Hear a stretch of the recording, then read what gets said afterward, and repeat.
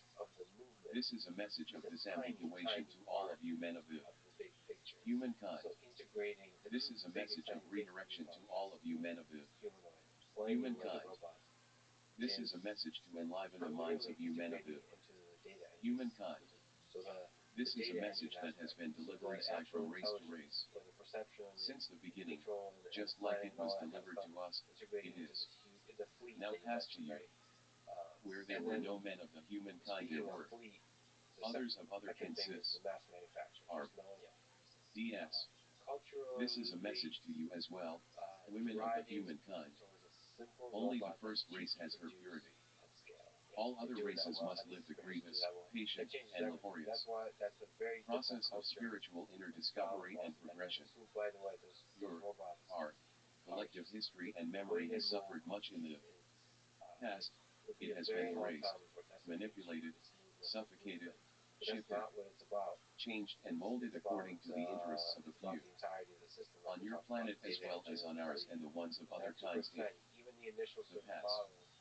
To the leaders of kingdoms and countries and regions, look at your religious leaders.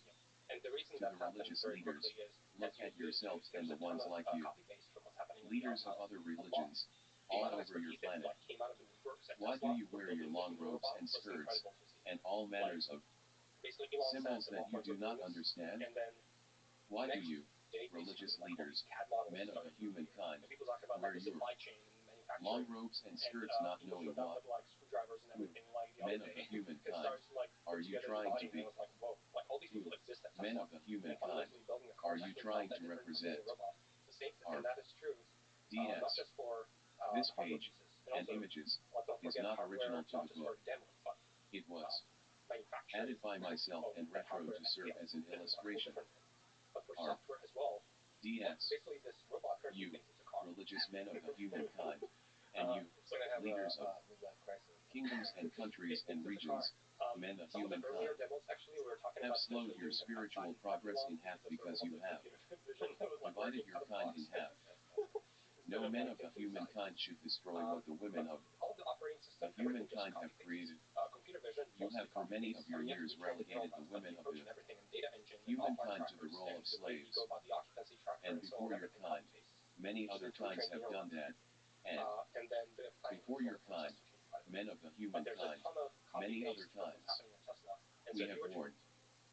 For you to achieve what is yours, for you, men and women of the humankind, to be closer to Flair, you must first become one kind. The follow-up question is then how R. difficult, just like with driving, how DS. difficult is the manipulation Like many kinds before you, such that it can have men and women of the humankind, you have a journey of restraint and constriction ahead of you, robotics, journey of difficulty and resistance.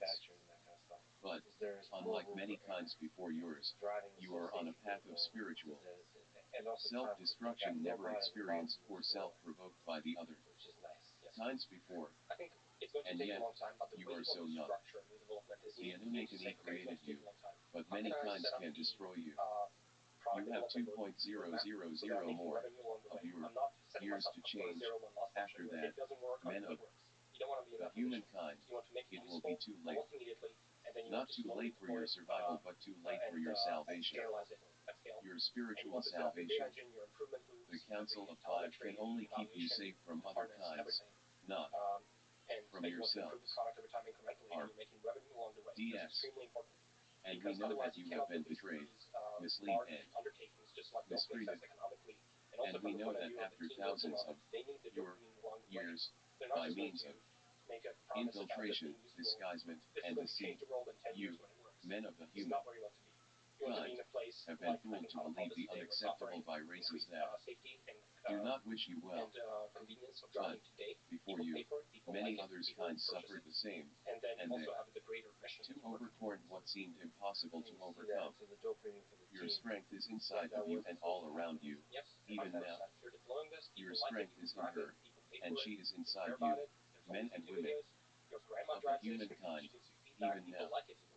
And the answer is in the place that you, humankind, call Greeks. And the answer is she, Artemis, Diana. And the answer have always been her. And the answer, men and women of the humankind, has been the same to all kinds, in all places. R. DS. Some accept it, others don't. But the answer is only one, she. It has been this way from the beginning and it will be this way. or Men and women from the humankind ways that until humans the end. interact. I think that's actually It fixable. has been this I think way humans here want and to in be all good to four each other. universes and Twitter dimensions. and social media is part of the She has mechanism many that names actually and many somehow faces makes the and lives negativity in more many viral. That it doesn't places. deserve, like She disproportionately. is the creator, not the destroyer. Like a fire, In your planet she was and is called Diana, or God sees Diana. In our planets she was called Lixie. She was also called, on other planets, Lexi, Lizzie, Dizzy, and Tizzy. To you, of the humankind, she will always be Goddess Diana. Search for her, learn of and from her. She is the truth, the light, the beginning, and but never the end, the creator and never the destroyer, the one all of us came from, and learn from your legendary Greek gods of old, as they all did exist, as you exist and we exist. And we are one, and she is the one. She is the one that you, religious men from the humankind, lost in your robes and memory, want to be and try to replicate. Men of the humankind, learn from her, the creator of R, DS, M, put asterisk, R, DS, list OD popes to whom the message has been transmitted to.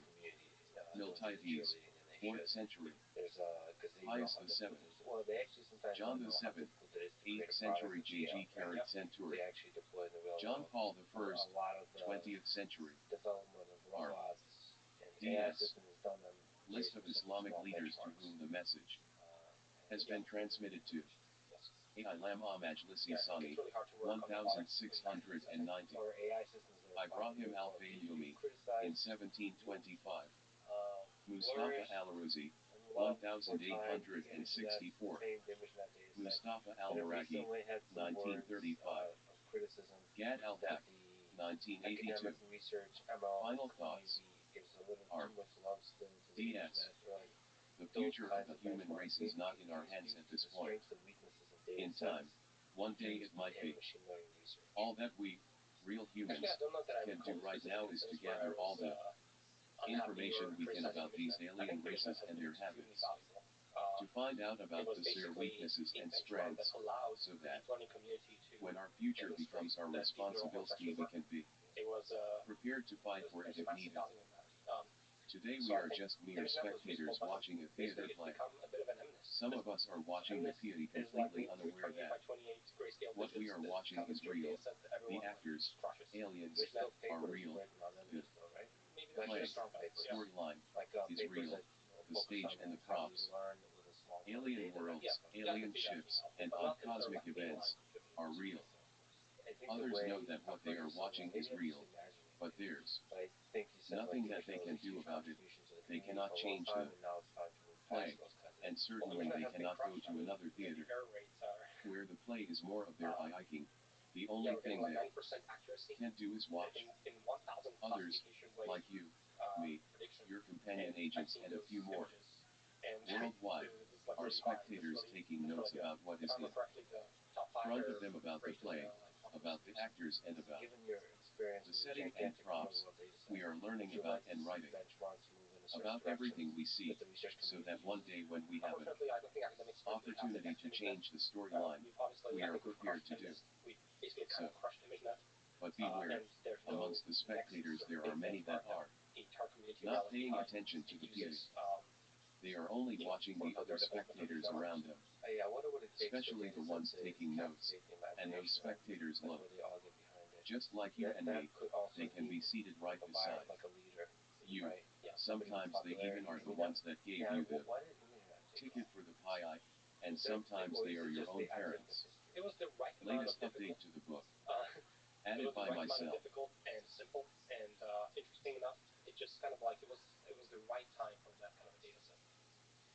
Question from Reddit.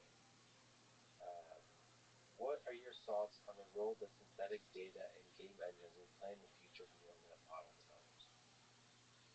I think as neural nets converge to humans, the value of simulation to neural nets will be similar to the value of simulation to humans. So people use simulation do simulation because they can learn something in that kind of a system, and without having to actually experience it. But are you referring to the simulation we do in our head? No, sorry, simulation. I mean like from video games or um, other forms of simulation for various professionals. So let me push back on that because maybe there's simulation that we do in our heads, like simulate if I do this, what do I think will happen? Okay, that's like internal simulation. Yeah, internal. Isn't that what we're doing? Simulate before we act. Oh yeah, but that's independent from like the use of simulation in the sense of like computer games or using simulation for training set creation or.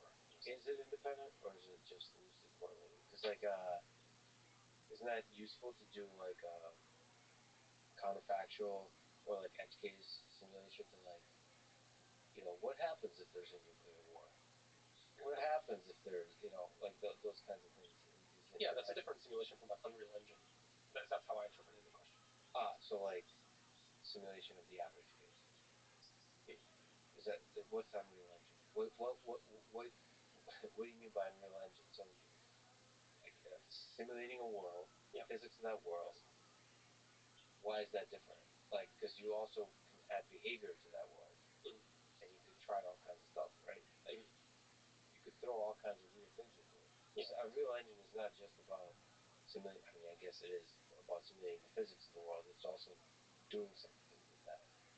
Yeah, the graphics, the physics, and the agents that you put into the environment and stuff like that. Yeah. See, I think I feel like you said that it's not that important. I guess for the future of AI development. Is that correct interpretation? Well, I think humans use simulators for humans use simulators and they find them useful, and so computers will use simulators and find them useful. Okay, so you're saying it's not that I don't use simulators very often. I play a video game every once in a while, but I don't think I derive any wisdom about my own existence from those video games. It's a momentary escape from reality versus a source of wisdom about reality. So I don't. So I think that's a very polite way of saying simulation is not that useful. Yeah, maybe not. I don't see it as like a fundamental, really important part of like training neural nets currently. But I think as neural nets become more and more powerful, I think you will need fewer examples to train additional behaviors. And simulation is, of course, there's a domain gap in the simulation. That's not the real world. It's slightly something different.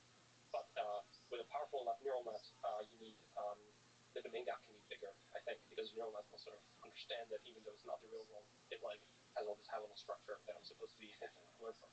So the neural net will actually, you'll be able to leverage synthetic data better. Yes. By closing the gap, by understanding in which ways this is not real data. Exactly. Ready to do better questions next time. That was a question, but I'm just kidding. All right. So, is it possible, do you think, speaking of MNIST, to construct neural nets and training processes that require very little data? So we've been talking about huge data sets like the internet for training. I mean, one way to say that is like you said, like the querying itself is another level of training, I guess, and that requires a little data. Yeah.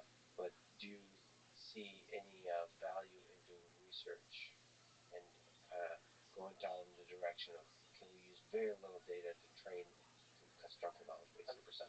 I just think like at some point you need a massive data set, and then when you pre-train your massive neural net and get something that is like a GPT or something, then you're able to be very efficient at training any arbitrary new task.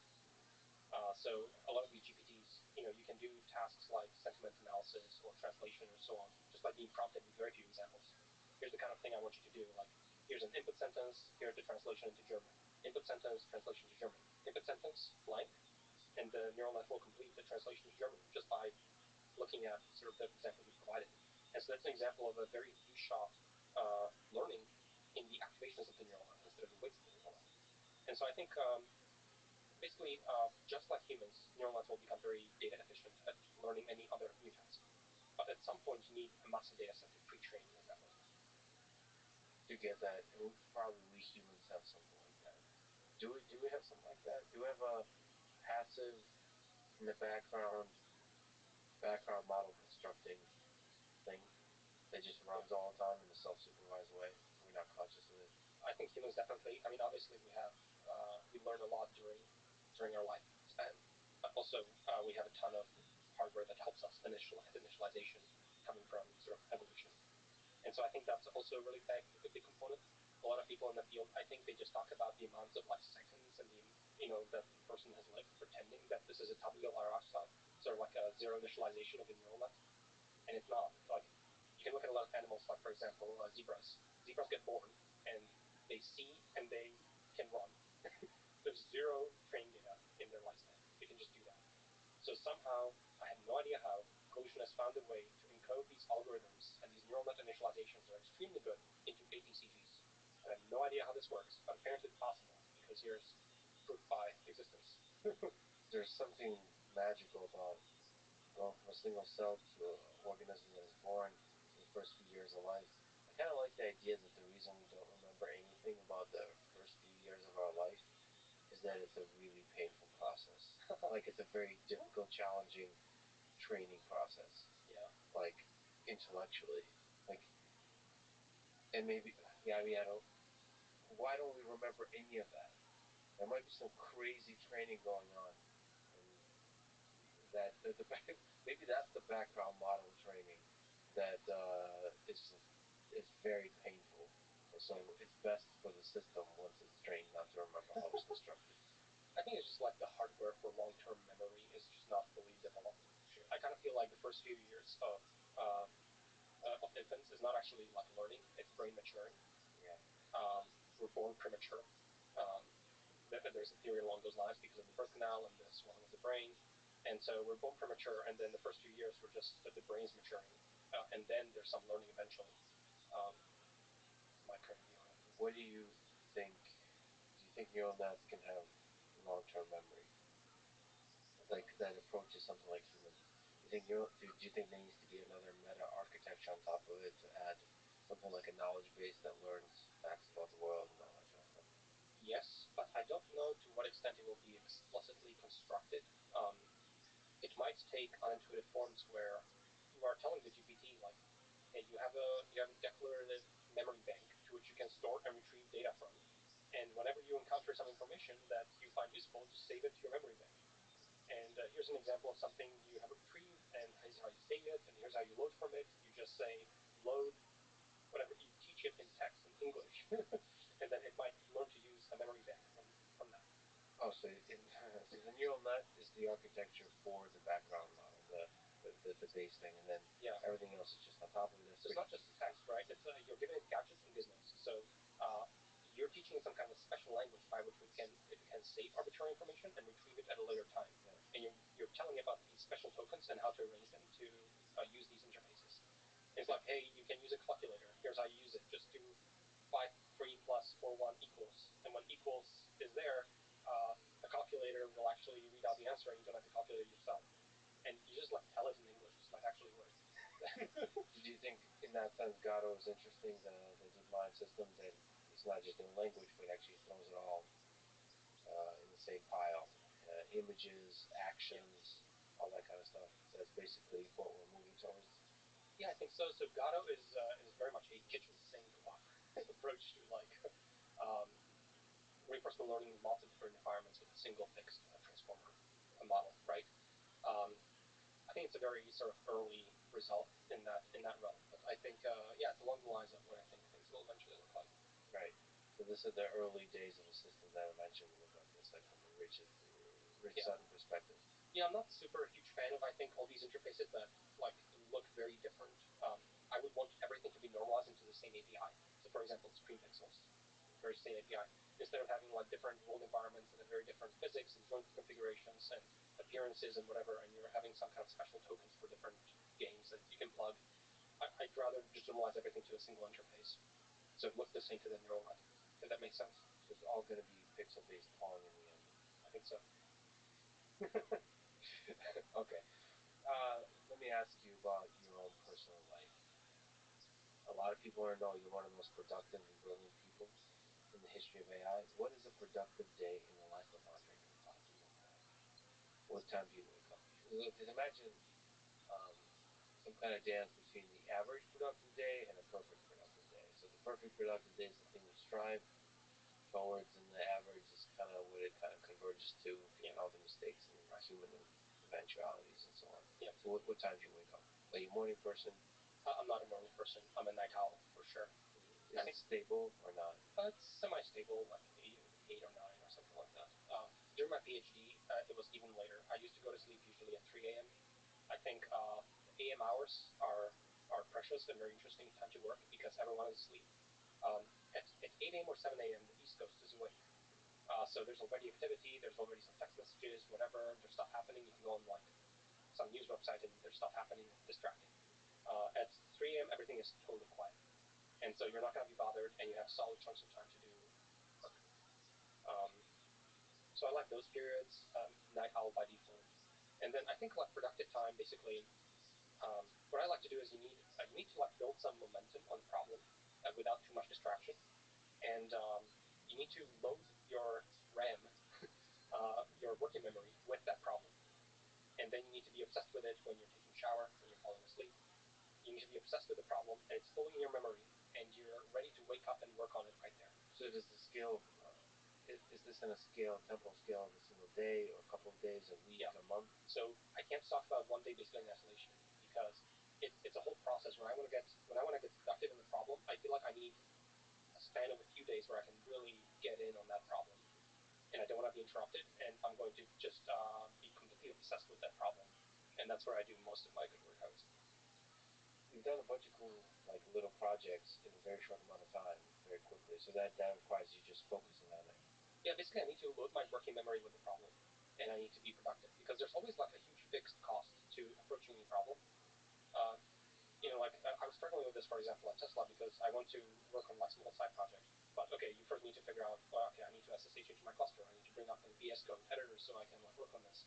I need to, I ran into some stupid error because of some reason. Like you're not at a point where you can be just productive right away. You are facing barriers. And so it's about really removing all that barrier and you're able to go into the problem and you have the full problem loaded in your memory. And somehow avoiding distractions of all different forms, like news stories, emails, but also distractions from other interesting projects that you previously worked on or currently working on and so on. Yeah. You just want to really focus your mind. And I mean, I can take some time off for distractions and in between, but I think it can't be too much. Most of your day is sort of like spent on that problem. And then, I drink coffee, I have my morning routine, I look at some news, Twitter, Hacker News, Wall Street Journal, etc. So basically, you wake up, you have some coffee. Are you trying to get to work as quickly as possible? Do you take in this diet of like what the hell is happening in the world first? I do find it interesting to know about the world. I don't know that it's useful or good, but it is part of my routine right now. So I do read through a bunch of news articles, and I want to be informed. And I'm suspicious of it. I'm suspicious of the practice, but currently that's where I am. Oh, you mean suspicious about the positive effect of that practice on your productivity and your well-being? My well-being psychologically, and also on your ability to deeply understand the world, because there's a bunch of sources of information. You're not really focused on deeply integrating. Yeah, it's a little distracting. In terms of a perfectly productive day, for how long of a stretch of time in one session do you try to work and focus on a thing? A couple hours? Is it 1 hour? Is it 30 minutes? Is it 10 minutes? I can probably go like a small few hours, and then I need some breaks in between for like food and stuff. And but I think like it's still really hard to accumulate hours. I was using a tracker that told me exactly how much time I spent coding any one day, and even on a very productive day, I still spent only like 6 or 8 hours. And it's just because there's so much padding, commute, talking to people, food, etc. There's like the cost of life, just living and sustaining and homeostasis, and just maintaining yourself as a human is very high. And that there seems to be a desire within the human mind to participate in society that creates that pattern. Because the most productive days I've ever had is just completely from start to finish, just tuning out everything. Yeah. But just sitting there, and then you could do more than 6 and 8 hours. Yeah. Is there some wisdom about what gives you strength to do like top days of long focus? Yeah, just like whenever I get obsessed about a problem, something just needs to work, something just needs to exist. It needs to exist, and so you're able to deal with bugs and programming issues and technical issues and design decisions that turn out to be the wrong ones. You're able to think through all of that, given that you want the thing to exist. Yeah, it needs to exist. And then I think to me also a big factor is are other humans going to appreciate it? Are they going to like it? That's a big part of my motivation. If I'm helping humans and they seem happy, they say nice things, they tweet about it or whatever, that gives me pleasure because I'm doing something useful. So like you do see yourself sharing it with the world, like whether Yeah. it's on GitHub or through blog posts or through videos. Yeah, I was thinking about it. Like, suppose I did all these things but did not share them, I don't think I would have the same amount of motivation that I can build up. You enjoy the feeling of other people gaining value and happiness from the stuff being created. Yeah. What about diet? Is there? I saw you played with intermittent fasting. Do you fast? Does that help? With everything. With the things you played, what's been most beneficial to your ability to mentally focus on a thing, and just mental productivity and happiness? You still fast? Yeah, I still fast, but I do intermittent fasting. But really, what it means at the end of the day is I skip breakfast. Yeah. So I do 18:6 roughly by default when I'm in my steady state. If I'm traveling or doing something else, I will break the rules. But in my steady state, I do 18:6. So I eat only from 12 to 6. Not a hard rule, I break it often, but that's my main rule. And then, I've done a bunch of random experiments. For the most part, right now, where I've been for the last year and a half, I want to say, is plant-based or plant-forward. I heard plant-forward. It sounds better. Exactly. I don't actually know the differences, but it sounds better in my mind. But it just means I prefer plant-based food. And raw or cooked? Or I prefer cooked and plant-based. So plant-based. Forgive me, I don't actually know how wide the category of plant entails. Well, plant-based just means that you're not like militant about it, and you can flex, and you just prefer to eat plants, and you're not trying to influence other people. And if you come to someone's house party and they serve you a steak that they're really proud of, you will eat it. Yes. Right. So you're not judgmental. Oh, that's beautiful. I mean, that's I'm the flip side of that, but I'm very sort of flexible. Have you tried doing one meal a day? I have accidentally, not consistently, but I've accidentally had that. I don't like it. I think it makes me feel not good. It's too much of a hit. Yeah. And so currently I have about 2 meals a day, 12 and 6. I do that nonstop. I'm doing it now. Just do it one meal a day. Okay. It's interesting. It's interesting feeling. Have you ever fasted longer than a day? Yeah, I've done a bunch of water fasts because I was curious what happens. What happened? Anything interesting? Yeah, I would say so. I mean, what's interesting is that you're hungry for 2 days, and then starting day 3 or so, you're not hungry. It's like such a weird feeling because you haven't eaten in a few days and you're not hungry. Isn't that weird? It's really weird. One of the many weird things about human biology. Yeah. It figures something out. It finds another source of energy or something like that, or relaxes the system. I don't know how. Yeah, the body is like, you're hungry, and then it just gives up. It's like, okay, I guess we're fasting now. There's nothing. And then it just kind of like focuses on trying to make you not hungry, and not feel the damage of that, and trying to give you some space to figure out the food situation. So are you still to this day most productive at night? I would say I am, but it is really hard to maintain my PhD schedule, um, especially when I was, say, working at Tesla and so on. It's a non-starter. But even now, like people want to meet for various events. Society lives in a certain period of time, and you sort of have to like work with that. It's hard to like do a social thing and then after that return and do work. Yeah, it's just really hard. That's why when I do social things, I try not to do too much drinking so I can return and continue doing work. Yeah. But at Tesla, is there convergence? Tesla, but any company, is there convergence towards a schedule, or is there more? Is that how humans behave when they collaborate? I need to learn about this. Yeah. Do they try to keep a consistent schedule where you're all awake at the same time? I mean, I do try to create a routine, and I try to create a steady state in which I'm comfortable in. So I have a morning routine, I have a day routine. I try to keep things to a steady state, and things are predictable. And then you can sort of just like your body just sort of like sticks to that. And if you try to stress that a little too much, it will create, when you're traveling and you're dealing with jet lag, you're not able to really ascend to, where you need to go. Yeah, that's weird In your too. mind. Humans with the habits and stuff. What are your thoughts on work-life balance throughout a human lifetime? So Tesla, in part, was known for sort of pushing people to their limits in terms of what they're able to do, in terms of what they're trying to do, in terms of how much they work, all that kind of stuff. Yeah, I mean, I will say Tesla gets a little too much bad rep for this because what's happening is Tesla it's a bursty environment. So I would say the baseline. My only point of reference is Google, where I've interned 3 times and I saw what it's like inside Google and DeepMind.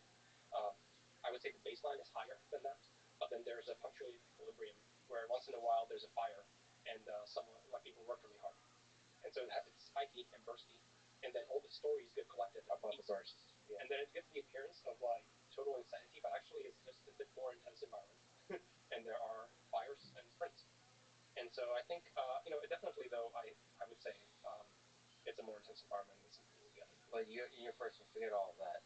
Just in your own personal life, what do you think about the happiness of a human being, a brilliant person like yourself, about finding a balance between work and life, or is such a thing not a good thought experiment? Yeah, I think I think balance is good, but I also love to have sprints that are highly on distribution, and that's when I think I've been pretty creative and as well. Sprints out of distribution means that most of the time you have a yeah quote unquote balance. I have balance most of the time, but I like being obsessed with something once in a while. Once in a while is what? Once a week, once a month, once a year? Yeah, probably like I say once a month or something. Yeah. And that's when you get a new GitHub repo. Yeah, that's when you like really care about a problem. It must exist. This will be awesome. You're obsessed with it, and now you can't just do it on that day. You need to pay the fixed cost of getting into the groove, and then you need to stay there for a while. And then society will come, and they will try to mess with you, and they will try to distract you. Yeah, the worst thing is like a person who's like, I just need 5 minutes of your time. Yeah. This is the cost of that is not 5 minutes, and society needs to change how it thinks about just 5 minutes of your time. Right. It's never just 1 minute, just 30, just a quick. What's the big deal? Why are you being so? Yeah, no. What's your computer setup? What's like the perfect? Are you somebody that's flexible to no matter what? Laptop, 4 screens, Yeah. Or do you prefer a certain setup that you want to pick up? I guess the one that I'm familiar with is one large screen, 27-inch, um, and my laptop on the side. What operating system? I do Macs as my primary. For all tasks. I would say OS X, but when you're working on deep learning, everything is Linux. You're SSH'd into a cluster and you're working remotely. But what about the actual development, like using IDE? Yeah, you would use. I think a good way is you just run VS Code, my favorite editor right now, on your Mac, but you have a remote folder through SSH.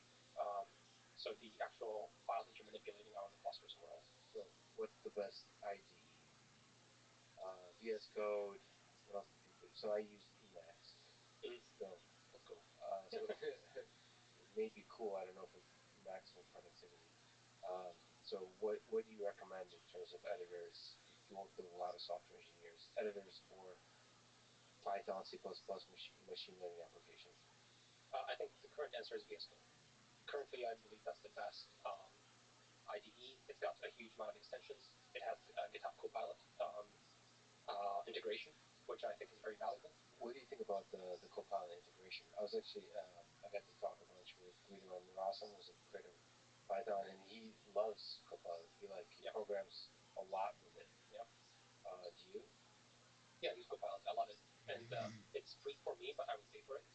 Yeah, I think it's very good, and the utility that I found with it is in I would say there's a learning curve, and you need to figure out when it's helpful and when to pay attention to its outputs, and when it's not going to be helpful, where you should not pay attention to it. Because if you're just reading its suggestions all the time, it's not a good way of interacting with it. But I think I was able to sort of like mold myself to it.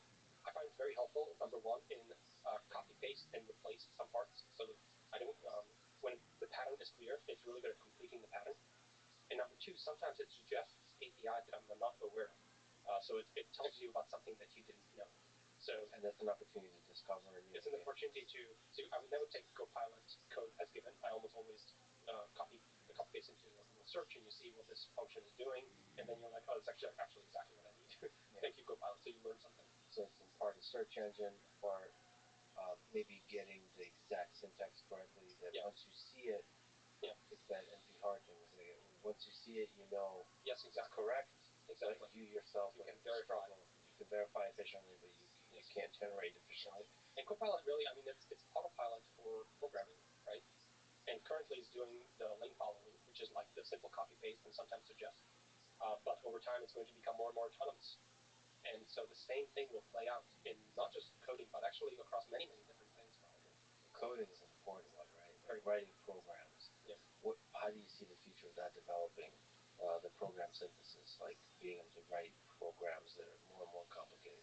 Because right now, it's human supervised in interesting ways. Yes. It feels like the transition will be very painful. My mental model for it is the same thing will happen as with the autopilot. So currently he's doing lane following, he's doing some simple stuff, and eventually we'll be doing autonomy, and people will have to intervene less and less. And there could be like testing mechanisms. Like if it writes a function and that function looks pretty damn correct, but how do you know it's correct? Because you're like getting lazier and lazier as a programmer. Like your ability to, because like little bugs, I guess it won't make them. No, it will. Copilot will make off by one subtle bugs. It has done that to me.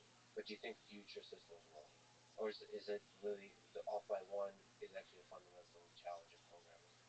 In that case, it wasn't fundamental, and I think things can improve. But yeah, I think humans have to supervise. I am nervous about people not supervising what comes out and what happens to, for example, the proliferation of bugs in all of our systems. I'm nervous about that, but I think there will probably be some other copilots for bug finding or stuff like that at some point. Because there will be like a lot more automation for. Well, it's like a program, a copilot that generates a compiler, one that does a linter, Yes, one that does like a type checker. Yeah. It's a committee of like GPTs or like. And then there'll be like a manager for the committee. Yeah. And then there'll be somebody that says a new version of this is needed. Yeah. We need to regenerate it. Yeah. There were 10 GPTs that were forwarded and gave 50 suggestions. Another one looked at it and picked the 3 that they liked. A bug one looked at it and it was like it's probably a bug. They got re-ranked by some other thing, and then a final ensemble GPT comes in and is like, okay, given everything you guys have told me, this is probably the next one. The feeling is the number of programmers in the world has been growing and growing very quickly. Do you think it's possible that it'll actually level out and drop to like a very low number in this kind of world? Because then you'll be doing software 2.0 programming, and you'll be doing this kind of generation of copilot type systems programming. You won't be doing the old school software 1.0 programming. I don't currently think that they're just going to replace human programmers. I'm so hesitant saying stuff like this, right? Yeah, because this is going to be replaced in 5 years. I mean, no, it's supposed to show that like this is where we've gone. Because I agree with you, but I think we might be very surprised, right? Like, what are the next?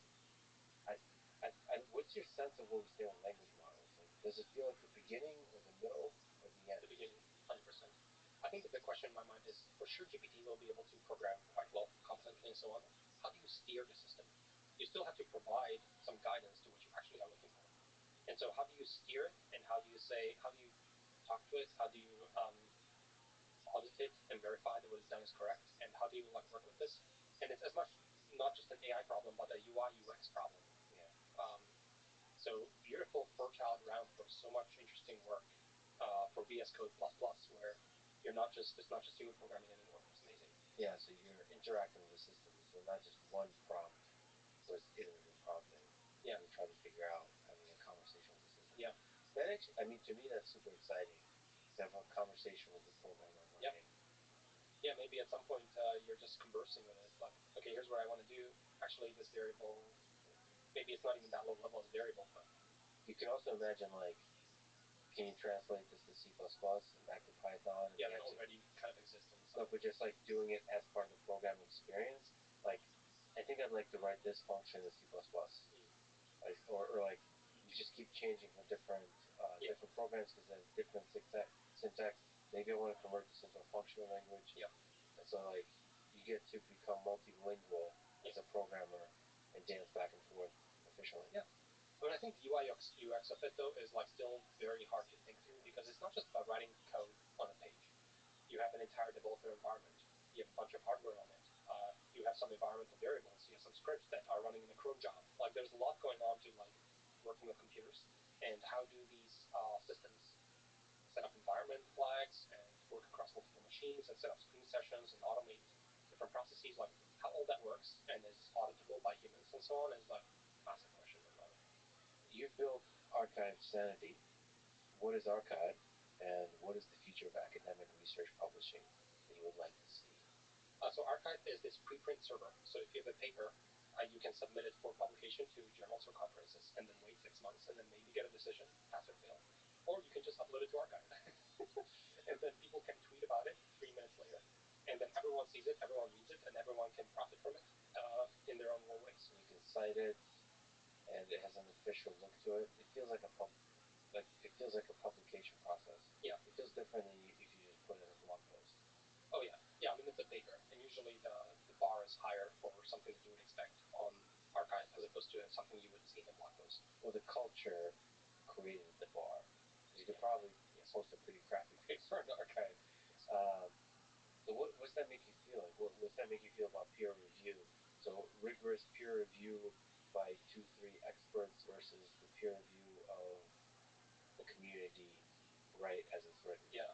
Basically, I think the community is very well able to peer review things very quickly on Twitter. And I think maybe it just has to do something with AI machine learning field specifically, though. I feel like things are more easily auditable, and the verification is easier potentially than the verification somewhere else. So it's kind of like you can think of these scientific publications as like little blockchains where everyone is building on each other's work and citing each other, and you sort of have AI, which is kind of like this much faster and loose blockchain. But then you have, and any one individual entry is like very cheap to make, and then you have other fields where maybe that model doesn't make as much sense. Um, and so I think in AI, at least, things are pretty easily verifiable, because that's why when people upload papers that are a really good idea and so on, people can try it out like the next day, and they can be the final arbiter of whether it works or not on their problem, and the whole thing just moves significantly faster. So I kind of feel like academia still has a place, sort of this like conference journal process still has a place, but it's sort of like it lags behind, I think, and it's a bit more maybe higher quality process, but it's not sort of the place where you will discover cutting edge work anymore. Yeah. It used to be the case when I was starting my PhD that you go to conferences and journals and you discuss all the latest research. Now, when you go to a conference or a journal, like no one discusses anything that's there because it's already like 3 generations ago, irrelevant. Yeah, which makes me sad about like DeepMind, for example, where they still publish in Nature and these big prestigious. I mean, there's still value, I suppose, in prestige that comes with these big venues, but the result is that they'll announce some breakthrough performance, and it'll take like a year to actually publish the details. I mean, and those details, if they were published immediately, would inspire the community to move in certain directions and ideas. Yeah, it would speed up the rest of the community, but I don't know to what extent that's part of their objective function also. That's true. It's not just the prestige, a little bit of a delay is part of it. Yeah, they certainly, DeepMind specifically has been working in the regime of having slightly higher quality, basically process and latency, and publishing those papers that way. Another question from Reddit. Do you or have you suffered from imposter syndrome? Being the director of AI at Tesla, being this person when you're at Stanford where like the world looks at you as the expert in AI to teach the world about machine learning. When I was leaving Tesla after 5 years, I spent a ton of time in meeting rooms, and I would read papers. In the beginning, when I joined Tesla, I was writing code, and then I was writing less and less code, and then I was reading code, and then I was reading less and less code. And so this is just a natural progression that happens, I think. And definitely, I would say near the tail end, that's when it sort of like starts to hit you a bit more, because you're supposed to be an expert, but actually, the source of truth is the code that people are writing through GitHub and the actual code itself, and you're not as familiar with that as you used to be. And so I would say maybe there's some like insecurity there. Yeah, that's actually pretty profound. And a lot of the insecurity has to do with not writing the code in the computer science space, like that, because that is the truth. That right there. Code is a source of truth. The papers and everything else, it's a high-level summary. I don't. Just a high-level summary. But at the end of the day, you have to read code. It's impossible to translate all that code into actual, paper form. So when things come out, especially when they have a source code available, that's my favorite place to go. So like I said, you're one of the greatest teachers of machine learning, AI, ever, from CS 231N to today. What advice would you give to beginners interested in getting into machine learning?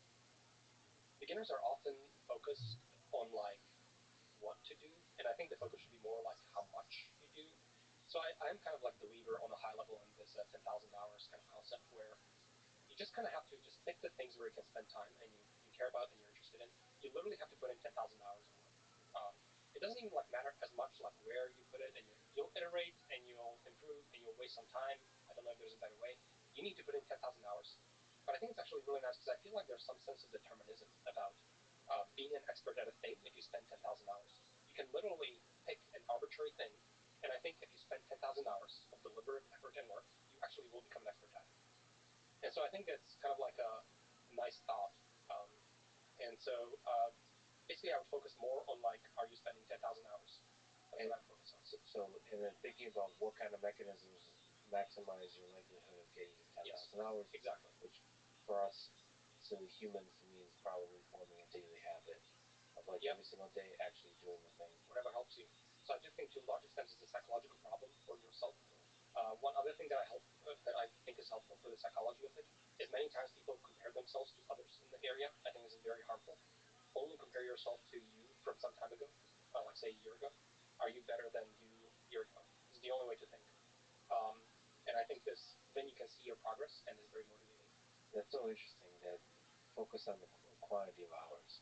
And I think a lot of people in the beginner stage, but actually throughout, get paralyzed by the choice. Like which one? Do I pick this path or this path? Yeah. Like they'll literally get paralyzed by like which IDE to use. Well, they're worried. Yeah, they're worried about all these things. But the thing is, you will waste time doing something wrong. Yes. You will eventually figure out it's not right. You will accumulate scar tissue, and next time you'll grow stronger because next time you'll have the scar tissue, and next time you'll learn from it. And now next time you come to a similar situation, you'll be like, oh, I messed up.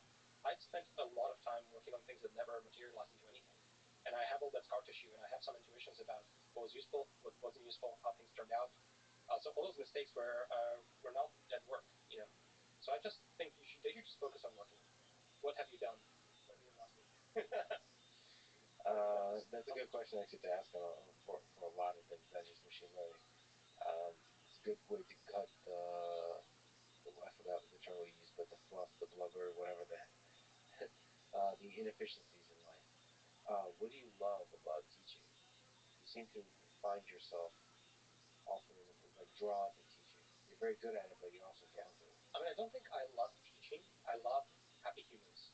And happy humans like when I teach. Yeah. I wouldn't say I hate teaching. I tolerate teaching, but it's not like the act of teaching that I like. It's that I have something I'm actually okay at it. Yeah.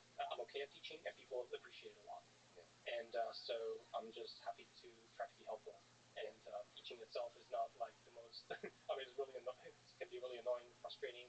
I was working on a bunch of lectures just now. I was reminded back to my days of 231 and just how much work it is to create some of these materials and make them good. The amount of iteration and thought, and you go down blind alleys, and just how much you change it.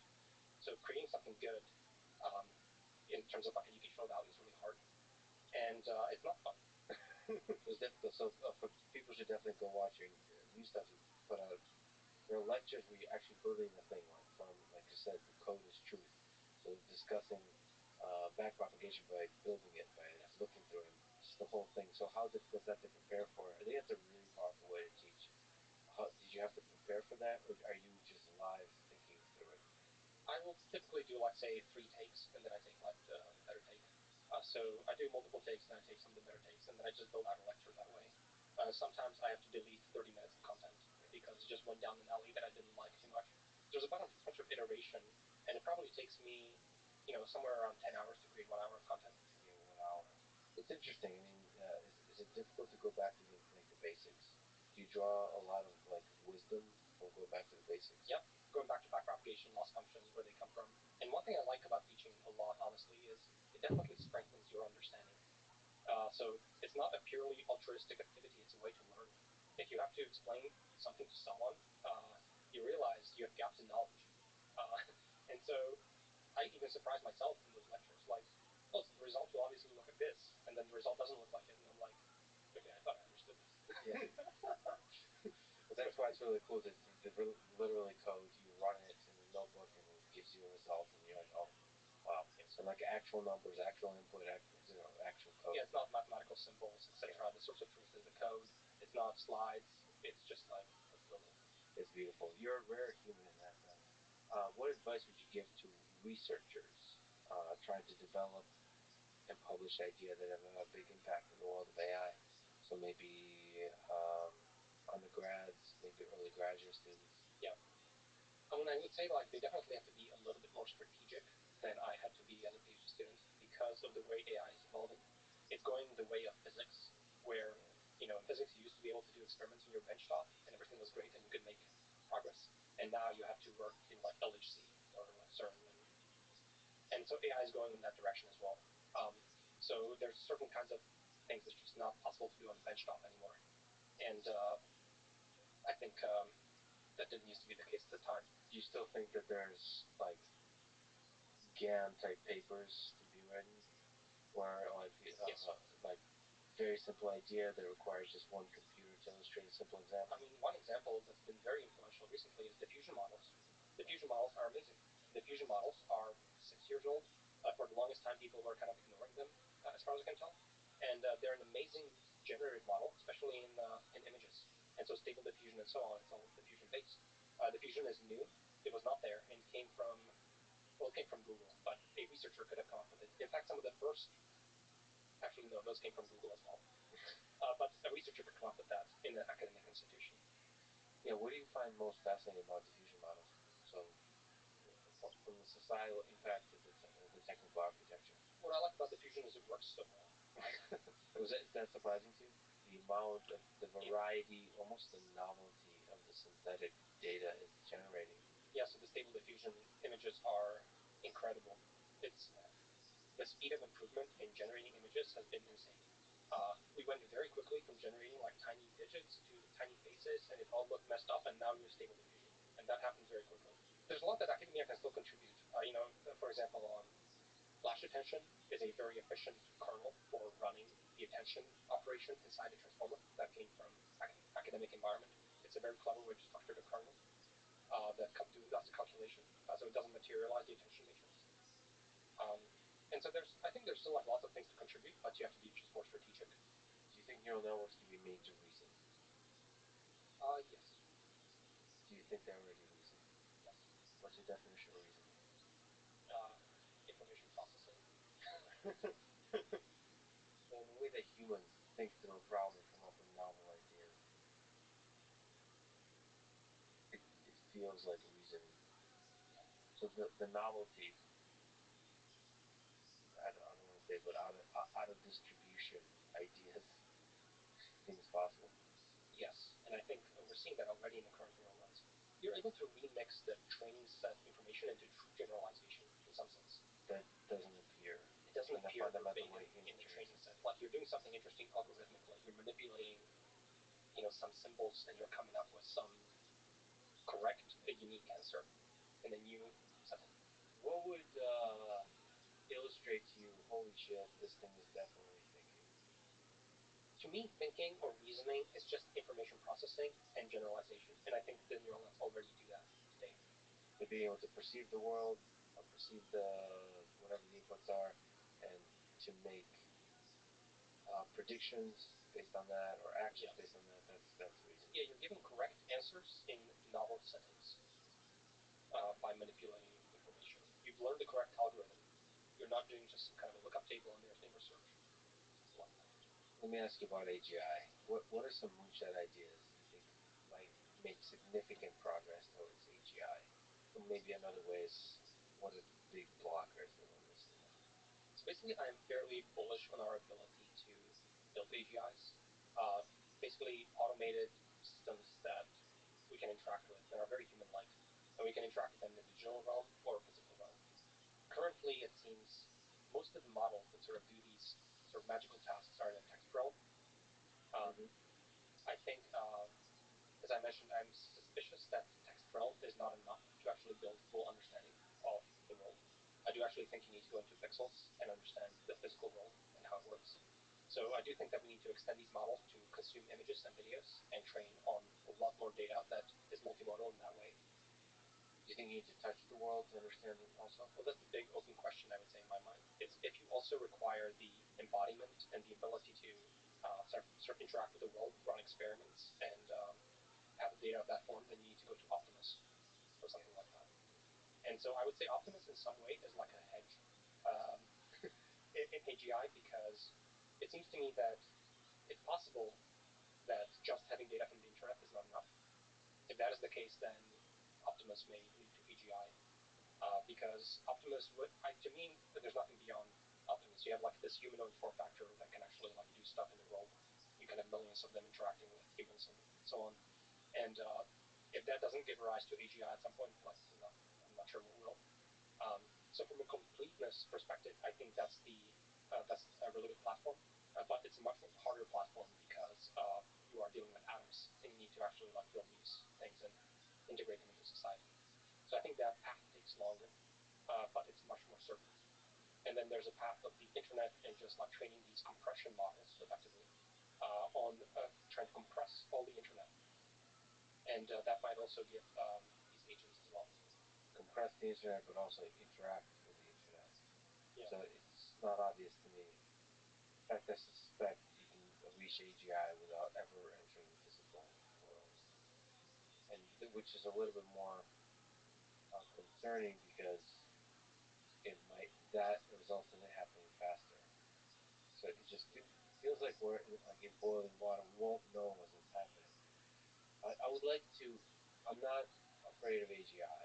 I'm excited about it. There's always concerns, but I would like to know when it happens. Yeah. And have like hints about when it happens. Like a year from now, it will happen. That kind of thing. Yeah. I just feel like in the digital realm, it just might happen. Yeah. I think all we have available to us, because no one has built AGI again, so all we have available to us is there enough fertile ground on the periphery? I would say yes, and we have the progress so far, which has been very rapid, and there are next steps that are available, and so I would say, yeah, it's quite likely that we'll be interacting with digital entities. How will you know that somebody has built AGI? It's going to be I think it's going to be a slow incremental transition. It's going to be product based and focused. It's going to be GitHub Copilot getting better, and then GPTs helping you write, and then these oracles that you can go to with mathematical problems. I think we're on the verge of being able to ask very complex questions in chemistry, physics, math of these oracles and have them complete solutions. So AGI to you is primarily focused on intelligence, so consciousness doesn't enter into it. So in my mind, consciousness is not a special thing he will figure out and bolt on. I think it's an emergent phenomenon of a large enough and complex enough generative model, sort of. So if you have a complex enough world model that understands the world, then it also understands its predicament in the world as being a language model, which to me is a form of consciousness or self-awareness. So in order to understand the world deeply, you probably have to integrate yourself into the world. Yeah. And in order to interact with humans and other living beings, consciousness is a very useful tool. I think consciousness is like a modeling insight. Modeling insight. Yeah, you have a powerful enough model of understanding the world that you actually understand that you are an entity in it. Yeah, but there's also this, perhaps just a narrative we tell ourselves, it feels like something to experience the world. The hard problem of consciousness. Yeah. That could be just a narrative that we tell ourselves. Yeah, I think it will emerge. I think it's going to be something very boring. Like, we'll be talking to these digital AIs. They will claim they're conscious. Mm-hmm. They will appear conscious. They will do all the things that you would expect of other humans. And it's going to just be a stalemate. I think there would be a lot of actual fascinating ethical questions, like Supreme Court level questions, of whether you're allowed to turn off a conscious AI, if you're allowed to build a conscious AI. Maybe there would have to be the same kind of debates that you have around.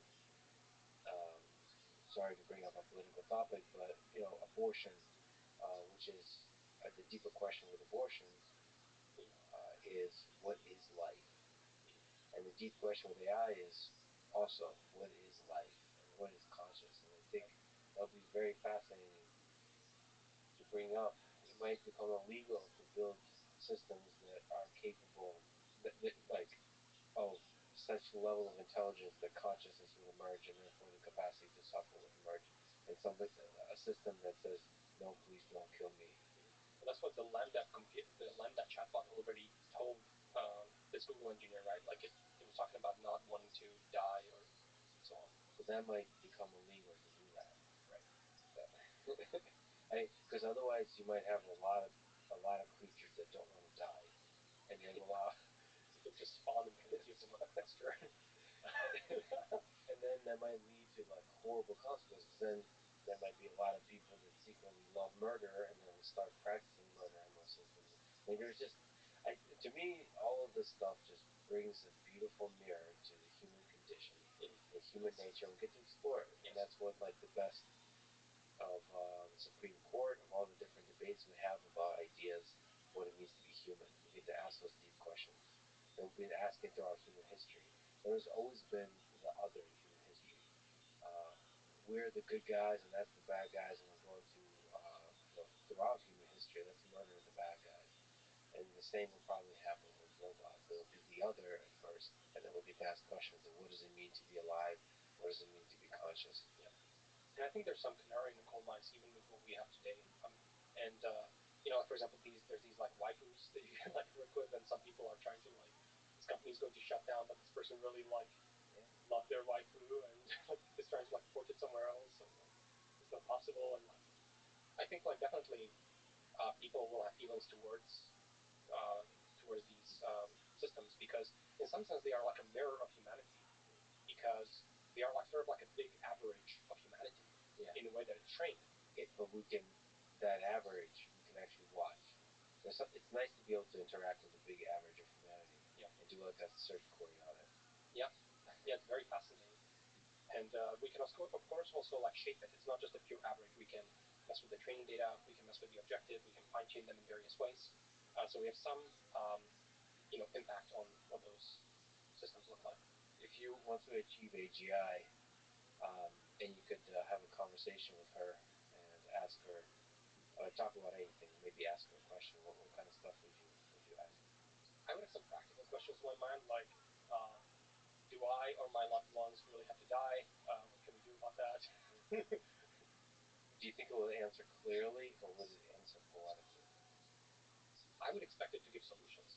I would expect it to be like, well, I've read all of these textbooks and I know all these things that you've produced, and it seems to me like here are the experiments that I think it would be useful to run next, and here's some gene therapies that I think would be helpful, and here are the kinds of experiments that you should run. Okay, let's go over this thought experiment. Okay, imagine that mortality is actually like a prerequisite for happiness. So if we become immortal, we'll actually become deeply unhappy. And the model is able to know that. So what is it supposed to tell you, stupid human, about it? Yes, you can become immortal, but you'll become deeply unhappy. If the AGI system is trying to empathize with you, human, what is it supposed to tell you? That yes, you don't have to die, but you're really not going to like it. Is it going to be deeply honest? If there's a Interstellar, what is it? The AI says like humans want 90% honesty. So like you have to pick how honest do I want to answer these practical questions. Yeah. I love AI in Interstellar, by the way. I think it's like such a sidekick to the entire story, but at the same time, it's like really interesting. It's kind of limited in certain ways, right? Yeah, it's limited, and I think that's totally fine. By the way, I think it's fine and plausible to have limited and imperfect AGIs. Is that a feature almost?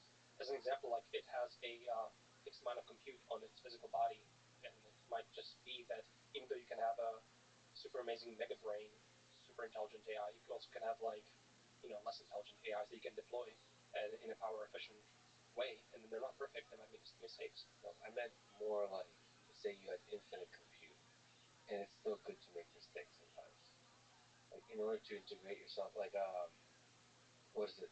Going back to Good Will Hunting, Robin Williams' character says like the human imperfections, that's the good stuff, right? Isn't that this like we don't want perfect, we want flaws in part to form connection with each other because it feels like something you can attach your feelings to, the flaws. In that same way, you want an AI that's flawed. I don't know. I feel like perfection is. But then you're saying, okay, yeah. But that's not AGI. But see, AGI would need to be intelligent enough to give answers to humans that humans don't understand. And I think perfect is something humans can't understand. Because even science doesn't give perfect answers. There's always gaps and mysteries, and I don't know. I don't know if humans want perfect. Yeah, I can imagine just having a conversation with this kind of oracle entity as you'd imagine them. And yeah, maybe it can tell you about, based on my analysis of human condition, you might not want this. And here's some of the things that you might But every dumb human will say, yeah. Trust me, I can. Give me the truth. I can handle it. But that's the beauty. Like people can choose. But then the old marshmallow test with the kids and so on. I feel like too many people like can't handle the truth. Probably including myself. Like the deep truth of the human condition. I don't know if I can handle it. Like what if there's some dark? What if we are an alien science experiment, and it realizes that? What if it hacked? Yeah. This is the Matrix, all over again. I don't know. I would. What would I talk about? I don't even. Yeah, I. Probably I'll go with the safer scientific questions first that have nothing to do with my own personal life and mortality, just like football physics and so on. Yeah. To build up, like, let's see where it's at, or maybe see if it has a sense of humor. That's another question. Would it be able to, presumably, in order to, if it understands humans deeply, would it be able to generate, humor? Yeah, I think that's actually a wonderful benchmark almost. Like, is it able? I think that's a really good point, basically. To make you laugh. Yeah, if it's able to be like a very effective stand-up comedian that is doing something very interesting computationally, I think being funny is extremely hard. Yeah, because it's hard in a way, like a Turing test. The original intent of the Turing test is hard because you have to convince humans, and there's nothing. That's why when comedians talk about this, like this is deeply honest. Because if people can't help but laugh, and if they don't laugh, that means you're not funny. If they laugh, it's funny. You're showing you need a lot of knowledge to create humor about, like you mentioned, human condition and so on, and then you need to be clever with it. You mentioned a few movies. You tweeted movies that I've seen 5+ times, but am ready and willing to keep watching. Interstellar, Gladiator, Contact, Good Will Hunting, The Matrix, Lord of the Rings, all three, Avatar, Fifth Element, so on it goes on. Terminator 2, Mean Girls, I'm not going to ask about. Mean Girls was great. What are some that jump out to your memory that you love and why? You mentioned The Matrix. As a computer person, why do you love The Matrix?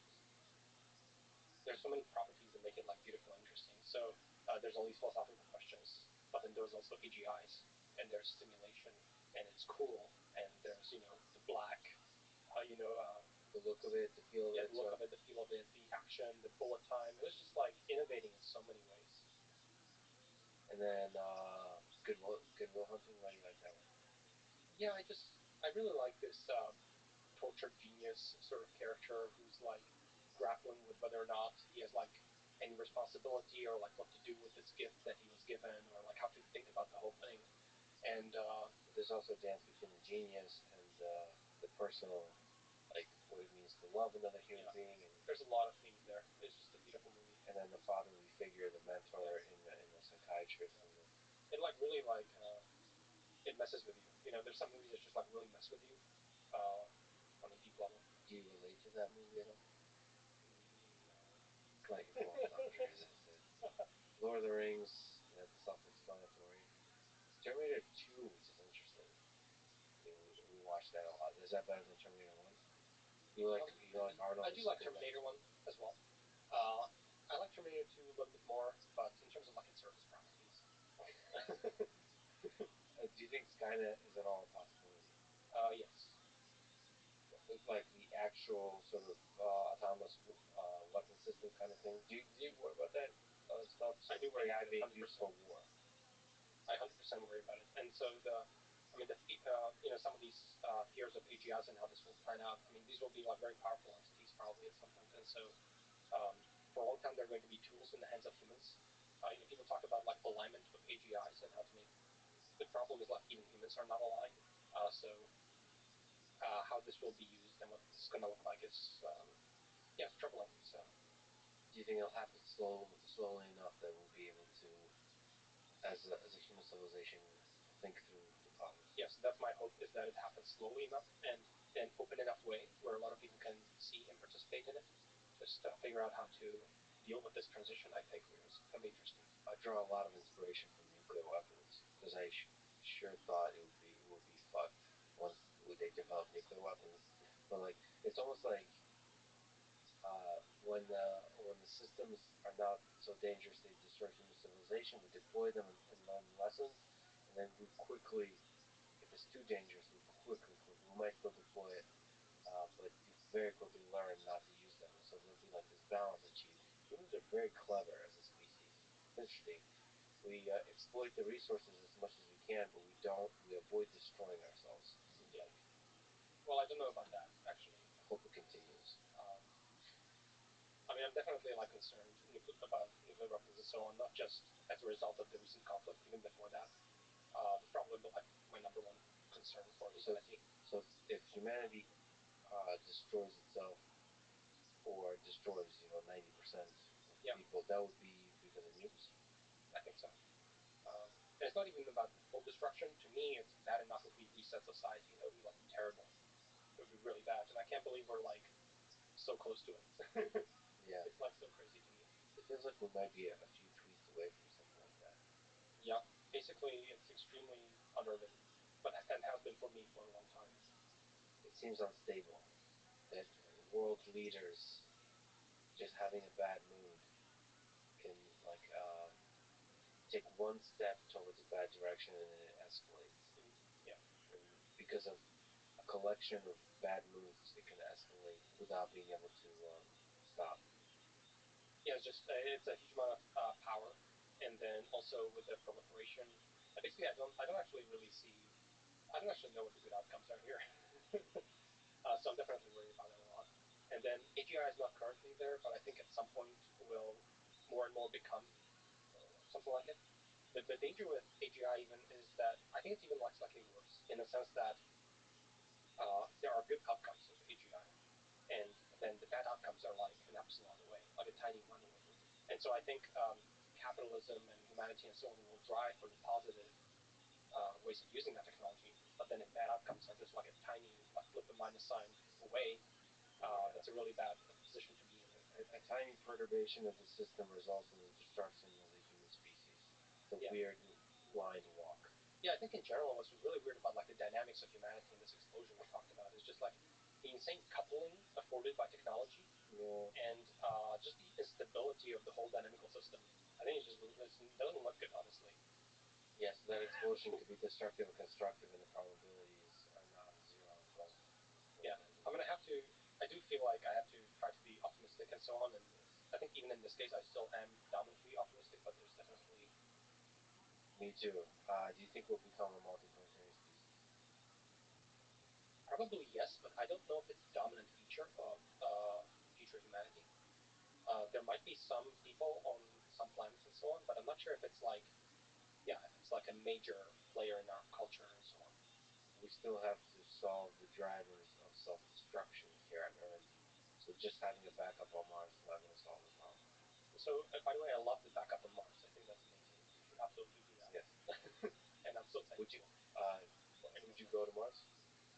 Personally, no. I do like Earth quite a lot.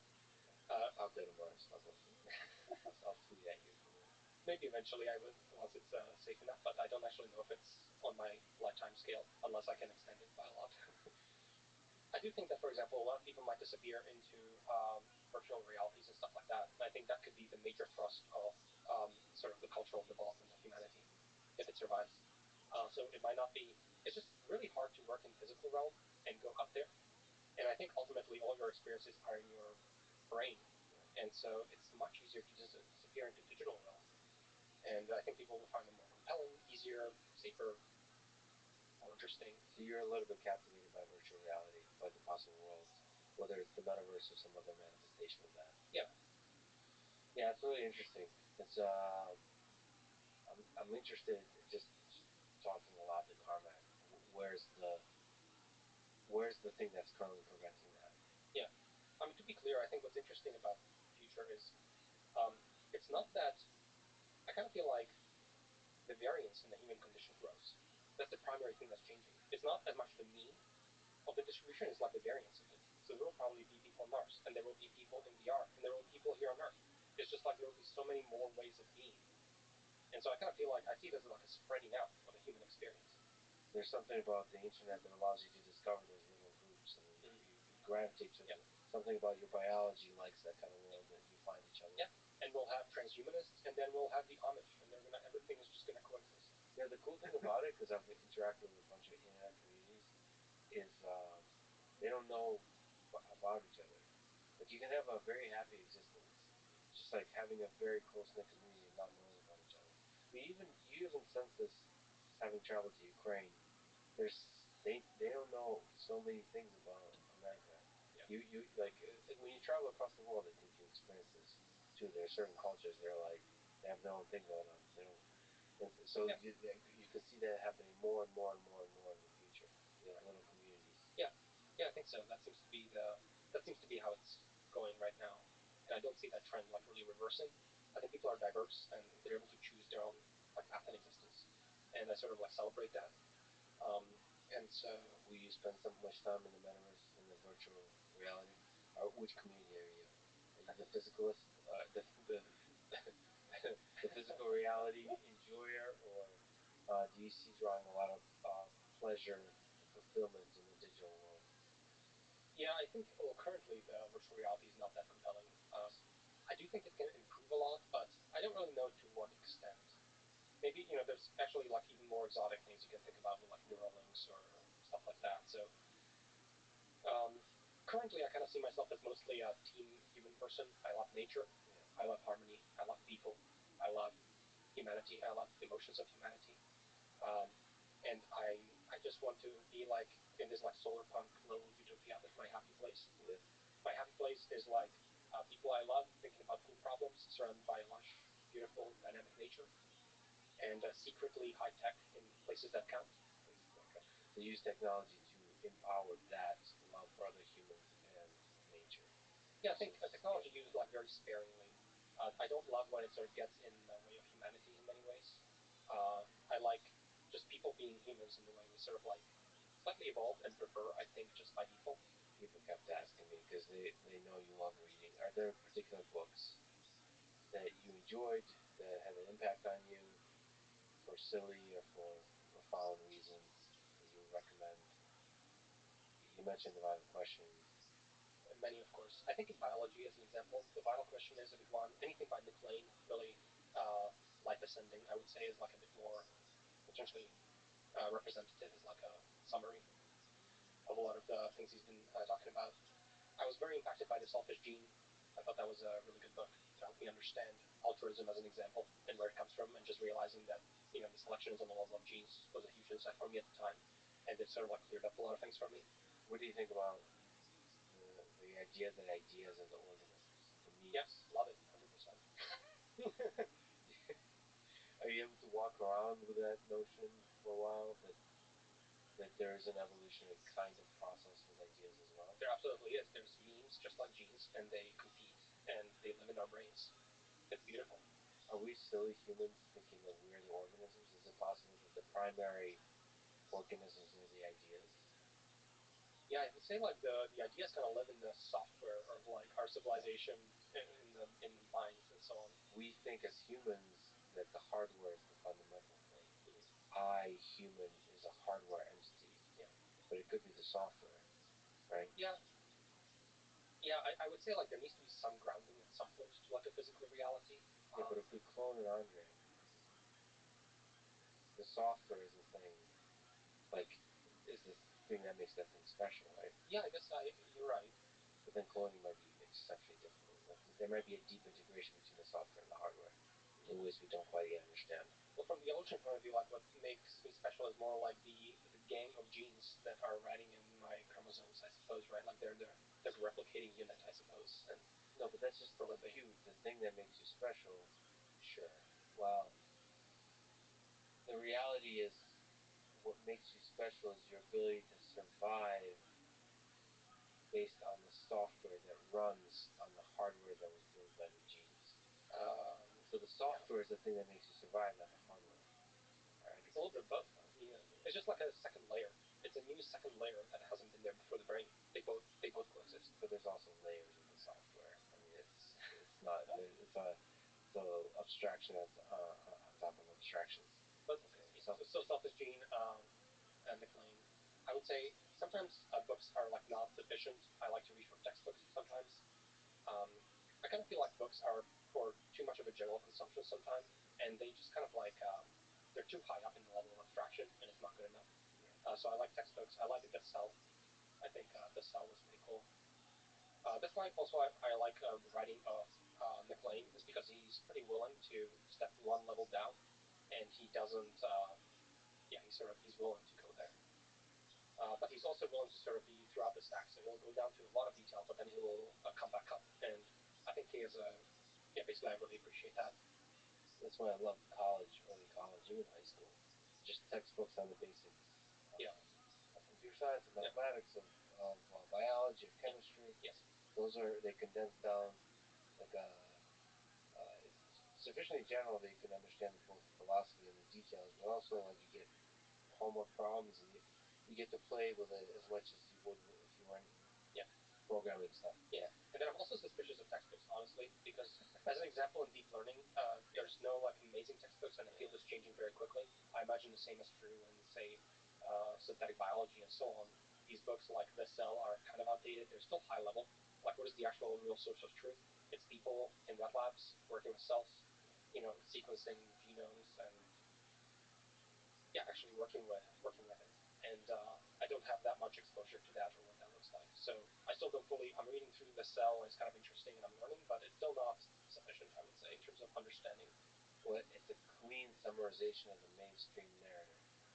Yeah. But you have to learn that before you break out. Yeah. At the towards the cutting edge. Yeah.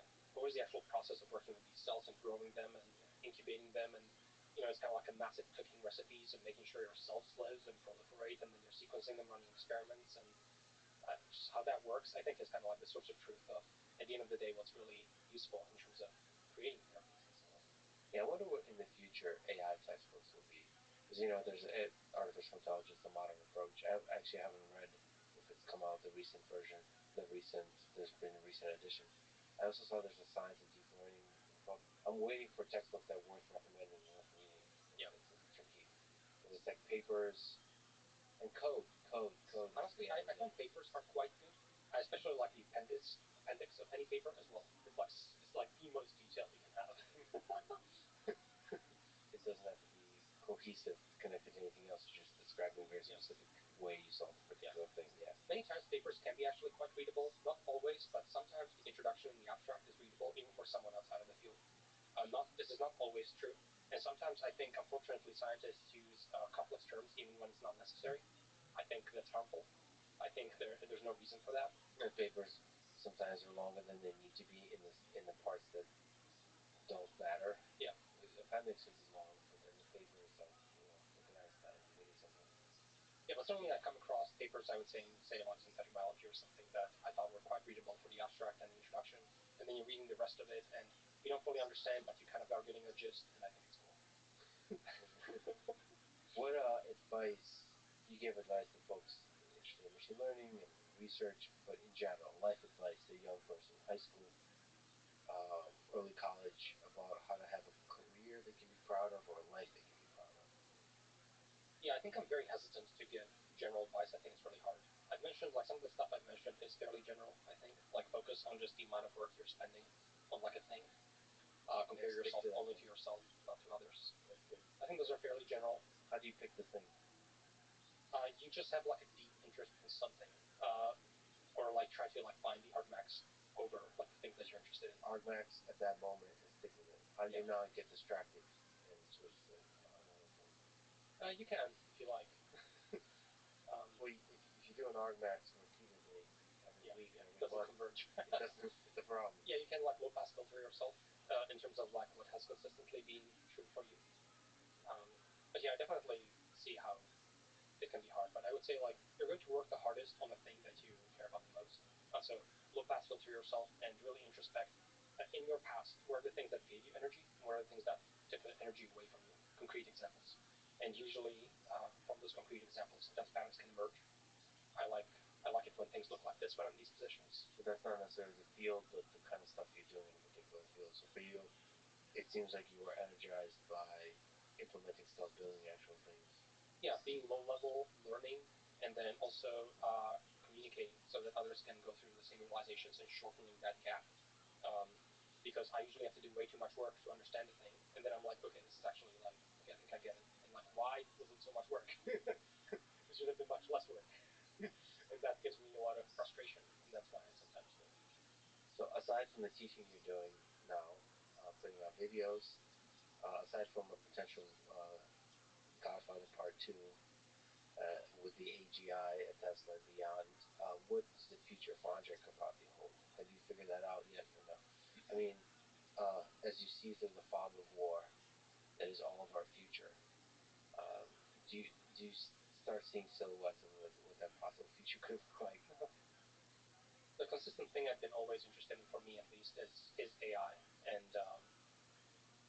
that's probably what I'm spending my rest of my life on because I just care about it a lot. And I actually care about like many other problems as well, like say aging, which I basically view as disease, and I care about that as well. But I don't think it's a good idea to go after it specifically. I don't actually think that humans will be able to come up with the answer. I think the correct thing to do is to ignore those problems and you solve AI and then use that to solve everything else. And I think there's a chance that this will work. I think it's a very high chance, and that's kind of like the way I'm betting at least. So when you think about AI, are you interested in all kinds of applications, all Yes. kinds of domains, and any domain you focus on will allow you to get insights to the big problem of AGI? Yeah, for me, it's the ultimate meta problem. I don't want to work on any one specific problem. There's too many problems. So how can you work on all problems simultaneously to solve the meta problem, which to me is just intelligence, and how do you automate it?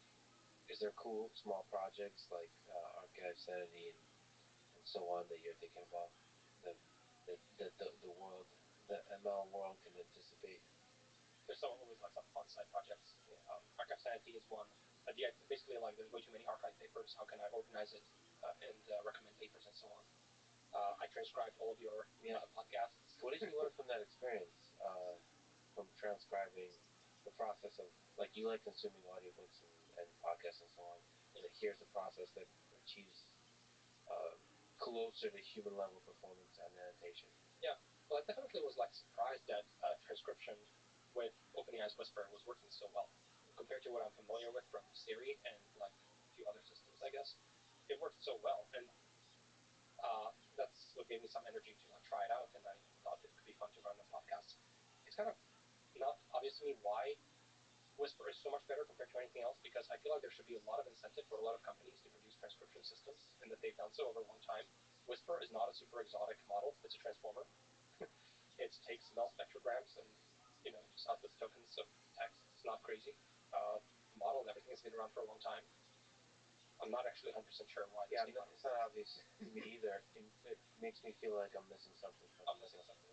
Yeah, because there's huge, even Google and so on, YouTube transcription. Yeah. Yeah, it's unclear, but some of it is also integrating into a bigger system. Yeah.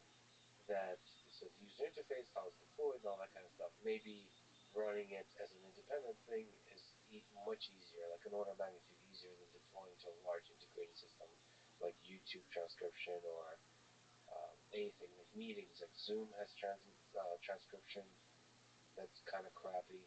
But creating an interface where it detects the different individual speakers, it's able to display it in compelling ways, run it in real time, all that kind of stuff. Maybe that's that's the only explanation I have, because I'm currently paying quite a bit for human transcription, human caption, right, annotation, and like it seems like there's a huge incentive to automate that. Yeah, it's very confusing. And I don't know if you looked at some of the Whisper transcripts, but they're quite good. They're good, and especially in tricky cases. Yeah, I've seen Whisper's performance on like super tricky cases, and it does incredibly well. So I don't know. A podcast is pretty simple. It's like high quality audio, and you're speaking usually pretty clearly. So I don't know. I don't know what OpenAI's plans are. Yeah. Either. But yeah, there's always like fun projects basically. And Stable Diffusion also is opening up a huge amount of experimentation, I would say, in the visual realm, and generating images and videos and movies ultimately. Yeah, videos now. And so that's going to be pretty crazy. That's going to almost certainly work content creation is going to fall to zero.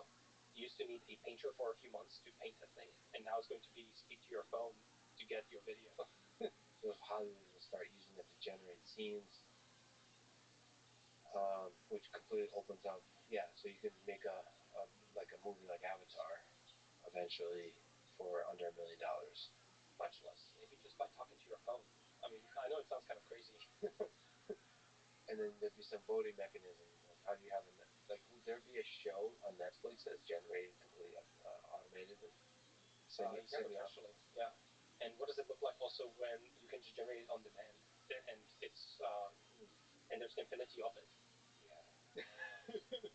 Oh man, all the synthetic content. I mean, it's humbling because we treat ourselves as special for being able to generate art and ideas and all that kind of stuff.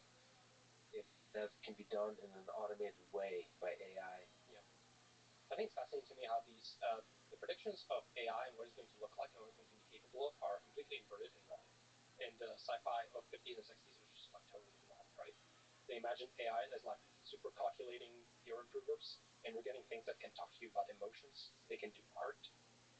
It's just like weird. Are you excited about that future? Just AIs, like hybrid systems, heterogeneous systems of humans and AIs talking about emotions. Netflix and chill with AI system. Where the Netflix thing you watch is also generated by AI. I think it's going to be interesting for sure. And I think I'm cautiously optimistic, but it's not obvious. Well, the sad thing is your brain and mine developed in a time where before Twitter, before the internet. So I wonder, people that are born inside of it might have a different experience. Like I, maybe you will still resist it, and the people born now will not. Well, I do feel like humans are extremely malleable. Yeah. And you're probably right. What is the meaning of life, Andre? we talked about sort of the universe having a conversation with us humans, or with the systems we create to try to answer. For the universe for the creator of the universe to notice us, we're trying to create systems that are loud enough to answer back. I don't know if that's the meaning of life. That's like meaning of life for some people. The first level answer I would say is anyone can choose their own meaning of life because we are a conscious entity and it's beautiful. That's number one. But I do think that like a deeper meaning of life, if someone is interested, is along the lines of like what the hell is all this, and like why. And if you look at into fundamental physics and the quantum field theory and the standard model, they're like very complicated. And there's this like 19 parameters of our universe, and like what's going on with all this stuff, and why is it here, and can I hack it? Can I work with it? Is there a message for me? Am I supposed to create a message?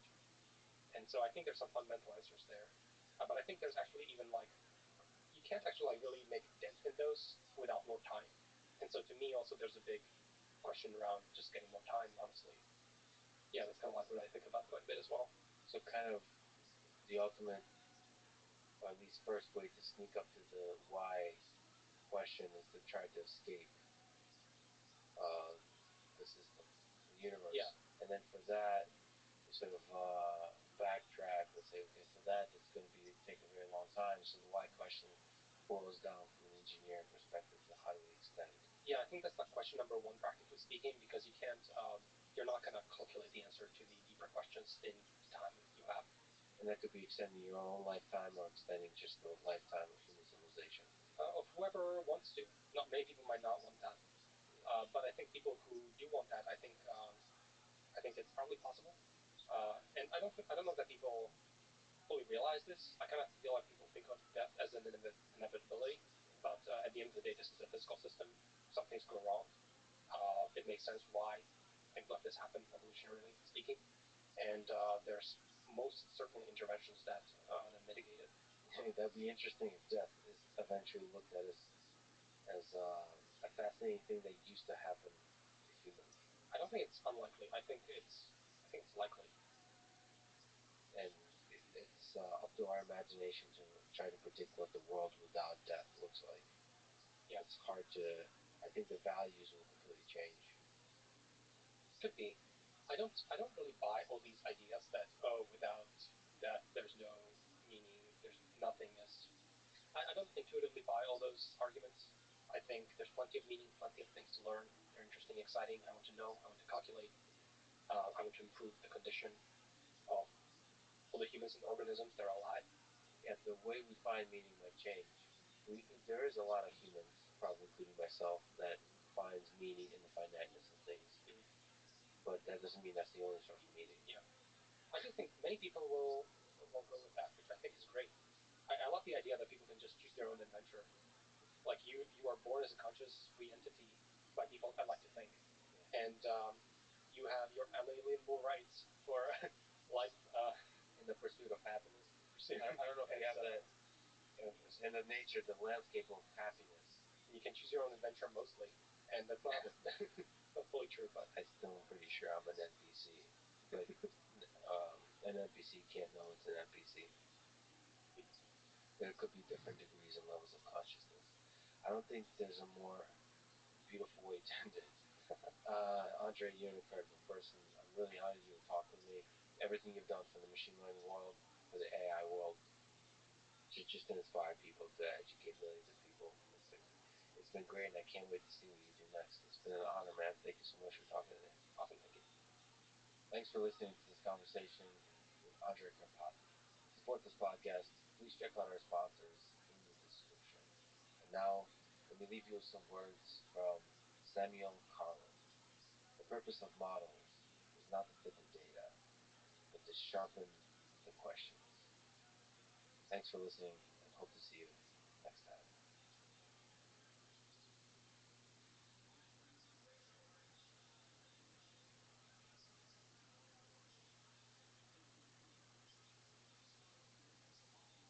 The following is a conversation with Ye, the legendary artist, producer, and designer formerly known as Kanye West, on this, the Lex Friedman podcast. Based off of our connection and just you being a friend, I need to show you my two tech companies and get your perspective on it. Because now I have friends that can give a perspective. Like when I would work on albums, I had other friends that worked on albums and they would give me their perspectives on it. You want to do this? We are doing it. This is part of it. This is part of it. Absolutely. All right, beautiful. Oh, well, I want to just finish. The thing is, okay, you're going to ask me different questions, but I'm about growing and building and bringing the idea to life. So when I see you, I say, oh, this guy understands how to hire engineers. Where I'm coming from Hollywood, coming from press, coming from media, all of the guys, that so many of the guys that have been like voices and faces and talking heads, whatever, have not understood how to engineer product, and that's the reason why I was able to jump past everyone in the entertainment field and become, um, whatever the network is, 11 billion. I'm gonna stop putting the whole black thing on my work. Like, let's just see where I am on the scale of life, because that's a cop out for me to say richest black guy of all time, because that's feeding into the same, trauma economy that Black Lives Matter feeds into. That's why I love and respect engineers. That's the only thing that we really need to teach in school is engineering. We don't need to teach history. We don't need to teach anything that is subjective. It needs to only be engineering taught in school, and everything else needs to be recessed. Nothing at all. Any forced subjective information is just to weaken and indoctrinate our species, and that's what schools do now.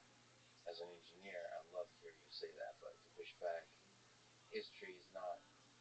The interpretation of history might be subjective, but history has some facts, and they're useful to give a grounding to the way you do engineering. I don't 100% believe in anything, any concept of the future, or any concept of history, because history was just written by the victors.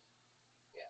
So if I see stuff happen on the day that later that day is reported wrong, so how wrong is something reported 1,000 years ago? And why would we argue about something that's not in the now? Because that's the only thing that everyone can agree upon is that it is now, right now. Yeah, but you try not to make the mistakes of the past. That's the usefulness of history, the limited usefulness of history. The biggest mistake from the past that we keep making is looking at the past. Too much. Giving too much value to the past. Too much value to the past. We are now. We are now, we are here, we are one species, we are one race, we're here, and it's time, and the leadership is changing because you have Elon as a leader, Ye as a leader, and we're the top leaders. We're more influential than the presidents. So you're a human being with engineering challenges before you, with stem player, with parlor. What's the hardest thing in front of you on the engineering front? That's the first sentence that any of our species needs to hear when they're born.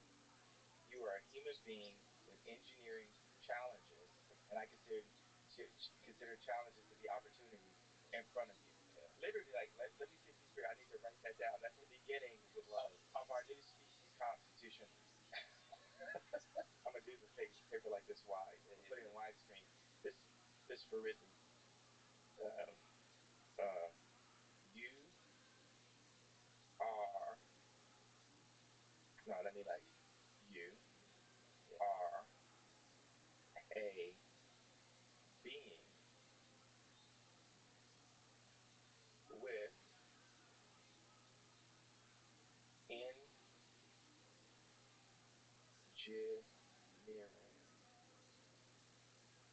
Opportunity, challenges. opportunities. I'm sorry, I don't spell as good as John Legend. Opportunities in before you. I like the before because it can mean actually mean forward or before you. This right here, I've always said I'm the top 5 writer in human existence, but I just like this right here is pushing me to like number 4 or number 3. It's a good line. Because who would you say is the top in top writer in human existence? You know who it is. That's subjective. Who's that? It's factual though. It's like okay, who's the top person in tech history? It's not subjective. Wow. There's a non-subjective answer to both of those. Both of those people have influenced 30% of our existence. So the influence is the main metric of greatness. Okay, one person, 30% of our language was the English language was written by them. The other person, 30% of the products we use was led by them. So 30% of our language was written by Shakespeare, and it was and then the product. But Steve Jobs. Yeah. You put Steve above like the Elons of the world, because Steve is a designer, not. He's a designer and engineer, but he's a designer. He's a visionary in the design space. Well, I would lean to him because I'm not an engineer, right? So I'm more like. Then you're an engineer. If Steve is an engineer, you're an engineer, essentially. He's a cultural engineer. It's like the people who run the emotions of the world and run their world off of people's emotions right now are social engineers.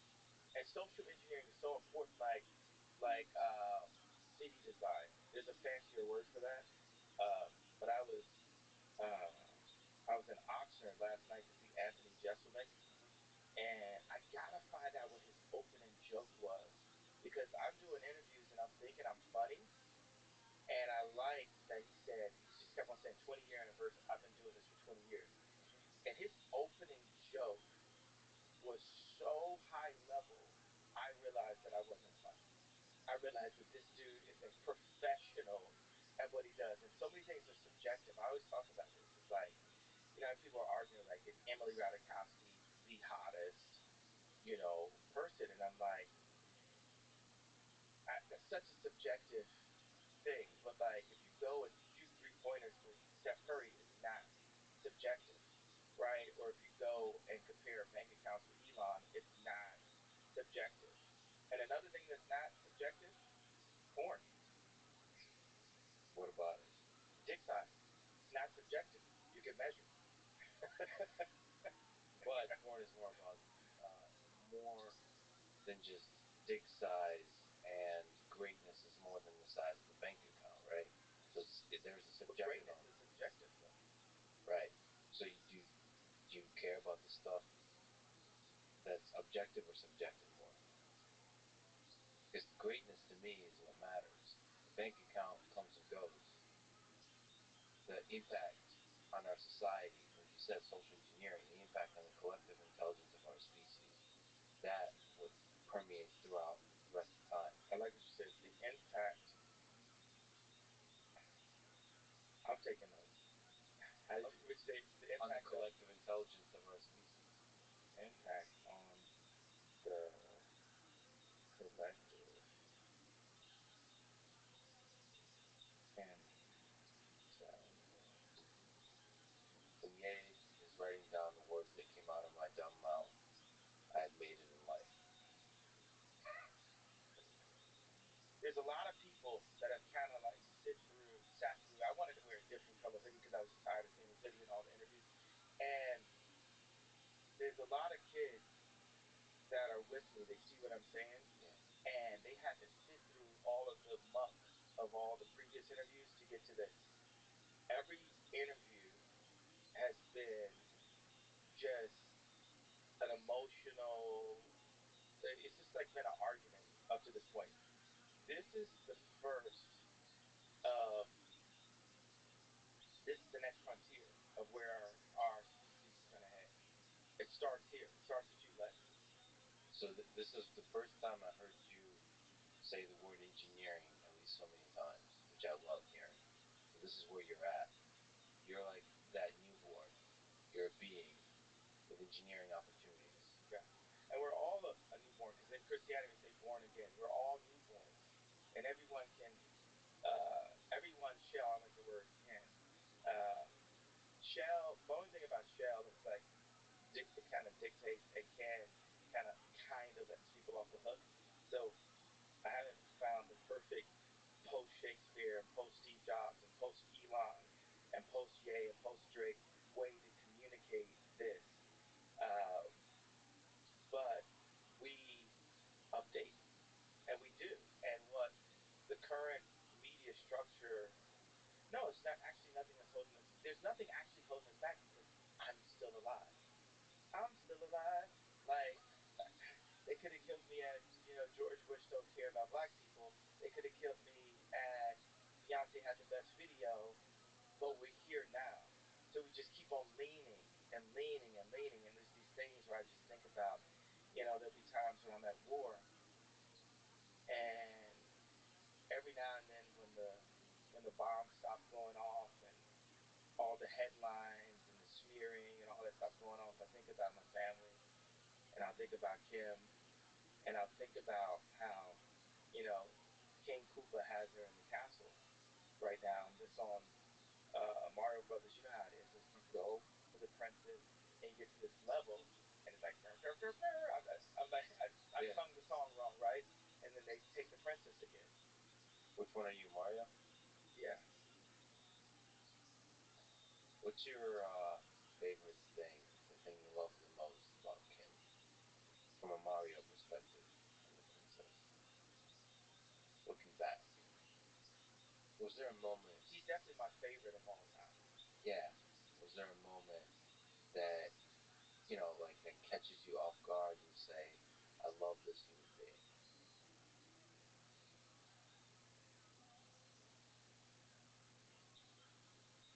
Yeah. I mean, it's just the DNA is like, she's a mix of Rob and Chris.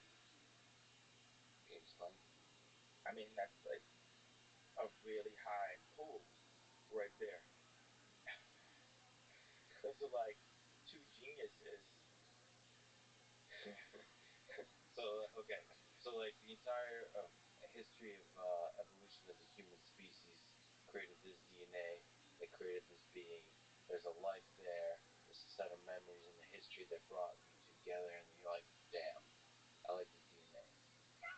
Yeah. And so certain people have just like high DNA. Ivanka Trump has high DNA. It's like, How's your DNA? pretty good. I think we've seen that. It's been proven. I mean, but look at my mom and look at my dad.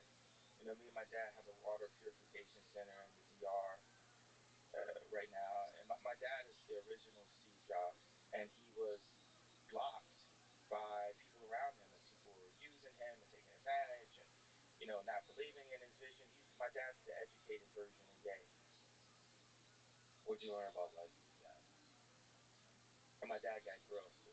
But those are the small details. That's a big detail, being that I found my dad's, slave weight when I was 5 years old.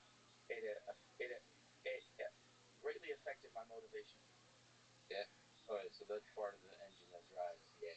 Absolutely, I remember when Pharrell was first in all the videos, and my girl was like, "Girls like Pharrell," and I was like, "I want girls to like me too." Funny that that's behind all the ambition, all the drive. But it's how we make people. It's how people are made. The desire to be loved. Is that at the individual level, just being noticed, and also at the societal level and scale? Well, now I've gone past. I'm like at that place where Nikolai Tesla was later into his career, where it wasn't about being loved. It wasn't about sitting at the dinner parties next to Anna Wintour and stuff. It was about getting the idea across. So I have these cells that are very, and I just keep on saying Ridley Scott, but Ridley Scott has a special anointing. It isn't just sci-fi what he's doing. There's something in there, just like George Lucas. There's something different that's there. So, what are you drawing? I'm drawing these new living cells that we will exist in. And this is over, okay, let's do like, I don't like talking about money because like man-made money anyway is like 4 quadrillion respected dollars, and then you have other forms of currency. Of course, social currency is super important right now, but this is a drawing, and it's at a pretty good place now. This will be 40,000 square feet. I want to start just talking in meters. I just think we should go to anything to restore the Tower of Babel, like they said when the. I'm just draw a person here for scale. Yeah, that would help. Okay. What do you think of that? Look at my person. See the scale in this room? All right. So. Wait, the dot is the person? Yeah. I'm saying it's 40,000 square feet. So that would be like. What are the other parts of the cell? Okay, so it's a screen. It doesn't go all the way to the top, and it's one hole for light. But the water and the light and air all come in from the top. So that's like the mouth, and then this is the belly button. We're God's iPhone. We're His greatest creation. So this is all connected. These are all connected. Yes, I'm drawing how these other cells go next to each other. What's the vision here? Happiness. Do we talk about like what's the motivation? Like, yeah, there's a motivation somewhere in the back of my mind of my family, and if it's like where Moses smites the rock and God didn't allow him to get to the promised land, because the promised land is family. That is the problem. That is earth. I mean, that's heaven on earth is family. Family is heaven. That's the promised land. And for your family to be together. So say I smite the rock and God doesn't let me have my family back. My mission in life is still to promote families at all costs and make families' existence easier. So you take this and you put a localized farm, citizen community, that we do localized growing, and then we partner with big pharma and and say, hey, you're actually going to make more money by making better food. Because at the end of the day, you want money. Right now, it's like everyone knows that between the pesticides and between the medical industry, and especially America, that we're keeping people sick. And we know that McDonald's makes foods that kills people, and Coca-Cola selling sugar water and all this. Like, just in case I haven't pissed off enough people in power. Yeah. Okay, so you're gonna piss off the sugar. Anybody that's powered on sugar. Sugar. What's the Health was actually a documentary on sugar. It wasn't about how bad meat was. It was like a reverse documentary on sugar. Or reverse, I don't know if it's called a reverse, like a sub, but if you watch it again, when they show sugar in it, it's just the sugar looks super clean. Yeah, it's just So as I state these things, I know that I have protection. If I have God's protection, that's why I'm here to this date, right? So it it's for me to have this platform and express exactly what I feel because there's kids out there, right? That it's kids that are going to save the world through engineering and through facts. And I've got to download as much of information and as much of the don't be afraid to state your facts is the biggest thing because the world is being ran by fear, and that is no, actually God runs the world, but there's this like little cloud, this patina of our ego that deals with the money and the car and the girl we're dating and all this in the clothes we wear and spending too much on clothes and a lot of stuff that I've been involved with promoting. So now what I'm promoting is you have the idea, you say it out loud, like if you had Tourette's, say your truth out loud. If you hate gay, you hate me, say that out loud. Say whatever you feel out loud. Like you say it non-violently, non-violent. Non-violent. I have to say that like as you know, as a shout out to Alex Jones, and Trump, where they try to say that when they say their truths out loud, that it's inciting violence. Now, let's be like really clear. I'm saying that they have criminalized free thought. The, you know, I hate when people use they, like they gets the blame for everything, right? It's always they. Oh, who the fuck is they? Exactly. the problem is they to us. Yeah. Well, I love that. What we need to do is turn I to we, so we take the responsibility and turn they to us. So we take accountability to us. I to we, and they to us. And that relates, it's the language at the same time. You're seeing the language of our surroundings. You're seeing the language of, but one of the things, okay, let's go back to the cell explanation because I'm also doing what's that thing when Elon just put all the information open and people could figure out, they could figure it out and open source? Yeah, open source. So I'm open sourcing this idea right now so that, you know, engineers and anointed people, anointed beings can collectively contribute to this to push our species forward. Um, so where I've got to with my research is that there will be a hole at the top that, that allows natural light, natural air, and there's a constant water system, so it becomes like a water city where it's a constant flow that's not it's regenerative, it's not wasting the water, and it's just a constant flow. So I put the toilet really close to where this um I don't want to call it a wave pool, but in the pool the water's not still. So that exists in water, Yeah. surrounded by water. Well, the living room, you have two rooms. You have the dry room, which people would call the living room before, and then you have the wet room. How is that a source of happiness? What is broken about our world today that gives you in terms of the pursuit of happiness, which is one of the things Well, all of our in the buildings, previous declaration? all of our buildings are based on just the industry and the economy, and then people lean into what people are used to seeing, like what we think is attractive, because then you go back to the you know women who give life.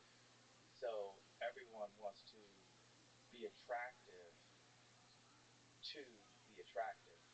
And that's the reason why the media goes and gets, Bella Hadid, Kim Kardashian, Emily Ratajkowski. Um, those are the only ones I'm gonna. There's more. There's more, but I'm thinking of the ones that I think are attractive. It is subjective. Yeah, because it's subjective. So to my subjective, which I think the only guys that can argue with me on my opinion on girls would be Brad and Leo because we're the only ones with the track record.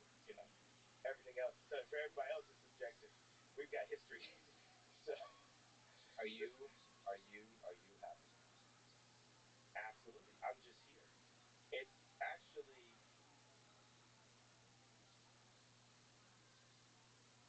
it's difficult to make me unhappy. Now I can deal with frustrations, but when those frustrations are, it's like when you've allowed people to be in your life that shouldn't be there, and then they do the thing you knew they were going to do, and you're screaming at them, but you really need to scream at yourself. Yeah, so you realize anything that's like anger or frustration, that's something that's wrong with you that needs to be dealt with. Yes. Like right now, okay, say I got this pattern cutter that I wanted to remove because I felt like she was copying our patterns into the computer. And I didn't know why she wanted to do that. And I just wanted to do the patterns by hand. And then, you know. You mean like automating the patterns? Is that Yeah. what you mean? And my head of us, because they just, that's the whole thing. It's like, it's a war of human beings and robots. Yeah, but that makes it more efficient, right? You don't like the efficiency. You like the creativity of the singular nature of the pattern. I believe that the human beings, and I'm saying this to you as a person who makes robots and a person who's friends with I'm deeply offended right now. Yeah. But I'll let it go. Okay. Sure. So, yeah, I believe that Yay hates robots. I'm not going to put that out there. It's a joke. Robots have feelings too. Yeah. Yeah. That's right. That was also a joke. We need to clarify that. Future robots. But the pattern cutter, you don't like that. That had to be that. That you can't have that part of your life. That's not what everything that I'm doing is for the sake of the human race. There's things in capitalism, there's things in technology. Well, technology and original human species can exist in a peaceful way, as long as the people that know how to make robots aren't using their robots to control the humans. But it definitely is something you have to be concerned about as we become more technologically savvy. That, my friend, is why engineering isn't everything. That you have to desperately study the lessons of history. In Nazi Germany, science was used to create atrocities. Engineering, the same. Engineering could be a tool of war. We're still in the Holocaust. A Jewish friend of mine said, "Come, go visit the Holocaust Museum." And my response was, "Let's visit our Holocaust Museum, Planned Parenthood." With all due respect, I grew up in the Soviet Union. I'm Jewish. Parts of my family perished in the Holocaust of Nazi Germany. I have to push back that there is a difference of the atrocities at that scale, at that time, on an entire people. I was going to say the number, that's the difference. It's not the number. Because 6 million, well, also, African Americans are actually Jew also, the lost tribe of I could push back on that too. Okay, so, well, everyone came from Africa. I'm African. I'm basically African American. We're brothers. And we're both Jew. And we're brothers. So we're human. 6 million people have died in the Holocaust. Over 20 million have died by the hands of abortion. And the media promotes the My Body, My Choice, which is actually still a promotion for Planned Parenthood. 50% of black deaths a year is actually abortion. It's not the cop with the knee. It's not black on black violence and gang violence. It's not heart attacks. It's actually abortion. The most dangerous place for a black person in America is in their mother's stomach. 900 to a million abortions in the United States a year. I hear you.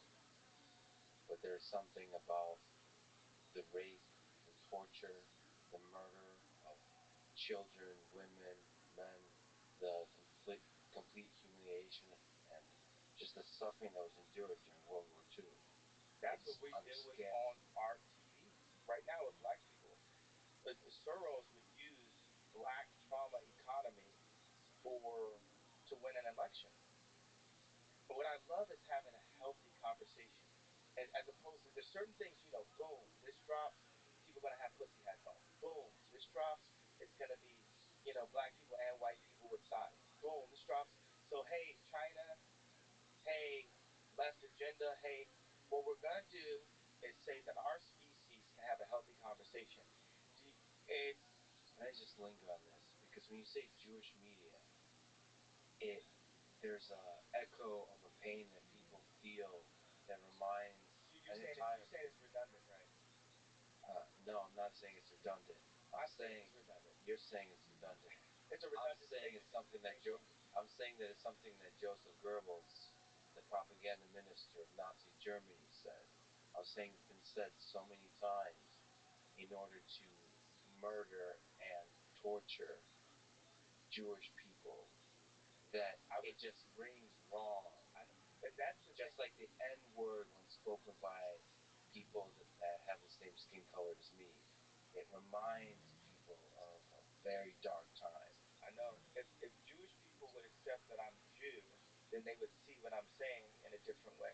They would hear it in a different way. But see, because people, you saying you're Jewish, no, I'm Jew, not Jewish. Jewish means like that of a Jew. I'm saying I'm Jew. You're a Jew. Blood of Christ. That Orthodox comes from Christian. right. But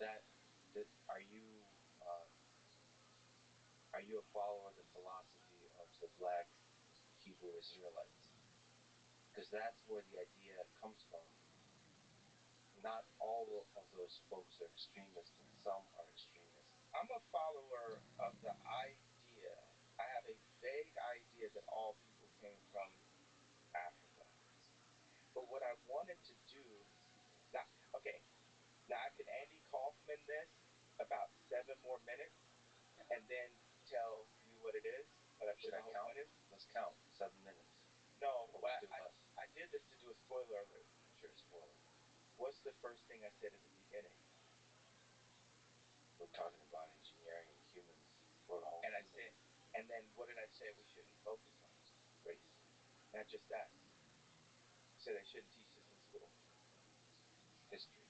The history, because what they do, what schools are doing is exactly what the CIA does with Pixar films and Disney films. They make Bambi's mom die in the beginning, right? And off that pain comes a purchase of ice cream. Off that pain comes, I need some more toys. Off that pain comes, I need a bigger house. Off that pain comes, I need more girls than my wife. Off that pain comes, so they put that pain in to make us, now we're the orphans of capitalism, to make us be consumers. And we need to be a community, not just consumers. So I could have won another 7 minutes by being a person who presents himself in a way that says, well, I don't have to feel your pain because I also have pain too that's not being recognized. And in every interview, when I say, well, why did I get to the point of putting up the tweet, no one wants to understand why I got to that point. You right? have pain. You have pain. Yeah, but no one. Pain in your heart. But let's say this. Undoubtedly, Jewish people have a lot of movies about that pain, and black people have a lot of movies about the pain of slavery, right? It's almost impossible to find a movie about Mansa Musa. When you go to the African History Museum in Washington, D.C., it doesn't start with the idea of Africans being kings. It starts with the idea of Africans being slaves. But here's another interesting point about this. This was said to me one time and it stuck with me as a family member of mine. With Africans, how many times you've heard like a rapper or, talk about we were kings? That's incorrect if we're Jew. If we're Jew, and since we are, we weren't the kings. We were the slaves that Moses freed. Africans have always said, you've listened to rap music and hear black people say, we kings, we blood of the pharaohs. And weren't Jews, then we weren't. We were the people that Moses freed. And when we talk about, have you heard black people talk about 400 years of slavery? All right, that is and we're having this history lesson, right? And history doesn't matter. You're exploring ancient history and drawing deep wisdom from it, and at the same time saying we need to forget all of it. We need to put that behind us. Absolutely. We need to forget it, and we need to move forward. There's so much wisdom to draw from history, even the 20th century. Look at this, communism. Without the lessons of history of the 20th century, communism sounds like a great idea, except that some of the worst atrocities conducted by Stalin and Mao and killed 50, 100 plus million people. Not just killed, tortured, starvation. Where people, cannibalism, they ate each other. They ate their children. There's just dark. Jewish people should read some books on this, on the Holodomor in the 1930s. So I disagree. With that lesson, we would, and now it's becoming more popular. Marxism and communism. I'm not disagreeing that happened. I'm disagreeing that we need to harp on the things that happen, because the truth is, I'm giving a fact. 50% today of, let's say, you don't call black people Jew, right? Black people's death today is abortion today, right now. Like that, it's not racism. That's too wide of a term. It's genocide and population control that black people are in today in America, that is promoted by the music and the media that black people make, that Jewish record labels get paid off of, or media companies, record labels, media company houses will give it a wider, you know. I agree with Martin Luther King. I have a dream too. That one day you would not be judged by the color of your skin or your race, black or Jew, but by the content of your character. All the assholes that fucked you over in the music industry, fucked artists over in the music industry, are individuals. They're not Jews. They are Jews. It doesn't.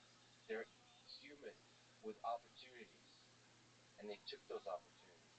I don't care if they're Jewish. Do you feel like I should release that pain and separate it? Yes.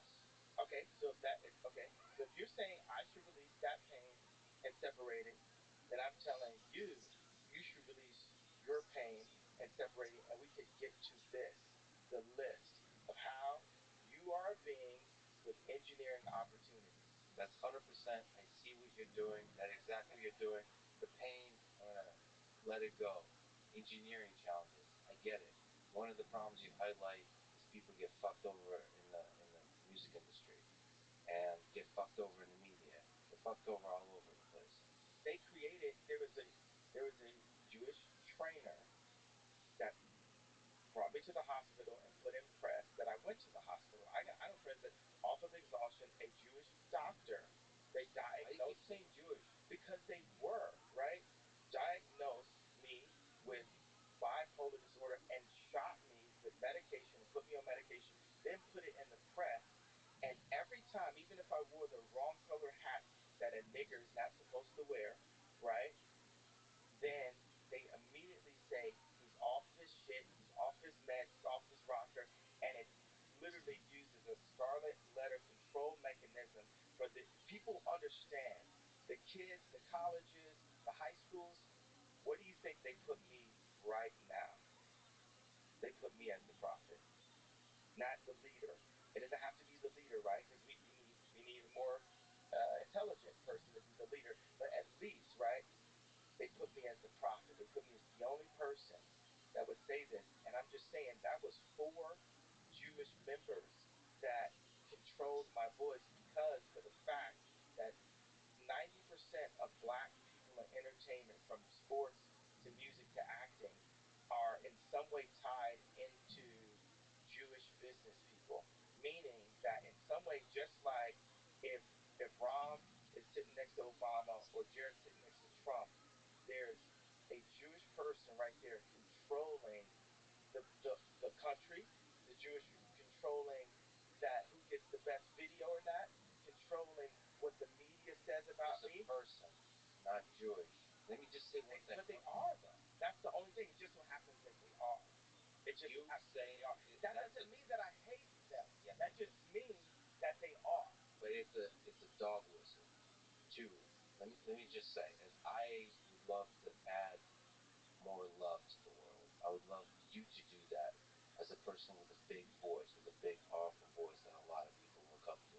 And when you say Jewish media, it's funny how this world works that way. When you say Jewish media, or Jews are controlling the voice of black artists, black people, black artists, when you say that, am I not allowed to say it out loud? you can say it. There's a large number of people that are hurting and have anger and even have hate in their heart when they hear Jewish media.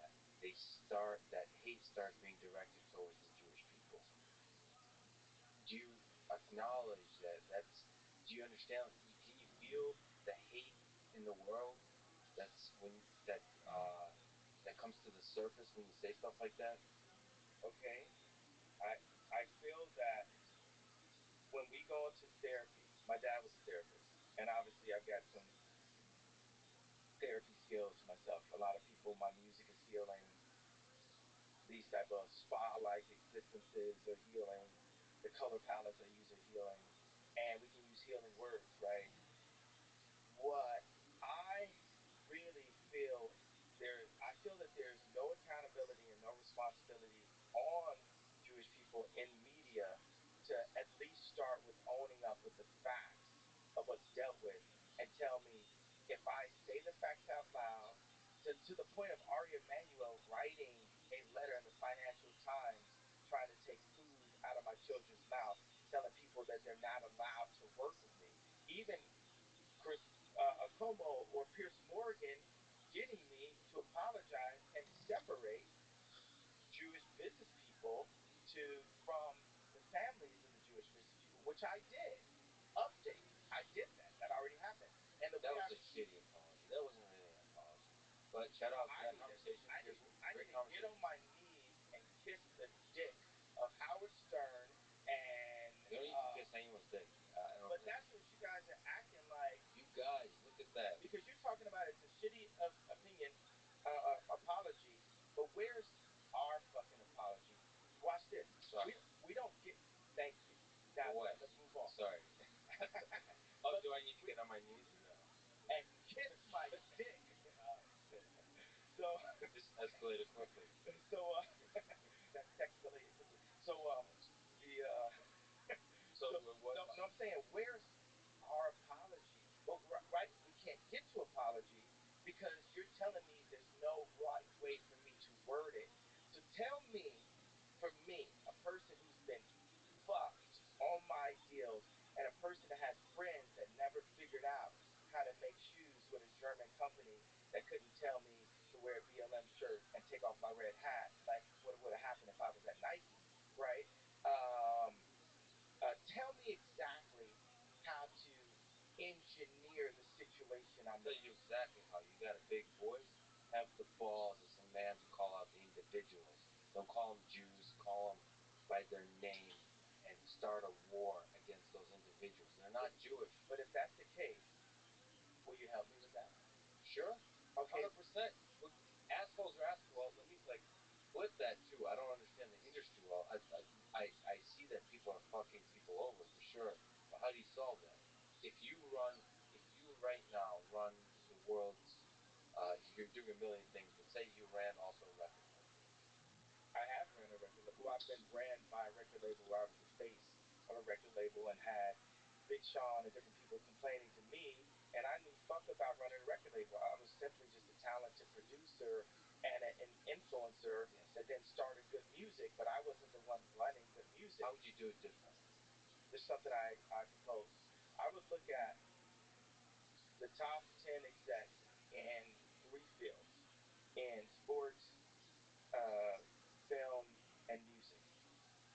And I would look at the top 10 clients, participant, talent. I would look at the top talent in each of those fields, the top 10 of them. And some of them are going to be Tom Brady. Some of them are going to be Taylor Swift. Some of them, they're not all going to be black, right? Some of them will be Adele, right? And we'll look at all their contracts transparently, and we'll compare the notes and re-engineer like it's a new constitution. Because when I told my dad when I was 19 that I was going to get into the music industry, he begged me not to. He said, I heard it's treacherous. Now I'm in a position where I've been through it. I saw it. I went out, made some money somewhere else. I saw my name get smeared. I saw my family get destroyed. I saw my reputation get destroyed. And I'm back here to have this kind of, I'm back here as a being with engineering opportunities. So, wait a second, and you said it's a shitty apology.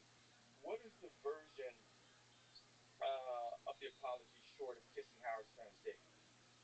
I don't think anyone wants to kiss Howard Stern's dick. That's the whole point, Howard Stern. Nobody wants to kiss your dick, so shut the fuck up. I said, and by the way, I'm antagonizing you, Howard Stern. I used to be a fan of you. Yeah, me too. Yeah. I'm still a fan sometimes. Now you're just doing clickbait like everybody else. Now you're just a sad old man, Howard. Now, Howard Stern, this is the first time anyone's said your name in years. Your own family doesn't say your name unless they're calling to get their bills paid. You're going hard. See, that's beautiful right there. That's much better than calling Jewish media. Go after individuals. Okay, go after individuals. And you don't talk shit about me. Talk shit about me. This is great. And you know what that is? Yeah, what's that? Engineering. That's the engineer's approach. Yeah, engineers. Yeah, yeah. You should learn some of that. We all can use our pain against each other, yeah. Or we can say we're a being with engineering opportunities, and we can know about history. So let me change something. We can have just to be judgmental. People say thou shalt not judge. I was talking to Camille Vasquez. She says I'm very judgmental. That's what we're doing. I believe. Now you can go to the Bible. One thing's gonna say one thing, another thing may be contradicted in a way, and then the pastor has to unpack it. I believe that we are to judge. If you look at some food and it's got a fly coming out of it, you can then judge at that point. You're supposed to use your better judgment. But whenever someone doesn't want to change something they're doing, they'll say, don't judge me, right? But as a species, you called for me. You got the breakthrough. And by the way, it's only an engineer that I would respect, yeah, to tell me of how to update how I'm communicating. Because this started off, right? I've been through all these interviews. Let me go to this. You said this was a sorry apology. I was very specific. I said the Jewish, because by the way, it's a barrage, right? It's a thing where I don't even remember the names at a certain point, right? It's like if a girl was getting raped by men, if that person's not 18, right, and she was getting raped since she was 14, right, and she still got this face, this super like Irina Shayk level face, right? She might say, I hate men. That woman may say, I hate men. She might get to that point because she was raped. On my contracts, and no one can say this is ramped up. No one, Howard Stern can't say this is ramped up. Ari Emanuel can't say this is ramped up. George Soros knows damn well that I'm not ramped up. George Soros knows, like, wow, this guy's like a younger guy that's looking at what I did and looking at how I control the world silently, and he's calling it out, and he's not using any of the fear tactics. I can't send his homeboys around him. I can't send his wife to him. This guy, that's what George Soros sees, right, when he's dealing with me, right? So what you guys are actually asking me to do, I'm comparing myself to that 18-year-old beautiful woman that had been mistreated by men for 4 years of her life, right? And you're saying, as a man, you can't blame all men. And I'm saying, as a responsible, uh, forward philosopher leader, okay, I'll drop the pain and I will specify because I'm up here. I lost my fucking family. I lost my kids. I lost my best friend in fashion. I lost the black community. I lost, people said I lost my mind. All of these things, lost my reputation, and I'm up here just like I just want my family, but I don't want my family to have to say what the left wants us to say. To have to say what China wants us to say. I want to be an American and protect my kids and protect my wife and raise my kids as Christians and have my wife be a Christian and innovate. And America made rock and roll. I want to innovate as a creative person and be a successful American. But all of that has been taken away from me.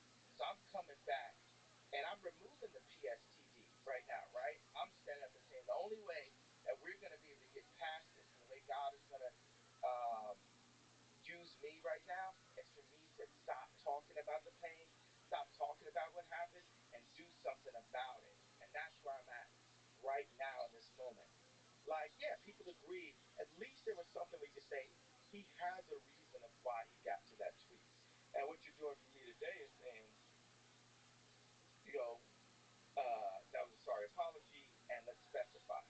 I'm not asking for anyone out here to empathize or sympathize for a dude worth $11 billion that can make money just, appear out of thin air in 5 different industries. I'm not asking anybody to sympathize with someone who's married to Kim Kardashian and dated Irina Shayk, but like I feel like I'm just not going to get sympathy vote in this situation, right? So I feel your pain. I feel your pain. yeah, I feel like no one's gonna feel my pain. Only Brad and Leo can feel my pain, right? So the so but still, but here today, when you said it's a sorry apology, what's the what's the apology that you're looking for as a Jewish engineer? Not say as Lex. Let's not talk about ye being Jewish. As Lex, what's the apology that you want me to say to? Am I allowed to say Jewish? Tell me, is it anti-Semitic for Ye to say Jewish out loud? no. There's I don't like the allowed. That presumes censorship. I think you choose. You have a powerful voice. Did I prove? Did I prove that there was censorship over the past 2 weeks? I Who proved censored it. you? Oh, drink champs. Oh my Sorry. lord! Oh, like Twitter and so on. Twitter. That has less to do. Drink champs. That hurt you. The drink champs. That no one took it down. Took down your conversation. No. It didn't hurt you.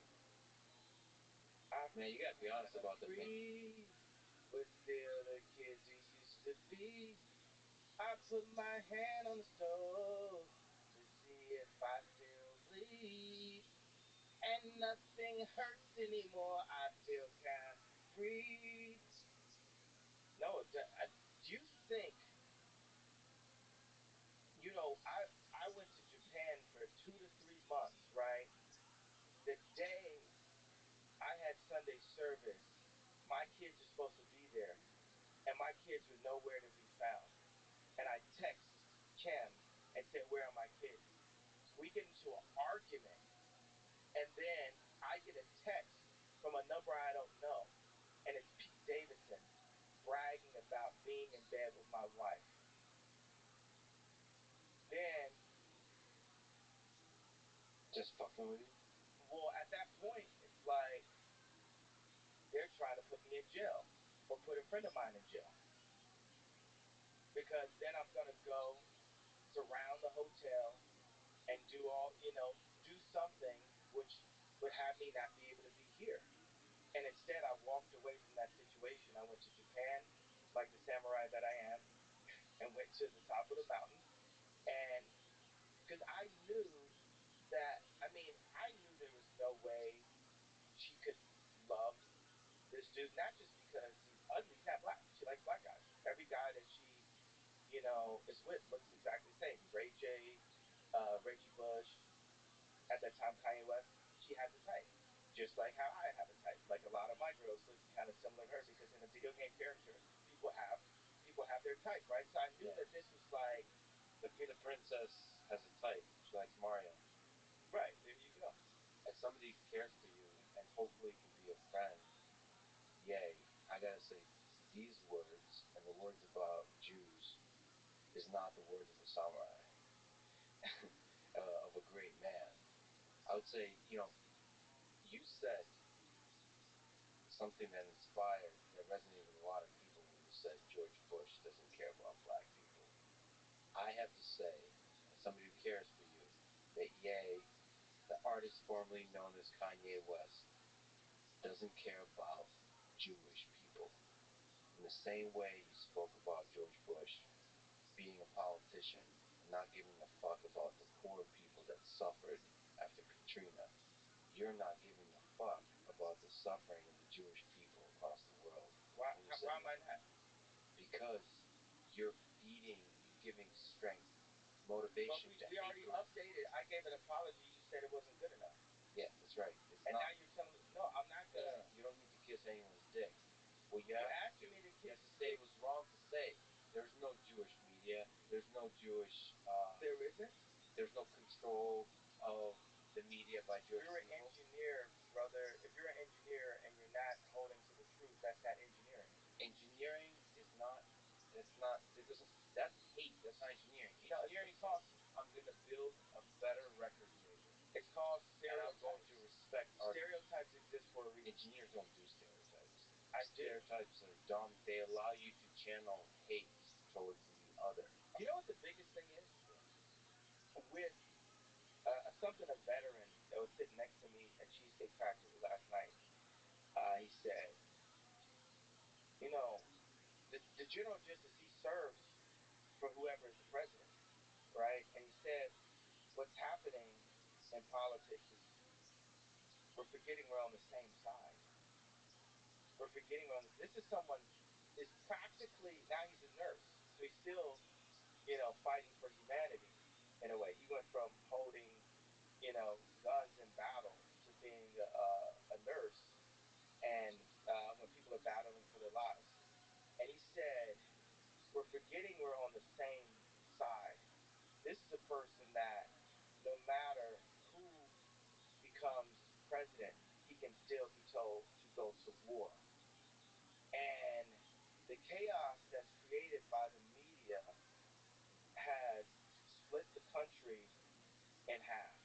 And what us as beings, or the engineer opportunity need to do right now, is find the blue water. Where do we? Where are places that we agree on? And I want you to finish everything. Hey, I'm gonna let you finish everything that you want to express to me. Get off all. I'm your scarecrow today. I'm your punching bag today for everything I did, and I want you to stand up for all of the hate that I'm your Al Gore when he lost the election. Remember, he almost became a punching bag for the lady that had voted on him, and she just said all this stuff, and he's like, I know, I agree with you, right? But there's nothing, that he could do about it. With this, it's like things that you're saying, I agree with you. It's like if you sit some kids in the principal's office and I punch somebody, right? I took my hand, right, as what it really means. Even Ari Emanuel had to say, this is a pop icon, right? And I went and just punched an entire school at one time, or said that I was about to. I went like this, right? And I got blacked out, black mirror, done, right? And it's like, what were you even gonna do? And why did you go like this? I went like this because I can't even. I would look insane to physically show you a metaphor, a physical representation of my last 20 years of what I've been through as a musician, as a father, and as a black person with a political opinion. A great man still, through the pain, does the right thing, and I think the right thing is to not say that there's Jewish control of the media. That's incorrect, though. That's a fucking lie. There is. And they did come and bully me and prove the point. No, the reason you don't say because the world is much bigger than the, forgive me, the narrow little world you exist in.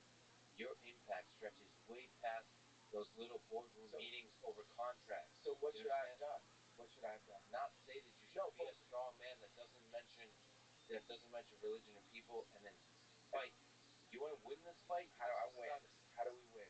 Call out individual people, build. That's one way because they have a big voice. The other voice that I prefer is to build another label. I feel like you're controlling my creative narrative and my, because just like how you're telling me I shouldn't have said that, do you think there are people telling me I shouldn't have wore a red hat? No, because you asked me, what should I have done? You're supposed to be a scarecrow, so I thought I'm going to beat the shit out of the scarecrow with my words, right? You let me. Yeah. It was consensual. The punching bag is a better, because scarecrow actually has a different. Yeah, that's right. I'm like, so let's say a punching bag. I should have said scarecrow. Yeah. But every single person that I've sat with from the point when I wore the red hat to now has done the same thing. Sit in the principal's office and don't do what you're doing. We're in the general's closet right now together, and I'm not. The red hat is very different. The red hat is you have a set of beliefs. You represent half the country that has a hope, a vision for the future of America. That's very different than without any purpose whatsoever saying Jewish people, Jewish control of the media. You said that there's no purpose, so you're taking away my history and my reason of what my purpose was. I'm saying it was also, I'm speaking my voice, vocalizing. Also, it's God's plan. There's a lot of things that open up. Let me tell you something that opened up. There's a guy, like I told you, that was running Stem Player, who I've had issues with. We hadn't got paid on time, certain things, right? And he took his IQ, his know-how, his engineering know-how to. He basically was trying to Adidas me with, even though I was the bigger money in the situation. That was fun, and we funded together. And he hired these engineers, and he said, well, because of your comments, we're not going to be able to hire anybody else. And I was like, well, how many Jewish people do we have in our company? He said, I don't know. He didn't say exactly, right? I said, do we have black people? He said, yes. I said, how many? He said, 2. So we have like 60 full-time employees, like 40 half-time and part-time. And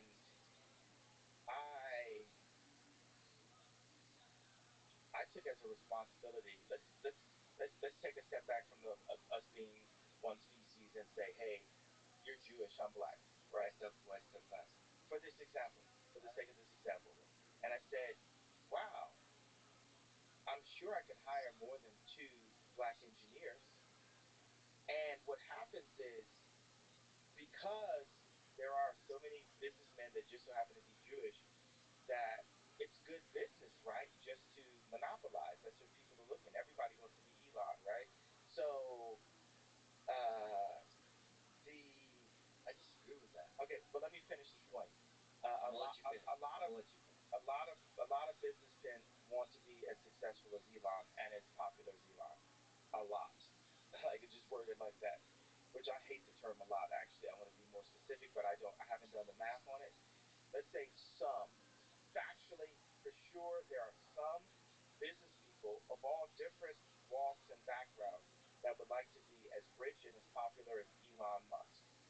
So let me just take a step back from the we're one species into the we're separated by race, gender, socioeconomic class conversation, and say, as a black owner of 2 tech platforms, hardware and software, I need to take action. Let's not call it affirmative. Let's just say I need to take action, and I need to take accountability in ensuring that black engineers are hired, and guess what? Hired together. Because when the black people that are brilliant are separated from our culture, we forget who we are. And we'll get to a point where, OJ will say, I'm not black, I'm OJ. Because just to be on the golf course, we put on the golf shirt. But the golf shirt might not be something that our culture would have done. And now our culture in poorer communities is, oh, everybody's got Draco on them. Everybody's got a gun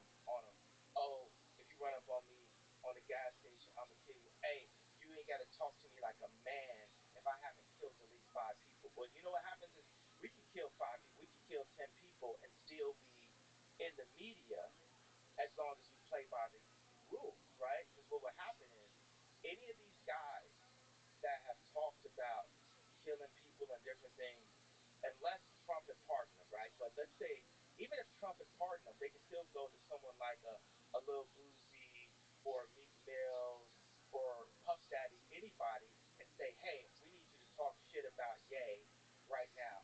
And also, you're not allowed, if you do want to vote for Trump or vote outside of what this arrangement is, then we're going to put you in jail. It ain't that we're not going to bring you down. We have this on you. You get what I'm saying? If I had ever killed someone, if I wasn't the bitch with the pink polo on, I wouldn't be able to be the vocal man that I am today. You understand what I'm saying? This is the reason why I'm happy that my gangster disciple brothers kept me from the initiation, which made me feel like a pussy my whole life, right? But now I am someone who legally can say this. Other people in my position, they legally cannot speak. They legally cannot speak, or they will go to prison. I am in a bit of a glass prison because I don't have say so of where my children go to school. But I'm in a freedom place where I can have this conversation with you right now. And that is, I, I don't like the word breakthrough. You know, that's God's hand on this situation. But you get what I'm saying about if I hadn't said the tweet, I wouldn't have had to take the accountability myself to hire black engineers into my two tech platforms. Yeah, you get what I'm saying. That's a beautiful personal journey you're on. But you get what I'm saying? It's not personal, it's for my people as a whole. As a tribal it's a small person, company. Small company. as a tribal person, I believe that I am my people. Yeah. And the thing that businessmen have done to my people have pulled the brightest out of our tribes and siloed them and made us lose our culture and lose who they were. All the only thing I wanted to say at Virgil's funeral, which I wasn't allowed to, right? There was a white pastor that talked the majority of the funeral. Half the funeral was pissed, right? Uh, and and this pastor actually married me and Kim. Right? He looks like Justin Timberlake a little bit. And he talked half the funeral. He knew Virgil was passing. Did a collaboration with him before he passed, by the way. Right? A closing collaboration. I didn't know Virgil was passing. But the thing I wanted to say, I saw ASAP Rocky and I saw some other members of his gang, you know, in the audience at the funeral. And all I wanted to tell him is don't let them split the gang up. Don't let them split the gang up. When I did the first Yeezy, because I did Kanye West two fashion shows before as a high-end luxury, all leather kind of designer, not all leather, but you know, high-end materials, um, mink, this kind of thing. Um, and then I came back with Yeezy with Adidas. And this fashion show was so popular that Justin Bieber had to sit in the second row, right? This thing had every name you could think of. It had Kim Kardashian, Kris Jenner, Kendall Jenner. It was Kylie's first fashion show. She'd been in. And in the second fashion show, I put Kylie and Bella Hadid next to each other in the fashion show. You had Puff Daddy. At that time, Puff Daddy had beef with Drake. Drake still came to the show, and Jay-Z had to break up the fight backstage. The designers, you had Jerry Lorenzo, that's head of Fear God. You had Kim Schwab, head of Kim. You had Virgil Abloh, head of Louis Vuitton. You had Dimna, head of Balenciaga, all working for Ye, for the leader, for the philosopher, right? For the person that who put this together? Me, that's who, right? You had these people working for the king of New York, basically the boss, Ye, right? You had Jay Z in the audience, Rihanna in the audience, um, Beyonce in the audience, sitting next to Anna Winter in this audience. And guess who heard wind of this? One of the richest men in the world, Bernard Arnault, caught wind of this. What's going on? They're building up something, and we need to stop it. So then he met with me and politely offered me backing for my clothing line. It would be Kanye West. They would get 49%, or 51%. I would get 49%. They'd have control, and they were going to give me all of the support from Louis Vuitton. So I had to go to Adidas, and I told Adidas, hey, let's indemnify the apparel. So Adidas, you're not going to do the apparel anymore. Hey, we had a good time, but we're going to run off with Giselle now, right? So the that's like you told your girl that, and she was like, oh no, we had the proudest moment of our career. Uh, so then he offers me the deal, and Alexander Arnault, who's went to gone on and raped and pillaged from all of the talent that I had afterwards, said, I say, before I tell Adidas to indemnify the apparel, can I get a written contract from your dad, Bernard Arnault? And he says, my dad will never go back on his word. So you already know where this thing is going, right? You can, spoiler alert, right? He went back on his word. So 3 months into the deal, I get Anna Winter. I say, who should I use for my lawyer? She picks my lawyer for me, right? I just found out even a couple of days that the lawyer demanded an airplane during negotiations. Had nothing to do with me, right? They said that Bernard Arnault got freaked out, and then Alexander Arnault calls me and says the deal got dropped at the board. I went back and told my high maintenance wife I was supposed to become this designer at Louis Vuitton, or the Louis Vuitton group was going to back the Kanye West line because that's how good I've done in fashion, babe. And now the deal is dropped. Now the deal is dropped. So then I did a second collection, and we didn't have any support to be able to build the collection. Then I went and found, and third collection, we did it. We took over MSG. Fourth collection went, and the show started an hour late. Then a week later, Kim got robbed. Then I told Scooter Braun, my manager at that time, I say, I I'm looking, I need to go to Japan. I'm tired. I'm tired. He says, no, you need to make more money. I do 4 more shows on a second leg of the tour, and I suffer from exhaustion and go to the hospital. And then get diagnosed with a disorder. This is the first time I ever suffered from exhaustion. By the way, I haven't been to the hospital since. I haven't been to the hospital since. And haven't taken, medication in 2 years. And I'm sure there'll be people in the media, we won't say, where some will say, well, that's obvious, right? So, so right now, I'm talking to you, right? I'm not on medication. I just go to sleep, right? I have sleep. Have you been able to sleep? This, that's too low hanging fruit for you. You're more. I expect more. I agree. I expect more. I agree. Yeah. No, I regret it. Okay. Okay. That's like Pierce Morgan trying to grab ratings. Like you got a whole life ahead of you. You got a whole life ahead of you. These guys are at the end of their life. Oh, good. So this Call story. me out on my shit. I love it. But then, amidst that, the same guy that dropped my deal, Bernard Arnault, goes and hires my best friend. Goes and hires my main engineer, right? It would have been like them hiring, Elon from Peter before they figured out Paul, before they figured out PayPal. But Paul sounds like, it don't, Pal sounds like Paul. I just say it because I'm a Christian. I thought it was cool. But it would have been like, what if someone could have went in and took Elon away from Peter before they paid Paul? Because they paid Paul. Yeah, Before they paid Paul. It's just too close. Yeah, too close. It just sounds so fresh. The fact that it's so close, right? And that's what happened, right? They broke the gang up. And I'm telling you right now, that hadn't happened. Virgil's alive. I'm still married. You know what I'm saying? The power structure was broken then, right? Because we were building something. Kylie wasn't a billionaire. You know what I mean? We were building something together that a French colonizer came in and caught it early and tried to destroy it. But the only thing is, God is alive and I'm anointed.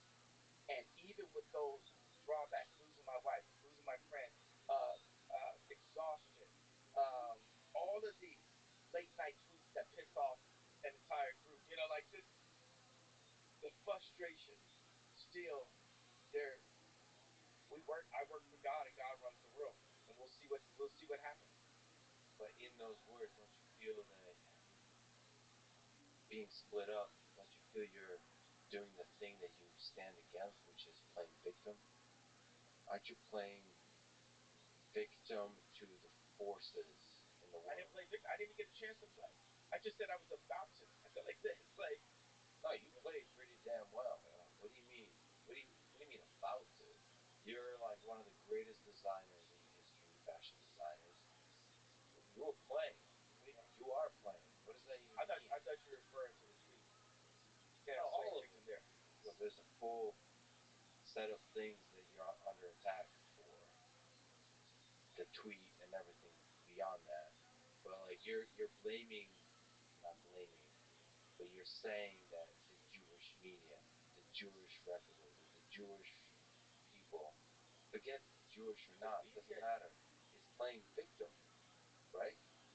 Ultimately, I am fighting a battle in the spiritual realm. And anyone that believes in God and is looking at this interview would agree with that. And I just so happen to be a bright part of God's army. I'm fighting for us to live. The greatest gift is life itself. I am pro life. I am pro God. I believe that Jesus Christ is our Lord and Savior and died for our sins. What do you feel about another attack, another painful thing? I imagine super painful is Balenciaga pulling. Uh, he had a really close relationship and friendship with their creative director. Like, how do you feel about all of it? I told you I sang the song. I'll sing another song from one of my mentors, Future. I never feel pain. I done felt too much pain. Like, there was a day where I was headed to Nashville to meet with George Farmer, who is the CEO of Parla, the, the day when we made the announcement. At that same day, Balenciaga was taking my imagery off of their site, and the Drink Champs was being taken down. And I said, this is the happiest day of my life. I love cutting the grass low. People wasn't really with you, they was part-time. People switch up when it's wartime. I'd rather have people who are really with me and not people who are just trying to use me. Listen, as a friend, somebody cares for you, you have to be really careful by the people, by all people, always. The people that are going to be trying to be close to you now, you don't know if you can trust them anymore. With the Balenciaga, I have more to say about it though. Yeah. Let's do this. Dimna will still work for Ye someday, and this is just speeding the process up. Have you talked? Can you share if you've talked? Yes, I talked to Dimna. This is like we're kindred spirits. None of this can keep us away from each other. I brought Dimna to Gap to be able to bring the best product in the world. At that time, I wanted to go under $100. Now I'm like, okay, we're gonna go $20 a product. Uh, I brought Dimna in to engineer. That's why I said engineered by Balenciaga. Yeezy Gap engineered by Balenciaga to engineer the best product for the people.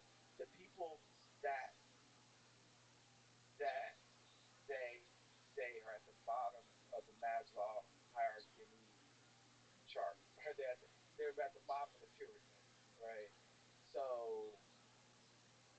Gap didn't want that. Balenciaga didn't want that. Our agendas were not aligned.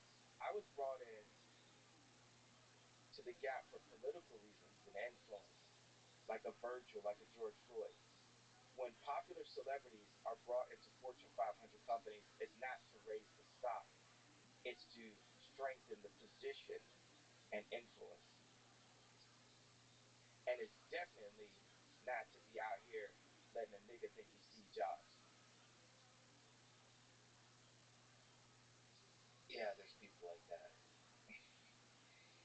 you as a great man, a visionary, your job is to understand that game and be one step ahead.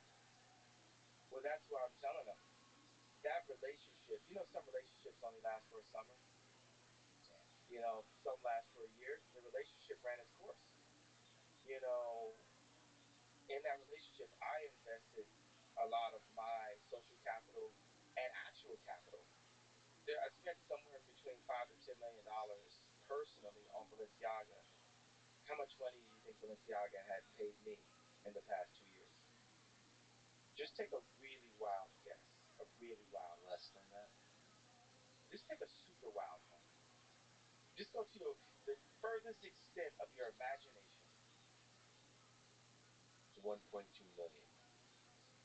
Lower. 500,000. Lower. Zero. Zero. And actually, 2 weeks ago, I paid out of Saint's account $862,000. Not in clothes from me, from Balenciaga, from the store. In royalties to Balenciaga, where the deal had been engineered where I was coming out of my pocket. So last year I paid Demna $3 million to design the collection, right? And we got it out of the Gap marketing fund. And he was going to deliver 160 SKUs or 120 SKUs. 100 SKUs are separate items of clothing, styles of clothing. So he ended up delivering about 60. I feel like we're on the people's court because we actually are, right? We're in the court of public opinion. So he delivered about 60. There were all kinds of people that were working. Part of the reason why I had to get Demna, I didn't want to have to. I wanted to compete with him. I didn't want to have to get him. When I made Stronger, I did it to compete with Timberland and Justin Timberlake because my fiance at that time liked Justin Timberlake just a little bit too much. So I made it to compete. And then we have the song out. It's number one on Apple. It's blowing up. I play it in a club and it sounds muddy. It doesn't sound the way Sexy Back sounded in a club. So I go to Pharrell Williams to do the drums, and it doesn't. It sounds like a different record. I know it can't be a different record because I'm gonna swap it out on radio, right? Then I go to the Swiss Beat. It sounds like a different record. I go to Timberland, the person who did Sexy Back, and he did it in 5 minutes, and then spent the rest of the hour talking about how nobody could have done it except for him, running around the studio. I'm the best. No one could have. That's why you had to go to me. You had to go to the king. Well, he had a point, right? He had a point, right? So what makes us sound muddy with the beat? It was in the drums. It was something that Timberland had in those drums. Now, watch this. I said I'm going DEFCON 3, right? And the actual, I spelled it wrong. I have a tendency to do that. I'm not quite John Legend, tight sweater level, spelling bee level. So I feel a parallel to me going to Timberland to when I said, hey, you as an engineer, I need to work with you as an engineer that is Jewish to look at these contracts and what my people, not just black people, let's say artists, are dealing with in our contracts. These contracts need to be fixed.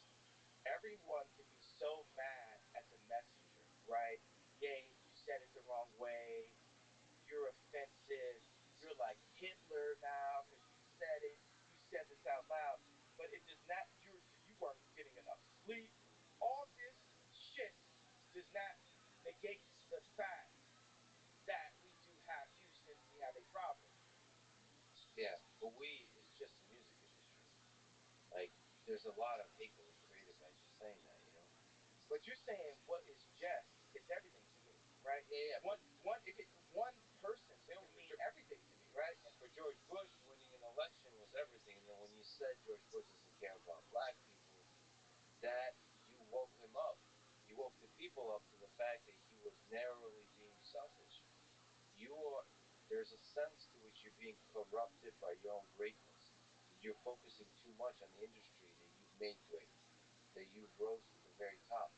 One of the richest artists in history, one of the greatest designers. I am the richest artist in history. Probably the richest artist in history.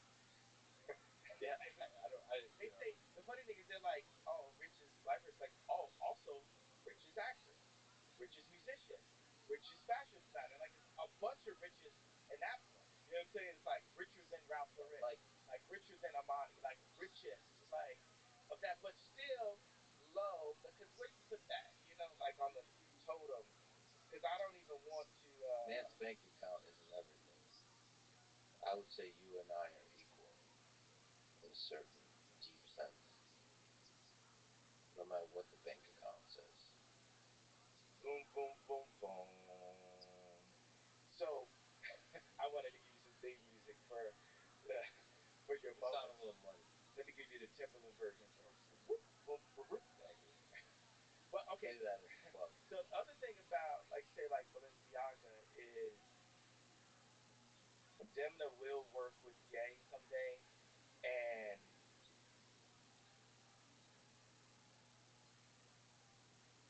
for Cedric and for Francois Pinot, and Salma is a beautiful human being. 5 years from now, you'll hear and know the name Ye and know things that we did, and Balenciaga is not going to make it onto your questions. Would you, as a gambling man, would you bet on that? I would bet on that. I can see it in your eyes. So it was sad. It was actually a sad day for me, not for me, but more for Balenciaga. I just when I heard that, I was just like, oh, shame. Let me ask you a silly question, just about Demna. I read something that you two talked about, like buttons, for a few hours. I'm like gumdrop buttons. It's just an accent. Me and them always do the Shrek. What's your philosophy with which you approach design? You are one of the great fashion designers of our time. How do you think about it? Do you have a philosophy? You know what I like about the zipper is the zipper hoodie replaces the dress shirt because you could get on your douchebag shit and like unzip it and give a little bit of, you know, that type of look. And which is the douchebag? You know, like when the you know the douchebags who go to Vegas and unbutton their dress shirt. Yeah.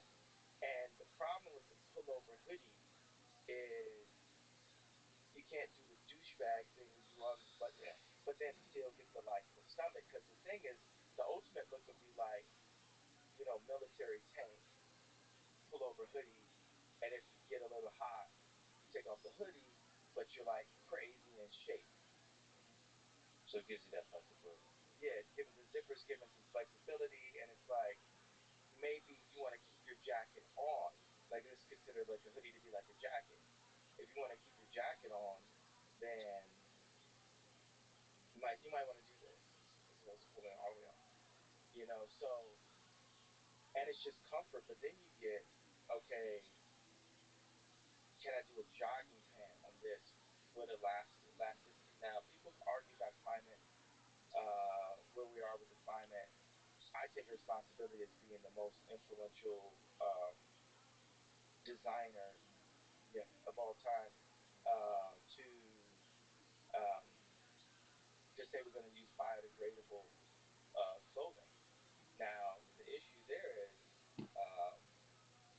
the elastic is not biodegradable, so that means it's actually better to use jeans and a belt than to have an elastic waistband because the elastic waistband is not biodegradable.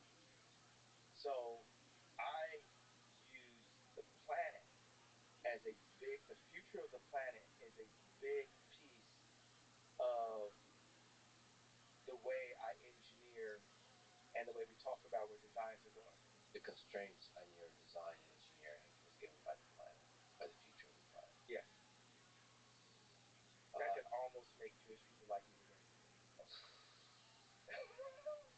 Every time you say Jewish people, I think I've been maybe reading a little too much about World War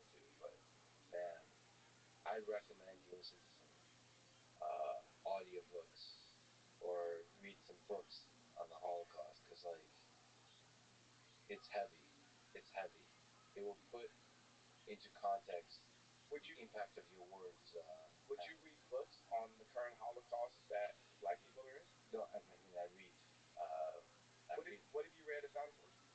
I've read a lot of short form writing and I've listened to a lot of debates because it's really humbling that the question of when does life begin is a really difficult question.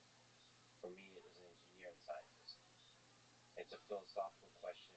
I mean, we could just go on population control, not like if abortion is right or wrong. We could say factually the clinics were made by eugenics for population control and it is controlling the population, as is the never being given a 48 years interview, so you don't have the opportunity. And when the people that do have the opportunity are separated from our people, our tribe, and placed in suburban communities next, as Chris Rock would put it, the dentist, and, whitewashed and made to shut the fuck up and, vote left or whatever, niggers are supposed to do when we make it. As opposed to saying, okay, we're building schools, we're building up choirs, we're building up our own leagues, basketball teams, our own factories. We started the first sportswear factory in America since World War II. Was actually this factory I put in Cody.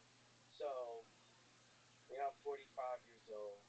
We're on this journey right now. It's the other thing about this. It's like people, just in general, they love me so much. I'm like actually a hard guy to really hate for a long period of time, just because of like my huge cock, and that's what I noticed. I didn't understand why you showed it to me when we first met, but now I understand. Yeah, it's very nice. Congratulations. I know you don't talk about it, but your hat does say 24. Yeah. If you run for president, what kind of ideas would you represent? That we're beings with engineering opportunities. I would represent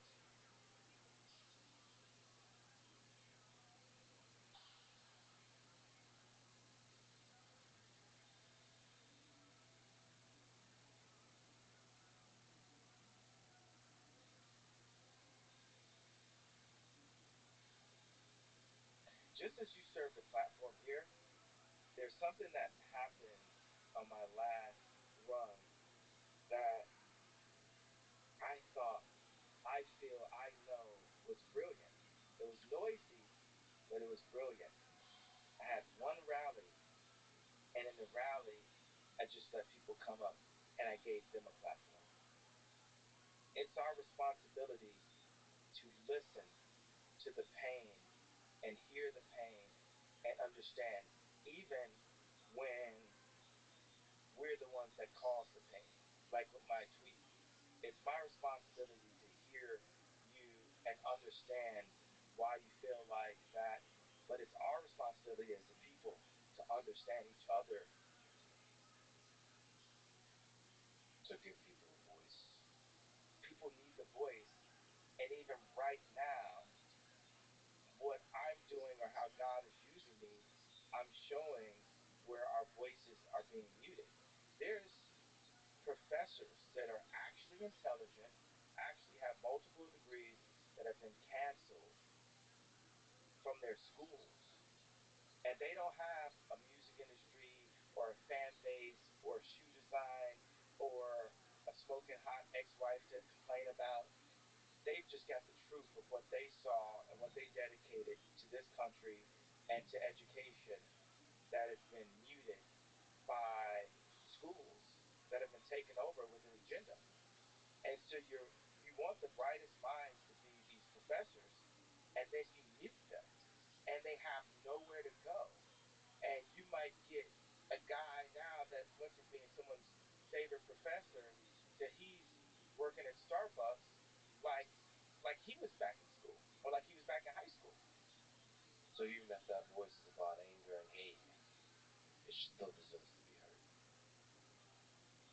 Yeah, it deserves to be heard, and we deserve to ask why. Like we have to ask why. I just feel like that's what I feel like that is simple dimes and Mr. Hugecock. I'm just saying that it just needs to be. You should change that to your name on Twitter while you're still allowed on there. Yeah, do you think that would get censored? I feel like they definitely cut it down some inches. I'm pointing out this. I'm pointing out this truth. Now I'm serious. This is not a Christian thing, right? And I wonder right there when I say these jokes, is it something that because I do feel like laughter is the key, engineering and laughter, right? Is the key to peace. Like when I go get my teeth cleaned and I have the nitrous, there's there's something that I want to go and hug Chris Jenner. I want to go and hug Corey Gamble. I want to go and hug, Howard Stern. No one wants to hug Howard Stern. I mean, but just it wants. No. I would love to see you two hug it out and make up, even though all the shit talking back and forth. What about talking it out, or is he going to be screaming at me? Yeah, judgmental and that kind of stuff. No, I hope there's love there. The thing is, I think Howard's just jealous. Yeah, Not just jealous of my cock. He's also he's jealous that I started my campaign earlier than him. You gotta let go of that jealousy. You gotta let go of that jealousy, Howard. You gotta Howard and everybody else. Jealousy is a natural human thing, man. I wonder, just as a Christian, right? When I joke and say this stuff, it's like, am I being disobedient to God? Because as a boss, right, I'll talk to um, and an employee, and I'll be like, why didn't you just listen? Because I've got the bigger plan, right? So it's like me talking to God. Were there things that I did in this interview that were disobedient to God? And for those things, I pray and I repent for anything that I've said that was disobedient to God. But humor is not one of them. Joking. I feel like humor is the way we avoid so much suffering in the world. It's the way to. It's like a catalyst for love. Like it's a way to. People that have gone through some of the darkest trauma that I've ever met through war. I just came back from Ukraine. They're laughing. They're making jokes. That's the best way to deal with dark times. I don't know what it is about like humans. I feel like humor. That's the best way to socially engineer a good future. I think is humor. Not taking shit too seriously. That's the problem with censorship. One of the things that really suffer is humor, jokes. Maybe going too far in the jokes. You mentioned Anthony Jeselnik. That guy goes hard. That guy goes really hard, and it's great. He crosses all the lines, and that's why he's a genius. And that's what people feels refreshing when he does it. I don't know what it is. But then it's like hurtful when I do it. But I'll tell you something that was interesting. I'm pretty sure Anthony doesn't like. Sorry for the assumption, but just most comedians I know didn't vote for Trump. That's interesting. Not saying there aren't comedians that did, but just the ones I know, because I live in California, right? But they have an appreciation for Trump because of the sense of humor. Yeah. I gotta ask you about Parler and the engineering. I'm interested about that. Doom, doom, doom, doom. Hey man, I'm actually trying to hold it together. You're pretty offensive towards a lot, and I'm not looking to be offensive. I really want to bring people together and get these cells I know, up. but 100%, I see your vision. How do we do As that? somebody who cares, don't say Jewish media and Jewish controlled media. JM. Like, man, you sound like it sounds too much like 1930s Nazi Germany that was leading up to the atrocities. Oh, he would say JM? Yeah, he was branded JM. That's right. No, it's just the implied, like this memeified prejudice towards a group in a way that's going to lead to hate. And I know you don't mean that. I know you have love in your heart. You know what the prejudice towards a group that led to hate? BLM. BLM took a black person, showed his death on camera because, okay, there are examples of us being killed and being killed on camera, but if it was spread on camera, it was done on purpose by the media because 14, 20 kids get killed in Chicago every week and it's not spread that much. They, like you said, singled out a person, directed everything on that person, right, as the martyr, and raised the people that hadn't had any. We didn't have our 40 acres and a mule. We didn't have, like a lot of things, right? Like that black people have not ever been given. So once we're given just a little bit, like your life matters, right? Then we literally like, oh, okay, now we're being heard, right? But actually, the death toll is up. The city where this happened is completely been turned to a war zone. It's actually something like Candace Owens can actually specify this better, but it's like its own city or something. Like they made it not be a part of the actual state or something. It's like DC and stuff. It's like Washington DC now and stuff. Like, and that has to be from a government. That's got higher level agenda written all over it. Yeah, they're using the death as an individual. Yeah, sure, the media are. Not the Jewish media, the media. And that's the media is fucked up. That machine takes whatever tragedy and pushes it towards whatever narrative that gets more clicks and views and so on. Sure, and then politicians do the same. They use the media to influence the media to tell a story. And this is a simple thing I put. I believe that the idea of anti-Semitism and the closeness of the Holocaust is used by certain individuals in media to not take accountability for the bad things that are happening. And what's happening is there's a new frontier, right? Meaning, like, it used to be okay for somebody to be a billionaire. We thought about a billionaire, right? A lot of times you think of them actually kind of being out of shape, and 20 years ago, 30 years ago, like Onassis or something. Like, you thought about it this way. Now you think about a billionaire, you think about Elon, you think Kim, you think Ye, you think it's a new kind of billionaire.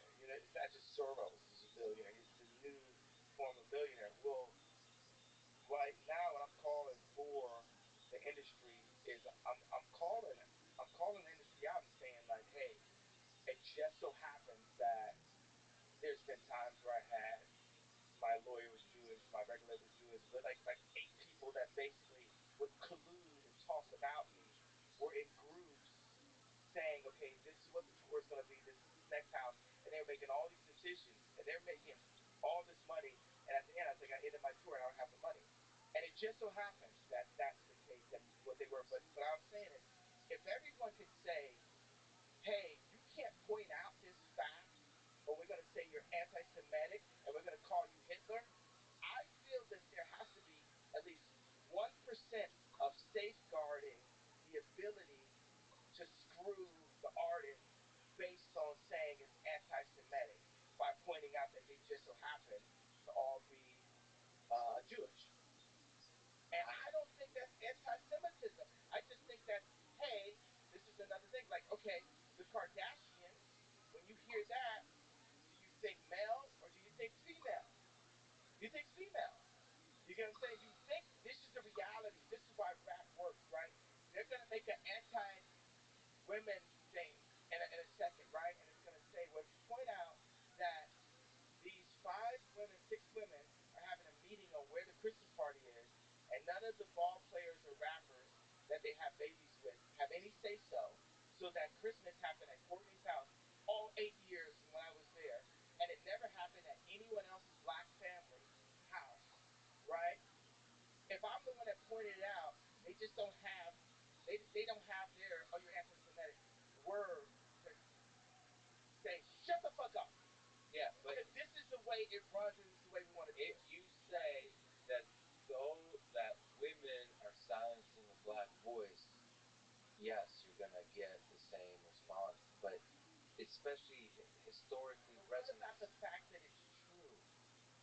When you talk in groups, that breeds hate. When you talk about individuals, it solves problems. And this, You're in engineering. okay, but this is something I pointed out on Pierce. I said, if a black person gets pulled over with a car and it's three other people in the car, they're also going to jail. They're not going to single them out. They're going to say, you guys are all in collusion. I just described collusion 5 times in this interview. And you keep on going back to this is like 1930, this is like this is like that. What I'm saying is, look, I want to work with you as an engineer to free my people. Can we start as a being with engineer opportunities right here? I am sorry to the people who had to be hurt and affected by that. Now we are here, and I'm looking to solve it. But what happens is every time if I talk to any of these business people one by one, because mind you, I didn't get to the tweet by not having a conversation. I had the conversations beforehand before I got to the tweet. Now we gonna take it to the stage. Now we're on the world stage, right?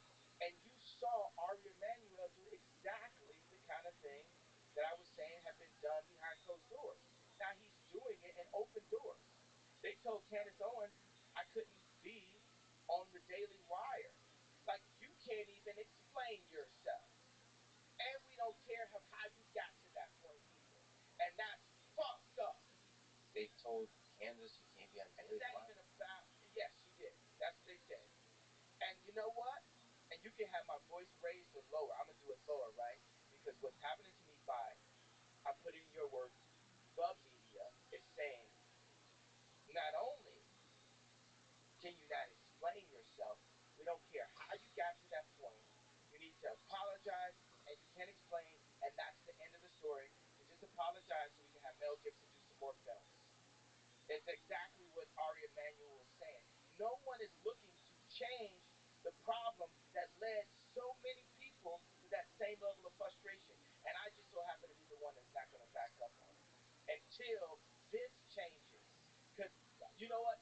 I'm sorry I had a sleepy text. I'm sorry I wrote. I'm sorry for I'm sorry that I put that I was 5'12" or 5'11" on Tinder. Okay, my cock is not 14 inches. I lied. Okay, it's only 13. So I'm sorry, right? So the Why are you dropping so many facts today? so what I'm saying is, but where do we get to this? Because even you, as engineering, as intelligent as you are, you, just like everyone else that I'm saying was colluding, won't let us get to the point of fixing it. Yeah, but I'm not. I think you're more powerful than the media. I'm not saying you need to apologize because of the media. I'm saying everything we've been talking about just because I care for you and I want you to be the best possible man you can be. To me, a definition of a great man, I'm with Martin Luther King on this. You don't talk about Jews or black people. You talk about engineering. You talk about humanity. You solve problems. You identify the problems in the world, and you don't come from a place of resentment. This group did this. Fuck all that. That is in the past. You just build solutions. I'm going to create a new record label. I'm going to create a new design firm. I'm going to create a new social network. I'm going to do it better. I'm going to do it right. I'm going to do it right by the people that I know don't have a voice. I'm going to give them a voice. We'll talk about that. Is it okay to call out collusion? Do people collude in your business under you? Like the engineers, they come together and like they collude against the bosses, right? You know why Bernard Arnault offered the deal and took it away from me? Collusion.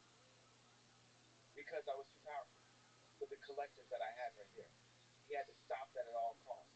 They said for whatever reason, this kid, gay, it has the ability to have all of the Kardashians, Jay-Z and Beyonce, Justin Bieber, Demna, Virgil, all these people in the same room working towards the same goal. I've been that person since preschool. That's called a leader, right? And right now, what I'm saying is, hey, for the people in business, whatever their background is, whether they turn their cell phones off on Friday or not, there's been some bad business done. There's some bad business practices, and we have to change that because this game is like boxing. More people end up retarded than rich.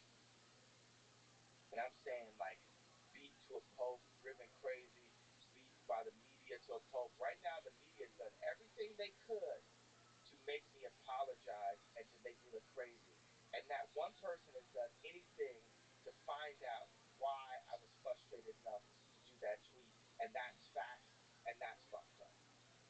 Well, I was hoping to. I am finding out. We found out. I mean, but like, I want solutions. Like, see, there's something about human nature where if you focus too much on resentment, we're not focusing on it anymore. Fuck the resentment. Right. We're moving forward. Right. So there's two things I think that are required for. I mean, this is how I've lived my life. For great engineering, you surround yourself in your personal life by people you trust, and then in your professional life, from the engineering perspective, with a team, with an incredible team. And everything else doesn't matter. That allows you not to focus on other groups, how they're fucking you over, how they're like trying to manipulate or collude and all that kind of stuff. You focus on solutions and you find a way around all the difficult shit. That's it. If you have people in your life you trust, that's like lifelong. You said like some people you're with for the summer, for a year. Find people you can be with for your whole life. Do you have people in your life that you really trust? Like really trust? No, I trust God. At any point, a human being can, like, I could, like, if I, like, go and, like, really, treat this guy like a piece of shit or do this, da, da, da, am I supposed to, trust them to be loyal and stay in the situation? No, I trust people to be people, and people are flawed. And people can have the right intentions. It only makes sense for us to work together when our agendas align.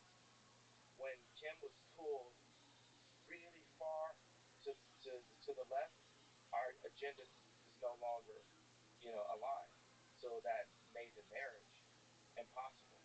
It aligned where it's like, oh, I can wear a red hat. That can help her to get Alice Johnson out of jail because Trump's willing to do that for my wife because I was the only person in my position that stood up and said, wait a second, I like you. Because.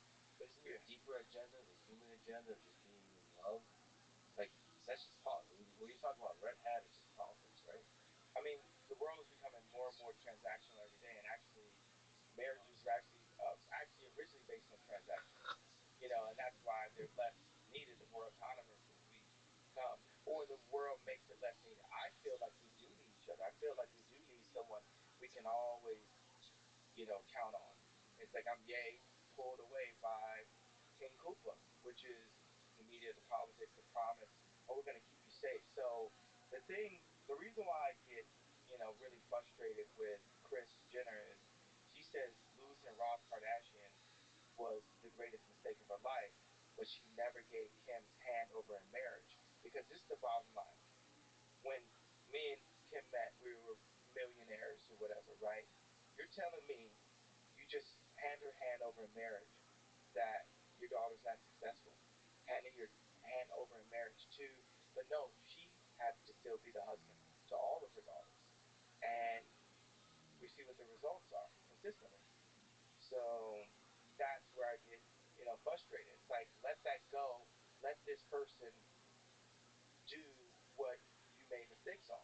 Don't make this person relive those same mistakes and then put that agenda into my daughters too.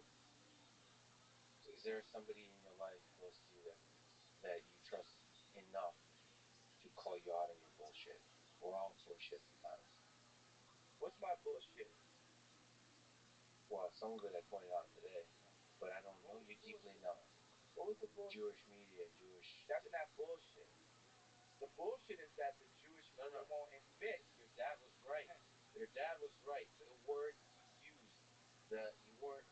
And I said it. You're not gonna make me say it 800 more times. I don't know if it resonated because you keep saying like the words. Did it resonate to y'all that y'all ain't do nothing about it, and that all y'all want to do is have somebody apologize and sweep under the rug your bullshit that you've been doing the whole time? You on the same bullshit as the other people. So you're doing the same thing that the same media, because I'm not allowed to say, has done. So until somebody Which is says what? something, Which is what, man? is Which is what? is I'm trying to call you out in your bullshit because I hope I'm somebody you can trust. I don't fucking trust you. Well, you should find people in your life you can trust. Don't tell me what I should do. I'm not one of your BLM marchers. Listen, I'm with you on BLM. A lot of organizations use tragedy, and I watched the Candace Owens documentary. What was your take on it? I think it's important to question the mainstream narratives, but I don't agree with it. I still believe that George Floyd died from the knee of the cop, not from fentanyl. And even if that was the case, there's still 50% of black deaths is actually abortion. So let's get into engineering. Let's just go.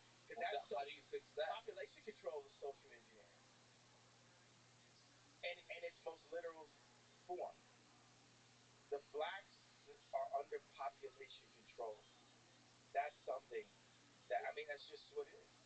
African Americans are not choosing to get the abortion. I mean, it's a choice. It's an individual choice. But we're being influenced to.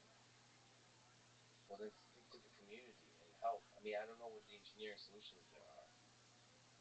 It could be you're doing that in part by speaking to the value and the power of family.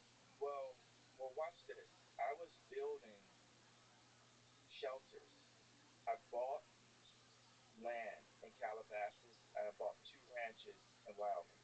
300 acres in Calabasas, 12,000 acres in total in Wyoming. And I started building ideas for shelters, and God set it on my heart to make monasteries, which would be modern day facilities that don't turn people down, that have farms, that have shelter, clothing, but first of all, water, first of all, knowledge, because knowledge is the most important resource to our species above water. Knowledge it, itself, because then you can go get water. I mean, you can argue and agree with baby had stuff, but the baby doesn't have it. So someone with the knowledge then feeds the baby the water. But it's important that those with the knowledge teach the baby how to find the water themselves. And the business people that I've been dealing with have been keeping the baby sick by not sharing the information and the knowledge with inside of those contracts. My people are sick. If I load up Apple Music right now and I play the top songs in the rap chart, I will tell you my people are sick. If I go to the restaurants in opportunity zones and we look at the calorie rating and the cholesterol, I will tell you that my people are sick.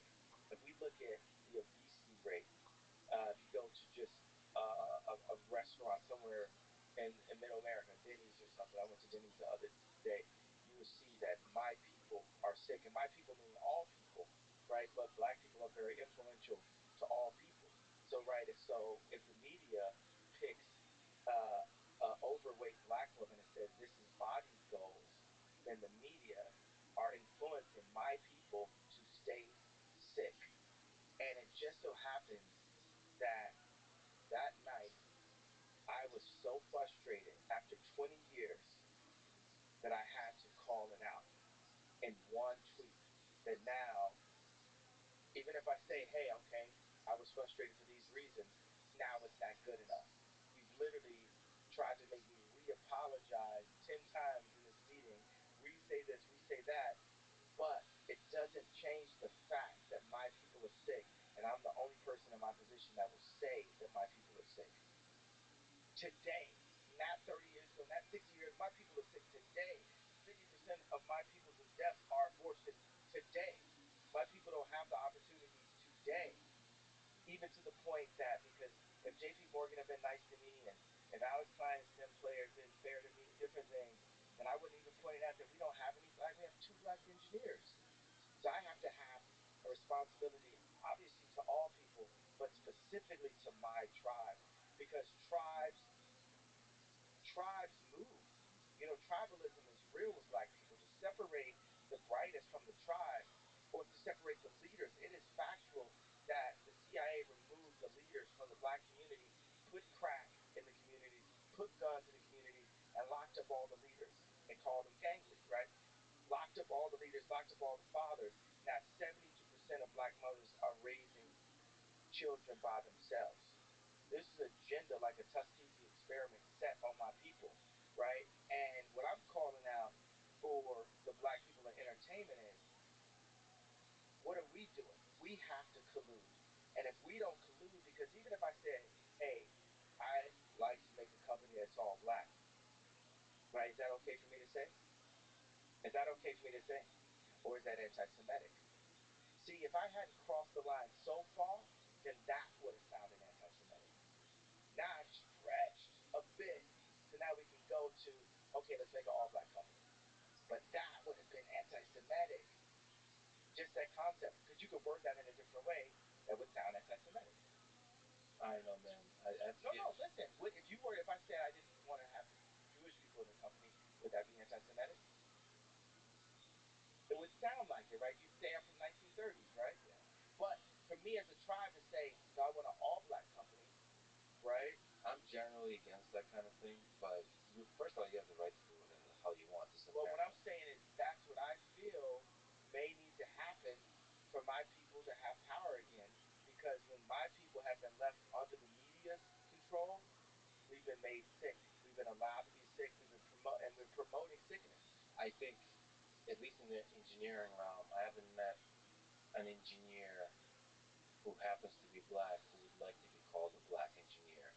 And when you have a company of all black people that are engineers, I don't know creative arts, I apologize. In engineering, to really try to look at each other as humans and look at the problem, and you want to know, you want to have the confidence that everybody on the team is the best possible person for the job. What I can say is the world is sick, and I have slight images of utopia, slight images of happiness, slight images as a visionary and a creator. And I know for fact the way that business deals have been done for me are keeping the world sick. Fix them. I see that's what you're trying to do. And you probably, listen, people should not doubt. Yeah. But I gotta tell you, I have to be honest.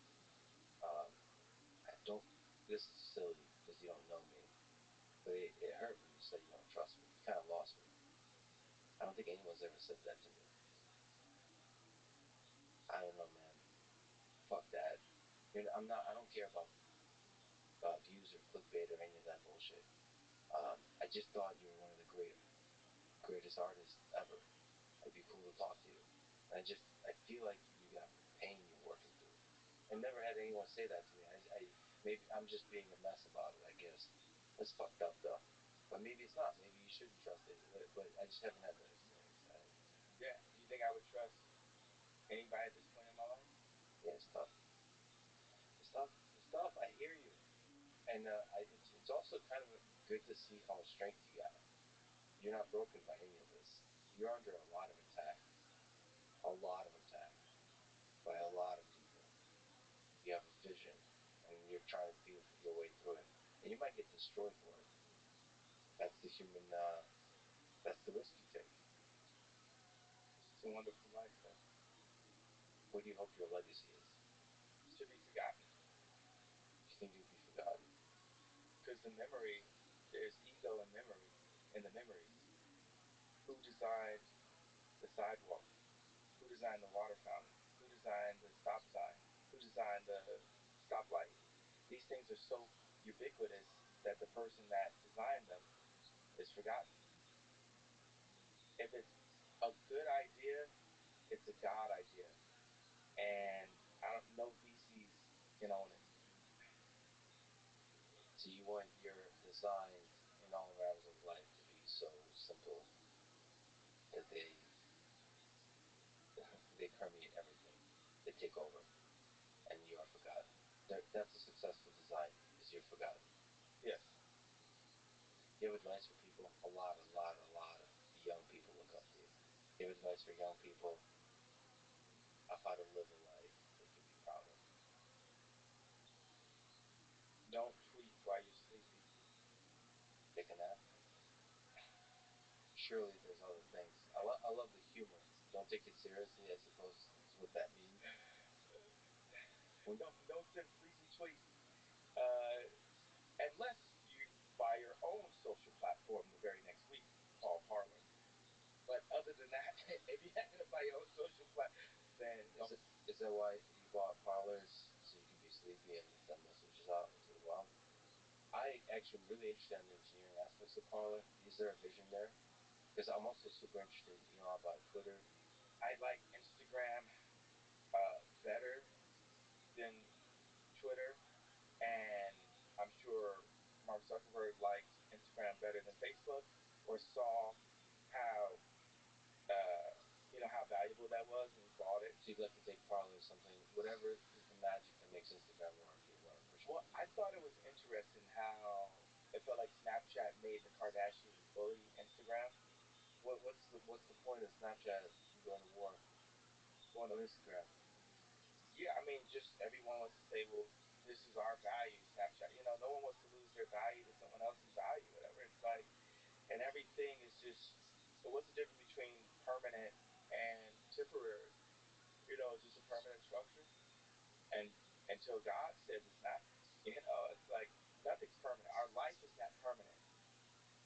So how do we just let go of those things? Even like going from the name Kanye West to Ye was the beginning of just letting go of some things, of these titles. Like we need to remove the titles. Like, hey, if I have to leave Adidas and I have to go Next Computers, that may take me out of the billionaire standing altogether. And I got to get low for however long God says I have to get low and refocus. I've been reshaping, refocusing my staff. I had some people that were good, and I had some people that weren't, and I had too many people, and I've got a vision inside of me, and I'm like, this is how I make this vision. I have to bring this vision to life. I have to bring these houses to life. I was talking to one of our architects on, we're actually getting close on it. I've like built it a few times. I had like the domes you probably saw, and I said, how we transformed Kim's house, and we're getting there. Like, so you want to get into architecture? Like you really want this to become physical reality? Yes, and I've got close. Rome wasn't built in a day. Yeah, but Rome had to start somewhere. Yeah.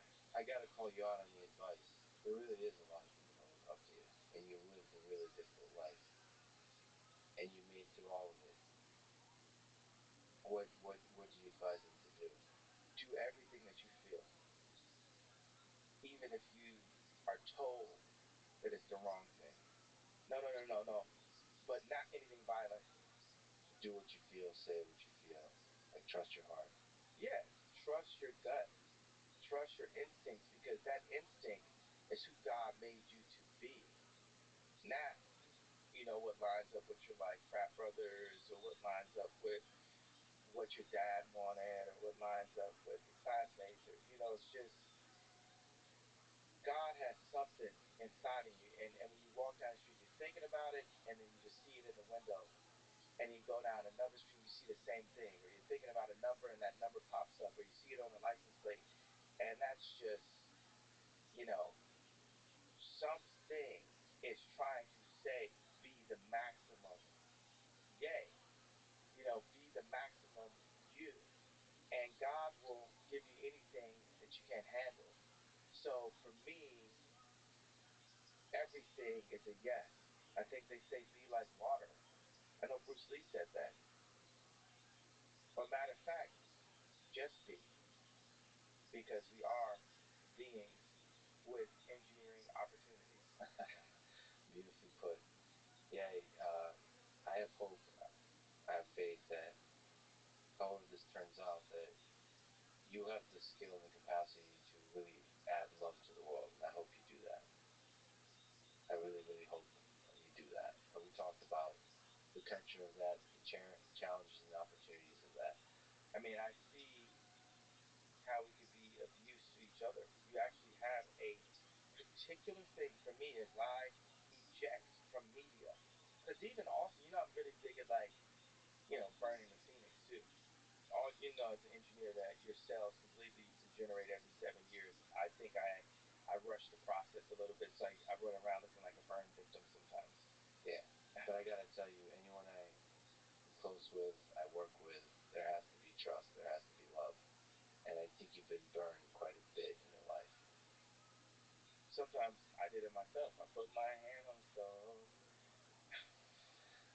So how do we get to engineering? There's a deal to be done here.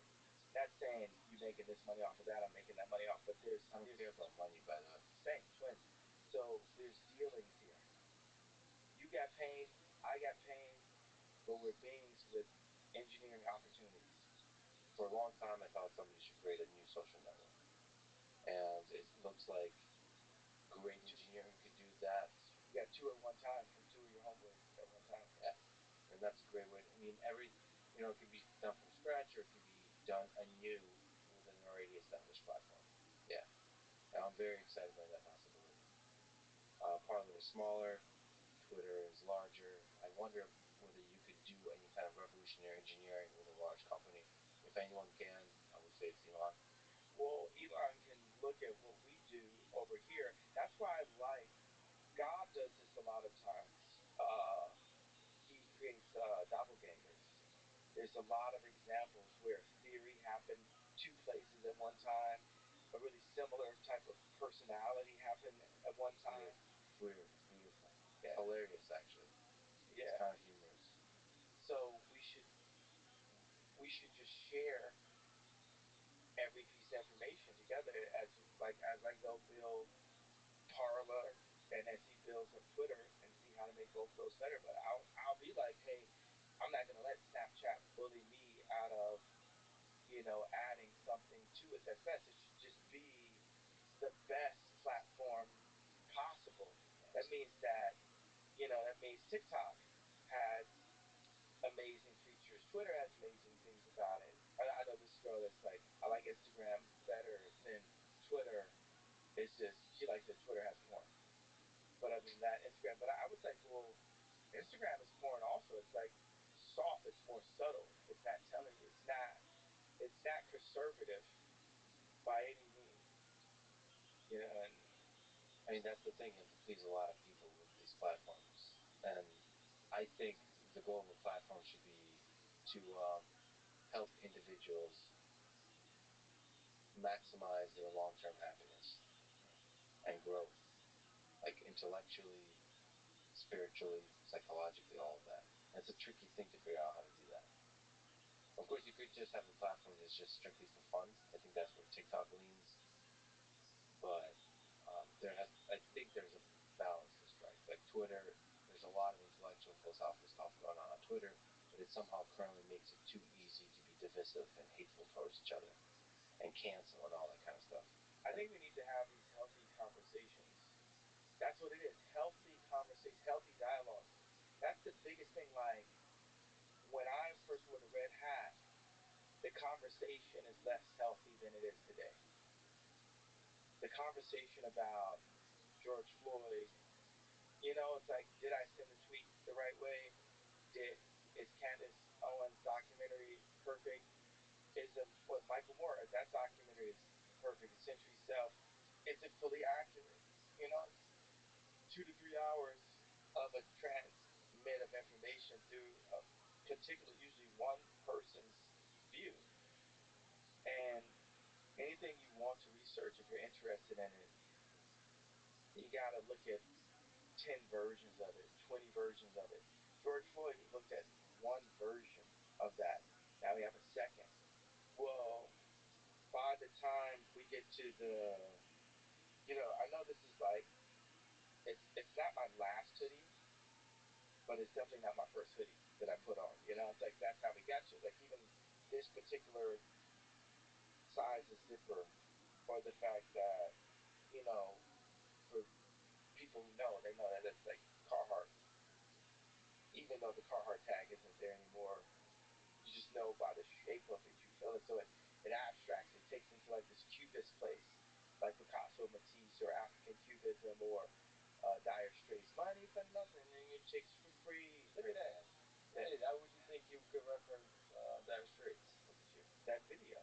Yeah, I know. It's a great video. That video. It's like your encyclopedic knowledge of music is great. I think that porn is not just sexual. That term actually relates to torture. Like I'm saying, like watching people beat each other up on World Star or something. It's like that's called torture porn. There's also food porn. How do you explain that? What's food porn? Food porn is like looking at really delicious cakes and cookies and steak and so on, and you're like, holy shit. Exactly. Architecture. Like there's people who love architecture. When they see architecture, I know I got friends that be like, oh, that's porn. Yeah. Architecture. Yeah. Yeah. It's like that's like love, like dopamine fueled love for a thing. Yeah, that's beautiful. I think it's beautiful. Well, I think as long as nobody's getting hurt. The intoxication that people have. The worst part is like when one person's in love and the other person's in like. That's us right now. Well, who's in like? No, because you said you love Bill Maher and you like me. Not and I love you, so that was no. I actually love you both. And the funny thing is, like, as a visionary, visionaries are more extreme than business people, because a visionary would do bad business for their vision. A business person will never do bad business. Well put. Yeah, really well put. So when you say I don't care about money, it's like, yeah, I feel you. Like I feel that I care in a way that I need that. But I care about the vision that I have to a Steve Jobs level, to the point of putting that above my regular human existence, meaning having to go and take all the arrows, that I become a soldier of the vision. Because someone could say, a wife could say to, like, say, like in the 60s, their husband's about to go to war. The wife may not want their husband to go to war because of their children, but he's going to war because of their children. Definitely. Do you regret any aspect of just giving everything to your vision? I mean, you've spoken about that, saying like I got fucked over in the business side. I promise that I had to stop envying cool people at their current cool time. If anything, if someone's cool and I say their name a lot, I'm going to flash the light on them so much that it ages their coolness. It's actually a war technique. Showered in confidence. Because that's the truth. That to be able to stay at 45 years old and still be the bad kid in class, at 45, I'm still in the principal's office? Because if you look at, like, say, fashion, right? If you think of something fashionable, it's probably going to look like the kid in the principal's office. That's going to be the fashion. And that's part of the reason why I'm the most influential person at fashion. In fashion, because I refuse to leave the principal's office. If the substitute teacher comes in, I'm going to say, you got a big butt. Yeah. I'm going to get, and they're going to, right back to the principal's office. And people are going to be like, yo. And that's what you keep on saying, like, who can we talk to? Because no one can talk to me. No one, I'm out of control, bro. It's it's just God, then me, and then fuck everybody. You know what I mean? That's really how I live my life. And I just want to say this one thing about the children thing. I wanted to, you know, put that point together, put that idea together. I don't like the word point. I'm really big on like words being powerful. Says the person with the sleepy tweet. Yeah. So I'm full of contradictions. yeah, I'm a human being, right? It's like some days I'm like I could go 30 days to be celibate. You know, like really like I'm a monk. I'm being like faithful to God, and then I'll go like working out, no carbs, like my weight will fluctuate. And I'll have times where I'm like, I don't feel like being told what to do, so I don't want to work out with a trainer, and I just want to drink this Hennessy. But I want to say this thing that I will text to Kemp sometimes. I'll say, you know, you may not understand what I'm doing right now, but you will. And that's what I would say to everyone. You may not understand what I'm doing. And this gives a little bit, maybe we're like 20% there. But there's still going to be people, we leave this interview, and they were like, I still don't like the way you apologize. I still don't want to say what my involvement would have been to make him lead him to that point. And we just want things to be how they are. There's people in the world who want the world to stay as it is, and there's people who want to change the world. And that's happened throughout time. They say that with Da Vinci, halfway into a conversation, he could not suffer fools so much that he would walk away halfway into the conversation. And I said, well, that's why it's the Da Vinci Code and not the Da Vinci world. And every time I go and piss off a group of people or do these things, on some end, it's like I could be turning my thing from a potential world vision to a code, or I could be opening up conversations with new friends that I may trust someday. Yeah, that's beautiful. That's beautiful. that because the change you will have on the world that you don't know for sure, it'll happen across years, even decades. So you have to think in the future. Like you're working in the future. Your actions are working in the future. And a lot of people will judge this conversation and others you've done so on in the present, and that doesn't matter. You know why I apologize when I say I'm sorry to the Jewish people that I hurt? It's not about, like I said, I'm not going to hold this apology hostage, right?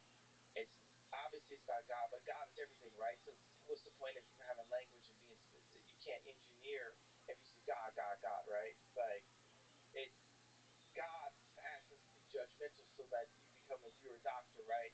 It's your judgment that saves grandma, right? And God puts that in this. Like we have God inside us. We're a piece of God also, right? So I'm going to go specific to a person. That story about Da Vinci alone is enough of a reason for me to give a sincere apology to the Jewish people, because I do believe that there's a Da Vinci code inside of all of my misspellings and scribbles right here that God wants me to get to the world. And when I'm in my way, if God has set something on me, when I'm in my way, I'm in God's way. Now, I can point at other people and say, hey, you guys are in God's way because you're not listening to me. But if I'm in my way, I'm not listening to God. And for me to be a philosopher and a leader, whatever other language, I have to listen to God. So before God, what I would do is start off as a samurai and say, I'm sorry for hurting you as a Jewish person. I'm sorry for the way that made you feel. And I'm sorry for the entire population of a race that I feel is actually my brothers, because I classify and feel that I'm also connected with Christ in that way, that my people came from Africa in that way. And I can't say it's this exact teaching or that exact teaching, but I feel that there's an important, the sons of Abraham, however we want to word it, right? For us to come together and bring our different talents together to serve God collectively. And he, as much of an alien as I am, he did not call for me to alienate. And that's what the problem has been, especially in politics and in America. He placed America as the TV, as the radio to the world. We invented rock and roll, right? We are the influencers of the rest of the planet. We're the youngest startup in history, right? We're the youngest country. We're the youngest superpower. right? So for me in my position, the fact that I can talk to Trump one day and be at a game with Kim Kardashian the next day and then be at Paris Fashion Week, they don't want me to be involved with language of divisive language, proving that I can be just as racist as a racist white person. Oh, I can be a racist black person also. That's not what God has called me to do. So how do I simplify and say, hey, to you as a visionary, as an engineer, as a person that's giving me a platform, that as my brother, I want to apologize to you for how that made you feel, and to the rest of the people that carry specifically that pain, not the pain that I talk about. That doesn't seem to be as much of a pain for people when I talk about the abortion clinics and stuff. It's like that's an argued pain even in my own community. Like not everyone thinks that's a pain. But for the Jewish community, it's collectively this was a pain. And I've gone so far just psychologically on this journey since that statement had happened, where I didn't want to like give up the candy in my pocket. I didn't want to say, "Hey, I stuck my hand in the candy jar." I wanted to defend my freedom of speech. I wanted this, but even with freedom of speech, pain is pain. Causing people to hurt is not helping. Causing people to hurt is not helping. So that means I have to take a more sophisticated approach to engineering this problem. This problem is an opportunity. And yes, that what could some people may deem as a mistake. Would it be more genuine if I called it a mistake? I think I would be hypocritical by calling a mistake with the ending of that the idea I'm going to say out loud. So I'm not. I don't try to be a hypocrite on purpose. Uh, but I will call it a mistake to add a genuine, to be genuine about the feelings. With that mistake, with me as a human being, not to justify, but I have to state that God makes no mistakes, because if I hadn't made that mistake, I wouldn't be in front of you today. And that's not to justify this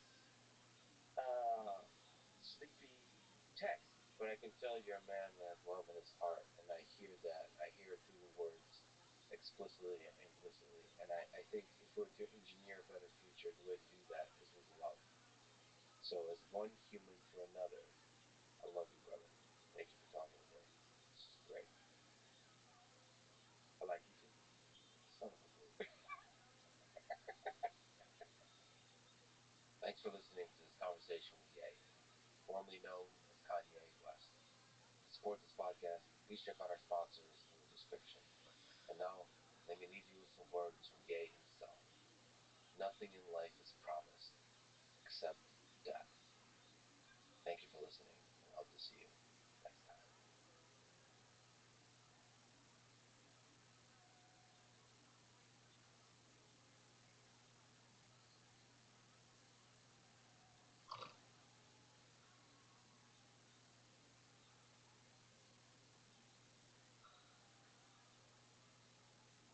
Donald Trump was probably the biggest person ever to be removed from social media.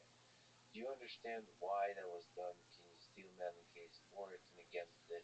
Everybody who's watching this around the world basically saw, let's say, U.S. establishment or Democrat aligned folks just decapitate, the head of state from digitally, right? Like, just boom, gone. Okay, and they're like, well, if they can do that in public to the U.S. president, who's ostensibly the most powerful man in the world, what does the Mexican president stand against that?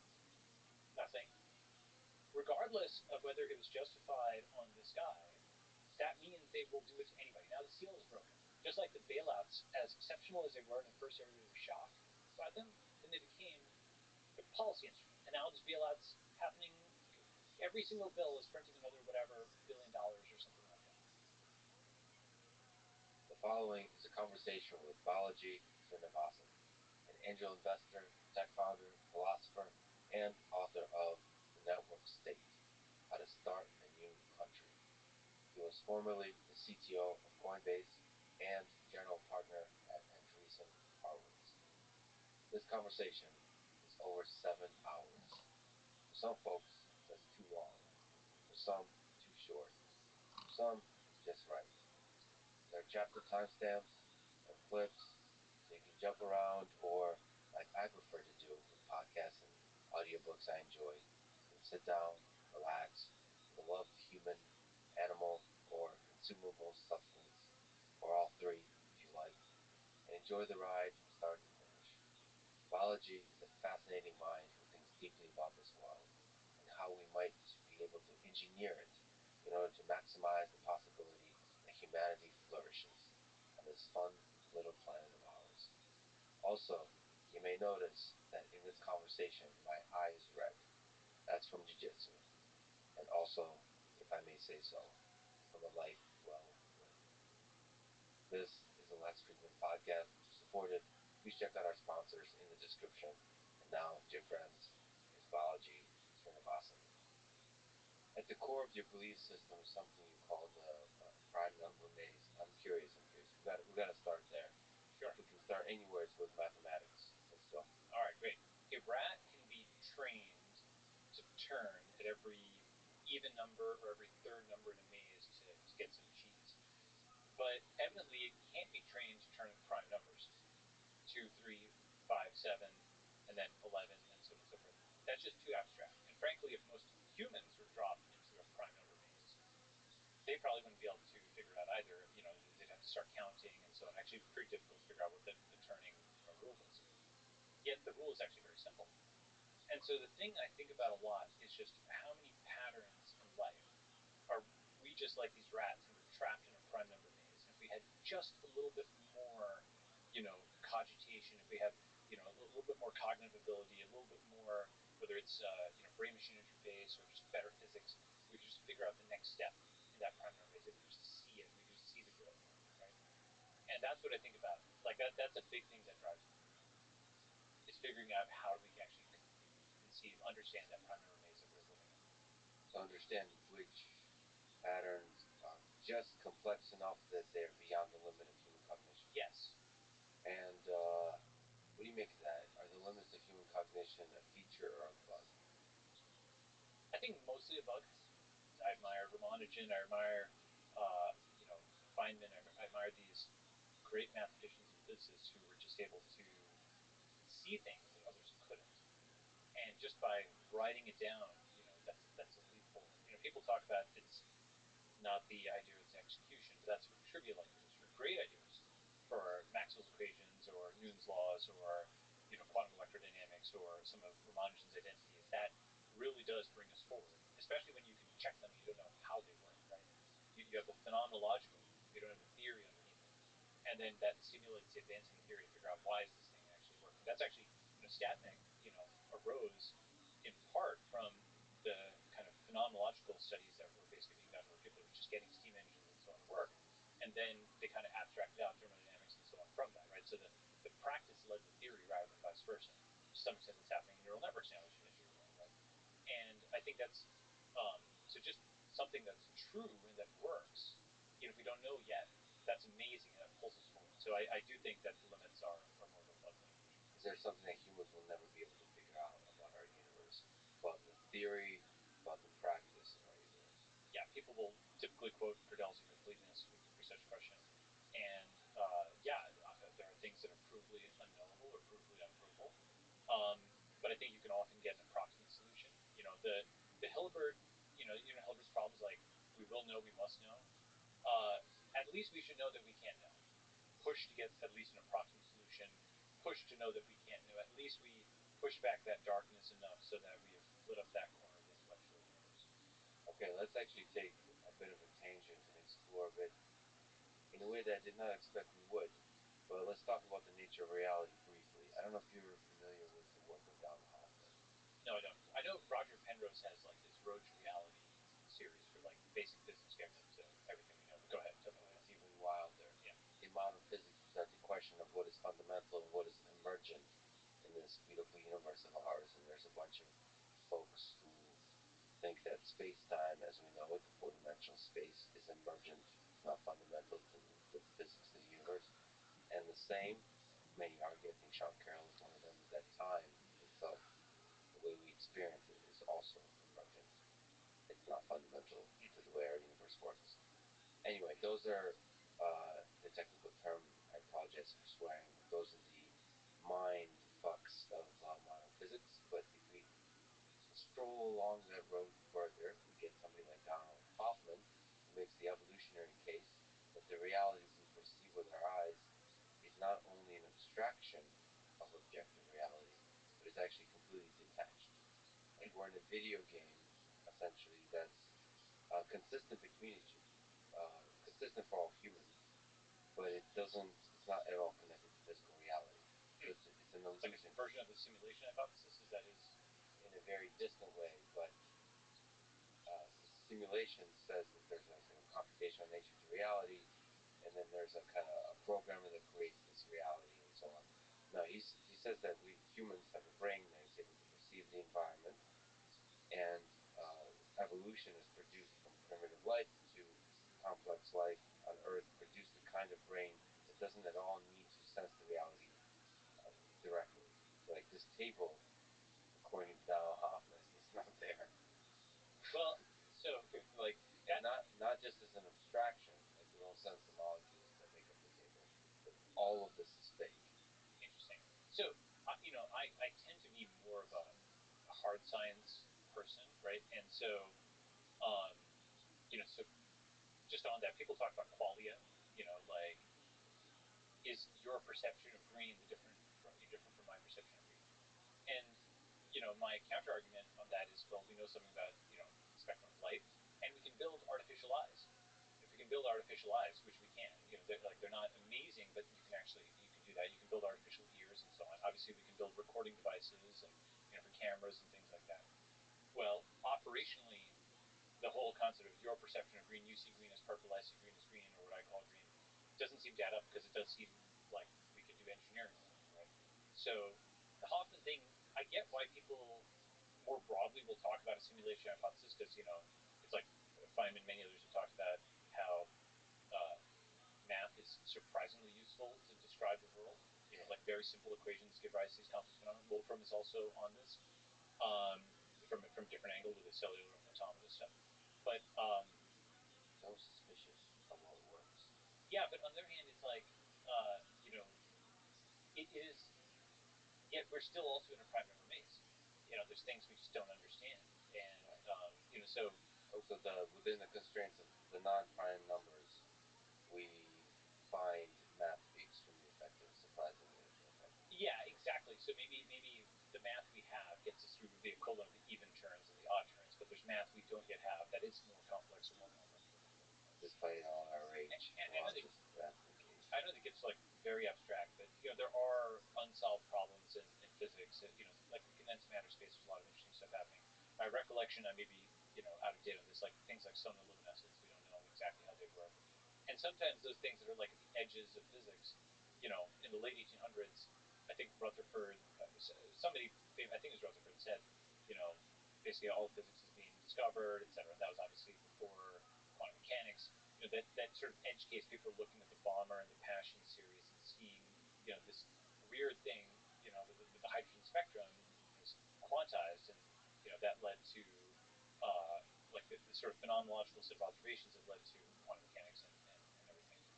And sometimes I think the UAP stuff might be like that, right? People immediately go to aliens for UAP, like the unidentified aerial phenomena, right? People have been there's a surprising amount of stuff out there on this. The UK has declassified a bunch of material. Harry Reid, who's the senator, has talked about this. It's not an obviously political thing, which is good. It's something that is there something happening there, right?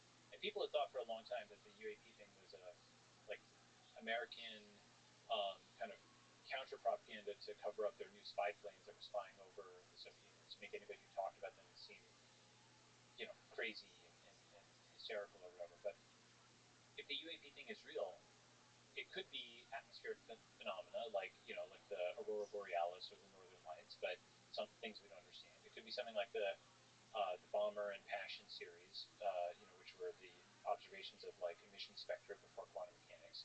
So that's like another option, as opposed to doesn't exist or little green men.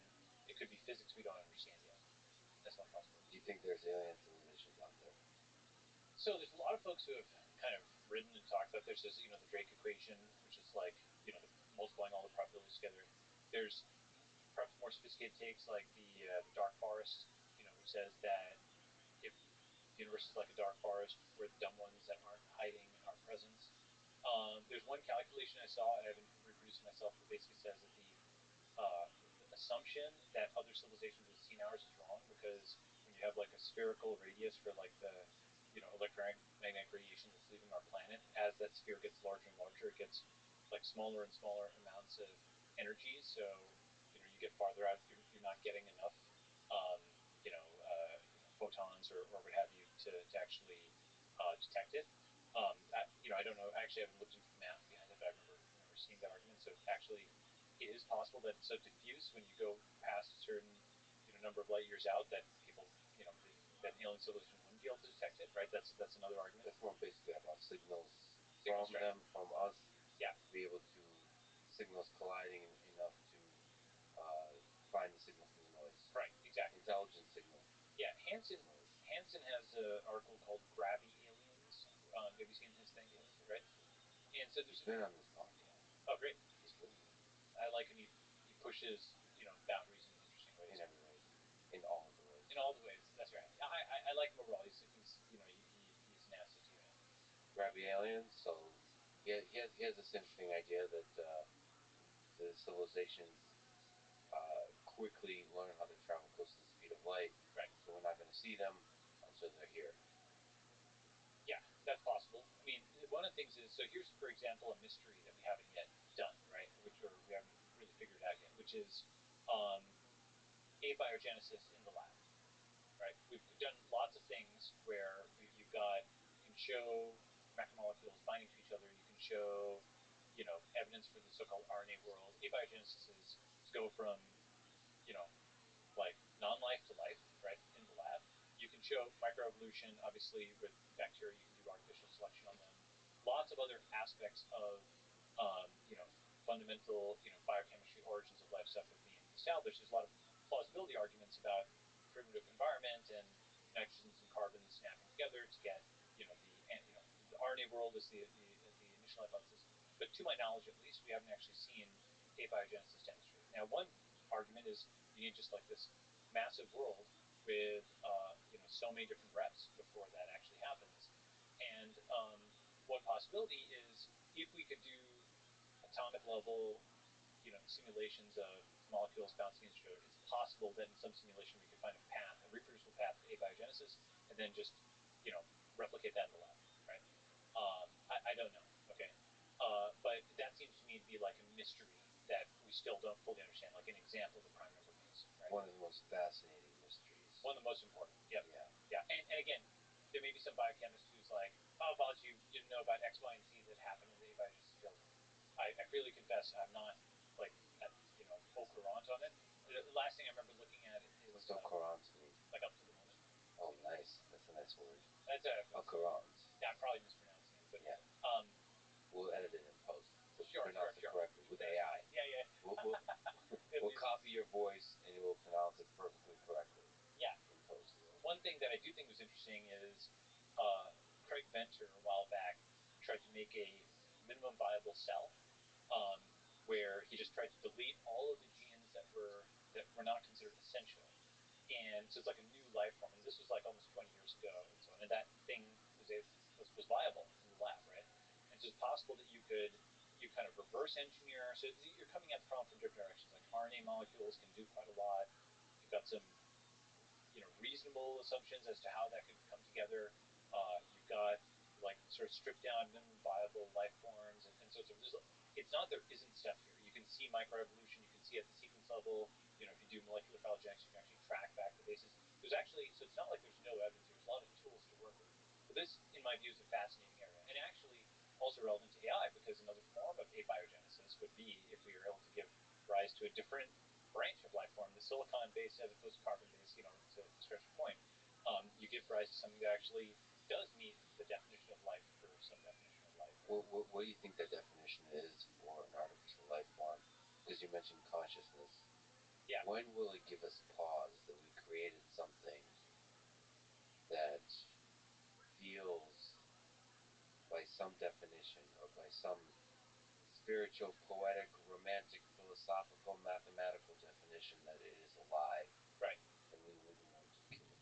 So, a couple of remarks on that. One is Francis Crick of Watson and Crick. Before he died, I think his last paper was published on something called the claustrum. Okay, and the thing is that sometimes in biology or in any domain, people are sort of discouraged from going after the big questions, right? But he proposed the claustrum is actually the organ that is the seat of consciousness. It's like this sheath that like covers the brain.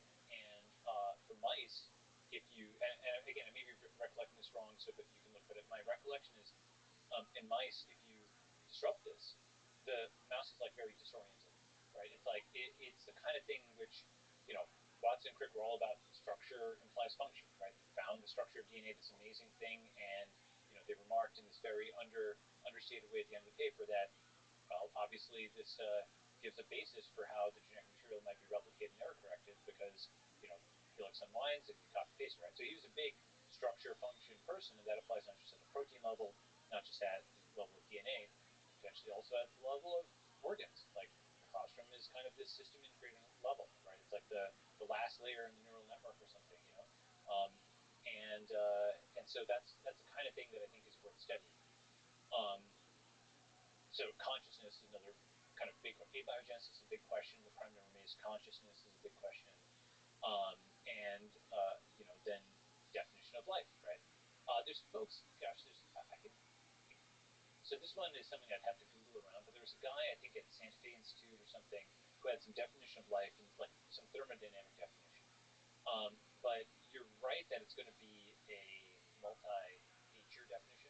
We might have a Turing test-like definition, frankly, which is just if enough humans agree it's alive, right? And that might, frankly, be the operational definition. Because viruses are like this boundary case. Are they alive or not? Most people don't think they're alive, but they're more alive than a rock, in a sense. Well, I think in a world that we'll talk about today quite a bit, which is the digital world, I think the most fascinating, philosophically and technically, definition of life is life in the digital world. Mm-hmm. So chatbots, essentially creatures, whether they're replicas of humans or totally independent creations, perhaps in an automatic way. I think there's going to be chatbots that we would ethically be troubled by if we wanted to kill them. They would have the capacity to suffer. They would be very unhappy with you trying to turn them off. And then there'll be large groups of activists that will protest, and they'll go to the Supreme Court, or whatever the Supreme Court looks like in 10, 20, 30, 40 years, and they will demand that these chatbots will have the same rights as us humans. What do you think about that? I saw that Google engineer who was basically saying this had already happened, and I was surprised by it because when I looked at the chat logs of it, it didn't seem particularly interesting. On the other hand, I can definitely see. I mean, GPT-3 for people who haven't paid attention shows that serious step-ups are possible, and obviously you talk about AI in your podcast a ton. Is it possible that GPT-9 or something is kind of like that, or GPT-15 or GPT-4 maybe? But yeah, for people just listening, there's a deep skepticism in your face. Yeah, the reason being because it's possible. It's possible that you have like a partition of society on literally this basis. That's one model where there's some people, just like there's vegetarians and non-vegetarians, right? There may be machines have life and machines are machines, or something like that, right? You could definitely imagine some kind of partition like that in the future where your fundamental political social system, that's a foundational assumption. And, is AI, does it deserve the same rights as like a human? Or, for example, a corporation is an intermediate. Do you see a thing which is how human are different corporations? Have you seen that infographic? It's actually funny. Yeah, so it's like spectrum. there's a spectrum. So, for example, Disney is considered about as human as like a dog, but like eggs on. I may be remembering this wrong, but they had like a level with like human at one end and like rock at the other. Does it have to do with corporate structure? I think it's about people's empathy for that corporation, their brand identity. But it's interesting to see that, first of all, people sort of do think of corporations as being more or less, like the branding is really what they're responding to. Well, that's what, I mean, they're also responding. I have a brand of human that I'm trying to sell, and it seems to be effective for the most part. Sure. Although it has become like a running joke that I might be a robot. Right. Which means the brand is cracking. It's seeping through. But I mean, in that sense, I think I don't see a reason why chatbots can't manufacture the brand of being human, of being sentient. I mean, that is the Turing test, but it's like the multiplayer Turing test. Now that actually a fair number of chatbots have passed the Turing test, I'd say there's at least two steps up, right?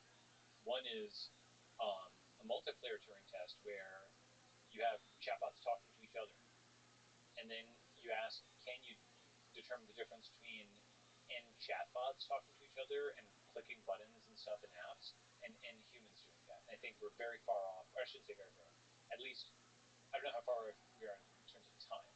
We're still far off in terms of a group of end chatbots looking like their digital output is like the group of end humans. Like go from the Turing test to the multiplayer Turing test. That's one definition. Another definition is, to be able to kind of swap in, and you're not just convincing one human that this is a human for a small, session. You're convincing all humans that this is a human for end sessions. Remote work actually makes this possible, right? That's another definition of a multiplayer Turing test, where basically you have a chatbot that's fully automated, that is earning money for you as an intelligent agent on a computer, that's able to go and get remote work jobs and so on. I would consider that next level, right? If you could have something that was like that was competent enough to, because everything on a computer can be automated, right? Literally, you can be totally hands-free, just like autonomous driving. You could have autonomous driving. As a challenge problem, if you were Microsoft or Apple and you had legitimate access to the operating system, just like Apple says, can you send me details of this event? A decentralized thing could, in theory, log, the actions of 10,000 or 100,000 or a million people. And with cryptocurrency, you can even monitor a wallet that was on that computer. And you could see, what long-run series of actions were increasing or decreasing this digital balance. You see what I'm saying? Right? So you start to get, at least conceptually, it'd be invasive and there'd be a privacy issue and so on. Conceptually, you could imagine an agent that could learn what actions humans were doing that resulted in the increase of their local cryptocurrency balance. Okay? There may be better ways to formulate it, but that I would consider a challenge problem, is to go from the Turing test to a genuine intelligent agent that can actually go and make money for you. If you can do that, that's a big deal. People obviously have trading bots and stuff, but that would be, the next level. It's typing out emails, it's creating documents. It'll mimic human behavior in its entirety. Yeah, that's right. And it'll schedule Zooms, it'll send emails, it'll essentially, because if you think about it, a human is hitting the keys and clicking the mouse, but just like a self-driving car, the wheel rotates by itself, right? Those keys are effectively just, it's like a automator app in Apple, right? Everything's just moving on the screen. You're seeing it there, and it's just an AI. It's kind of hilarious that the I'm not a robot click thing actually works. So I actually don't know how that's happening, how it works, but I think it has to do with the movement of the mouse, yes, the timing, and they know that it's very difficult currently for a bot to mimic human behavior in the way they would click that little checkbox. Yeah, exactly. I think it's something. I mean, again, my recollection on that is it's like a pile of highly obfuscated JavaScript with all kinds. It looks like a very simple box, but it's doing a lot of stuff and it's collecting all kinds of instrumentation. And yeah, exactly. Like a robot is just a little too deterministic, or if it's got noise, it's like Gaussian noise, and the way humans do it is just not something that you'd easily be able to do without collecting thousands and thousands and thousands of human traces. But it is a predator prey on that. Well, and then the computer, or millions of human traces. The computer just sees the JavaScript. It needs to be able to look outside the simulation. For the computer, the world is like, right. The computer doesn't know about the physical world, so it has to look outside of its world and introspect back on this simple box. Right. Which is kind of, I think that's exactly what mushrooms do, or like psychedelics, is you get to go inside in this mechanism. Yeah, it's what a computer needs to do. I do wonder whether they actually give people insight or whether they give people the illusion of insight. Is there a difference? Yeah, because actual insight, actual insight is, again, Maxwell's equations. You're able to shift the world with that. There's a lot of practical devices that work. The illusion of insight is, I'm Jesus Christ and nothing happens, right? So it's quite different. I don't know. I think you could fake it till you make it on that one, which is insight in some sense is revealing a truth that was there all along. Yeah, so I mean, I guess like I'm talking about technical insight where you have, this is the thing, we were talking about actually before the podcast, like technical truths versus political truths, right? Some truths, they're on a spectrum, and there's some truths that are actually entirely political in the sense that if you can change the software in enough people's heads, you change the value of the truth. For example, the location of a border is effectively consensus between large enough groups of people. Who is the CEO? That's consensus among a certain group of people.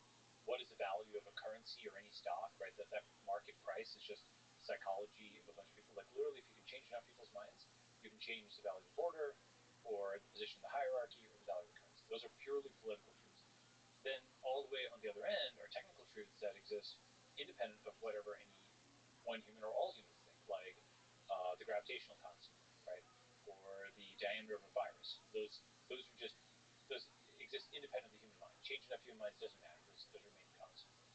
And then you have things that are interestingly in the middle, where cryptocurrency has tried to pull more and more things from the domain of political truths into technical truths, where they say, okay, the one social convention we have is that if you hold this amount of Bitcoin, or that if you hold this private key, you hold this Bitcoin. And then we make that very hard to change. You have to change a lot of technical truths. So you can push things to this interesting intermediate zone. Yeah, the question is how much of our world can we push into that? Right. And that takes us in a non-linear, fascinating journey to the question I wanted to ask you in the beginning, which is this political world that you mentioned, or the world of political truth. As we know it in the 20th century and the early 21st century, what do you think works well and what is broken about government?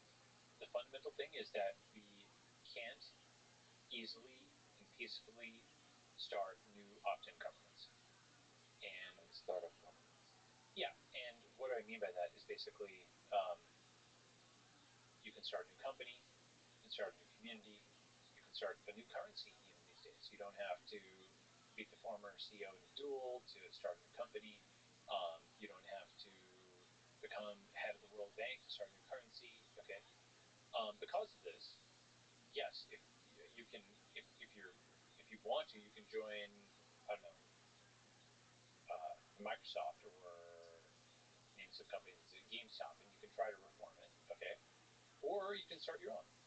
And the fact that both options exist means that you can actually just start from scratch. And that's just, I mean, the same reason we have a clean piece of paper, right? I've mentioned this actually in the Network State book. I'll just quote this bit, but we want to be able to start a new state peacefully for the same reason we want a bare plot of earth, a blank sheet of paper, an empty text buffer, a fresh start, or a clean slate, because we want to build something new without historical constraint, right? For the same reason you hit plus and do docs.new, like create a new doc. It's for the same reason, right?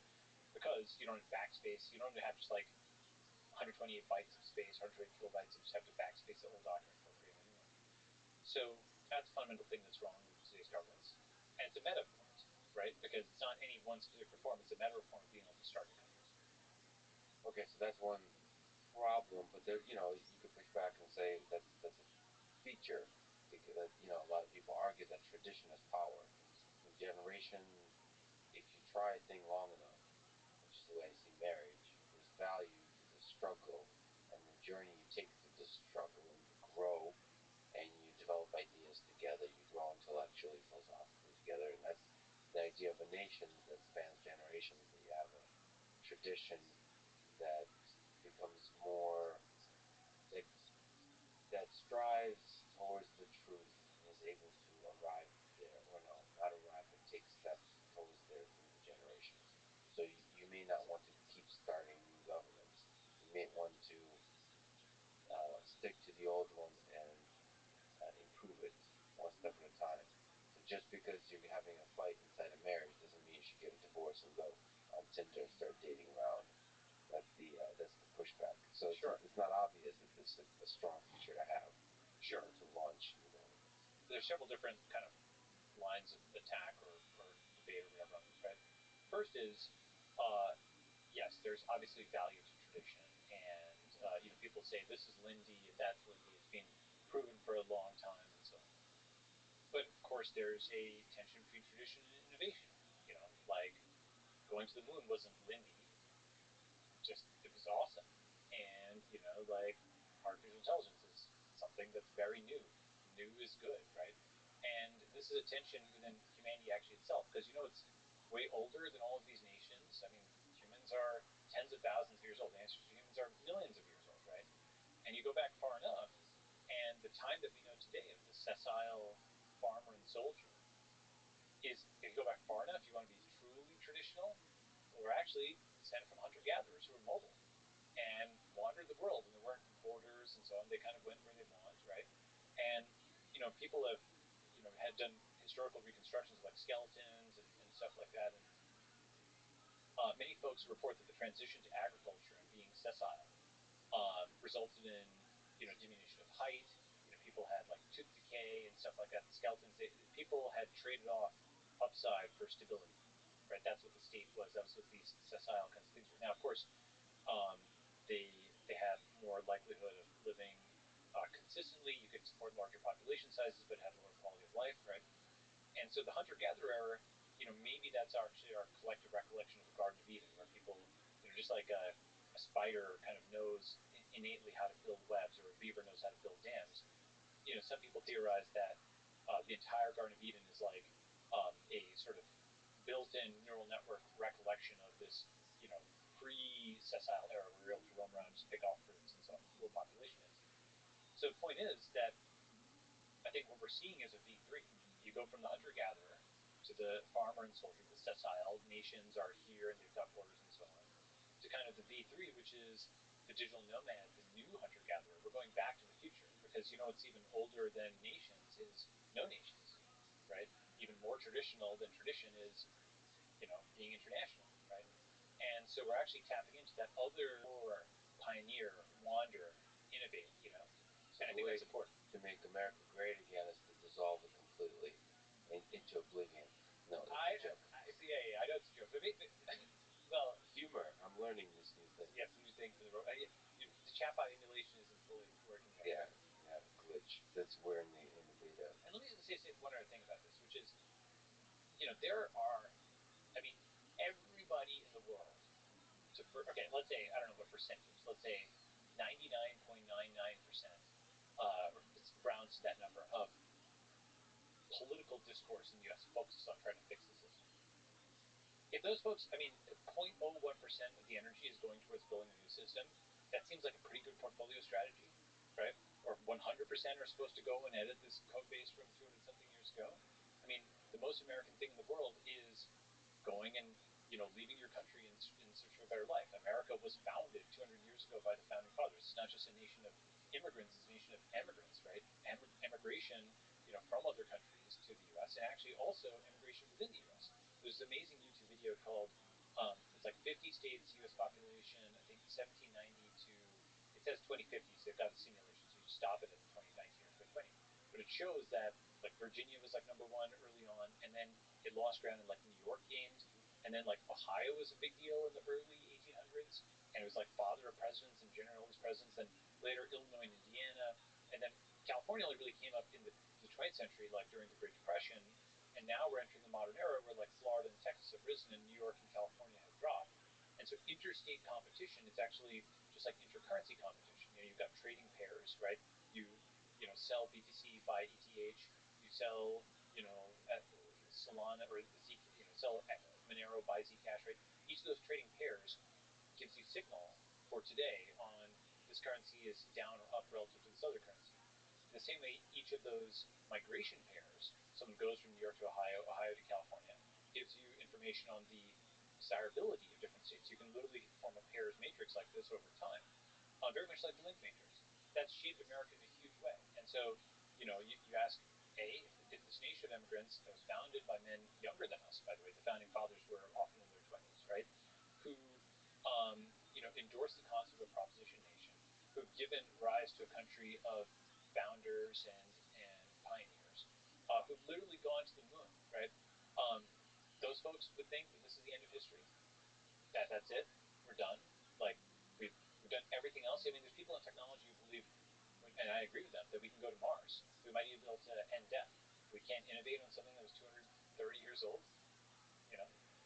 So there is a balance, certainly, to strike. The American experiment is fascinating, nevertheless. So one argument you can make is actually that we're in the very early days of this V2. So what you describe as V2, you could make the case that we're not ready for V3, that we're just actually trying to figure out the V2 thing. We're trying to skip. When are we ever ready? Now again, we go back to marriage, I think, and having kids kind of thing. I think everyone who has kids is never really ready to be kids. At some point, we dive in. Okay, but I mean, you mentioned that you can't launch. Is there other criticisms of government that you can provide as we know today before we kind of outline the ideas of V3? Let's stick to V2. I'll give a few, right? And so a lot of this stuff will go into the version. So I've got this book, The Network State, which covers some of these topics. Does Network State have a subtitle? It is The Network State: How to Start a New Country. How to Start a New Country. But I just have it at thenetworkstate.com. I should say it's an excellent book that you should get. I read it on Kindle, but there's also a website, and Balaji said that he's constantly working on improving it, changing it. By the time the whole project is over, it'll be a different book than it was in the beginning. I think so. It's always shedding its old skin. Well, I wanted to get something out there and get feedback and whatnot, just like an app, right? You have these two poles of an app is highly dynamic and you're accustomed to having updates all the time, and a book is supposed to be static. And there's a value in something static, something unchanging, and so on. But in this case, I'm glad I kind of shipped a version 1.0, and the next version, I'm going to split into tentatively motivation, theory, and practice. Like motivation, what is the sort of political philosophy and so on that motivates me at least to do this, which you can take or leave, right? And then theory as to why network state is now possible, and I can define it in a second. And then the practice is zillions of practical details and everything from roads, diplomatic recognition, and so on, funding, founding, all that stuff. A lot of the stuff actually I left out of V1 simply because I wanted to kind of get the desirability of it on the table and then talk about the feasibility. I should actually linger on that briefly in terms of things we can revolutionize. One of the biggest innovations I think that Tesla does with the way they think about the car, the way they deploy the car, is not the automation or the electric. To me, it's the over-the-air updates. Mm-hmm.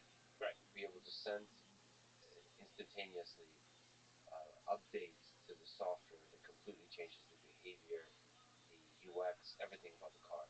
And so I do think it would be interesting because books are a representation of human knowledge, a snapshot of human knowledge, and it would be interesting that if we can somehow figure out a system that allows you to do sort of like a GitHub for books. Like if I buy a book on Amazon without having to pay again, can I get updates like V1.1, V1.2, and there's like release notes. Right. That would be incredible. It's not enough to do like a second edition or third edition, but like minor updates.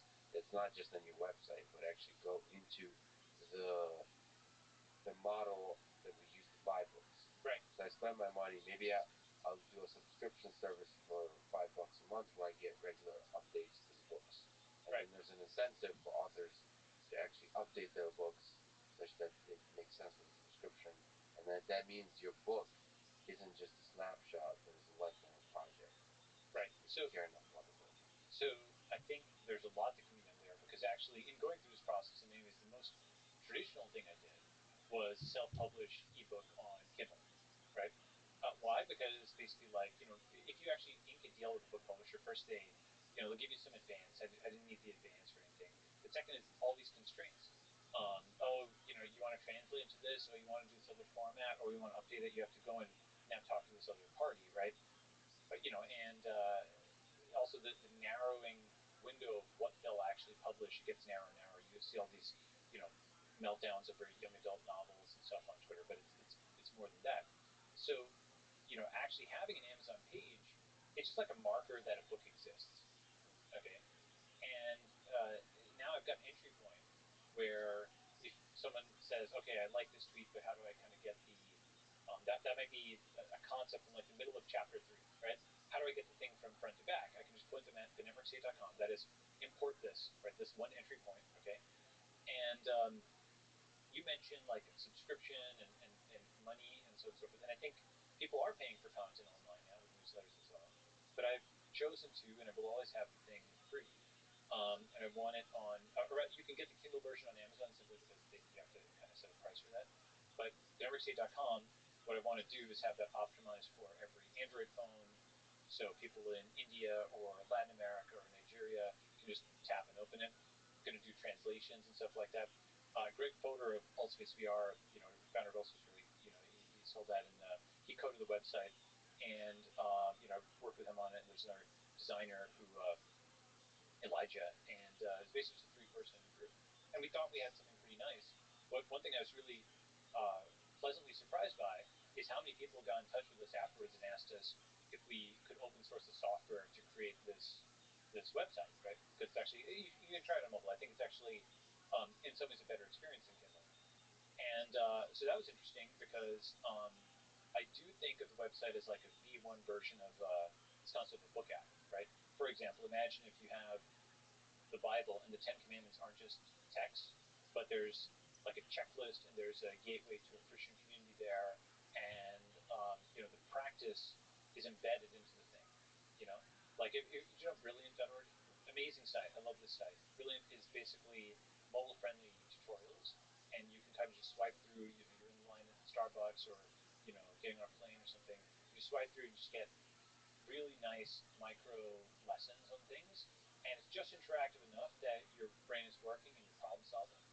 And sometimes you'll need a little pen and paper, but that format of sort of very mobile friendly, just continuous learning, I'd like to do a lot more with that. And so that's kind of where we're going to go with the book app. So there's a lot of fun stuff about the way you did at least V1 of the book, which is you have like a 1-sentence summary, 1-paragraph summary, TLDR, and like 1-image summary, which is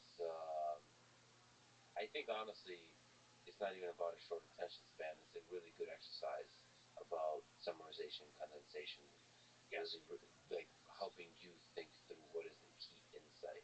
Like we mentioned the prime number in maze that reveals something central to the human condition, which is struggling against the limitation of our minds. And in that same way, you summarize the network states in the book. So let's actually jump right there and let me ask you, what is the network state? What is a network state? So I'll give it in a sentence and I'll also give it an image, right? So the informal sentence, the network state is a highly aligned online community with a capacity for collective action that crowdfunds territory around the world and eventually gains diplomatic recognition from pre-existing states. Okay, so just taking those pieces, highly aligned online community. That is not Facebook. That is not Twitter. People don't think of themselves as Facebookers or Twitterians, right? That's just a collection of hundreds of millions of people who just fight each other all day, right? It's a fight club. A company is highly aligned, where you'll put a task into the company Slack, and if you do an all hands, about 100% of the people in company Slack will do it, so they're highly aligned in that way. But online communities don't tend to be highly aligned. Online communities tend to be like a Game of Thrones fan club or something like that. Or a Twitter account, you might get 0.1% of people engaging with something. It's not the 100%.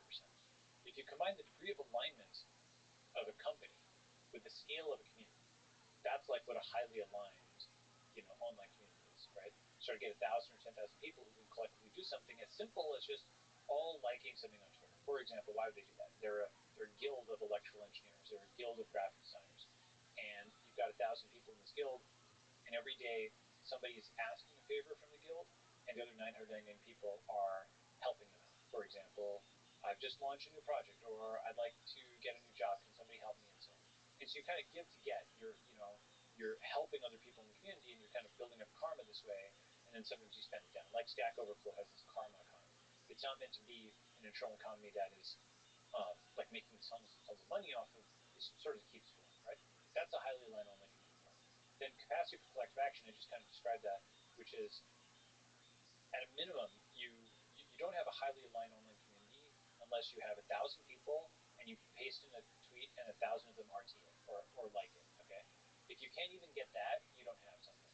If you do have that, you have the basis for at least collective digital action on something. Okay, and you can think of this as a group of activists. You can think of it as, for example, let's say I mentioned a guild, but let's say they're a group that wants to raise awareness of the fact that life extension is possible.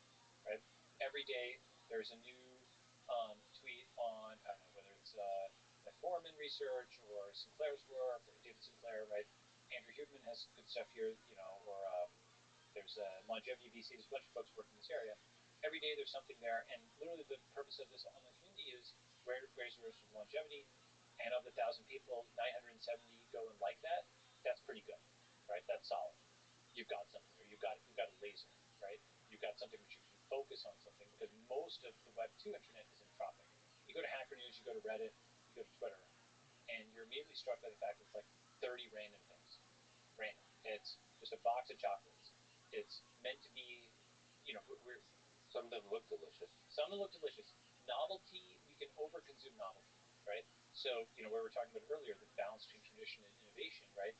Here is a different version of that, which is entropy going in a ton of different directions due to novelty versus like focus. It's like heat versus work. Heat is entropic, and work, force along a distance, you're going in a direction, right? And so if those 30 links on the next version of Hacker News or Reddit or something like so brilliant, it's just that's leveling you up. The 30 things you click, you just gained a skill as a function of that, right? So these kinds of online communities, I don't know what they look like. They probably don't look like the current social media. They just like, for example, I know this is a meta analogy, but in the 2000s, people thought Facebook for work would look like Facebook. And David Sachs, founded and sold a company, Yammer, that was partially on that basis. It was fine. It was a billion-dollar company, but Facebook for work was actually Slack, right? It looked different. It was more chat focused. It was less image focused and whatnot. What does the platform for a highly aligned online community look like? I think Discord is the transitional state, but it's not the end state. Discord is sort of chatty. The work isn't done in Discord itself, right? The cryptocurrency for tracking, or the crypto karma for sort of tracking people's contributions, is not really done in Discord itself. Discord was not built for that. And I don't know what that UX looks like. Maybe it looks like tasks. Maybe it looks something different. Okay. So wait. Let me linger on this. So Sure. you're actually, some people might not be even familiar with Discord or Slack and so on. Mm-hmm. Even these platforms have like communities associated with them. Yes. Meaning the meta community of people who are aware of the feature set, and that you can do a thing. That this is a thing, and then you can do a thing with it. Discord, that when I first realized it, I think it was born out of the gaming world. Yes.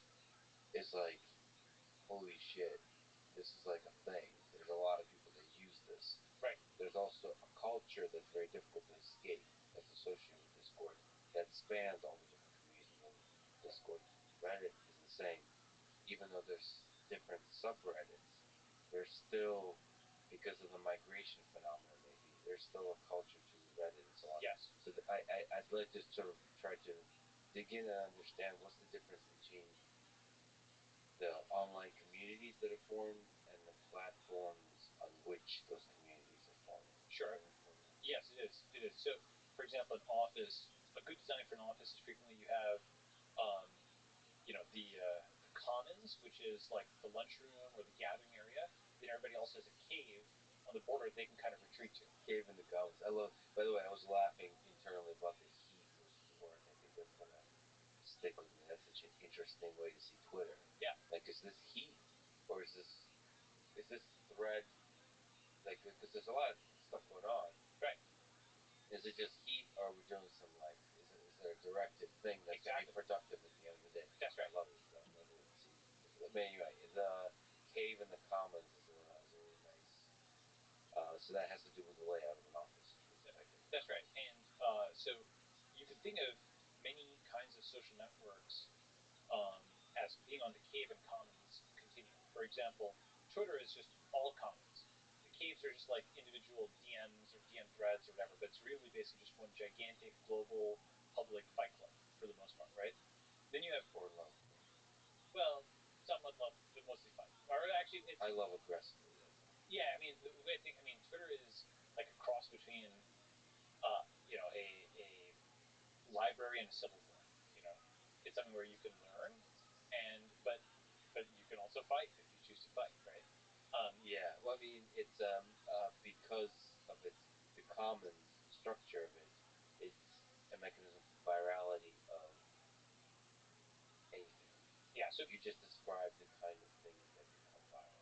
Yeah, meaning no offense to librarians, it's like a library and Liberia. Liberia was racked by civil war for many years, right? Library was one of my favorite sets for porn. Just kidding. Jokes. I'm learning that that's probably crossing the line for the engineers working on this human module. Maybe take those out. Yeah. We're just talking about. Oh yeah. So continue. Go ahead. Continue. Twitter's right? a commons. Yeah. So Twitter's a commons. Then Facebook is like it's got all of these warrens and stuff. Facebook is very difficult to reason about, like privacy on that. And the reason is, I think it's easy to understand when something is completely public, like Twitter, or completely private, like Signal. And those are the only two modes I think in which one can really operate. When something is quasi-private, like Facebook, you have to just kind of assume it's public, because if it's interesting enough, it'll go outside your friend network and it'll get screenshotted or whatever and posted. And so, Facebook is sort of forced into default public despite its privacy settings. For anybody who says something interesting, if it's like you can figure out all their dials and stuff like that, but just hard to understand unless it's totally private or totally public, right? You have to basically treat it if it's totally public, if it's not totally private. Okay, at least under a real name. I'll come back to soon. So you've got Twitter, that's total commons. Facebook, which is like a warrens, it's like rabbit warrens or like an ant colony where you don't know where information is traveling. Then you've got Reddit, which has sort of your global Reddit and then all the subreddits. That's a different model of cave and commons. I think one of the reasons it works is that you have individual moderators where something is totally off topic and acceptable, totally off topic and unacceptable in this subreddit, and totally on topic and acceptable in another. That's like kind of a, precursor of the digital societies that we're going to see that actually have become physical societies. Like lots and lots of subreddit-like things, have become physical societies. Then you start going further into like Discord, where it's more full featured than as you go Twitter, Facebook, Reddit. Now you jump into Discord, and Discord is a bunch of individual communities that are connected, and you can easily sort of jump between them, right? Then you have Slack, and yes, you can use Slack to go between different company Slacks, but Slack, historically at least, I'm not sure what their current policy is, historically they discourage public Slacks. So it's mostly like you have your main Slack for your company, and then you sometimes may jump into like, let's say you've got a design consultant or something like that, you'll jump into their Slack. But Discord you've got way more Discords usually that you jump into than Slacks, right? Okay. Well, yeah, and let me ask you then on that point, because there is a culture, one of the things I discovered on Reddit and Discord of anonymity or pseudonyms or usernames that don't represent the actual name. Slack is an example of one. I think I used to have a Slack for like deep learning course that I was teaching, and that was like very large, like 20,000 people, whatever. But so you could grow quite large, but there's a culture of like, I'm going to represent my actual identity, my actual name. And then the same stuff in Discord. I think I was the only asshole using my actual name on there. It's like everybody was using pseudonyms. So what's the role of that in the online community? Well, so I actually gave a talk on this a few years ago called the Pseudonymous Economy. Okay, and it's come about faster than I expected, but I did think it was going to come about fairly fast. And essentially, the concept is obviously we've had first anonym, pseudonym, real name, right? Can you describe the difference? Anonymous is like 4chan, where there's no tracking of a name. There's zero reputation associated with an identity, right? Pseudonymous is like much of Reddit, where there's a persistent username, and it has karma over time, but it's not linked to the global identifier that is your state name, right? So your quote real name, even the term real name, by the way, is a misnomer, because it's like your social security name. like social security number. It's your official government name. It's your state name. It is the tracking device. It's an air tag that's put on you, right? Why do I say that, right? Another word for a name is a handle. And so just visualize like a giant file cabinet. There's a handle with Lex Fridman on it that anybody, the billions of people around the world, can go up to, and they can pull this file on you out. Images of you, things you said, like billions of people can stalk billions of other people now. That's a very new thing, and I actually think this will be a transitional era in like human history. We're actually going to go back into a much more encrypted world. And let me linger on that because sure. Another way to see real names is the label on a thing that can be canceled. Yes, that's right. In fact, there's a book called Seeing Like a State, which actually talks about the origins of surnames and whatnot. Like, if you have a guy who's that guy with brown hair, that's like an analog identifier. It could mean 10 different people in a village. But if you have a first name, last name, okay, that guy can now be conscripted. You can go down with a list of digital identifiers. Pull that guy out, pull him, into the military for conscription, right? So that was like one of the purposes of names was to make masses of humans legible to a state, right? Hence seeing like a state. You can see them now, right? See, digital identifiers, one thing that people don't usually think about is pseudonymity is itself a form of decentralization. So, people know Satoshi Nakamoto was pseudonymous. They also knew he's into decentralization. But one way of thinking about it is, let's say his real name, okay, or his state name is a node, okay? Attached to that is every database, his Gmail, his, Facebook if he had one, every government record on him, right? All of these databases have that state name as the foreign key, right? And so it can go and look things up in all of those databases, right? And so think of it as being the center of a giant network of all of these things. When you go and create a pseudonym, you're butting off a totally new node that's far away from all the rest. And now he's choosing to attach Bitcoin Talk and Bitcoin.org and the GPG signatures of the code if he chooses to do that. All those things, digital signatures, are all attached to this new decentralized name because he's instantiating it, not the government, right? One way of thinking about it is the root administrator of the quote real name system is the state because you cannot simply edit your name there, right? You can't just you can't log into USA.gov and backspace your name and change it. Moreover, your birth certificate, all these stuff, that's fixed and immutable, right?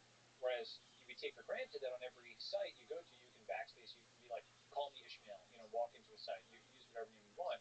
Except use the same name across multiple sites, you can do that. And if not, you don't have to. One thing that we're seeing now actually is at the level of kids, the younger generation. Eric Schmidt several years ago mentioned that, people would like change their names when they became adults so that they could do that. This is kind of already happening. People are using, I've remarked on this many years ago, search-resistant identities. Okay? Why? They have their Finsta, which is their quote fake name Instagram, and Rinsta, which is their real name Instagram. Okay? And what's interesting is on their Rinsta, they're their fake self because they're in their Sunday best and smiling, and this is the one that's meant to be search indexed, right? On the Finsta, their fake name, this is just shared with their closest friends. They're their real self, and they're hanging out at parties or whatever. And so this way, they've got something which is the public persona and the private persona, right? The public persona that's search indexed, and the private persona that is private for friends, right? And so organically, people are, like Gene Jacobs, who just talks about like cities and how they're organic and whatnot. Like some of the mid 20th century guys, the architecture they had removed shade from, like awnings and stuff like that got removed. So this is like the restoration of like awnings and shade and structures, so that you're not always exposed to the all-seeing web crawler, that Eye of Sauron, which is like Googlebot just indexing everything. These are search-resistant identities, and that like eye just sort of passes over you, like the Terminator, the Terminator eye just kind of passes over you, right? So search-resistant identity is not pulled up, it's not indexed, right? And now you can be your real self. And so we've had this kind of thing for a while with communication. The new thing is that cryptocurrency has allowed us to do it for transaction, hence the pseudonymous economy, right? And to go from anonymous, pseudonymous, real name, these each have their different purposes. But the new concept is that pseudonym, you can have multiple of them, by the way. Your ENS name, you could have it under your quote real name or state name, like lexfriedman.eth, but you could also be punk6529.de. Okay, and now you can earn, you can sign documents, you can boot up stuff, you can have a persistent identity here, okay, which has a level of indirection to your real name. Why is that very helpful? Because now it's harder to both discriminate against you and cancel you. Concerns of various factions are actually obviated or at least partially addressed by going pseudonymous as default, right? It is the opposite of bring your whole self to work. It's bring only your necessary self to work, right? Only show those credentials that you need, right? Now, of course, anybody who's in cryptocurrency understands Satoshi Nakamoto and so on is for this, but actually many progressives are for this as well. Why? Ban the boxes. It's like you're not supposed to ask about like felony convictions when somebody is being hired because they've served their time, right? Or you're not supposed to ask about immigration status or marital status in an interview. And people have this concept of blind auditions where if a woman is auditioning for like a violin seat, they put it behind a curtain so they can't downgrade her for playing. So her performance is judged on the merits of its audible quality, not in terms of who this person is. So this way they don't discriminate versus male or female for who's getting a violin position. So you combine those concepts like ban the box, not asking these various questions, blind auditions, and then also the concept of implicit bias. Like if you believe this research, people are unconsciously biased towards other folks, right? Okay, so you take all that, you take Satoshi, and you put it together, and you say, okay, let's use pseudonyms. That actually takes unconscious bias even off the table, right? Because now you have genuine global equality of opportunity. Moreover, you have all these people, billions of people around the world that might speak with accents, but they type without them. And now if they're pseudonymous, you aren't discriminating against them, right? Moreover, with AI, very soon, the AI version of Zoom, you'll be able to be whoever you want to be and speak in whatever voice you want to speak in, right? And that'll happen in real time. So I mean, this is really interesting. For Finsta and Rinsta, there's some sense in which your fake Instagram, you're saying, is where you can be your real self. But my question is under pseudonym or when you're completely anonymous, is there some sense where you're not actually being your real self? That as a social entity, it is human beings are fundamentally social creatures. Mm-hmm. And for us to be social creatures, there is some sense in which we have to have a consistent identity that can be canceled, that can be criticized or applauded in society, and right. that identity persists through time. So, is there some sense in which we would not be our full, beautiful human selves unless we have a lifelong, consistent real name attached to us in the digital world? So this is a complicated topic, but let me make a few remarks. First is real names, quote unquote state names, were not built for the internet. They've actually state names, right? It's actually a great way of thinking about it, social security number, right? So your state name, your official name, was not built for the internet. Why? They give both too much information and too little. Okay, so too much information because someone with your name can find out all kinds of stuff about you. Like, for example, if someone doesn't want to be stalked, right? The real name is out there. The stalker knows it. They can find address information, all this other kind of stuff, right? And with all these hacks that are happening, just every day we see another hack, massive hack, etc.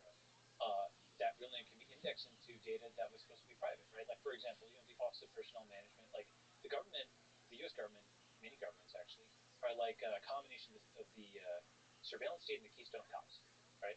Why? They slurp up all the information and then they can't secure it, so it leaks out the back door. Okay, they basically have 100 million records of all this 300 million records, all this very sensitive data. They just get owned, hacked over and over again, right? So really, there should be something which totally inverts the entire concept of KYC and what have you.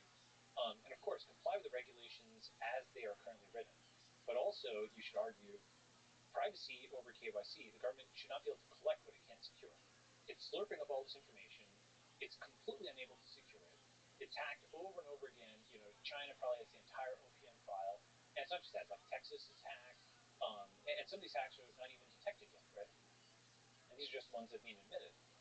And so, what happens is criminals can just run this stuff and find, oh, okay, so that guy who's got that network online, he merges various databases, they've got a bunch of addresses to go and hit.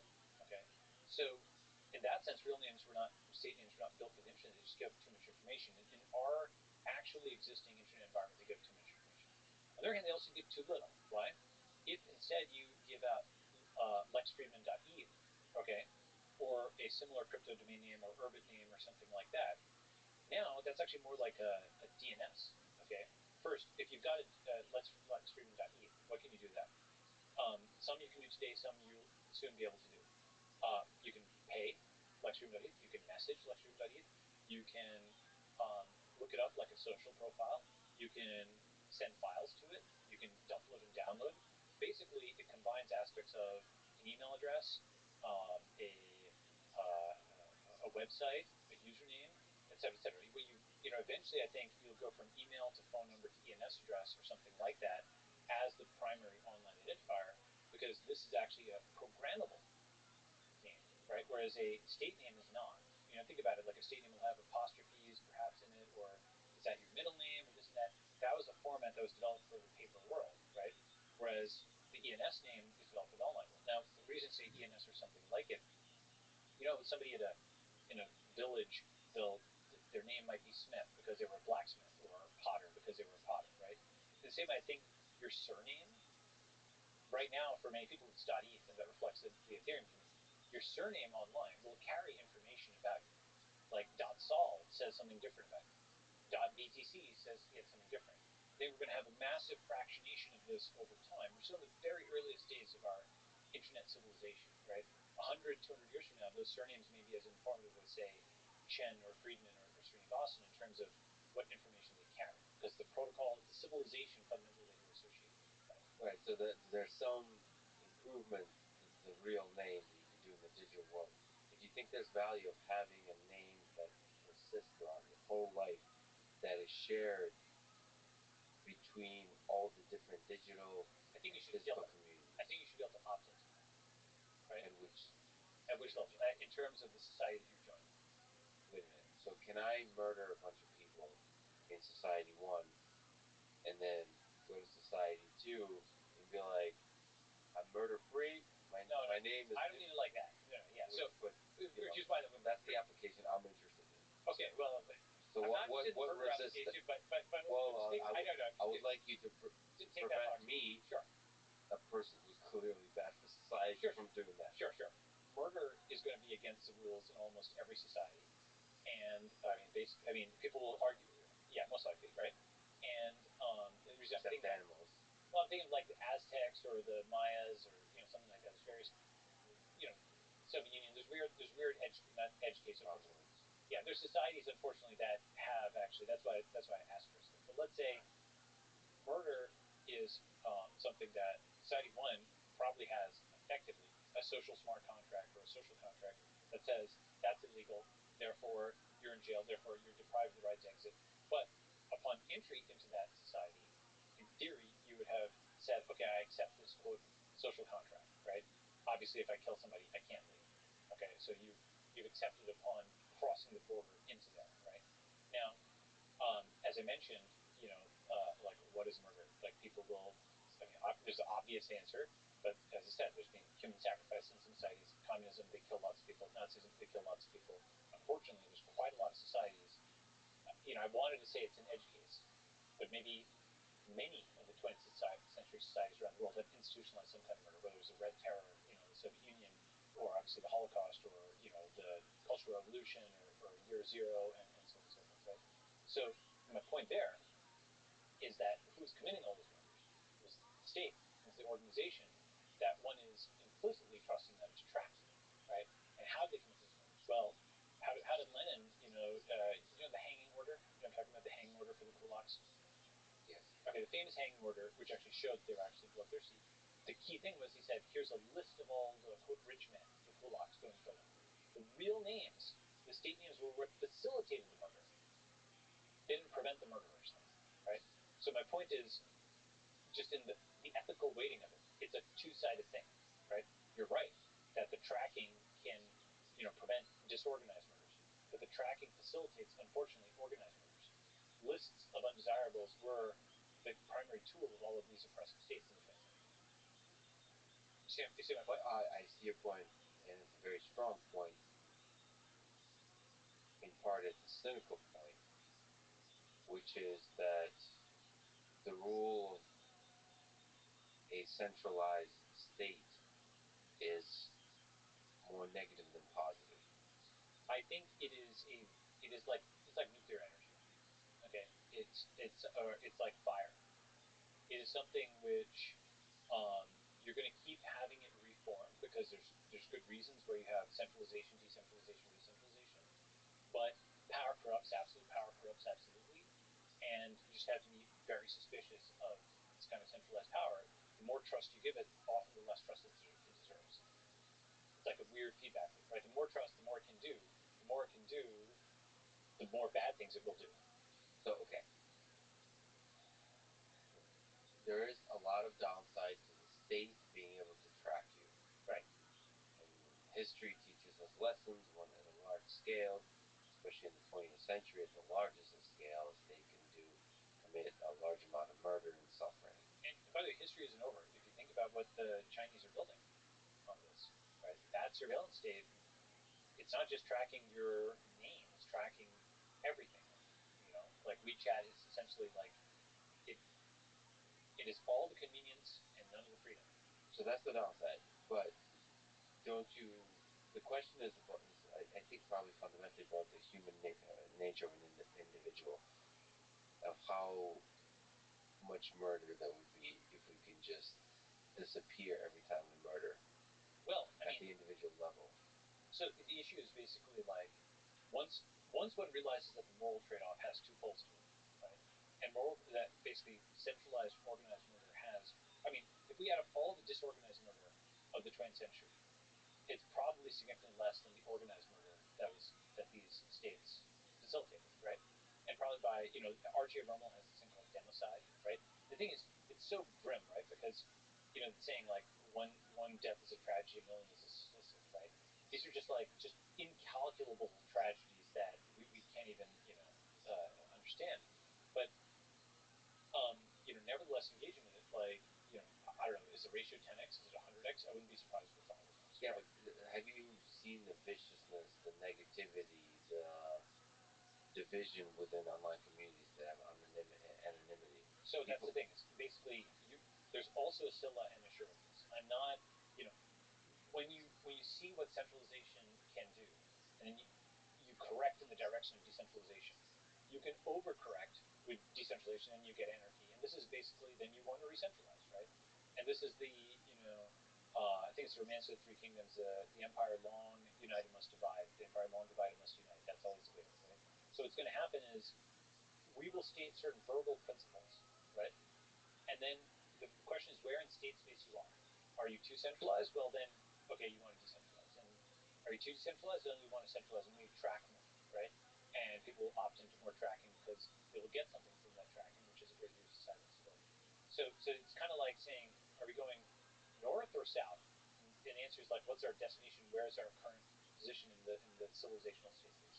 Well, my main question, I guess, is does creating a network state escape from some of the flaws of human nature? The reason you got Nazi Germany is a large-scale resentment, with different explanations for that resentment, that ultimately lives in the heart of each individual that made up the entirety of Nazi Germany.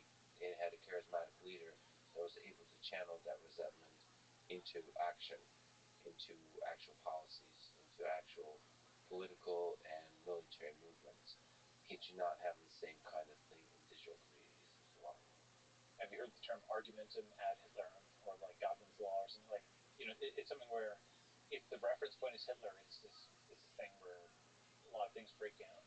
But I do think, look, is there any? Did Bitcoin manage to get where it was without a single shot being fired? To my knowledge, yes. Right. Did Google manage to get to where it is without shots being fired? Absolutely.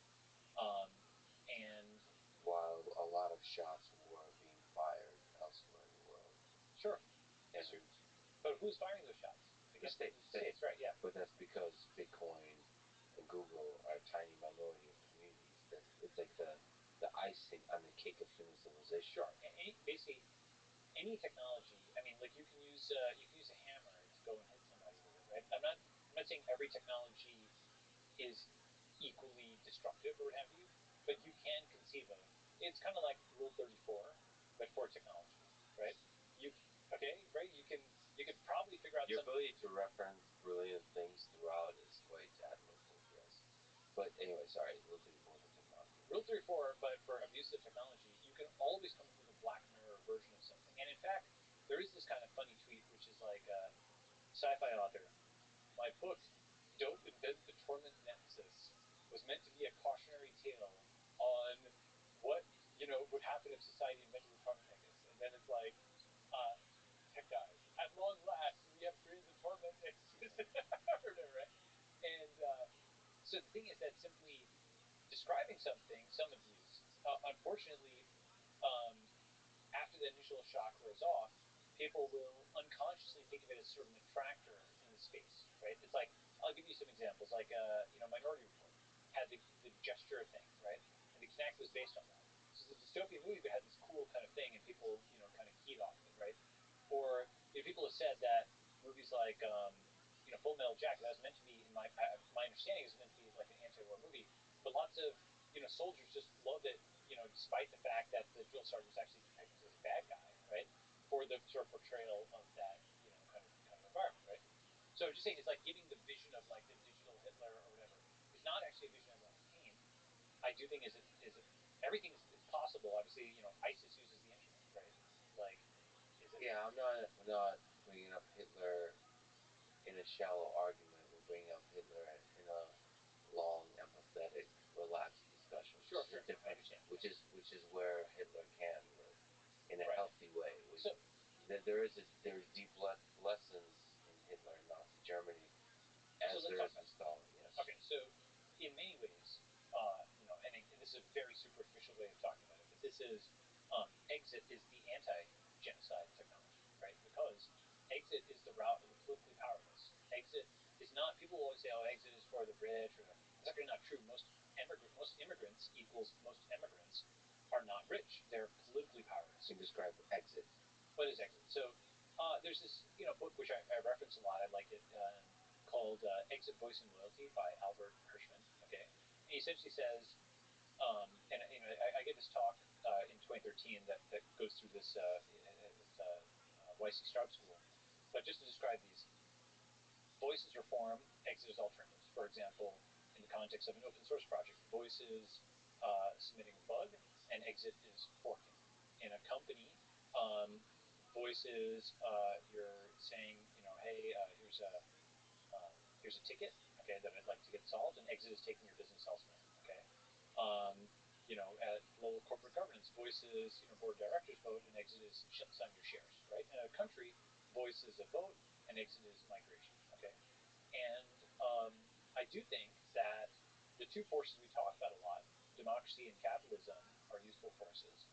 Um, but there's a third, which is migration, right? So you can vote with your ballot, you can vote with your wallet, you can vote with your feet. Wallet has some aspects of exit built into it, um, but voting with your feet actually has some aspects of voice built into it, because when you leave, it's like an amplifier on your vote. You might say 10 things, when you actually leave, then people take what you said seriously. You're not just like complaining or whatever. You actually left San Francisco because it was so bad on this and this issue, and you've actually voted with your feet. It is manifest preference as opposed to stated preference. So voice versus exit is this interesting dichotomy. Do you try to reform the system, or do you exit it and build a new one, or seek an alternative? And then loyalty modulates this, where if you are a patriot, as part of the initial part of your conversation, right? Like, are you a traitor? You're giving up on our great thing, or whatever, right? And people will push those buttons to get people to stick. That's like, I shouldn't say the bad version. Let's say a common version. Sometimes good, sometimes bad. Um, but then there's the good version, which is, oh, maybe the price is down right now, but you believe in the cause. So even if they're, on paper, you would rationally exit, you believe in this thing, and you're going to stick with it. Okay. So loyalty can be, again, good and bad, but it kind of modulates the trade-off between voice and exit. Okay, so given that framework, we can think of a lot of problems in terms of, am I going to use voice or exit or some combination thereof? Because they're not mutually exclusive. It's kind of like, left and right subjects use both together. I think that one of the biggest things the internet does is it increases microeconomic leverage and therefore increases exit in every respect of life. For example, on every phone, you can pick between Lyft and Uber, right? When you're at the store, you see a price on the shelf and you can comparison shop, right? If it's Tinder, you can swipe, right? If it's Twitter, you can click over to the next account. The back button is exit. The microeconomic leverage in the sense of alternatives, right? This is like one of the fundamental things that the internet does. It puts this tool on your desktop, and now you can go and talk to an illustrator, or you can kind of build it yourself, right? By typing in some characters into DALL-E. And that makes the positive forces of capitalism more efficient, increase in microeconomic leverage. And it's individual empowerment, right? And so our sort of industrial age systems were not set up for that level of individual empowerment. Just to give you like one example I think about, we take for granted every single website you go and log into. You can configure your Twitter profile and you can make it dark mode or light mode, and your name, all this stuff is editable, right? How do you configure your USA experience? Is there a USA.gov that you edit? Can you even edit your name there? Dark mode for USA. But I mean, just your profile. Is there like a national profile? I mean, there's like driver's license. Point is that it's assumed that it's not like individually customizable quite in that way, right? Of course, you can move around your house and stuff like that, but it's not like your experience of the U.S. is like configurable. Let me think about that. Let me think about sort of the analogy of it. So the microeconomic leverage, you can switch apps. Can you switch your experience in small ways efficiently multiple times a day inside the United States? Well, the physical world. You do, yeah, under the constraints of the physical world, you do like micro migration. So this is coming back to the hunter-gatherer, farmer-soldier, digital nomad kind of thing, right? The digital nomad combines aspects of the V1 and the V2 for a V3, right? Because the digital nomad has the mobility and freedom of the hunter-gatherer, but some of the consistency of the civilization of the farmer and soldier, right? But coming back to this, like, one other thing about it is, in the 1950s, a guy in an assembly line might literally push the same button for 30 years, okay? Whereas today, you're pushing a different key every second, right? That's like one version of like microeconomic leverage. Another version is, in the 1980s, I mean, they didn't have Google Maps, right? So you couldn't just like discover things off the path. People would just essentially do, home to work and work to home and home to work, and a trip had to be planned, right? They were contained within a region of space, or you do home to school, school to home, home to school. It wasn't like you went and explored the map. Most people didn't, right? They were highly canalized, okay? Meaning, that it was just back and forth, very routine, just like the push the button, trapped within this very small piece, and also trapped within this large country because it was hard to travel between countries. Again, of course there were vacations, of course there was some degree of news and so on. Your mobility wasn't completely crushed, but it was actually quite low, okay, relatively speaking. Just you were trapped in a way that you weren't even really thinking about, okay. And now that map is opened up. Now you can see the whole map. You can go all over the place. I don't have the data to show it, but I'd be shocked if the average person didn't go to more places, wasn't, doing more, going to more restaurants and things like that today than they were in the 80s, simply because the map is open. Okay. And the map is made more open through the digital world. The digital world, exactly. So we're reopening the map like the hunter-gatherer, okay? Because you can now think about every site for very low cost that you can visit, right? The digital world, how many websites have you visited? I don't know, hundreds of thousands probably at this point over your life, right? How many places on the surface of the earth have you visited? You're actually unusual. You might be like a world traveler or something, right? But still, even your physical mobility is less than your digital mobility, right? You can just essentially, the entire concept of like nations and borders and whatnot didn't exist in the hunter-gatherer era, right? Because you couldn't build permanent fortifications and whatnot. Even nations as we currently think of them with like demarcated borders You needed cartography, you needed maps, right? That stuff didn't exist for a long time. You just had sort of a fuzzy area of we kind of controlled this territory, and these guys are on the other side of the river. Okay. I think just to, I don't want to digress too much, but yeah. Where to digress away, I think the entirety of life on Earth is a kind of a digression, which creates beauty and complexity as part of the digression. I think your vision of the network state is really powerful and beautiful. I just want to linger on this. Yeah, let's talk about it. Real name issue. Yes, real name. Let me just give you some data. Okay, personal anecdotal experience data. There's a reason I only do this podcast in person. There's something lost in the digital space. Oh, sure, of course. And I find, now I personally believe, to play devil's advocate against the devil's advocate that I'm playing, I personally believe that this is a temporary thing. We will figure out technological solutions to this, but I do find that currently people are much more willing to be on scale cruel to each other online than they are in person. The way to do that, just as Ukraine went to the front, the way you can have people be cruel to each other in the physical space is through the machinery of propaganda that dehumanizes the other side, right? All that kind of stuff. That's really like hard work to do. Online, I find just naturally the individual scales, people somehow start too easily engage in the drug of mockery, derision, and cruelty when they can hide behind anonymity.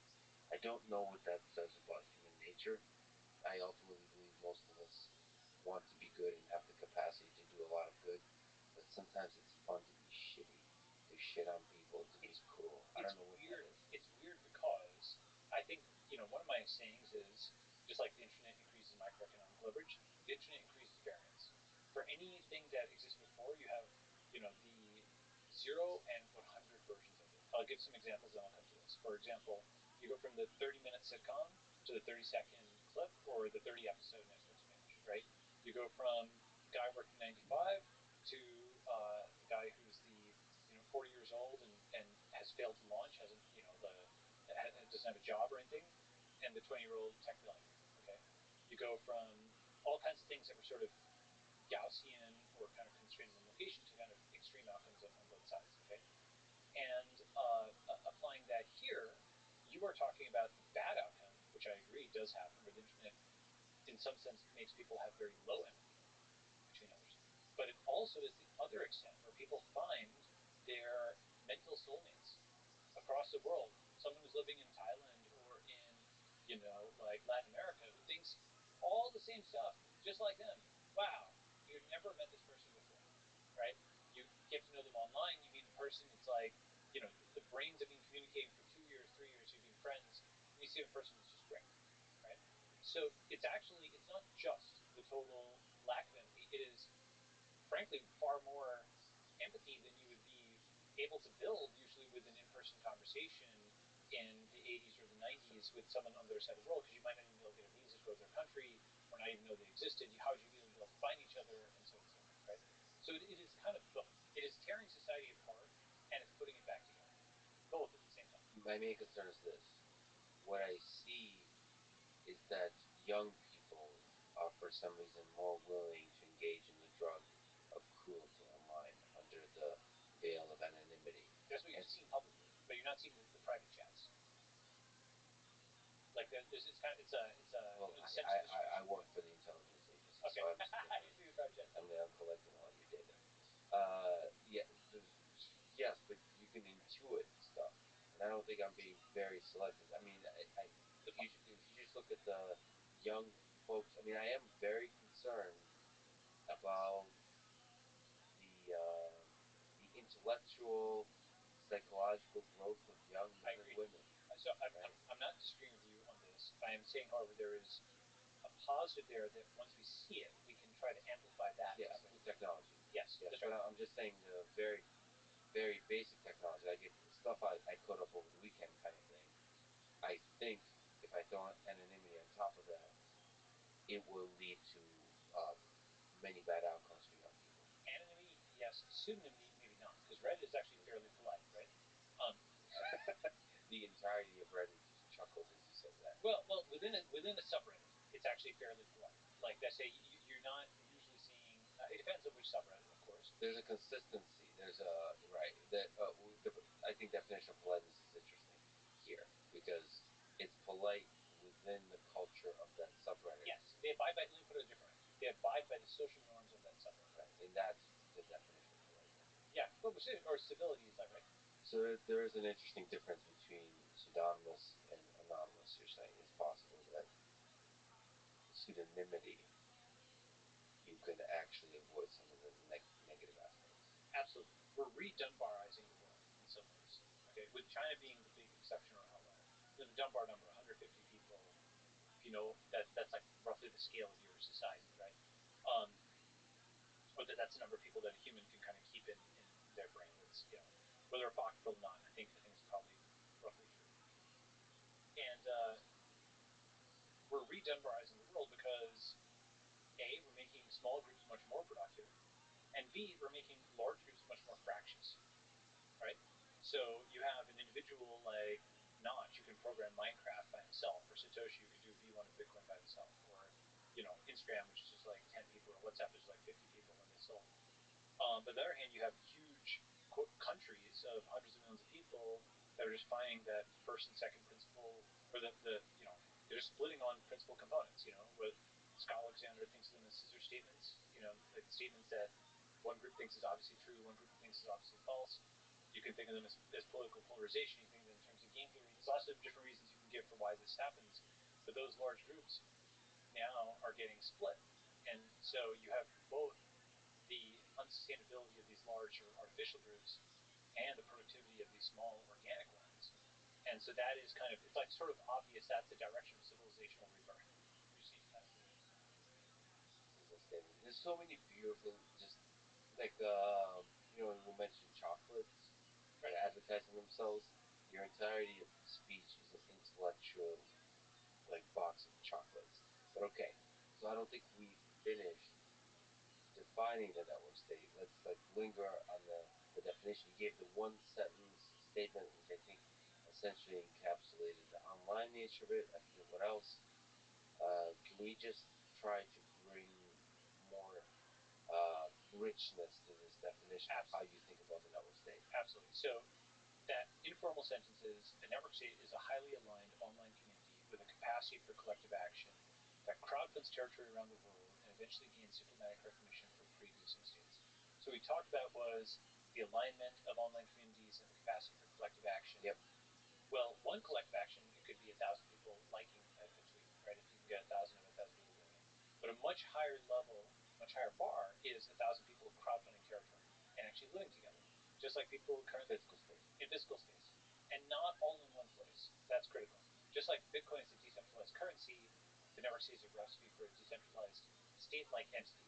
Okay, where it starts with, for example, two people just get, they become roommates. They meet in this community. They become roommates. Okay, they get a place together. Or 10 people get a group house. Or eventually 100 people just buy a small apartment building together. Guess what? They start getting equity, not just paying rent. Okay, these are all people who share their values, and now they can crowdfund territory together. Now, of course, they don't just jump straight from 1,000 people liking something to 1,000 people crowdfunding something. What I described in the middle is you do a lot of meetups, you get to know these other people before you decide to live, collectively with them. Once you live with them, you start to get a network effect. For example, if those 100 people want to learn Spanish or Turkish or Vietnamese, they could all have a building where they're doing Vietnamese immersion, right? And that's something which they get a benefit from being physically around the other people that the pure digital wouldn't give them to quite the same extent, right? And so crowdfund territory around the world, crucially, not just one place. They're all connected by the internet. Just like Hawaii is 2,000 miles away from the continental U.S., but both sides think of them as American, both the people on Hawaii and people in the continental U.S. What's the role of having to have territory? Why? If most of the exchange, so presumably as technology gets better and better, the communication, the intimacy, the exchange of ideas all happens in the digital world. What's the importance of being able to crowdfund territory? Well, because we're still physical creatures. You can't reproduce yet digitally, right? There's still lots of things. It's all about sex. Well, that's got to be part of it. You're going to want to reproduce. Are we talking about a cult? Well, so what? It's not a cult. It's not a cult. Why can't you just take a turn? Why is it not a cult? It's not a cult because a cult is very externally focused, and it tries to close its members off from the outside world. This is much more how America itself was populated, where there were lots of towns, like Penn is named after William Penn, or the founder of Texas, like Sam Houston, right?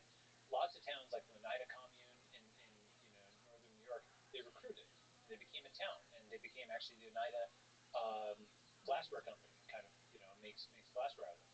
All of these communities that were often voluntary communities were not simply like cults that were closed off from the world. They were meant to set an example to the world of what virtuous living looked like, and they were trying to recruit from the rest of the world. They were exporting goods to the rest of the world, right? So it's yes, reproduction, it's marriage and kids and so on, but it's also just hanging out, and it is just the physical world is very high bandwidth. There's lots of stuff. It's fun to just go and have a dinner in person, just to hang out, to build things. Moreover, there's also lots of innovation that can only take place in the physical world.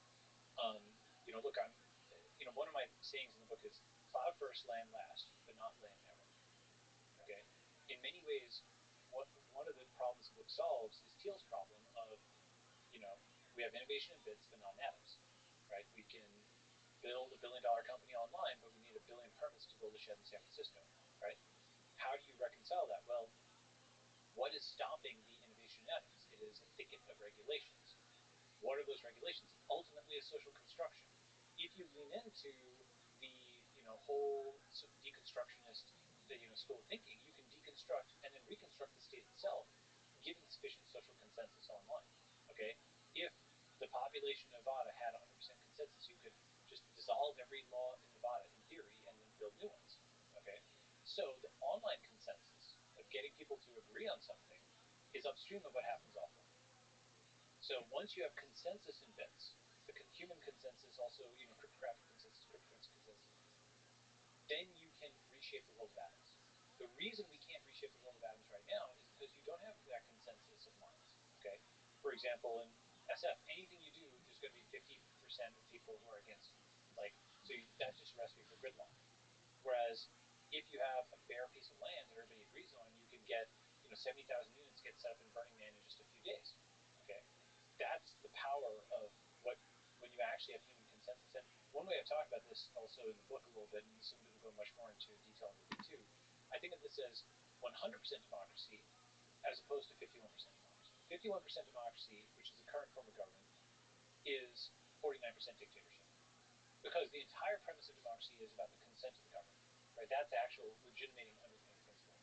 And insofar as 49% did not consent to the current, president or prime minister or whatever, let's say presidential system, first past the post, okay. Insofar as 49% did not consent, or in a prime minister system, it could be like 60% or more didn't consent to the current leader. Those folks are having something imposed on them that they literally did not vote for. Moreover, campaign promises are non-binding, so where they voted for, they can effectively be defrauded. The actual voter fraud is when a politician promises X but does not do it. It's as if you bought a can of orange juice and you actually drink it, it's milk, or it's nothing, right? So all of that is routinized, all of that is accepted. We have this thing which is just the minimum possible amount of democracy, 51%. Okay, what happens is then that 50% tries to ram something down the 49%'s throat, and then the next election it's now 51-49 the other way, and then they ram it back, and that's how you get this seesaw that is just splitting countries apart, right? The alternative to that is you build a consensus online, you go and get some godforsaken patch of territory. Actually, the worse the territory, the better. Why? Because it's like Burning Man. Nobody cares, right? The nicer the piece of land, the more the people are going to argue about it. But Starlink has repriced the world. Basically, all kinds of pieces of territory that were previously, they're far away from natural ports, they're far away from natural resources, all kinds of pieces of territory around the world now have satellite internet. And so what you can do is, again, the map is being reopened, right? That we were talking about earlier. The map is being reopened. You can gather your community online. They're now capable of collective action. You can point here. This place has great Starlink coverage. You go there like the Verizon guy, Can you hear me now? Good, right? You see that the coverage is good there. You drive out there. You test it out. Maybe you do it with mobile homes first, right? This, by the way, is its own thing. There's YIMBY and there's NIMBY and there's YIMBY, but I actually also like HIMBY. Okay. It's called NIMBY, YIMBY, HIMBY. What are those? So NIMBY is not in my backyard. Don't build in cities. YIMBY is let's build high density buildings, really tall buildings, and so on and so on. There's a third version which is HIMBY, just my little coinage, which is horizontal sprawl is good. Why horizontal sprawl? Because to build a skyscraper, to build a tall building in a city, you have this enormous permitting process, all of this stuff which has to get done. It's expensive, it's time consuming. The way that cities were built, if we go back to the big one, what did the startup city look like? It looks like something like Burning Man. It looks like the cities of the Wild West. They were not multi-story buildings, right? They were basically things that were just like one story, and someone could have it there in the dust, and then you build roads and stuff between them. They can move them around. It was much more dynamic geography. And so when you have that as a vision of what a startup city looks like, right? Now you've got something. There's a company I put in called KIF, which is like van life. There's a lot of stuff in construction that makes this feasible. There's so-called man camps for fracking, where people can just do like companies like a Greco. They provide power. You can bring water, all this stuff on site. So it's easy to actually snap this stuff to grid, relatively speaking. If you've got horizontal space, you pick this space, you crowd from the territory, now you've got a city. Okay. The last bit is eventually gains diplomatic recognition in pre-existing cities. And this is the part that people, different people will be with me up to this point, and then they'll say, okay, that's the part I disagree with, or how are you going to ever do that, right? They'll say, yeah, you can build an online community. I believe you can get them to do collective action. And of course, people have crowdfunded land and moved it together. You're doing it at a larger scale. All that I believe. How are you possibly ever going to gain diplomatic recognition for pre-existing states? You dumb, delusional techno, right? That's a common thing. Okay, that's about the tone of it as well, right? And so, first, I would say sovereigns are already out for business. They're inking deals. Okay, Nevada inked a deal with Tesla to build the Gigafactory. El Salvador has Bitcoin as its national currency. Wyoming has done the DAO law, where Ethereum is now recognized, where you can have on-chain corporations that are recognized by Wyoming law. Virginia and New York negotiated with Amazon for H2.2. Tuvalu signed a deal with GoDaddy for the .tv domain. Colombia signed a deal for the .co domain, and on and on and on. Sovereigns are open for business. Sovereigns are doing deals with companies and with currencies. Sovereigns at the level of cities like Miami or New York, where the mayors are accepting their salary in Bitcoin. States like Wyoming or Nevada has its new private cities legislation, or entire countries like El Salvador. So when you say sovereigns, by the way, you mean the old school physical nation states, government. Fiat states. Fiat states. Okay. But the fiat isn't the thing that makes a state. What makes a state is geographical location. It is something where they're both, right? So basically, it's a play on words. So just like fiat currency and cryptocurrency, we will have fiat country and crypto country, right?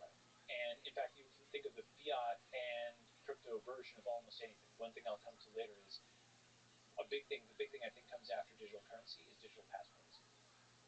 Okay, so and that's a big part of this whole network system, which I can come back to. But so that last bit, the reason I just mentioned all those deals between sovereigns, whether at the city, U.S. state, or UN listed country level, okay, and on the other hand, so that's on one side of the market, and the other side are the companies and the currencies. Why could we not have online communities, right? So let me making those deals. So diplomatic recognition, but aren't you still attached to the responsibilities that come from being a member of a sovereign, old school nation state? So can you possibly escape that? So yes, and let me give you a concrete example. Israel. Okay, why? People talk about, a lot of people are like, oh, Bob, you took this from Snow Crash or some sci-fi book they'll reference. Right? Actually, if there's many different references in the book, this is not the only reference, but a very important reference that I think is much more important to me than Snow Crash, which is good book, whatever, but it's fictional, is Der Judenstaat by Theodor Herzl, which translates as the Jewish state, and that led to the foundation of Israel, and that's very real. It's worth reading because it's amazing. Theodor Herzl was like a tech founder, okay? In the book, he was writing about the death of distance in 1897. Why? Because steamships could take you across, countries, okay? And he, is just, amazingly smart and practical guy who just handled all these various objections. And he said, look, the Jewish people, our choices are either A, assimilate with the other culture, or B, some people are thinking communism is a good idea. I disagree with that. We should do C, build our own country, right? And that was considered totally crazy. What he did was he, A, wrote a organized a semi-annual conference, the World Zionist Congress, and the fund and the Congress are still going today. Crucially, there were a bunch of intermediate stages between the book and the idea and then the actual state of Israel in 1947. For example, the folks who were committed Zionists got together and started crowdfunding territory in what is now Palestine. And in fact, though, Palestine was only one choice. In the book, they also had Argentina as a choice. So this is my concept: cloud first, land last, and the land's a parameter you can choose. Right? Other places that were considered at various points, like Madagascar, Birobidzhan in the former Soviet Union. Right? So land was a parameter. Palestine went out because of its historical and religious importance. Now, by the way, one thing I'm sure some fraction of viewers will be like, oh my God, like all the bad stuff that happened. I'm obviously not denying that there's enormous amounts of controversy and so on that attends Israel. I would consider myself genuinely pro-Israeli. I also consider myself pro-Palestinian. I fund lots of Palestinians and so forth. So I'm leaving that part out, that huge conflict, for now. Okay, and you might say that's airbrushing it. I don't mean it to do that. I'm saying here is the positive things they did. Can we take the positive and not have the negative? And I'll come back to how we might swap those parts out. But let me just talk about this a little bit more. So one of the things that happened was committed Zionists went and crowdfunded territory in what is now Israel. And they knitted together, right? Why? Because when you're physically present on territory, yes, in theory, like the British Empire was in control. They were the sovereign, okay? In practice, who were the boots on the ground, the facts on the ground, right? It was the people who were actually tilling the land and building the buildings and so on and so forth. Who had the claim there is like the people who were present, okay? Now, this territory, this network of territories, eventually became the basis for, or part of the basis for what became Israel. Now, I'm fully aware that the exact configuration of what territory belongs to Israel, what territory belongs to Palestinians, this is an enormous topic of dispute, okay? But I just point this out to say the process of going from book to crowdfunding territory to a sovereign state where people were now citizens of Israel, as opposed to the British Empire, is not some fictional thing, but did happen, and within the lifetimes of some of the older, they're in their 80s now, but in the lifetimes of some older people, okay? So it's not impossible. In fact, it has happened, right? But for that step, then perhaps, hopefully, is a better example, because in this particular, like you said, land last, if I was an alien and arrived at Earth and say to us some land, maybe if you were interested in choosing a land that represents a network state where ideas that unites a people based on ideas, maybe pick a land that doesn't lead to generational conflict and war. Yes, so I'll get to that. And destruction and suffering and all that. All this stuff. That's right. So now that I've said what are positive things about Israel, and I think there's a lot to admire in Israel. As I said, I think there's also a lot to admire in the Palestinians. So I'm not taking any position on that. There's other inspirations for the network state. The second major inspiration is India, which managed to achieve independence nonviolently. Right? That's very important, right? So can you fuse these things, right? A state started with a book that achieved independence nonviolently, okay, and that managed to build this polyglot, multicultural democracy, right? That does, India has its flaws, but it does manage to have human rights of lots of people respected and what have you, right? And has managed to, there were times like emergency in the 1970s Indira Gandhi emergency. There were times when see, touch, and go. But overall, with fits and starts, this flawed thing has kind of made its way through. And the third inspiration is Singapore with Lee Kuan Yew, who built a city-state from nothing. I shouldn't say from nothing. Okay, there was something there, but let's say built one of the richest countries in the world without huge amounts of natural resources, in the middle of a zone where there was lots of communist revolution going on, and so he was the CEO founder essentially of this amazing startup country, right? And finally, of course, America, which has too many influences to name. Things we talk about: the nation of immigrants, obviously the Constitution, and so on. And you think, okay, can we go? You think of these inspirations. What's interesting about these four countries, by the way, Israel, India, Singapore, and the U.S., they have something in common. You know what that is? They're all forks of the UK caucus. We think, obviously, the UK was sort of the ancestor of America, but Israel was a former British colony, right? India was a British colony, and so was Singapore, right? And For people who don't know what fork and code base means, it's a language from versioning systems, particularly Git, represented online in a website called GitHub. And a fork means you copy the code, and all the changes you make to the code now live in their own little world.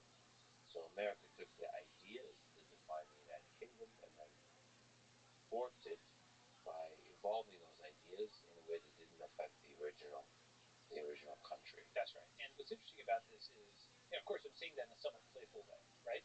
But I think it's a useful analogy, interesting analogy, right? So you have the Americans who forked, you know, the UK code base, and then you have, you know, the Indians, the Israelis, and the Singaporeans who also made their own modifications. And in some ways, each society has pieces that you can take from them and learn from them and try to combine them, right? So you have a state that is started by a book that non-violently assembles, that crowdfunds territory around the world, that is led by a CEO founder, and that is also governed by something that's like a constitution. But just like you went from, you know, I talk about the V1, V2, and V3 a lot, right?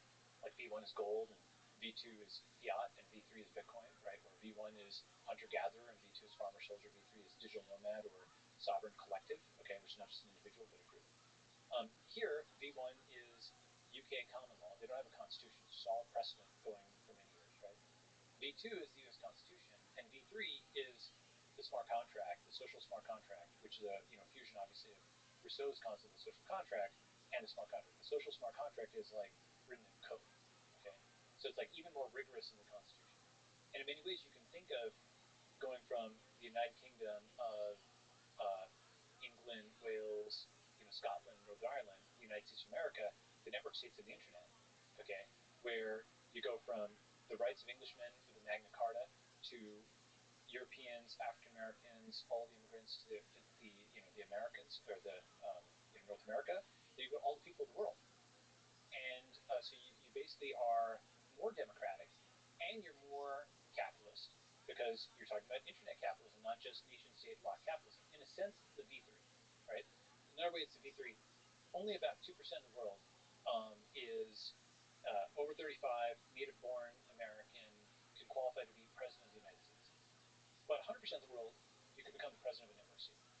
There might be a Palestinian Washington or a Brazilian Hamilton, right? And now, rather than say, okay, maybe you have a small percentage chance of immigrating to the U.S. and a small percentage chance of your descendant, becoming president. Now we can just say you can start online. And you know what? Maybe this person is so exceptional they have Americans coming to their network state, right? You don't think that kind of thing is possible with like the rich get richer in the digital space too? The people with more followers have friends that have followers, and they like. I don't think it's the rich get richer. I think what happens is, so this is an important concept. It's multi-axis, right? That's to say, for example, just the introduction of the Bitcoin axis, right? And those, because it didn't exist pre-2009, now it exists. Those people who are rich in BTC terms are only partially correlated with those who are rich in USD terms. There's all these folks. It's essentially BTC is Bitcoin and USD is US dollar. Yeah. So that's a new axis, and ETH is yet another axis, right? Ethereum, ETH is Ethereum. Right. So you are essentially getting new social systems which are actually net inequality decreasing, because before you only had USD millionaires, and now you have a new track, and then another track, and another track, right? You have different hierarchies, different ladders, right? And so on net, you have more ladders to climb, and so it's not the rich getting richer. In fact, old money, in some ways, is a last to cryptocurrency. Old money and old states, I think, those people who are the most focused on, you might call it reform, I would call it control. Okay, the most focused on control of the old world, who have the least incentive to switch, the rich will get poorer, because it will be the poor or those who are politically powerless, politically poor, who go and seek out these new states. Yeah, I didn't mean in the actual money, but yes, okay, there's other ladders. I meant in terms of influence, political and social influence in these new network states. You I think said that basically anybody can become president of a network state. Just like anybody can become CEO of a startup company. Of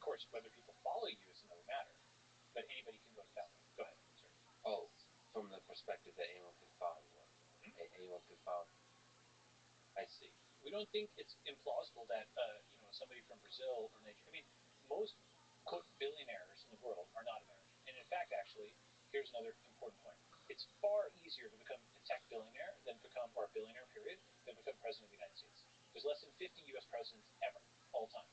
Okay, it is a much more realistic ambition to become a billionaire than to become president. There's like thousands of billionaires worldwide. In fact, 75% of them are outside the U.S.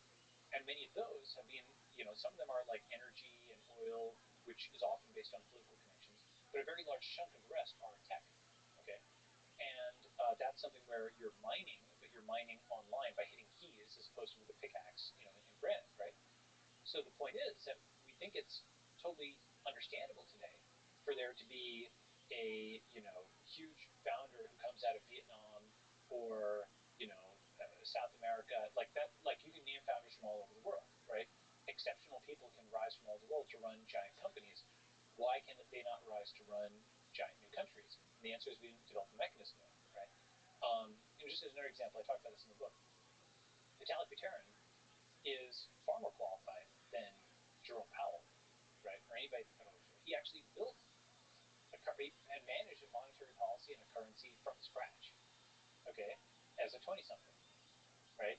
Obviously, that's a more accomplished person than somebody who just inherited an economy. This is a lot of people can push back at that and say that the people that initially build a thing aren't necessarily the best ones to manage it. They may have to scale the actual impact. Sometimes, but Zuck has done a good job of both. I think Vitalik has done a good job of both. Right? But that's not an inherent truth. Well, so actually, if you built the thing, you would be the best person to run it. I will agree with you on that, and actually, I talk about this in the book, or I've got an essay on this called "Founding versus Inheriting." Okay, and the premise is actually that the classic example, the saying, "Shirt sleeves to shirt sleeves in 3 generations." It means the guy who starts out poor and builds a fortune, his son maintains it, and his distant grandson dissipates it. Right? And why is shirt sleeves a symbol of the problem? Well, back in the past, it was kind of like you're just working with you're not white collar. You're back to working with your hands. You're just so it's a blue collar to blue collar thing, right? Yeah, or working class or something like that, right? So essentially, that the grandson squanders it, right?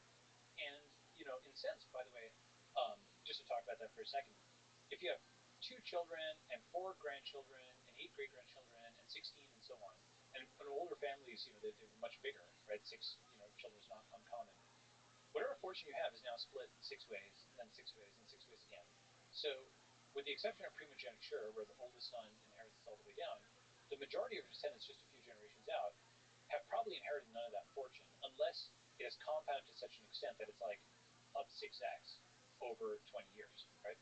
So it's actually hard to maintain a quote ruling class in the sense that this person who's like 4 generations down has, like 1/16th of the DNA, 1/2 to the 4th, right, of their scion who built a fortune. So it's not even like the same. Is it the same family even, right? Is the fortune actually in the family? So most people don't think a few generations out. They just kind of think, oh, Marx is right. There's always been a rich and a poor. It's actually much more dynamic than that because you literally what is even the family when it's diluted out, 1/16th, right? If you're 1/16th of Rockefeller, are you a Rockefeller? Or are you 15, 16, something else? Would you have the Rockefeller fortune? Probably not, right? Now, are there, again, primogeniture, where the guy who inherits the name all the way through, that would be one way to pass it down. But even that person doesn't necessarily have the qualities of the guy who, cultural qualities, other qualities, the guy who's like 4 generations past, they tend to squander, right? So this actually brings us to, coming back up to governance, the system, the guys who built the United States, like Washington, Hamilton, these are giants, right? These are founders. And the folks today are like, not the grandson, but like the 40th generation heir of the factory that somebody else built. Like think about a factory and you have, this grandchild or great-grandchild that inherits a factory. Most of the time it's just cranking out widgets and the great-grandson is cashing checks. They have been selected as the legitimate heir because it's the founder passes it down to his son, passes it down to his grandson, to his great-grandson. So legitimacy is there. They've got title. They can show, I own this factory, okay? They can cash the checks. There's professional managers there. Everything seems fine.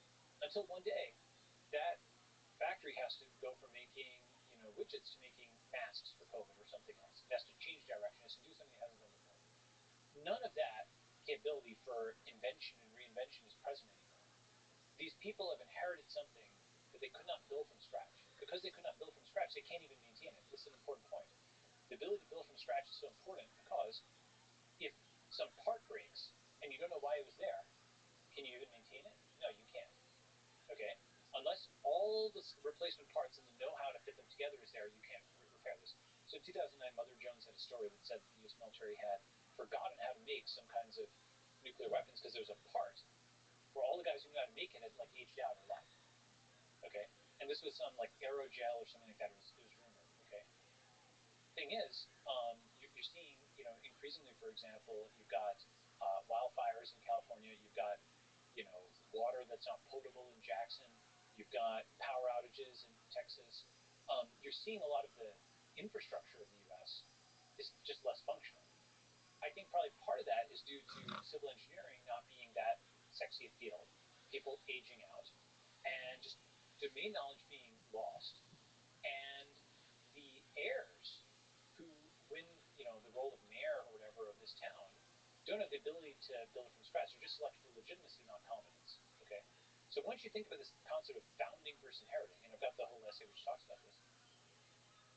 Of course, the alternative to somebody who's legitimate but not competent, what people will say is, "Oh, we need like an authoritarian to be in control of everything," and then their hope is that that person is competent, but they don't have the legitimacy, because if they're just installed as just like a authoritarian ruler, 50% of the population is really mad at them. They don't have title. They just grab the title.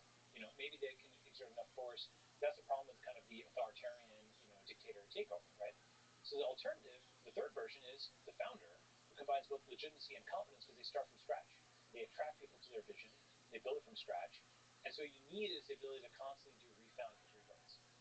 So if you imagine a world that is primarily network states, can you help me imagine what that looks like? Now, there's several ways to imagine things, which is how many of them are there, and how often do they nuance pop up? There could be thousands. Given 7 billion people, 8 billion people on Earth. Yeah. So there's network state in the precise definition I have in the book, which is a diplomatically recognized entity, and there's network state in sort of the loose definition where, one thing that's interesting is this term has become a lowercase term really fast. Okay. Network state. Yeah.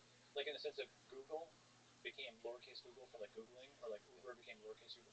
Like if you go to the networkstate.com/reviews, or you go to search.twitter.com and put in network state, you'll see it's just become like a word or a phrase. Okay.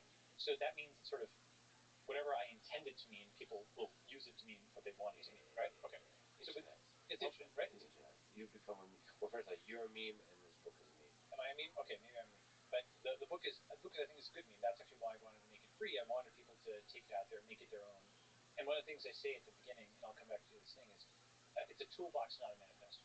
Even if you dislike 70% of it, 80% of it, 90% of it, if there's something that's useful to you, you can take that and use it. Just like a library, the software library. You might just use one function there. Great, I'm glad. It was literally use of value. Right? That's my purpose. Right? So you're not Ayn Rand.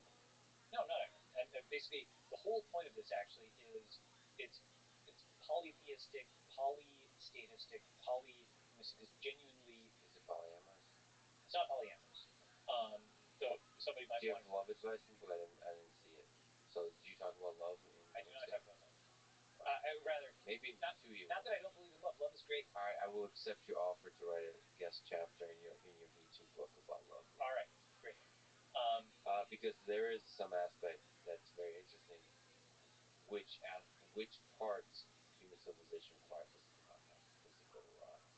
because it seems like more and more can be done in the digital space. Yeah, but as I said, like work. But you're not going to build a self-driving car city in digital space. You're not going to be able to do all. Well, sure, but let's say you're not going to be able to get to Mars in a purely digital thing. You need to build, you have to have a little rocket launch pad. You're not going to be able to do all the innovative biomedicine, whether it's, all the, have you seen bioelectricity, or there's stuff on regenerative medicine, steps, all this stuff. You just can't do that digitally, right? We're still physical beings, so you need physical space.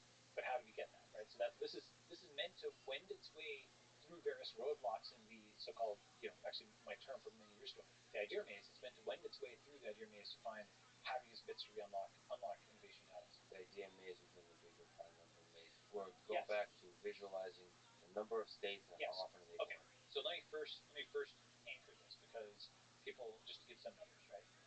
How many UN listed countries are there? Like 196, 193, okay? And there's some that are on the border, like Taiwan or Israel, right? Where they're not. I mean, Israel is a country, but it's not recognized by every country or what have you, right? Is Texas a country? No, but it may eventually become. Right. Yeah. Okay. So within that list of about 200 countries, okay, I've got a graph in the book that shows that most countries are actually small countries. There's 12 countries that have less than 100,000 people by the UN definition of a country. There's another 20 something that have between 100,000 and 1 million. There's another 50 or 60 something that have between a million and 10 million. So most countries in the UN are less than 10 million people. There's only 14 countries that are over 100 million people. Okay, so most countries are small countries is kind of surprising to us, because most people live in big countries. Okay, and so now you're like, okay, well, I've built social networks that are bigger than that. You have a following that's bigger than 100,000 people. You have a following that's bigger than a small country like Kiribati or what have you, right? And okay, so that first changes feasibility. You think of a country as this huge, huge, huge thing. It's actually smaller than many countries are smaller than social networks that you've built. Okay, number one. Number two is the number of UN listed countries. Even though it's been flat-ish for the last 30 years, with like a few things like South Sudan and East Timor that have come online. There's a graph that I posted which shows that it's increased by from about 40 or 50 something at the end of World War II, when the UN was set up, to 197 today. There's been like kind of a steady increase, in particular with all the decolonization, all the countries that got their independence, first from the British Empire and then from the Soviet Empire, right? That imperial breakup led to new countries. Okay, and so then the question is that flat forever? Well, the number of new currencies similarly increased for a while, roughly one per country or thereabouts, and then it was flat for a while, and then suddenly it's gone completely vertical. That's an interesting graph, right? Where it's like linear-ish, then it's flat, and then it just goes woof like this. Now you can argue where the boundary is for quote a new currency. Okay. But I think Bitcoin certainly counts. I think Ethereum certainly counts in terms of just its scale and adoption rollout. So at least you have two. If you take the broad church view, you have 1,000 or something like that, right? Somewhere in between, you might say, how many currencies are above the market cap of an existing, previously recognized fiat currency? Like, which got onto the leaderboard, right? There's a website just like coinmarketcap.com. That's like a site for like cryptocurrency tracking. It's very popular. Okay. There's a fun site called fiatmarketcap.com, which shows where Bitcoin is relative to the fiat currencies of the world. And it's like, last I checked, like number 27, somewhere in between the Chilean peso and the Turkish lira or something. Okay. And it had previously been close to cracking the top 10. Okay. And I think it will again at some point. So we know that you can have a currency out of nowhere that ranks with the fiat currencies of the world. Could you have a country out of nowhere that ranks with the countries of the world? So this is maybe the fastest way. You probably should have said this at the very beginning. If you go to the network state in one image, okay, that kind of summarizes what the network state looks like in a visual. Just one single visual. And the visual is of a dashboard. And the dashboard shows something that looks like a social network, except you're visualizing it on the map of the world. And it's got network nodes all over the place. 100 people here, 1,000 people there. They're all connected together. The total population of the people in this social network is about 1 million people. So 1.7 million people in this example. And some of the people are just singletons. They're just folks in their apartment who can conceptualize themselves as citizens of this network state. They've got the flag on their wall, right, and the digital passport on their phone along with the digital currency. Others are groups of hundreds or thousands or even tens of thousands of people that have all taken over a neighborhood, just like Chinatowns exist, right? Just like intentional communities existed. They just basically go and crowdfund land together, right? And these are all networked together, just like the islands of Indonesia are separated by ocean. These are islands of this network state that are separated by internet. Okay, so they conceptualize themselves as something. And at the very top of the dashboard, there's something very important, which is the population, annual income, and real estate footprint of this network state. So population we already discussed. You can build an online social network. We know you can build something which has a population that's bigger than these 100,000 or million person countries. One of the new things, contributions that network state has, is say that you can not just exceed in population, you can exceed in real estate footprint. Because one way of thinking about it is, I don't exactly know the numbers on foreign ownership in Estonia, but let's say to first order, the million something Estonians own and could afford Estonia. Okay, 1 million people could buy a territory that is the size of Estonia, right? That's probably true to first order. There might be some overseas ownership, but it's probably true. Okay, you probably find a country for which that's true. What that means is 1 million people digitally could buy distributed territory that is probably greater than or equal to the size of Estonia, especially if they're buying like desert territory or stuff like that. Which means now you have a digital country that is ranking not just in people, not just in real estate footprint, so it's also in real estate footprint with the countries of the world. So you start ranking, and you're bigger than these UN listed countries in your population and your real estate footprint. And the third is income. Okay, you can prove on chain that you have a income for the digital population that is above a certain amount, right? This is what I call the census of the network state, and it's actually such a crucial component that I have it in the essay, the network state in 1,000 words. The post office and census were actually important enough to be written into the U.S. Constitution. Okay, partly because it was like for apportionment of representatives, partly because it was a feedback mechanism, and so that census was done every 10 years and it's provided a crucial snapshot of the U.S. for the last several hundred years. Okay, now here, this census of a digital state could be done every 10 seconds. Okay, conducting it is actually not the hard part. You know what the hard part is? Proving it.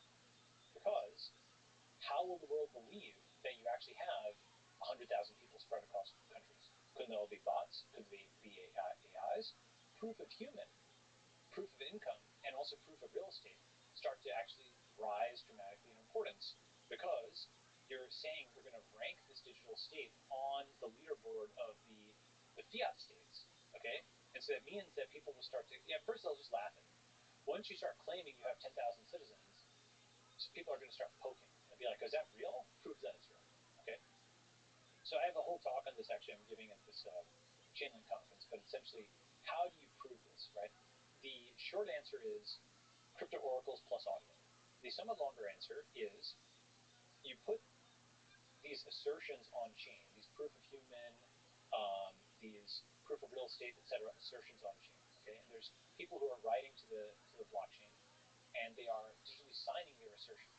Now, of course, simply just putting something on chain doesn't make it true. It just says you can prove not that what is written on chain is true, but that the metadata is true. You can show who wrote it via their digital signature, what they wrote, their hash, and when they wrote, their timestamp. So you can establish those things in metadata of who, what, and when was written. Who's the who in that picture? So, for example, how do you know it's one human? Great question. So let's say you've bought a bunch of your piece of territory from Blackstone. Okay, as a function of that, Blackstone.eth signs an on-chain receipt that says this LexRiedman.eth bought this piece of property from us, and it has, it's 1,000 square meters, and this is put on chain. They sign it. Okay, that's their digital receipt. Just like you might get an email receipt when you buy a piece of property or something. Okay, it's just put not online but on chain, and it's signed by Blackstone or whatever real estate vendor you buy from. It could be a company. It could obviously be an individual, right? And so you have a bunch of these assertions. Let's say there's 47 different real estate vendors. I know vendor is an atypical term there, but just bear with me, right? 47 different real estate sellers that you've bought all of your territory from. Each of them put digital signatures that are asserting that a certain amount of real estate was bought, and its square meters, its location, or whatever else you want to include. The sum of all that is now your real estate footprint. Okay? And now the question is, was that real? Well, because they signed what they put on chain, you can do things like you can audit. Let's say Blackstone has signed 500,000 properties, and they've sold them and put them on chain. And I'm not talking about 2022 or 2023, but 2030, right? It would be a few years out. But people are doing this type of stuff. They're putting this stuff on chain. So you get that on-chain receipt. They've got 500,000 of these.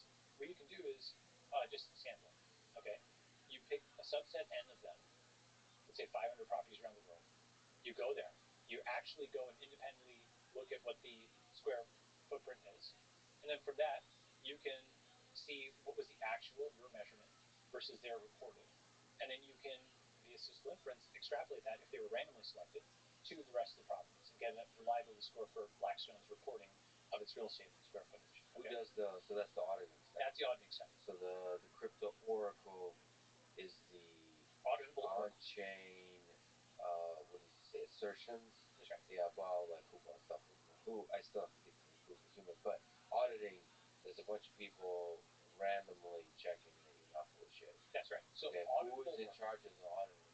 So it could be a big four, like PwC and basically the accountants that do corporate balance sheet and cash flow and who keeps them in check from corruption. I'm just imagining a world full of network states. Yeah, it's a good question. So, at a certain point you get to who watches the watchers, right? Yeah. And the government is meant to keep the accountants accountable. And Arthur Andersen actually did have a whole flame out in the around the time of the Enron thing. So it is possible that there's corrupt accountants or bad accountants or whatever. But or the government itself is corrupt in many ways and prints all this money and seizes all of these assets and surveils everybody and so on and so forth. So, the answer to your question is going to be probably exit, in the sense that if those accountants, they are themselves going to digitally sign a report and put it on chain. Okay, so they're going to say, we believe that X, Y, and Z's reports are on chain were this reliable, and here's our study. If they falsify that, well, if somebody finds that eventually, then that person is downgraded, and then you have to go to another account. Right? Is there ways to mess with this? I mean, I guess we breathe in and out. As I mentioned, some of the heaviest shit I've ever read. But because I visited Ukraine, I've read Red Famine by Anne Applebaum, Bloodlands.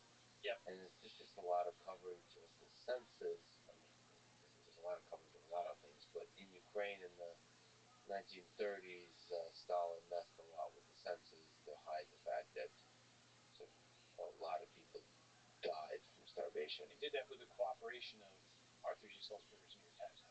Like Walter Duranty falsified all those reports. There's several parties involved. Can there be several parties involved in this case that manipulate the truth as it is represented by the crypto oracle and as it is checked by the auditing mechanism? It is possible, but the more parties are involved in falsifying something, the more defections there are. So that's why you basically have,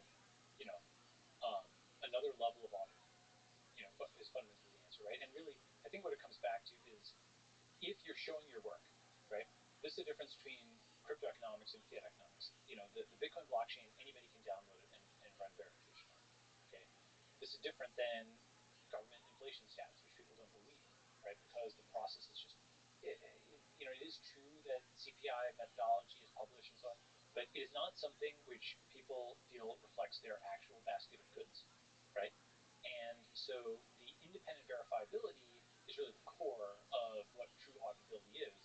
And so then to your question, it's hard for some group to be able to collude because the blockchain is public and everything they've written to it is public. And so if there's an error, it's easier in some ways to tell the truth than to lie, because the truth is just naturally consistent across the world, whereas lies can be found out even statistical tests. Benford's law? Yes. Right, it's something where the digits in like a real, if you take the last digit, or I forget if it was the last digit or the first digit. I think it's first digit, right? So you take the first digit in an actual financial statement, you look at the distribution of like how many ones, how many twos, how many threes, percentages. It has actually you'd guess it might be, each one will be equally random. It'd be 10%. It's not like that actually. There's certain distribution that it has, and fake data doesn't look like that, but real data does. That's weird. It's interesting, right? Benford's law, also called the first digit law, states that the leading digits in a collection of data sets are probably going to be small. For example, most numbers in a set, about 30%, will have a leading digit of 1. Yeah, so that's a great example of what we were talking about earlier, the observational leading to the theory. Ooh, there's a Benford's law of controversy. I'm looking that up. Benford's law of controversy. Benford's law of controversy is an adage from the 1980 novel Timescape, stating passion is inversely proportional to the amount of real information available. The adage was quoted in an international drug policy article in peer-reviewed social science. Can I just say how much I love Wikipedia? have the founder of Wikipedia coming on this very podcast very soon, and I think the world is a better place because of him. Because one of the things he wanted to come on and talk about is the ways that he believes that Wikipedia is going wrong. So on technical truths, it's great. Remember our thing earlier on like technical truths versus political truths. On technical truths, it's great. On political truths, it's like a defamation engine. Just as one example, okay, this is something that I was going to write up, but there was a scam called HPZ token that managed to edit Wikipedia. Nobody detected it. It said that I was like the founder of HPZ token. You were the founder. Yeah, I had nothing to do with this, and people were scammed out of it because Google just pushes Wikipedia links to high on Google, and people are like, well, it's in this Wikipedia, therefore it's real, right? Wikipedia has the bio of living persons thing. They should just allow people to delete their profile because they have zero quality control, and it's literally facilitating fraud, right? Where people will maliciously edit and then do things with them, and nobody cares or is looking at it beyond the fraudsters. And this is happening. If that was happening, that was like undetected. I wasn't paying attention. This was like there for like I don't know weeks or months, totally undetected. That literally facilitated fraud, right? And fundamentally, the issue is that Wikipedia doesn't have any concept of who's editing or property rights or anything like that, right? It is also something which is, it used to be something in the early 2000s, mid 2000s, people said, oh, it's Wikipedia, how trustworthy can be, Britannica's review. And that's been forgotten, and now it's become over trusted, right? Remember the thing of like, the more trust something gets, the less trustworthy it often becomes. It kind of abuses the power, right? So, what I'm interested in, Google actually had a model a while back called KNOL. KNOL, null, was something where when there were different versions of a Wikipedia style page, you had Google Docs like permissions on them. For example, you might have 10 different versions of the Israeli Palestinian conflict. Okay. And each one had an editor and folks that they could grant edit rights and so on. But this way you would actually be able to see different versions of a page, and they might have different versions of popularity, but this way you wouldn't have edit wars, you'd have forks, right? And they would all kind of coexist, and then people could review them, and now you can see different versions of something versus the thing that just kind of rewards dogged persistence or being an editor or something like that. The other thing is a lot of the folks who have editorial privileges at Wikipedia are there from the early 2000s. And most of India wasn't online then. Most of Africa wasn't online then, right? So there's this inherited power that exists, which, again, was fresh and innovative 10 or 20 years ago, but it's now kind of outdated. Yeah, I want to see some data, though. I want to see some data because we can always, we often highlight small anecdotal cases. Hold on a second. We often highlight issues in society, in the world, in anything by taking a specific example, taking anecdotal data and saying there's a problem here. Yeah. I want to know on net how much positive is being added to the world because of it. My experience that I try to be empathetic and open-minded, my exploration of Wikipedia has been such that it is a breath of fresh air in terms of the breadth and depth of knowledge that is there. Now you can say there's bias built in. There's wars that are incentivized not to produce truth, but to produce a consensus around a particular narrative. But that is how the entirety of human civilization operates. And we have to see where is it better and where is it worse in terms of platforms. I think Wikipedia was an improvement over what came before, but it has a lot of flaws. You're right, that absolutely sometimes people can over fixate on the anecdotal, but sometimes the anecdotal illustrates a general pattern. Okay, for example, one thing that happens frequently on Wikipedia is there are editors who will plant a story, and then they will then go and use that story as like a neutral third party to win an edit war. So here's a phenomenon that happens in Wikipedia. You have an editor who's privileged above just random users, okay, who will plant a story and then cite that story as if it was a neutral third party. So there's a site called Wikipediocracy, okay, and it discusses the case of a person named Peppermint who had a name one included their so-called dead name on their Wikipedia profile. And there's a Wikipedia editor named Tenebrae who people allege was a Newsday reporter or writer that put a piece into Newsday that dead name that dead name Peppermint, and then was able to cite it on the Wikipedia article as if it was like a neutral third party when it actually wasn't. When people allege it was the same guy. Okay, now that is not an uncommon thing. That's what I'm wondering. Okay, I know. How many articles? I'm not. Who's auditing? I'm dancing with you, not against you. Sure. Okay, I'm saying how many articles have that kind of war where douchebags are manipulating each other? So that's the question. What's the audit? Has Wikipedia actually been audited? Right? Who are the editors? Like, who's actually writing this stuff? It is actually something where, again, on technical topics, I think it's pretty good. On non-technical topics, there's something called the Wikipedia Reliable Sources Policy. It's a fascinating page. Okay, so it actually takes a lot of the stuff that we have been, the world's been talking about in terms of what's a reliable source of information and so on and so forth. It's called the Wikipedia Reliable Sources, Perennial Sources. Okay. And if you go to this page, okay, which I'm just going to send to you now, right, you will literally see every media outlet in the world, and they're colored gray, green, yellow, or red. Okay, and so red is like untrustworthy, green is trustworthy, yellow is like neutral. Okay, now this actually makes Wikipedia's epistemology explicit. They are marking a source as trustworthy or untrustworthy. For example, you are not allowed to cite social media, which is actually an enormous part of what people are posting. Instead you have to cite a mainstream media outlet that puts the tweets in the mainstream article, and only then can it be cited in Wikipedia. By the way, to push back, Sure. That those are rules written on a sheet of paper. I have seen Wikipedia in general play in the gray area that these rules create. Oh, well, if you are an editor, then you can get. But you can use the rules, and you can, because there's a lot of contradictions within the rules. You can use them in the ways you said, to achieve the ends you want. It really boils down to the incentives, the motivations of the editors. And one of the magical things about Wikipedia, the positive versus the negative, is that it seems like a very small number of people, same with Stack Overflow, can do an incredible amount of good editing and aggregation of good knowledge. Now, as you said, that seems to work much better for technical things over which there's not a significant division. Some of that has to do less with the rules and more with the human beings involved.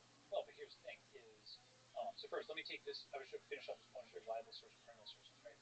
So if you go to this, you'll see that Al Jazeera is marked green, but let's say the Cato Institute is marked yellow, right? The Nation is marked green. Shit. Oh, snap. Okay. Right. Okay, sure. Yes. Right? The Nation is marked green, but National Review is marked yellow. Okay? You could probably go and do. So what's good about this is it makes the epistemology explicit, right? You could actually take this table, and you could also look at all the past editors and so on over it, and take a look at what things are starting to get marked as red or yellow, and what things are starting to get marked as green. And I'm pretty sure you're going to find some kind of partisan polarization that comes out of it, right? Number one. Number two is once something gets marked as being yellow or red, then all links and all references to it are pulled out. For example, CoinDesk, okay, was marked as being like, what is yellow? I think it's marked as red. CoinDesk, which is actually like... I get a lot of useful information from CoinDesk. That's right, but it's marked as red. Why? Because there's some Wikipedia editors who hate cryptocurrency. So cryptocurrency on Wikipedia has been a huge topic where they've just edited out all the positive stuff. And these are senior editors of Wikipedia who can control what sources are considered reliable. So they've now knocked out CoinDesk, they've knocked out social media. They only allow mainstream media coverage, and not even all mainstream media, only those they've marked as green. This is the manipulation of... I want to know how many articles are affected by it, and hundreds of thousands. Hundreds of thousands. You can just say that randomly. I can't, because all affected. There's different levels of effect in terms of it actually having a significant impact on the quality of the article. Let me give you an example. Let me cover an example, right? The fact that people cannot cite direct quotes on social media, but can only cite the rehash of those quotes in a mainstream media outlet, and not just any mainstream media outlet, but those that are colored green on the Wikipedia reliable perennial sources policies, is a structural shift on every single article to make Wikipedia align with U.S. mainstream media corporations. Yeah. Right? I am, as often, playing devil's advocate to counter a point so that the disagreement reveals some profound wisdom. That's what I'm doing here. But also in that task here, I'm trying to understand exactly how much harm is created by the bias within the team of editors that we're discussing, and how much of Wikipedia is technical knowledge. For example,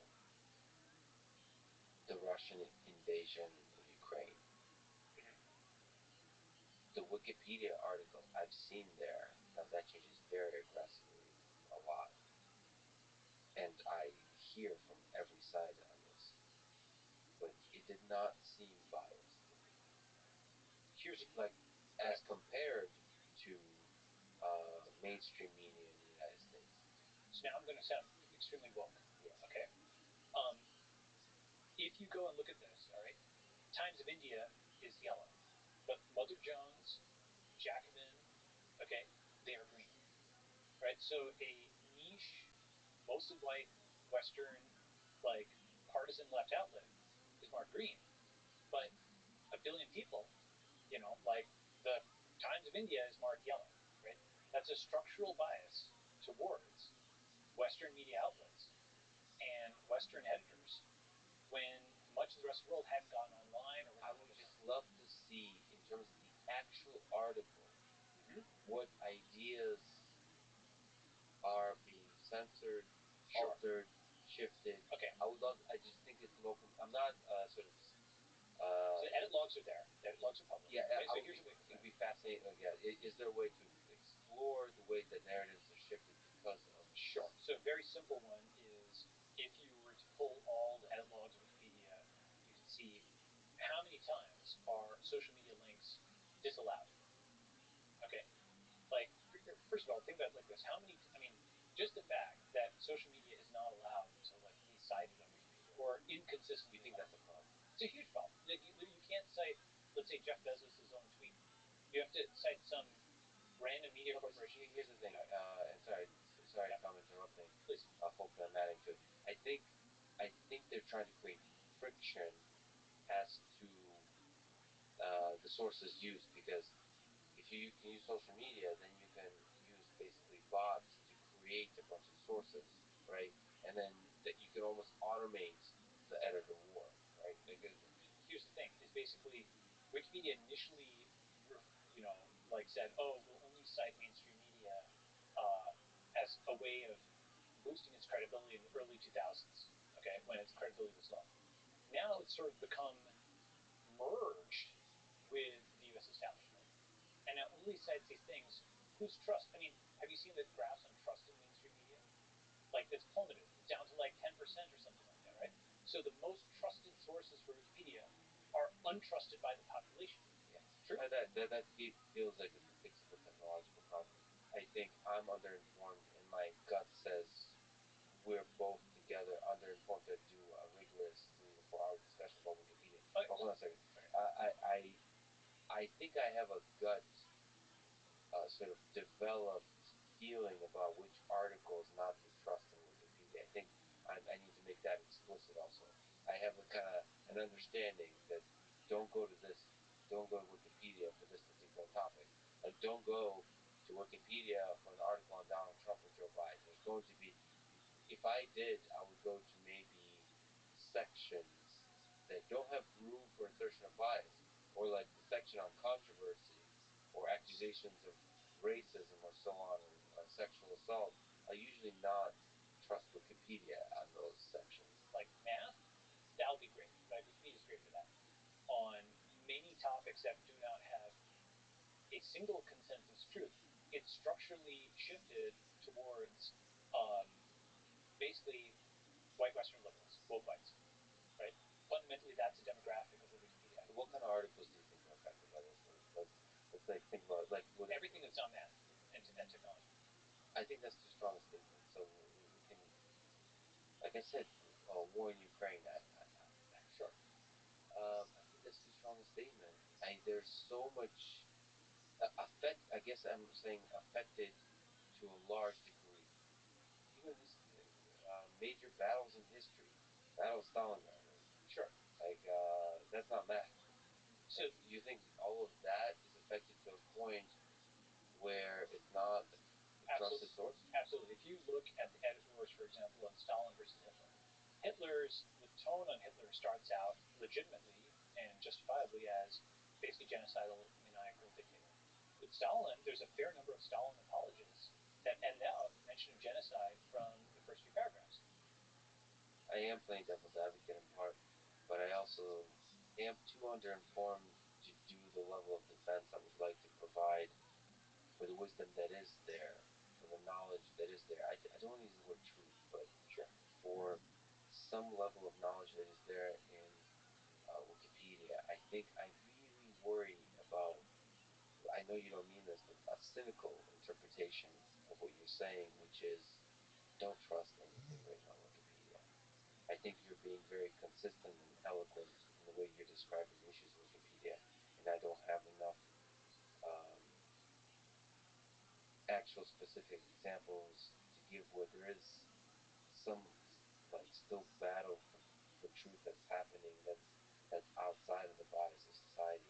I think if we naturally just trust every source of information, there is a general distrust of institutions and a distrust of sources of knowledge that leads to an apathy and a cynicism about the world in general.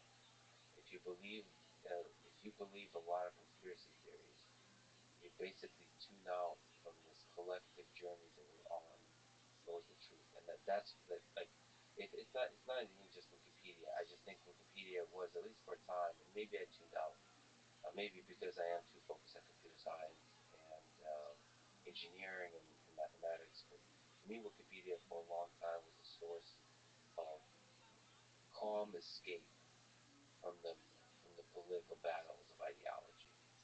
And as you're quite eloquently describing, it is not. It has become part of the battleground of political ideology. I just would love to know where the boundaries of that are. So, Glenn Greenwald has observed this. Lots of other folks, for example, I'm definitely not the only person who's observed that Wikipedia. Let me just state, because I'm sensing this, sure, and because of your eloquence and clear brilliance here, that a lot of people are going to immediately agree with you. Okay. And this is what I am also troubled by. This is not you, sure. But I often see that people will detect cynicism, especially when it is phrased as eloquent as yours, and will look at a natural dumbass like me and think that Lex is just being naive. Look at him trusting Wikipedia. Let me argue your side. Let me argue your side. Okay. Can you please do that, because you can do that better? No, Lex, I enjoy talking to you. And I'm doing devil's advocate, look, sure, because I do really want to be. I am afraid about the forces that are basically editors talking of authority and talking down to people and censoring information. Yeah. So let me first argue your side, and let me say something, okay? Which is what you are reacting to is, oh, even those things I thought of as constants are becoming variables. Where is the terra firma? If we cannot trust anything, then everybody's just, it's anarchy and it's chaos. Like there's literally no consensus reality, and anybody can say anything and so on and so forth, right? And I think that there's two possible deviations from, you know, let's say that the mainstream, obviously people talk about like QAnon, for example, as like this kind of thing where people just make things up. They just go totally quote supply chain independent from mainstream media. And if mainstream media is a distorted gossamer of quasi truth, these guys go to just total fiction as opposed to like, right? The alternative to QAnon is not Blue Anon, mainstream media, but Satoshi Anon. Okay, which is an upward deviation. Okay, not a downward deviation to say there is no such thing as truth. Rather, the upward deviation is decentralized cryptographic truth, not centralized corporate or government truth. Okay. So how does the decentralization of it deal with that? Great question. It's this concept of the ledger of record. First, whether you're Israeli or Palestinian, Japanese or Chinese, Democrat or Republican, those people agree on the state of the Bitcoin blockchain. Hundreds of billions of dollars is managed without weapons, okay, across tribes with wildly varying ideologies, right? And what that means is that is a mechanism for getting literally consensus. It's called consensus, cryptographic consensus, proof of work. And when people can get consensus on this, what they're getting consensus on are basically bytes that determine who holds what Bitcoin. This is exactly the kind of thing people would fight wars over. You know, for hundreds of billions of dollars, let alone millions of dollars, people will kill each other over that in the past, right? So for hundreds of billions of dollars, people can get consensus truth on this in this highly adversarial environment, right? So the first generalization of that is it says you can go from bytes that reflect what Bitcoin somebody has to bytes that reflect what stocks, bonds, other kinds of assets people have. That's the entire DeFi, Ethereum, that whole space, okay? Basically, the premise is if you go from consensus on 1 byte, by induction, you can go to consensus on n bytes, depending on the cost of getting that consensus, right? And almost anything digital can be represented, you know, or everything digital can be represented as bytes, right? So now you can get consensus on certain kinds of digital information, Bitcoin, but then also any kind of financial instrument. And then the next generalization is what I call the ledger of record. Many kinds of facts can be put partially or completely on chain. It's not just proof of work and proof of stake. There's things like proof of location, proof of human, proof of this, proof of that. The auditable oracles I talked about extended further. Lots and lots of people are working on this, right? Proof of solvency, seeing that some actor has enough of a bank balance to accommodate what they say they have. You can imagine many kinds of digital assertions can be turned into proof of X and proof of Y. You start putting those on chain, you now have a library of partially or completely provable facts. Okay?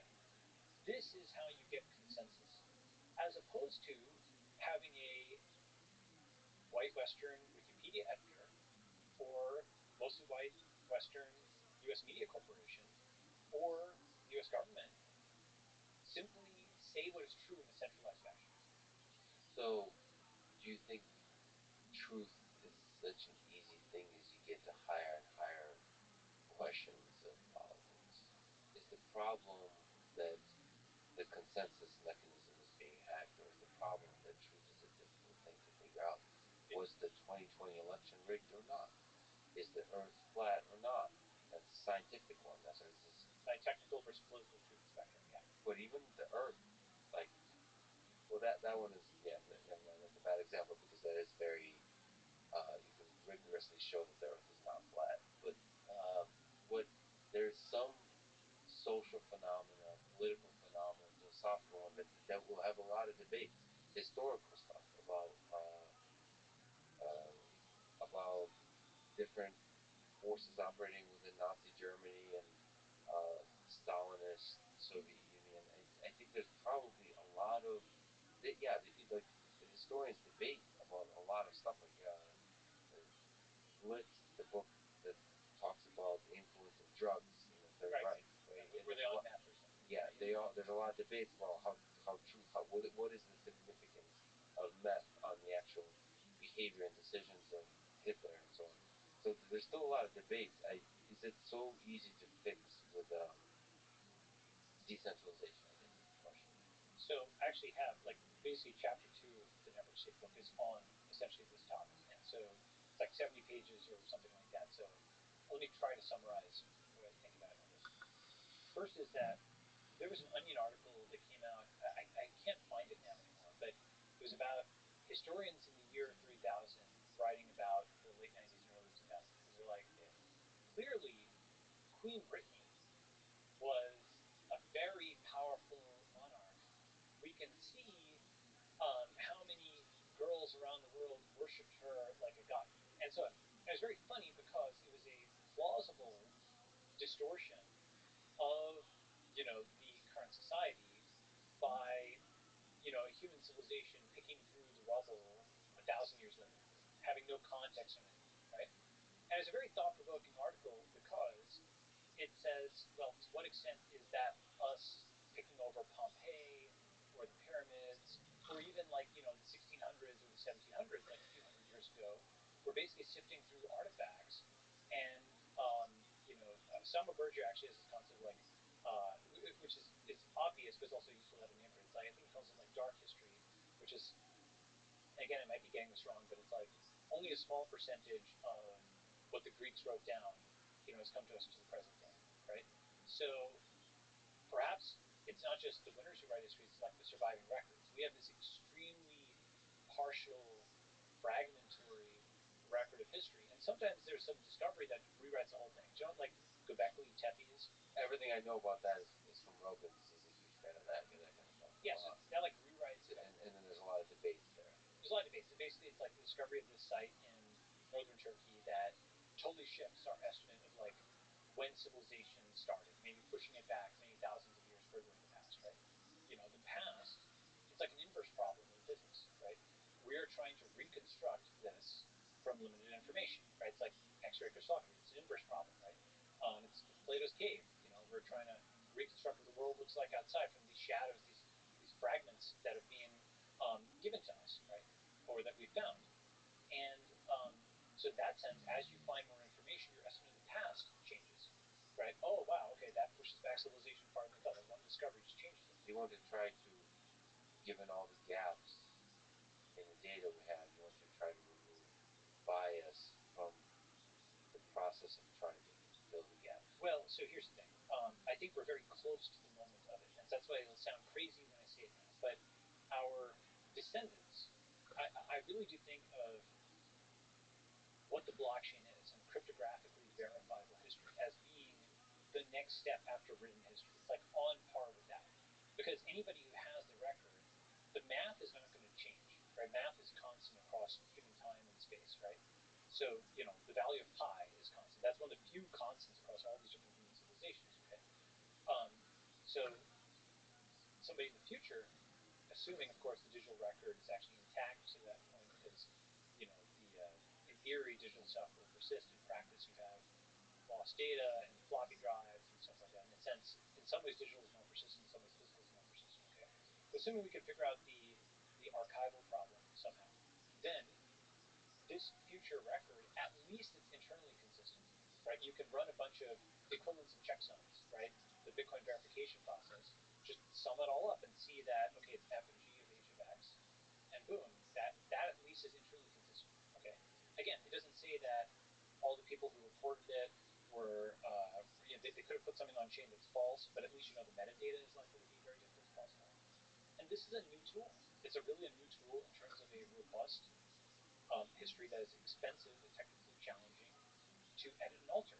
And that is the alternative to the Stalin-esque rewriting of history by centralized power. Yeah, I'm gonna have to do a lot of actually reading and thinking about. I'm actually, as you're talking, I'm also thinking about the fact that I think 99% of my access to Wikipedia is on technical topics, because I basically use it very similarly to Stack Overflow. And even there, it doesn't have unit tests. For example, one thing I remember, again, I might be wrong on this, but I recall that the Kelly criterion it's actually quite a useful thing to know. It's like how to optimally size your bets, okay? And you can have, given your kind of probability that some investment pays off, or assumed probability, you can have bets that are too large, bets that are too small. Sometimes the Kelly criterion, it goes negative and actually it says you should actually take leverage. You're so sure this is a good outcome that you should actually spend more than your current bankroll because you're going to get a good result, right? So it's a very sophisticated thing. And as I recall, many sites on the internet have the wrong equation. And I believe that was reprinted on Wikipedia. The wrong equation was put on Wikipedia as a Kelly criterion for a while. Okay? And so, without unit tests, see, math is actually the kind of thing that you could unit test, right? You could literally have the assert on the right-hand side today, right? The modern version, we've got Jupyter, we've got Replit, we've got all these things. The modern version of Wikipedia, there's sites like golden.com, for example, like, there's a bunch of things. I'm funding lots of stuff across the board, on this. And I'm not capitalizing these companies or capitalizing independently, but I'm trying to see if, not just talk about a better version. It's hard to build something better, so actually don't build it. And what you want is assertions that are actually reproduced. You don't just have the equation there. You have a written down code. You can hit enter. You can download the page. You can rerun it. It's reproducible. So the problem with that kind of reproducibility is that it adds friction. It's harder to put together articles and do that kind of stuff, unless you do an incredible job with UX and so on. The thing that I think is interesting about Wikipedia on the technical side is that without the unit tests, without the assertions, it still often does an incredible job. Because the reason it's the people that write those articles, and I've seen this also in Stack Overflow, are the people that care about this most. And there's a pride to getting it right. Okay, so let me agree and disagree with that, right? So absolutely, there's some good there. Again, do I think Wikipedia is a huge step up from what preceded it in some ways on the technical topics? Yes. However, you talk about the editing environment, right? Like the markup for Wikipedia, it's very, mid 2000s, right? It is not like crazy. Yeah, exactly. If at a minimum, for example, it's not WYSIWYG, right? So, like Medium or something like that, or Ghost, you can just go in and type, and it looks exactly like it looks on the page. Here, you have to go to a markup language where there can be editor conflicts, and you hit enter, and then someone has overridden your edit or something like that, and you don't know how it looks on the page. And you might have to do a few, previews or what have you. That's number one. So editing, you talk about bearish editing. That's number two is, given that it might be read 1,000 times for every one time it's written, it is important to actually have the mathematical things unit tested if they can be, given that we've got modern technology. And that's something that's hard to retrofit into this because it's so kind of ossified, right? Right. There's the interface on every side. For the editor, even just for the editor to check that say the editor wants to get it right, you want to make it really, I don't know, not easy, but easier to check their work. That's like right. debugging, like a nice IDE for the that's exactly right. For the editing experience. That's right. And the thing about this is, as I said, because the truth is a global constant, but incorrectness, right? Go ahead. Every happy family. No, I love to think that truth will have a nice debugger. Well, so here's what, right. So the thing is that what you can do is, let's say you did have a unit tested page for everything that's on Wikipedia. First of all, it makes the page more useful because you can download it, you can run it, you can import it, and so on. Second is it leads into one of the things that we could talk about. I've sort of a roadmap for building alternatives to not just existing companies, but to many existing U.S. institutions, from media and tech companies to courts and government and academia and nonprofits. The Wikipedia discussion actually relates to how you improve on academia, right? And so academia right now, one of the big problems, this is kind of related to the, oh boy, okay, the current institutions, we don't have trust in them. Is that the answer to trust no one, right? And I think the alternative is decentralized cryptographic trust or verification. How does that apply to academia? First observation is we are seeing science being abused in the name of quote unquote science, okay? Capital S science is Maxwell's equations. That's a good one. That's a good one, right? Quote unquote science is a paper that came out last week. And the key thing is that capital S science, real science, is about independent replication, not prestigious citation. That's the definition. All the journal stuff, the professors, all that stuff is just a superstructure that was set on top to make experiments more reproducible. And that superstructure is now dominating the underlying thing because people are just fixating on the prestige and the citation and not the replication, right? So how does that apply here? Once you start thinking about how many replications does this thing have, Maxwell's equation, there's trillions of replications. Every time us speaking into this microphone right now, we're testing, our theory of the electromagnetic field, right? Or electrical and magnetic fields. Every single time you pick up a cell phone or use a computer, you're putting our knowledge to the test, right? Whereas some paper that came out last week in Science or Nature may have 0 independent replications, yet it is being cited publicly as prestigious scientists from Stanford and Harvard and MIT all came up with X, right? And so the prestige is a substitute for the So there's a concept called Goodhart's law. Okay, I'm just going to quote it. When a measure becomes a target, it ceases to be a good measure. Okay, so for example, backlinks on the web were a good signal for Google to use when people didn't know they were being used as a signal. Yeah, you talked about quantity versus quality. PageRank was a pretty good approximation for quality. Yes, but but it's a fascinating thing, by the way. But yeah, it's a fascinating thing, and we can talk about that. But basically, once people know that you're using this as a measure, they will start to game it, and so then you have this cycle where sometimes you have a fixed point. Like Satoshi with proof of work was miraculously able to come up with a game where the gaming of it was difficult without just buying more compute, right? So it's a rare kind of game where knowledge of the game's rules didn't allow people to game the game. yeah. But you really learn how to run, which is one of the reasons it's relevant. Is that you can describe the game and you can't mess with it. Exactly, it's very hard to come up with something that's stable and smooth. It's actually on the meta point. There's a game where the rule of the game is to change the rules. Okay, it is. You mean human civilization or what? Yeah. It is called something. Nomic. Okay. Nomic. Nomic is a game where the rule of the game is to change the rules of the game. At first, that seems insane. Then you realize that's Congress. Yeah. Right? Yeah. Literally, what it is so meta because there are laws for elections that elect the editors of those laws, who then change the laws that get them elected to gerrymandering and other stuff. Right? That's a bad way of thinking. Bad way of thinking about it. The other way of thinking about it is this is what every software engineer is doing. You are constantly changing the rules by editing software and pushing code updates and so on. Right? So many games devolve into the metagame of who writes the rules of the game, right? They become essentially games of nomic. Proof of work is so amazing because it didn't devolve in such a way, right? It became very hard to rewrite the rules once they got set up. It's very financially, technically expensive. That's not to say it will always be like that, but it's very hard to change. If we could take a small tangent, we'll return to academia. I'd love to ask you about how to fix the media as well after we fix academia. Yeah, these are all actually related. Related. Yeah, Wikipedia, media, and academia are all related to the question of independent replication versus prestigious citation.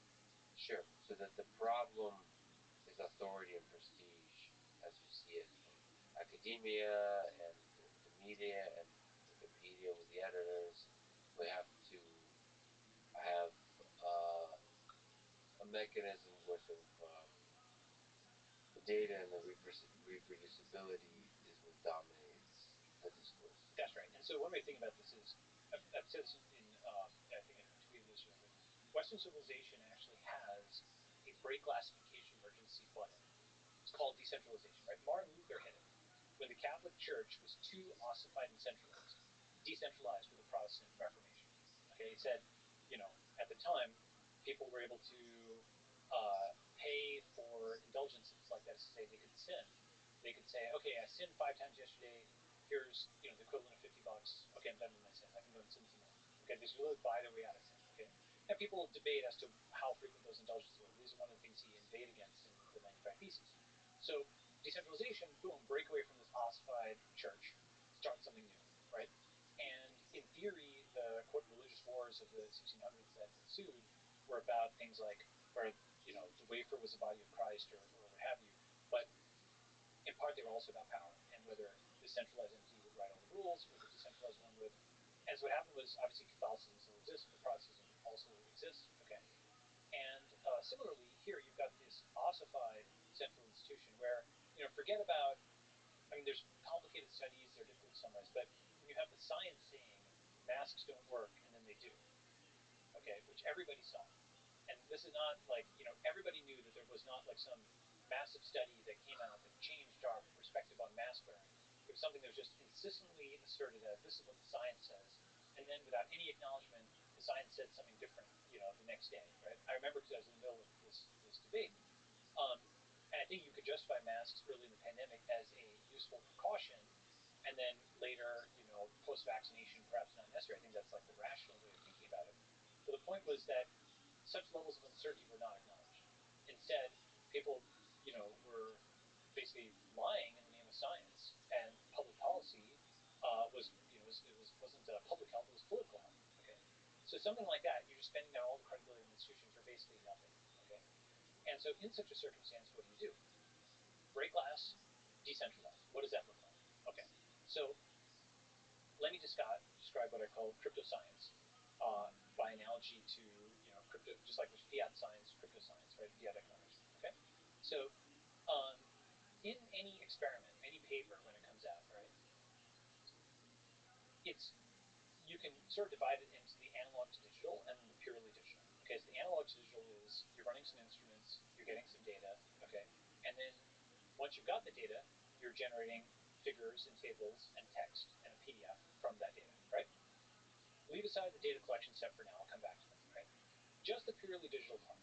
What does the ideal quote academic paper look like in 2022, 2023?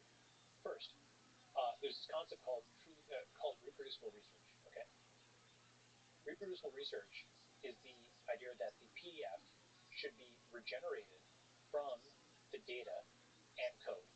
Okay, so you should be able to hit enter and regenerate it. Why is this really important as a concept? John Clairbout and David Donahoe at Stanford 20 years ago pioneered this in stats because the text alone often doesn't describe every parameter that goes into a figure or something, right? You kind of sometimes just need to look at the code and then it's easy. Without that, it's hard, okay? So reproducible research means you regenerate the PDF from the code and the data. You hit enter, okay? Now, one issue is that many papers out there in Science, Nature, etc., are not reproducible research. Moreover, the data isn't even public. Moreover, sometimes the paper isn't even public. The open access movement has been fighting this for the last 27 years. There's various levels of this, like green and gold open access. Okay, so the first step is the code, the data, and the PDF go on chain. Step number one. Okay. The second thing is once you've got, so you can anybody who is, and that could be the Ethereum chain, it could be its own dedicated chain, whatever. Okay, it could be something where there's just the URLs are on the Ethereum chain, it's stored on Filecoin, many different implementations. But let's call that on chain broadly. Okay, not just online, on chain. When it's on chain, public, and anybody can get it. So that's first. Second is once you've got something where you can regenerate the code, or the PDF from the code and the data on chain, guess what? You can have citations between two papers turn into important statements. Okay. That's cool, right? So now you're not just getting composable finance, like DeFi, where you have like one interest rate calculator calling another. You have composable science. And now you can say this paper on this, especially in ML, right? You will often cite a previous paper and its benchmark or its method, right? You're gonna want to scatter plot sometimes your paper, your algorithm versus theirs on the same data set. That is facilitated if their entire paper is reproducible research that is generated. You can just literally import that Python, and then you can generate your figure off of it, right? Moreover, think about how that aids reproducibility, because you don't have to reproduce in the literal sense every single snippet of code that they did. You can literally use their code, import it. Okay, people started compounding on each other. It's better science. Okay, now I talked about this, but actually there's a few folks who have been actually building this. So there's usescholar.org, which actually has a demo of this, like just a V1 like kind of prototype where it shows two stats papers on chain, and one of them is citing the other with an import statement. There's also a thing like called I think DSci.com, which is trying to do this, right? Decentralized science. So this itself changes how we think about papers. And actually, by the way, the inspiration for PageRank was actually citations. It was like the impact factor out of academia. That's where Larry Page and sort of got the concept out, right? So now you've got a web of citations that are import statements on chain. In theory, you could track back a paper all the way back to its antecedents. Okay, so if it's citing something, you can now look it up and look it up and look it up. And a surprising number of papers actually, their antecedents don't terminate, or the original source says something different, or it just kind of got garbled like a telephone game. And there's this famous thing on like the spinach, does this actually have iron in it or something like that? I forget the details of the story, but it was something where you track back the citations and people are contradicting each other. Okay, but it's just something that just gets copy pasted and it's a fact. It's not actually a fact because it's not audited properly. This allows you to cheaply audit, in theory, all the way back to Maxwell or Newton or something like that. Okay. Now, what I'm describing is a big problem, but it's a finite problem. It's a essentially taking all the important papers and putting them on chain. It's about the scale of, let's say, Wikipedia. Okay, so it's like, I don't know, a few 100,000, a few million papers. I don't know the exact number, but it'll be out that number. Okay, so now you've got number one, these things that are on chain. Okay, number two, you've turned citations into important statements. Number three, anybody can now, at a minimum, download that code. And while they may not have the instruments, and I'll come back to that point, while they may not have the instruments, they can do internal checks. The Benford's Law stuff we were just talking about. You can internally check the consistency of these tables and graphs, and often you'll find fraud or things that don't add up that way, because all the code and the data is there, right? And now you made it so that anybody in Brazil, in India, in Nigeria, they may not have an academic, library access to it, but they can get into this. All right. Now, how do you fund all of this? Well, good thing is crypto actually allows tools for that as well. Andrew Huberman and others have started doing things like with NFTs to fund their lab. I can talk about the funding aspect. There's things like researchhub.com, which are trying to issue tokens for labs. But a lab isn't that expensive to fund. Maybe it's a few 100,000, a few million a year, depending on where you are. Crypto does generate money. And so you can probably imagine various tools, whether it's tokens or NFTs or something like that, to fund it. Finally, what this does is it is not QAnon, right? It is not saying don't trust anybody. Neither is it just trust the centralized academic establishment. Instead, it's saying trust because you can verify, because we can download things and run. The crucial thing that I'm assuming here is the billions of supercomputers around the world that we have, all the MacBooks and iPhones that can crank through lots and lots of computation. So everything digital, we can verify locally, okay? Now, there's one last step, which is, I mentioned the instruments, right? Whether it's your sequencing machine or your accelerometer or something like that is generating the data that you are reporting in your paper when you put it on chain, okay? Basically, you think of it as the analog to digital interface. We can cryptofy that too. Why? For example, an Illumina sequencing machine has an experiment manifest. And when that's written to, there's a website called NCBI, National Center for Biotechnology Information. You can see the experiment metadata on various sequencing runs. It'll tell you what instrument and what time it was run and who ran it and so on and so forth, okay? What that does is allows you to correct for things like batch effects. Sometimes you will sequence on this day and the next day, and maybe the humidity or something like that makes it look like there's a statistically significant difference between your two results, but it was just actually batch effects, okay?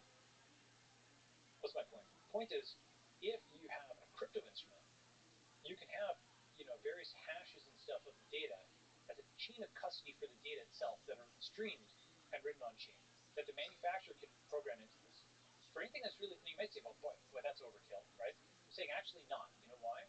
If you're doing a study whose results are going to be used to influence a policy that's going to control the lives of millions of people, every single step has to be totally auditable. You need the glass box model. You need to be able to go back to the raw data. You need to be able to interrogate that.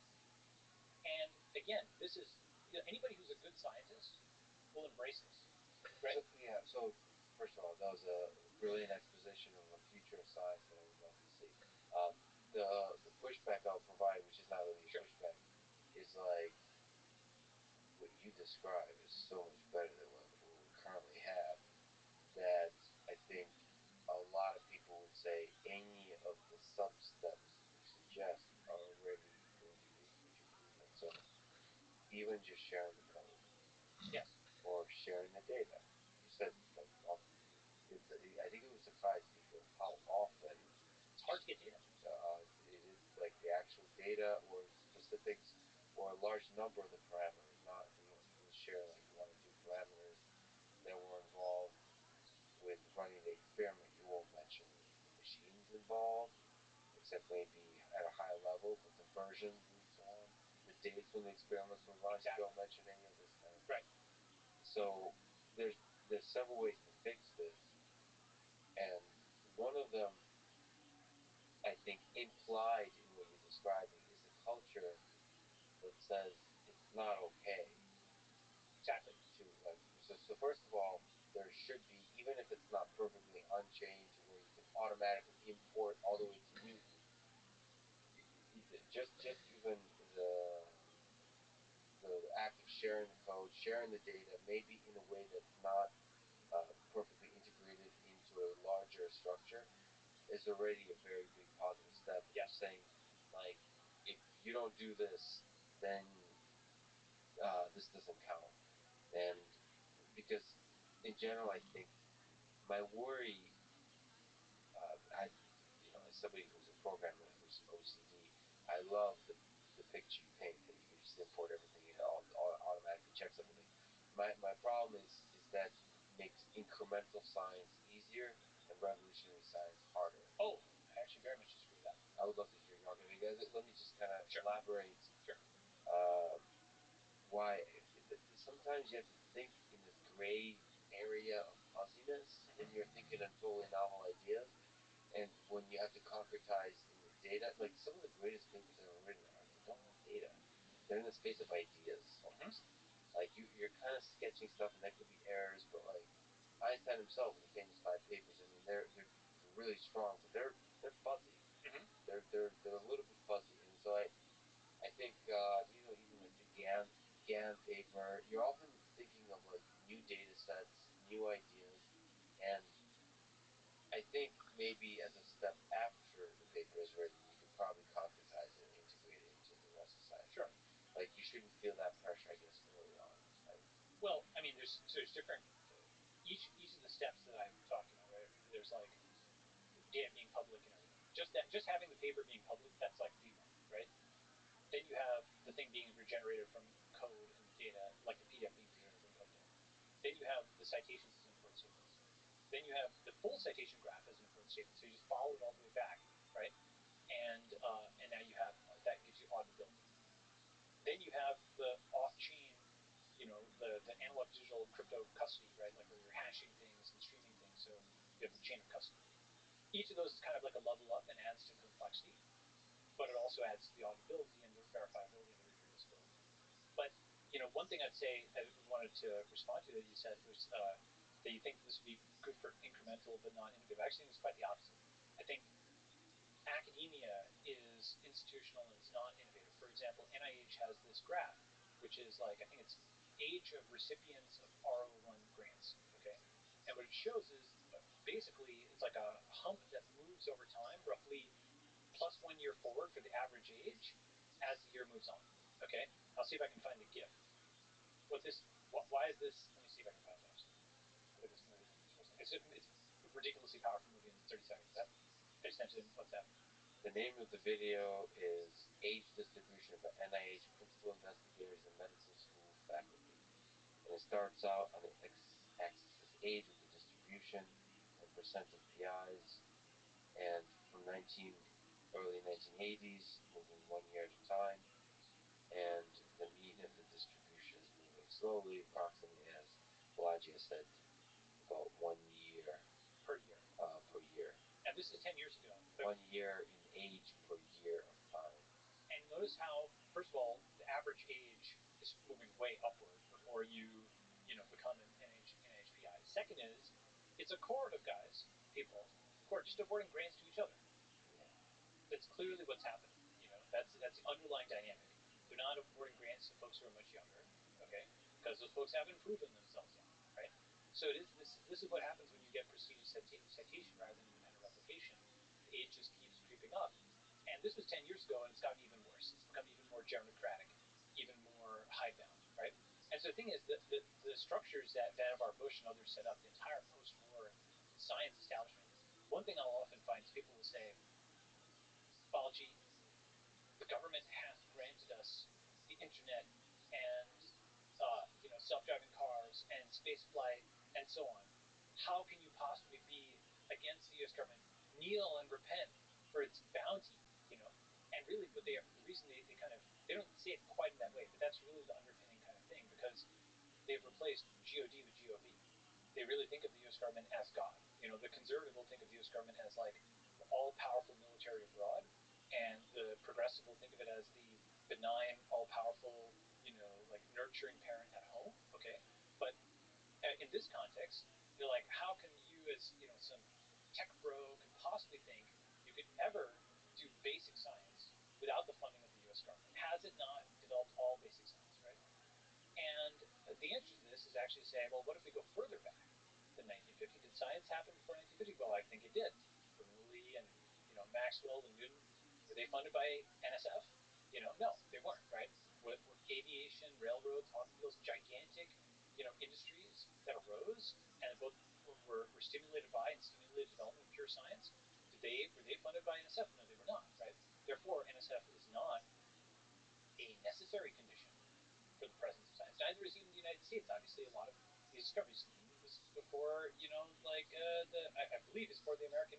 Let me find the exact. It's actually less old than people think. Okay, so Newton died 1727, right? So I knew that, um, it was like in the 1700s. So Newton was before the American Revolution, right? Obviously, that meant huge innovations could happen before the U.S. government, before NIH, before NSF, right? Which means they are not a necessary condition, number one. That itself is crucial because a lot of people say the government is necessary for basic science. It is not necessary for basic science. It is one possible catalyst. And I would argue that mid-century it was okay because mid-century was the time when the middle of the centralized century. 1933, 1945, 1969, you have Hoover Dam, you have the Manhattan Project, you have Apollo. That generation was acclimatized to a centralized U.S. government that could accomplish great things, partly because technology favored centralization going into 1950 and then started favoring decentralization going after. I've talked about this in the book. Sovereign Individuals talk about this, but very roughly, you go up into 1950 and you have mass media and mass production, and just centralization of all kinds of giant nation states slugging it out on the world stage. You go out of 1950 and you get cable news and personal computers and internet and mobile phones and cryptocurrency, and you have the decentralization. And so this entire centralized scientific establishment was set up at the peak of the centralized century, and it might have been the right thing to do at that time, but is now showing its age. And it's no longer actually geared up for what we have. Where are the huge innovations coming out? Well, Satoshi Nakamoto was not, to our knowledge, a professor, right? That's this revolutionary thing that came outside of it. Early in the pandemic, there was something called project-evidence.github.io, which accumulated all of the evidence for the coronavirus possibly having been a lab leak. But that was a very controversial thing to discuss, right?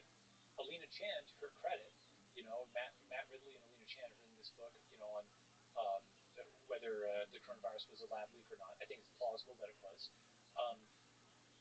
I can't say I'm 100% sure, but I think it's at least certainly it is a hypothesis worthy of discussion. Okay, though of course it's got political overtones.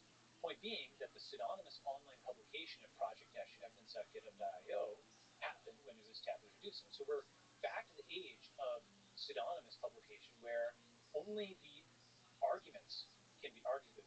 The person can't be attacked. Okay, this is actually something that used to happen in the past. Like, there's a famous story where Newton solved a problem. Someone said, "I know the lion by his claw," or something like that. Right? People used to do pseudonymous publication in the past so that they would be judged on part by their scientific ideas and not the person themselves. Right?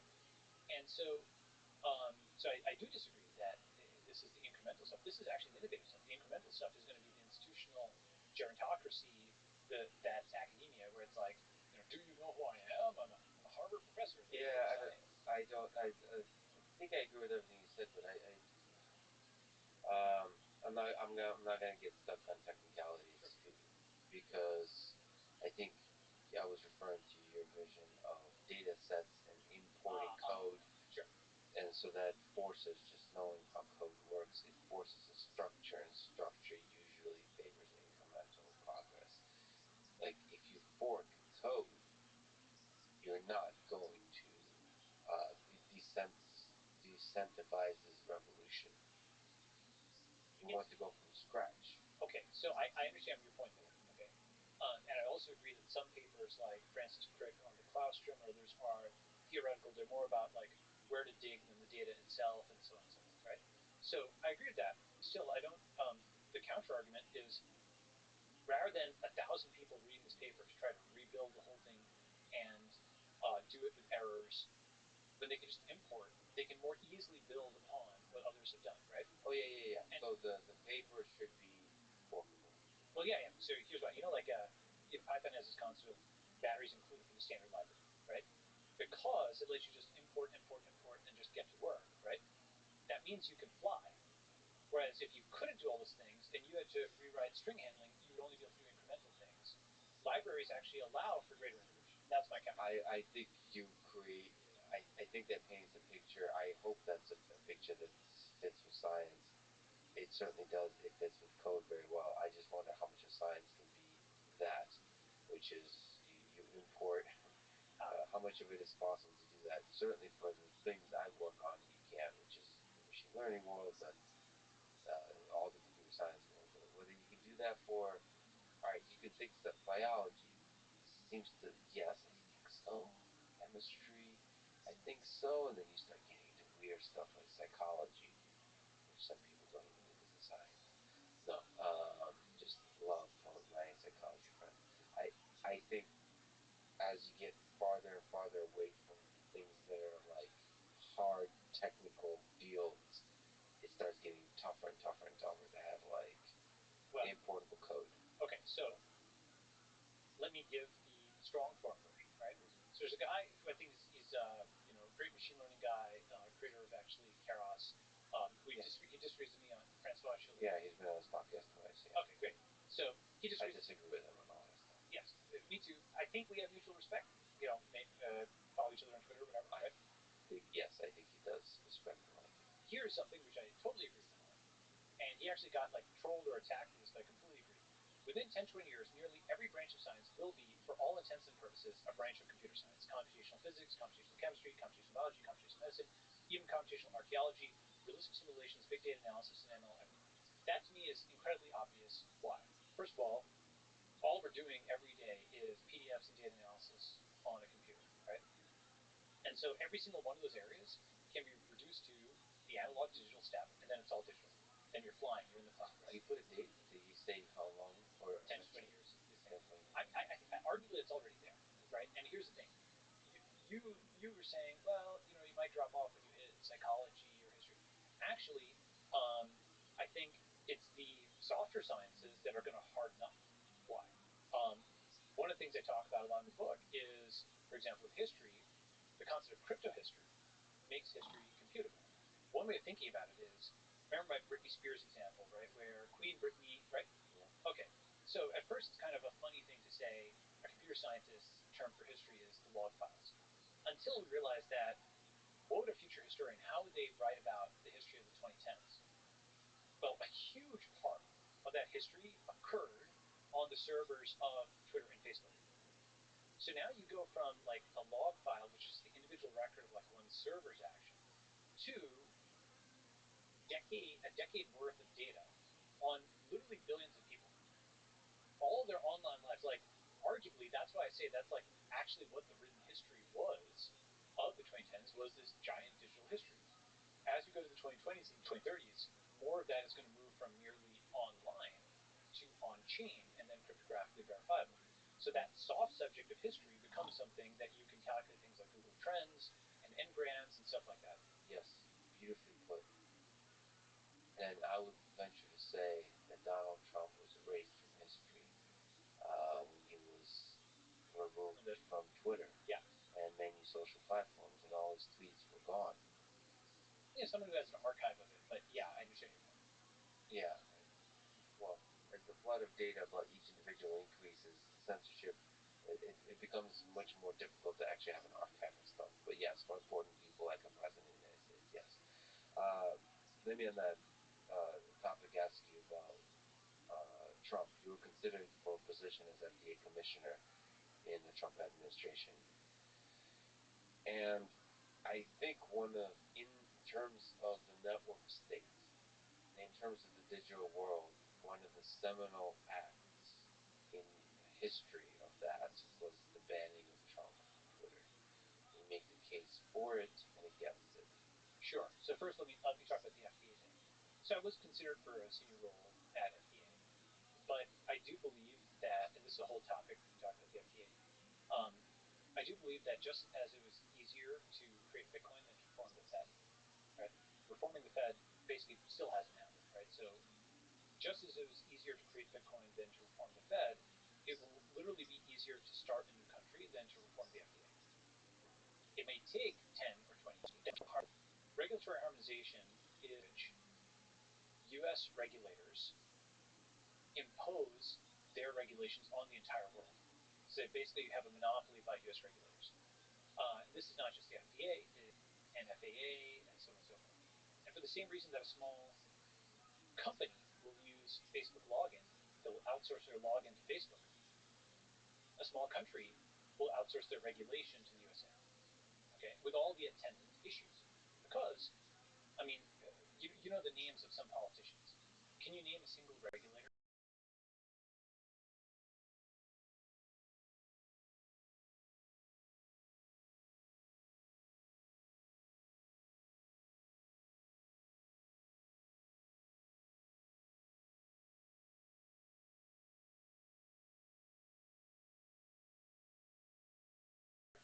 The FDA? No, right? Yeah, they will brag on their website that they regulate, I forget the exact numbers, I think it's like 25 cents out of every dollar, something along those lines, okay? It's like double digits, okay? That's a pretty big deal. And the thing about this is, people will talk about, quote, our democracy and so on. But many of the positions in, quote, our democracy are actually not subject to democratic accountability. You have tenured professors, and you have tax-exempt colleges. You have the Sulzbergers, the New York Times, who have dual-class stock. You have, um, a bunch of positions that are out of the reach of the electorate, and that includes regulators who have career tenure after just a few years of not necessarily even continuous service. So they're not accountable to the electorate.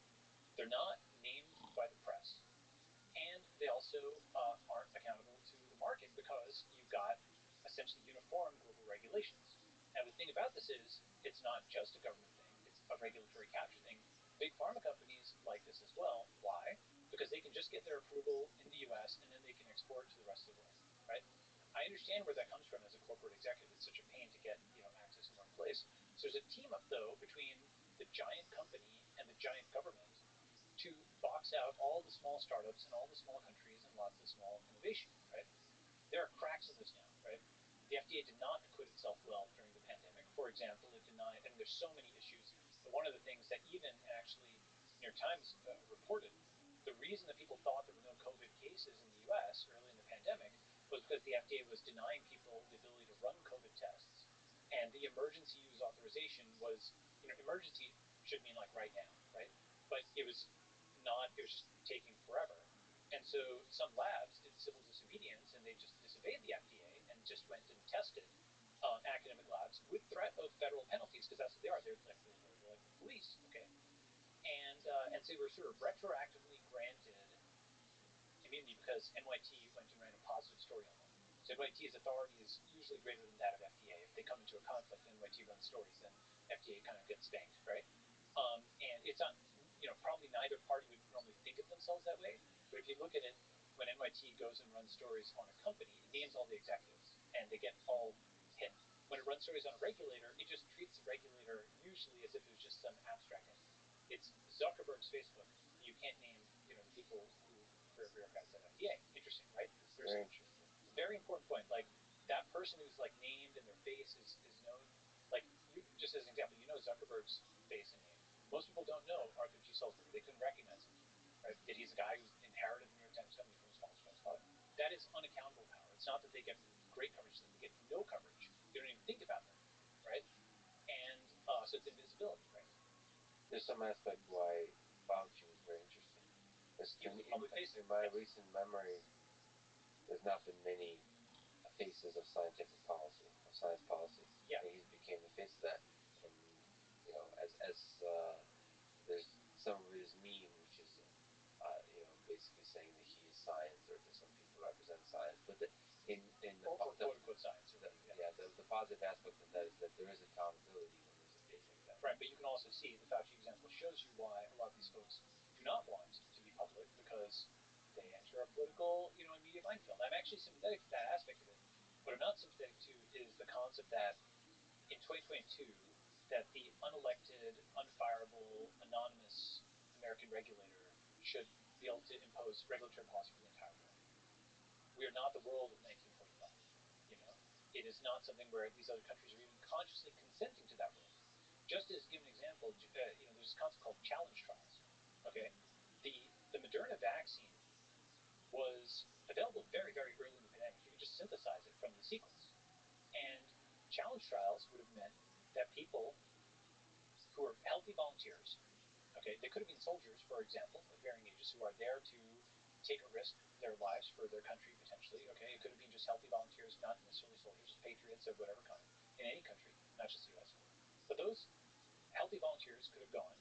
And at the early stages of the pandemic, we didn't know exactly how lethal it was going to be because, Li Wenliang and 30-year-old, 30-somethings in China were dying from this. It seemed like it could be far worse. How lethal the virus.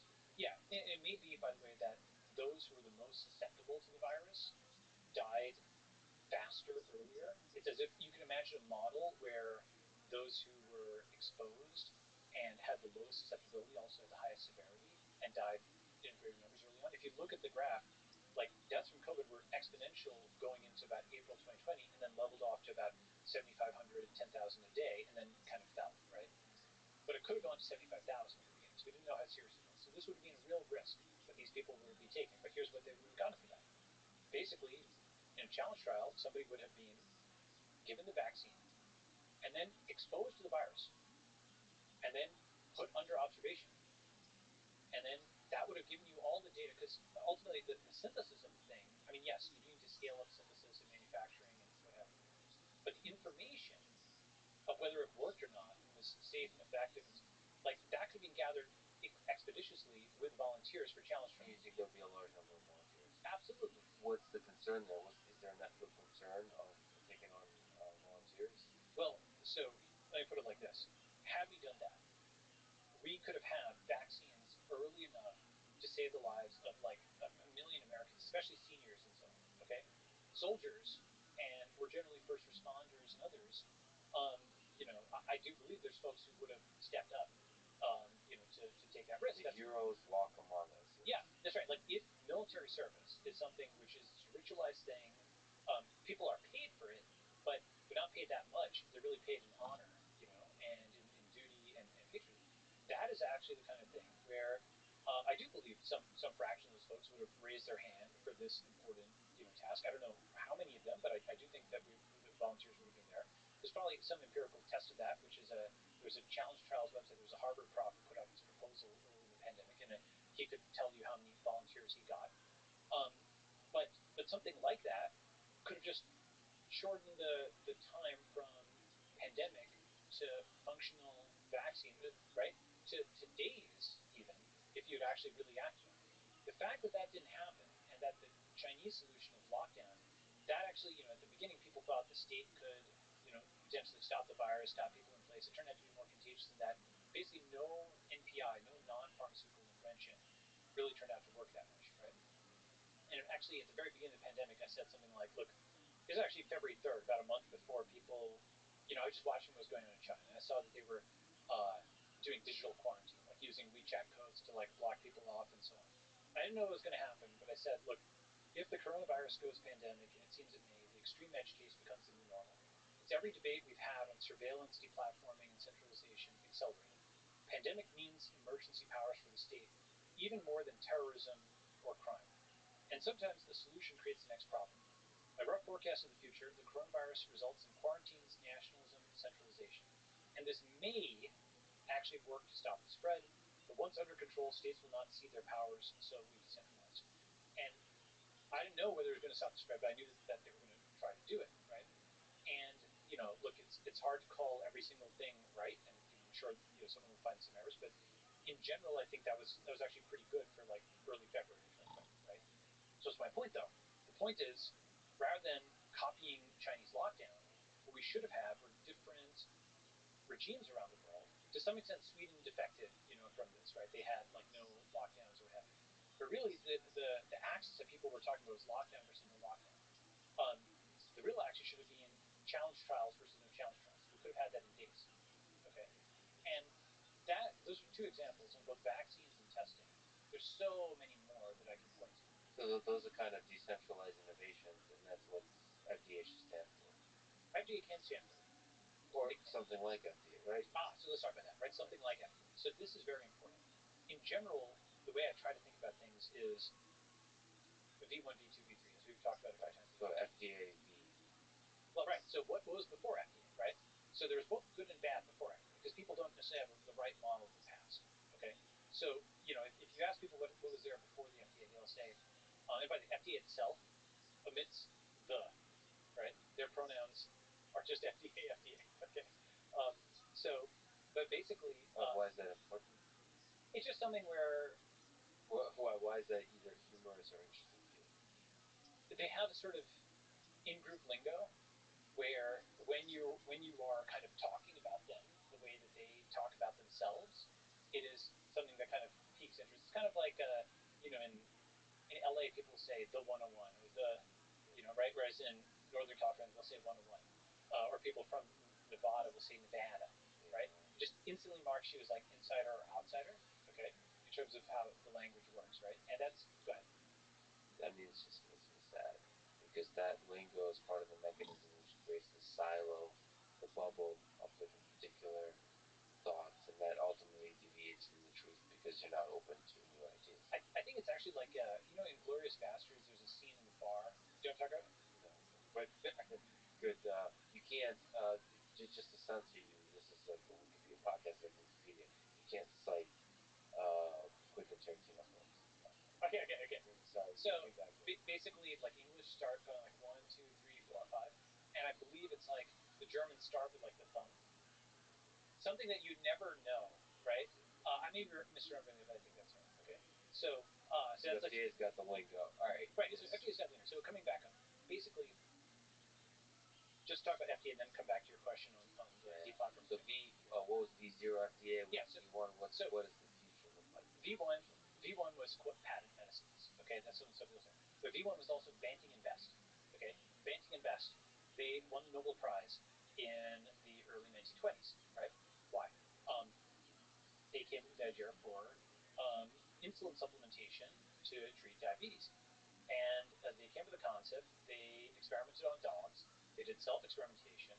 They had healthy volunteers. They experimented with the formulation as well, right? Because just like you have like a web app and a mobile app, maybe a command line app, you could have a drug that's administered orally or via injection or cream, or there's different formulations, right? Dosage, all that stuff they could just like iterate on, okay, with willing doctor, willing patient. These folks who were affected just sprang out of bed. The insulin supplementation was working for them, and within a couple of years, they had won the Nobel Prize, and Eli Lilly had scaled production for the entire North American continent. Okay, so that was a time when pharma moved at the speed of software, when it was willing buyer, willing seller. Okay, because the past is demonized as something that our glorious regulatory agency is protecting us from. Okay, but there's so many ways in which what's really protecting you from is being healthy.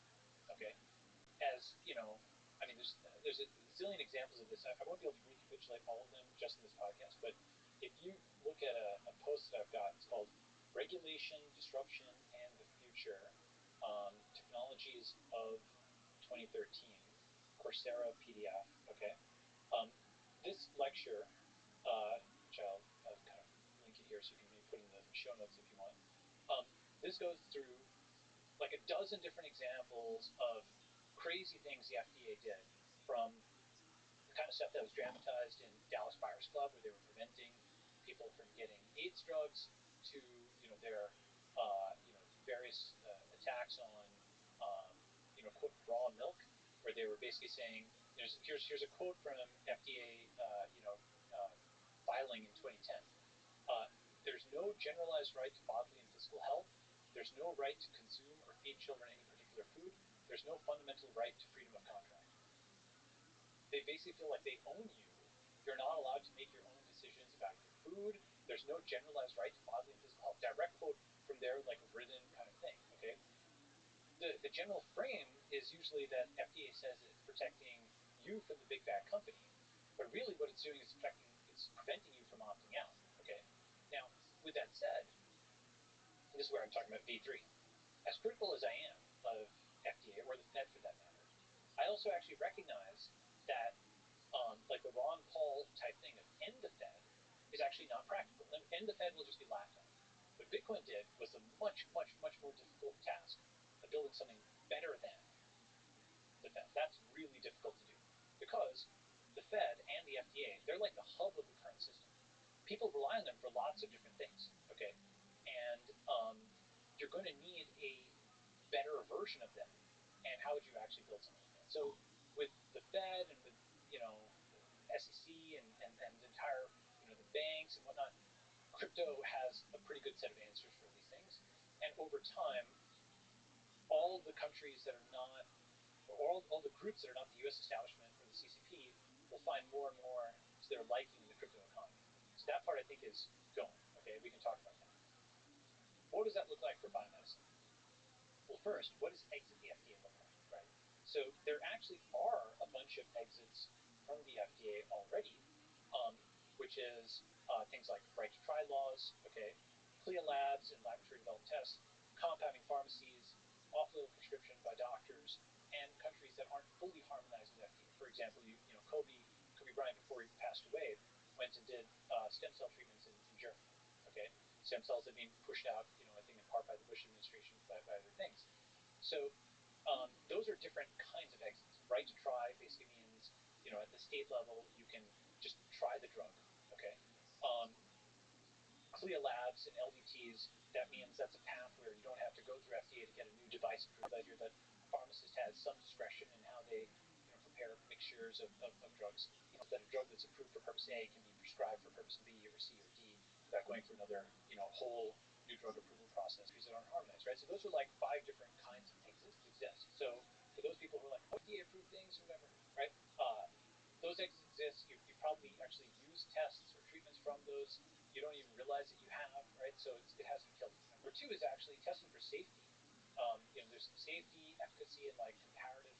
Safety is actually relatively easy to test for. There's very few drugs that are like there's TGN, famous example of someone who's actually dangerous to people, right, with an early test. So those do exist, just acknowledge they do exist. But in general, testing for safety is actually not that hard to do, okay? And if something is safe, then you should be able to try it, usually, okay?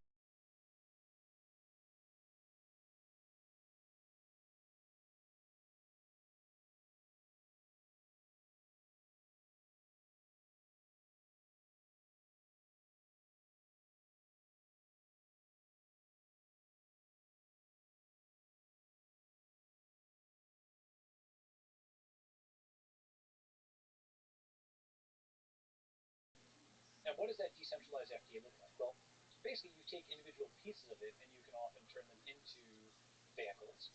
And this is like 50 different startups. Let me describe some of them. First, have you gotten any drugs or something like that recently? I mean, like prescribed drugs, prescription drugs? Well, now that you clarify, the answer is no. Yeah. Prescribed drug, no. Okay, so not on me. Antibiotics a long time ago, maybe. All right. No. So you know how you have like a sort of like a wadded up chemistry textbook, the package insert that goes into the right? Okay. It's wadded up chemistry textbook. I love it. That's what it is, right? That's what a terrible user interface. We don't usually think of it that way. Why is the user interface so terrible? That's a web of regulation that makes it so terrible. And there's actually guys who tried to innovate just on user interface called like Help I Need Help. That was like the name of the company a while back, and it was trying to explain the stuff in plain language. Okay, just on user interface you can innovate. And why is that important? Well, there's a company called PillPack, which innovated on quote the user interface for drugs by giving people a thing which had like a daily blister pack. So it's like here's your prescription, and you're supposed to take all these pills on the first and second, and basically whether you had taken them on a given day was manifest by whether you had opened it for that specific day. Okay, this is way better than other kinds of so-called compliance methodologies. Like there are guys who try to do like an IoT pill where when you swallow it, it like gives you measurements. This was just a simple innovation of user interface that boosted compliance, in the sense of compliance with the drug regimen, dramatically, right? And I think they got acquired or what have you for a lot of money. And hopefully utilized effectively. Right? Although sometimes these companies that do incredible innovation really makes you sad when they get acquired. That leads to their death, not their scaling. Sure. I mean, they did a lot of other good things, but this is one thing that they did well, right? So PillPack just shows what you can get with improving on user interface. Why can't, I mean, we get reviews for everything, right? One thing that, like people have sort of, in my view, somewhat quoted out of context, they're like, oh, biology thinks you should replace the FDA with the health drugs. Actually, there's something called phase 4, okay, the FDA, which is so-called post-market surveillance. Do you know that that's actually something where, in theory, you can go and fill out a form on the FDA website, which basically says, I've had, a bad experience with a drug. like VAERS, but for drugs. Yeah, so it's called MedWatch, right? And so you can do like voluntary reporting, and you can get like a PDF and just like upload it, right? Is this the government? Is this .gov? Yeah, it's Form 3500B. I love it. It's HTML. It's gonna be like from the 90s. It's gonna have an interface designed by somebody who's a COBOL/Fortran programmer. Right, here we go. So basically, the 3500B. I hope to be proven wrong on that, by the way. So 3500B, consumer voluntary reporting. When do I use this form? You were hurt or had a bad side effect. Use a drug which led to unsafe use, etc. Yeah. The point is, FDA already has a terrible Yelp for drugs. Yes. It has a terrible version of it. Yeah. What would the good version look like? The fact that you've never, this fact you have to fill out a PDF to go and submit a report. How do you submit a report at Yelp or Uber or Airbnb or Amazon? You tap, you know, star ratings, right? So just modernizing FDA 3500B and modernizing Phase 4, okay, is a huge thing. Can you comment on that? What incentive mechanism forces the modernization of that kind of thing? Here's how it would work. Or one possible. To create an actual Yelp. Yeah, here's how that would work, right? You go to the pharmacy or wherever, and you hold up your phone and you scan the barcode of the drug. Okay, what does you see? Instantly, you see global reports, right? By the way, because your biology, your physiology, that's global, right? Information from Brazil or from Germany or Japan on their physiological reaction to the same drug you're taking is useful to you. It's not like a national boundaries thing. So the whole nation state model of only collecting information on by other Americans, so really you want a global kind of thing, just like Amazon book reviews. It's a global thing. Other things are aggregated at the global level. Okay, so what you want is to see every patient report and every doctor around the world on this drug. That might be really important to your rare or semi-rare condition. Just that alone would be a valuable site. Who builds that site? It sounds like something created by capitalism. It sounds like you could do it by capitalism. It would have to be a company. Yeah, you can definitely do it. But we don't have a world where a company is allowed to be in charge of that kind of thing. Well, I don't know. Health one went down. It just seems like a lot of. So it depends, right? Basically, this is why you have to pick off individual elements, right? There's essentially a combination of first recognizing that the FDA is actually bad. Even be able to say that. Let me put it like this: it does a lot of bad things. It is something which you need to be able to criticize. You might be like, well, that's obvious, right? Well, in 2010, for example, there's a book that came out. If anybody wants to understand FDA, it's called Reputation and Power. A lot of people don't understand this as FDA. Yeah, because they will retaliate against your biotech or pharma company. Yeah, okay. And that retaliation can be initiated by a single human being. Absolutely. The best analogy is think about the TSA. Okay, have you flown recently? Okay. Do you make any jokes about the TSA when you're in the TSA line? Usually you don't want to, but they're a little more flexible. Okay. You know what? Can I tell a story? Sure. Which is, it was similar to this. I was in Vegas at a club. I don't go to clubs. Okay. I got kicked out for I think the first time in my life for making a joke with a bouncer. And because I had a camera with me, and you're not allowed to have a camera, and I said, okay, cool, like I'll take it out. But I made a funny joke that I don't care to retell. But he was just a little offended. He was like, you're out. I don't care who you are. I don't care who you're with. And then he proceeded to list me the famous people he has kicked out. But there is, all of those. The reason I made the joke is I sensed that there was an entitlement to this particular individual, like where the authority has gotten to his head. My authority. Yeah, right. I almost wanted to poke at that. Right. And I think the poking the authority, I quickly learned a lesson. Well, I have now been rewarded with a pride ideal for having poked authority. So now I'm kicked out of a club that would have resulted in a fun night with friends and so on. Instead, I'm standing alone crying in Vegas, which is not a unique Vegas experience. Sure. It's actually a fundamental Vegas experience. But that, I'm sure that basic human nature happens with the FDA. That's exactly right. So just like with the TSA, just to extend the analogy, when you're in line at the TSA, right, you don't want to miss your flight. That could cost you hundreds of dollars. And so you comply with ludicrous regulations, like, 3-ounce bottles. Well, you know what? You can take an unlimited number of combine them into a 6-ounce bottle too with terrorist technology called mixing. Yep. Okay, Yep. advanced, Yes. right? And the thing about this is everybody in line, actually some fairly high, let's say call it influence or net worth or whatever people fly, right? Millions and millions and millions of people are subject to these absolutely moronic regulations. It's all what I think security theater is Schreier's term, right? A lot of people know this term. So millions of people are subject to it. It costs untold billions of dollars in terms of delays and whatnot if you just walk it through, right? It irradiates people, and this is another FDA thing, by the way. This is an FDA TSA team up. Okay, in 2010, the TSA body scanners, there were concerns expressed, but when it's a government to government thing, see, a .com is treated with extreme scrutiny by FDA. When it's another .gov, well, they're not trying to make a profit, so they kind of just wave them on through. Okay, so these body scanners were basically like applied to millions and millions of people, and this huge kind of opt-in experiment. It's almost, I think it's quite likely, by the way, that if there was even a slightly increased cancer risk, that the net morbidity and mortality from those would have outweighed the deaths from terrorism or whatever that were prevented, right? You can work out the numbers, but you can just get the math under reasonable assumptions. It's probably true.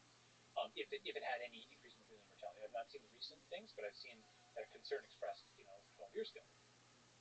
Point being that despite the cost, despite how many people are exposed to it, despite how obviously patently ludicrous it is, you don't make any trouble, nor do people organize protests or whatever about this, because it's something where people, the security theater of the whole thing is part of it. Oh, well, if we took them away, there would be more terrorism or something like that. People think, right? But it is fascinating to see that the populace puts up with it, because it does. One of my favorite things is to listen to Jordan Peterson, who I think offline, but I think also on the podcast, is somebody who resists authority in every way, and even he goes to TSA with a kind of suppressed, like all the instructions, everything down to whenever you have like the yellow thing for your feet, they force you to adjust it even slightly if you're off. Just even, it's like it's a Kafka novel. We're living like TSA. It makes me smile. It brings joy to my heart because I imagine Franz Kafka and I just walking through there, because it really is just deeply absurd. But and then the whole motivation of the mechanism becomes distorted by the individuals involved. The initial one was to reduce the number of terrorist attacks, I suppose. Right, now it's guns and drugs. So basically, it's like essentially what they've done is they've repealed the Fourth Amendment, right? Search and seizure, they can do it without probable cause. Everybody is being searched. Everybody's a potential terrorist, so they've got probable cause for everybody in theory. And so what they do, they'll post on their website the guns and drugs or whatever that they see using these scanners. Well, of course, if you search everybody, you're gonna find some criminals or whatever. But the cost of doing that is dramatic. Moreover, the fact that people have sort of been trained to have, compliance. It's like the Soviet Union, right? Where, just grudgingly, all right, go along with this extremely stupid thing. What's my point? The point is, this is a really stupid regulation that has existed in plain sight of everybody for 20 years. We're still taking off our shoes, okay, because some shoe bomber, whatever number of years ago, okay. All of this stuff is there, as opposed to there's a zillion other things you could potentially do, different paradigms for airport security, but now apply that to FDA. Just like a lot of what TSA does is security theater, arguably all of it. A lot of what FDA does is safety theater. The difference is there's far fewer people who go through the aperture. They're the biotech and pharma CEOs. Okay, so you don't have an understanding of what it is to deal with them. Number one. Number two is the penalty is not a few $100s of missing your flight. It is a few $1,000,000 or tens or hundreds of millions of dollars for getting your company subject to the equivalent of a retaliatory wait time. Just like that bouncer threw you out, just like the TSA officer, if you make a joke or they can just sit you down and make you lose your flight, right? So too can the FDA just silently impede the approval of something and choke you out financially because you don't have enough runway to get funded, right? So just impose more wait time. Guess what? We want another 6 months. Data that's going to take you another 6 months. Your company doesn't have the time. You die, right? If you live, you have to raise a round at some diluted valuation, and now the price gets jacked up on the other side. That's the one thing that can give, by the way, in this whole process. When you push out timelines from days to get a vaccine approved or a vaccine evaluated rather via challenge trials to months or years, the cost during that time when you it just increases nonlinearly, right? Because you can't iterate on the product. All the normal observations, if it takes you 10 years to launch a product versus 10 days, what's the difference in terms of your speed of iteration, your cost, et cetera, right? So this is part of what, it's not the only thing. There's other things. There's AME and CPT, there's other things. But this is one of the things that jacks up prices in the US medical system, okay? So now you have something where these CEOs, they're going through this aperture. They can't tell anybody about it because if you read Reputation and Power, okay, I'm going to just quote this because it's an amazing, amazing book, right? It's written by a guy, Daniel Carpenter, who's a smart guy, but he's an FDA sympathizer. He fundamentally thinks it's like a good thing or what have you. Nevertheless, I respect Carpenter's intellectual honesty because he quotes the CEOs in the book, verbatim, and he gives some paragraphs. And essentially, from their descriptions, it's like think about like a Vietnam War thing where you've got a POW and they're like blinking through their eyes, I'm being tortured. Okay, that is the style. When you read Carpenter's book, you read the quotes from these CEOs. Do you recommend the book? It's a good book. Yeah, or it's now a little bit outdated. Okay, because it's like almost 10 years old. Still, as a history of the FDA, it is well worth reading. And by the way, the reason I say like the FDA is so insanely important. It's so much more important than many other things that people talk about, but they don't talk about it, right? I just want to read his little blurb for it, right? This is 2010. The U.S. Food and Drug Administration is the most powerful regulatory agency in the world. How did the FDA become so influential, and how does it wield its extraordinary power? Reputation Power traces the history of FDA regulation of pharmaceuticals, revealing how the agency's organizational reputation has been the primary source of its power, yet also its ultimate constraints. Carpenter describes how the FDA cultivated a reputation for competence and vigilance throughout the last century, and how this organizational image has enabled the agency to regulate while resisting efforts to curb its own authority. First of all, just that description alone, you're like, wait a second. He is describing this as an active player. It's not like a DMV kind of thing which just passed through. It's talking about cultivating a reputation, its power, resisting efforts to curb its own authority, right? The thing is, now you're kind of through the looking glass. You're like, wait a second, this is kind of language I don't usually hear for regulatory agencies. The thing is, the kind of person who becomes the CEO of a giant company, what do they want to do? They want to expand that company. They want to make more profit. Similarly, the kind of person who comes to run a regulatory agency or one of the subunits, that person wants to expand its ambit.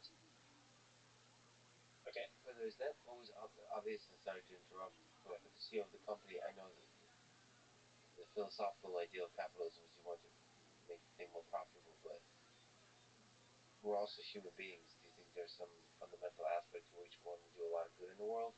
Sure, but the fiduciary duty will push people to get the ambitious, the profit maximizing expansionist CEO is selected for, right? Basically, they believe, crucially, they're not just, this is important, they're not just, some of them are Grand Theft Auto, make as much money as possible, but they believe in the mission, okay? They've come to believe in the mission, and that is the person who's selected. Chomsky actually had this good thing, which is like, I believe that you believe what you believe, but if you didn't believe what you believe, you wouldn't be sitting here. So they select for the kind of people that are able to make a lot of money, and in that process, those people are able to construct a narrative that they're doing good, even though they were selected for the fact that they can make a lot of money. Yeah, and they may actually be doing good, but the thing is, with CEOs, we have a zillion images in television, media, movies of the evil corporation, the greedy CEO. We have some concept of what CEO failure modes are like. Okay? Now, when have you ever seen an evil regulator? Can you name a fictional portrayal of an evil regulator? Can you name an evil CEO? Yeah, a lot. But that's so interesting. I'm searching for a deeper lesson here.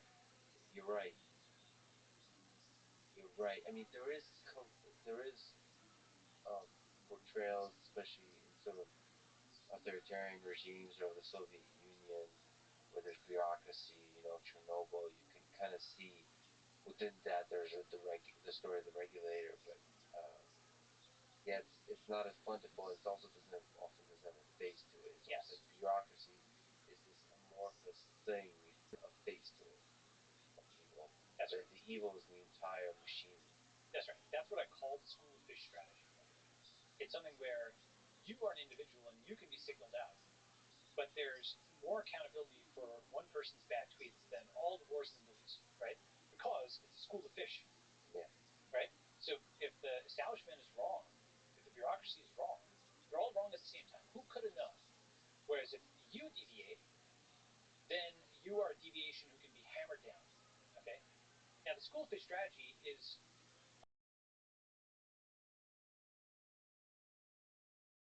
unfortunately very successful because truth is whatever. If you just always ride with the school of fish and turn when they turn and so on, unless there's a bigger school of fish that comes in, you basically can never be proven wrong, right? And this is actually, of course, someone who believes in truth and believes in, innovation and so on, just physiologically can't ride with a school of fish. You just have to say what is true or do what is true, right? Still, you've described correctly, how it's baseless, right? So I will give two examples of fictional portrayals of evil regulators. One is actually the original Ghostbusters. Okay. Did not accept that one, but yes. Yeah, so the EPA is actually the villain in that, where they flip a switch that lets out all the ghosts in the city. And essentially the guy is coming in with a head of steam as this evil regulator that's just totally arrogant, doesn't actually understand the private sector or the consequences of their actions, and they force and crucially, they bring a cop with them with a gun. So it shows that a regulator is not simply, some piece of paper, but it is the police, right? And that cop with a gun forces the Ghostbusters to release the demon, and the whole thing's ruined. The second example is Dallas Buyers Club, which is more recent, and that actually shows the FDA blocking a guy who with a life-threatening illness, with AIDS, from getting the drugs to treat his condition and from getting it to other people, right? Those are just two portrayals, but in general, what you find is when you talk about FDA with people, one thing I'll often hear from folks is why would they do that? Right? They have no mental model of this. They kind of think of it as, why would this thing, which you think of as sort of the DMV, they don't think of the DMV as this active thing, okay? Why would the FDA do that? Well, it is because it's filled with some ambitious people that want to keep increasing the power of the agency, just like the CEO wants to increase the profit of the company, right? I use that word ambit, right? Why ambit? Because these folks are, we know the term greedy, right? These folks are power hungry. They want to have the maximum scope. And sometimes regulatory agencies collide with each other, right? Even though FDA is under HHS, sometimes it collides with HHS, and they've got regulations that conflict. For example, HHS says everybody's supposed to be able to have access to their own medical record. FDA didn't want people to have access to their own personal genomes. That conflicts, okay? And both of those are kind of anti-corporate statutes that were put out, with HHS's thing being targeted at the hospitals and FDA being targeted at personal genomics, have a door jam over who will regulate cryptocurrency, right? Sometimes they're fighting, but they fight each other. They fight companies. They are active players. This Reputation and Power book, the reason I mention it is, I'm going to see if I can find this quote. Reputation and Power, Organizational Image, and Pharmaceutical Regulation at the FDA. So, Genentech's executive, G. Kirk Robb, right? Robb would describe regulatory approval for his products as a fundamental challenge facing his company, and he would depict the administration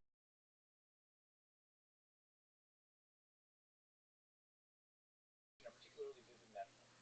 I've told the story hundreds of times to help people understand the FDA. When I was in Brazil, I worked on the Amazon River for many months selling terramycin for Pfizer. I hadn't seen my family for 8 or 9 months.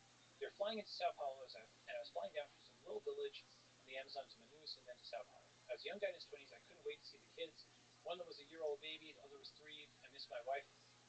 There was a Quonset hut in front of just a little dirt strip with a single-engine plane that flies to Manaus. I roll up, and there's a Brazilian soldier there. The military revolution happened literally the week before. So this soldier is standing there with his machine gun, and he said to me, "You can't come in." I was speaking pretty good Portuguese by that time. I said, "My God, my plane, my family, I gotta come in." He said again, "You can't come in." I said, "I gotta come in." And he took his machine gun, took the safety off, and pointed at me and said, "You can't come in." And I said, "Oh, now I got it. I can't go in there." And that's the way I always describe the FDA. The FDA is standing there with a machine gun against the pharmaceutical industry, so you better be their friend rather than their enemy. They are the boss. If you're a pharmaceutical firm, they own you body and soul. Okay, that's the CEO of a successful company, Genentech. He said he's told the story hundreds of times, and regulatory approval is a fundamental challenge facing his company because if you are regulated by FDA, they are your primary customer. If they cut the cord on you, you have no other customers. And in fact, until very recently, with the advent of social media, no one would even tell your story.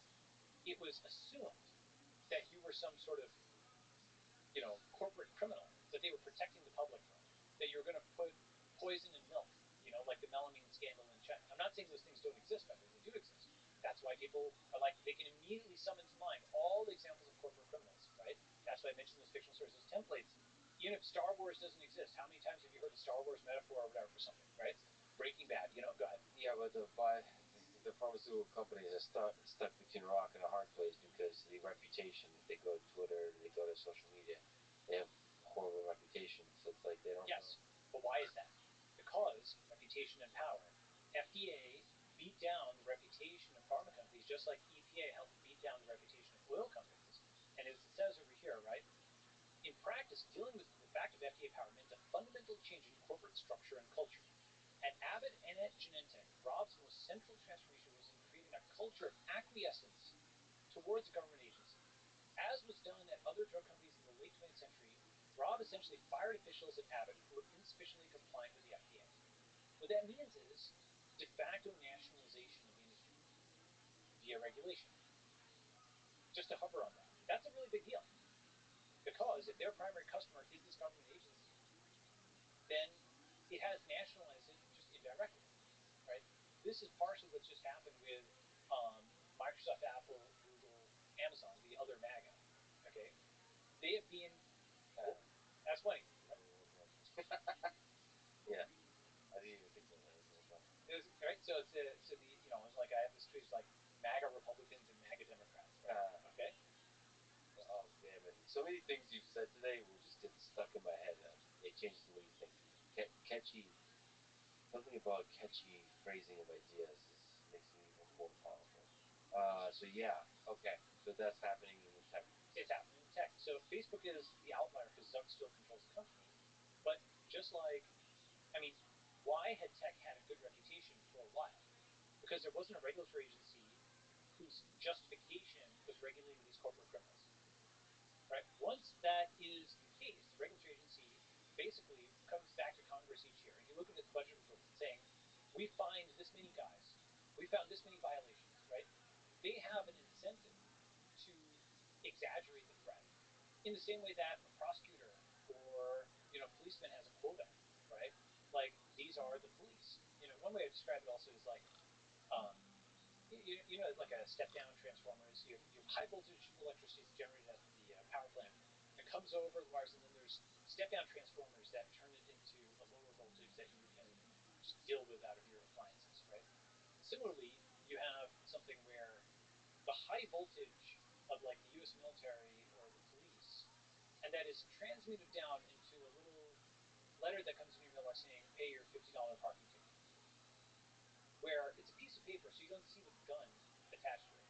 But if you were to defy that, it's like Grand Theft Auto, where you get 1 star, 2 star, 3 stars, 4 stars, 5 stars, and eventually, you have some serious stuff on your hands.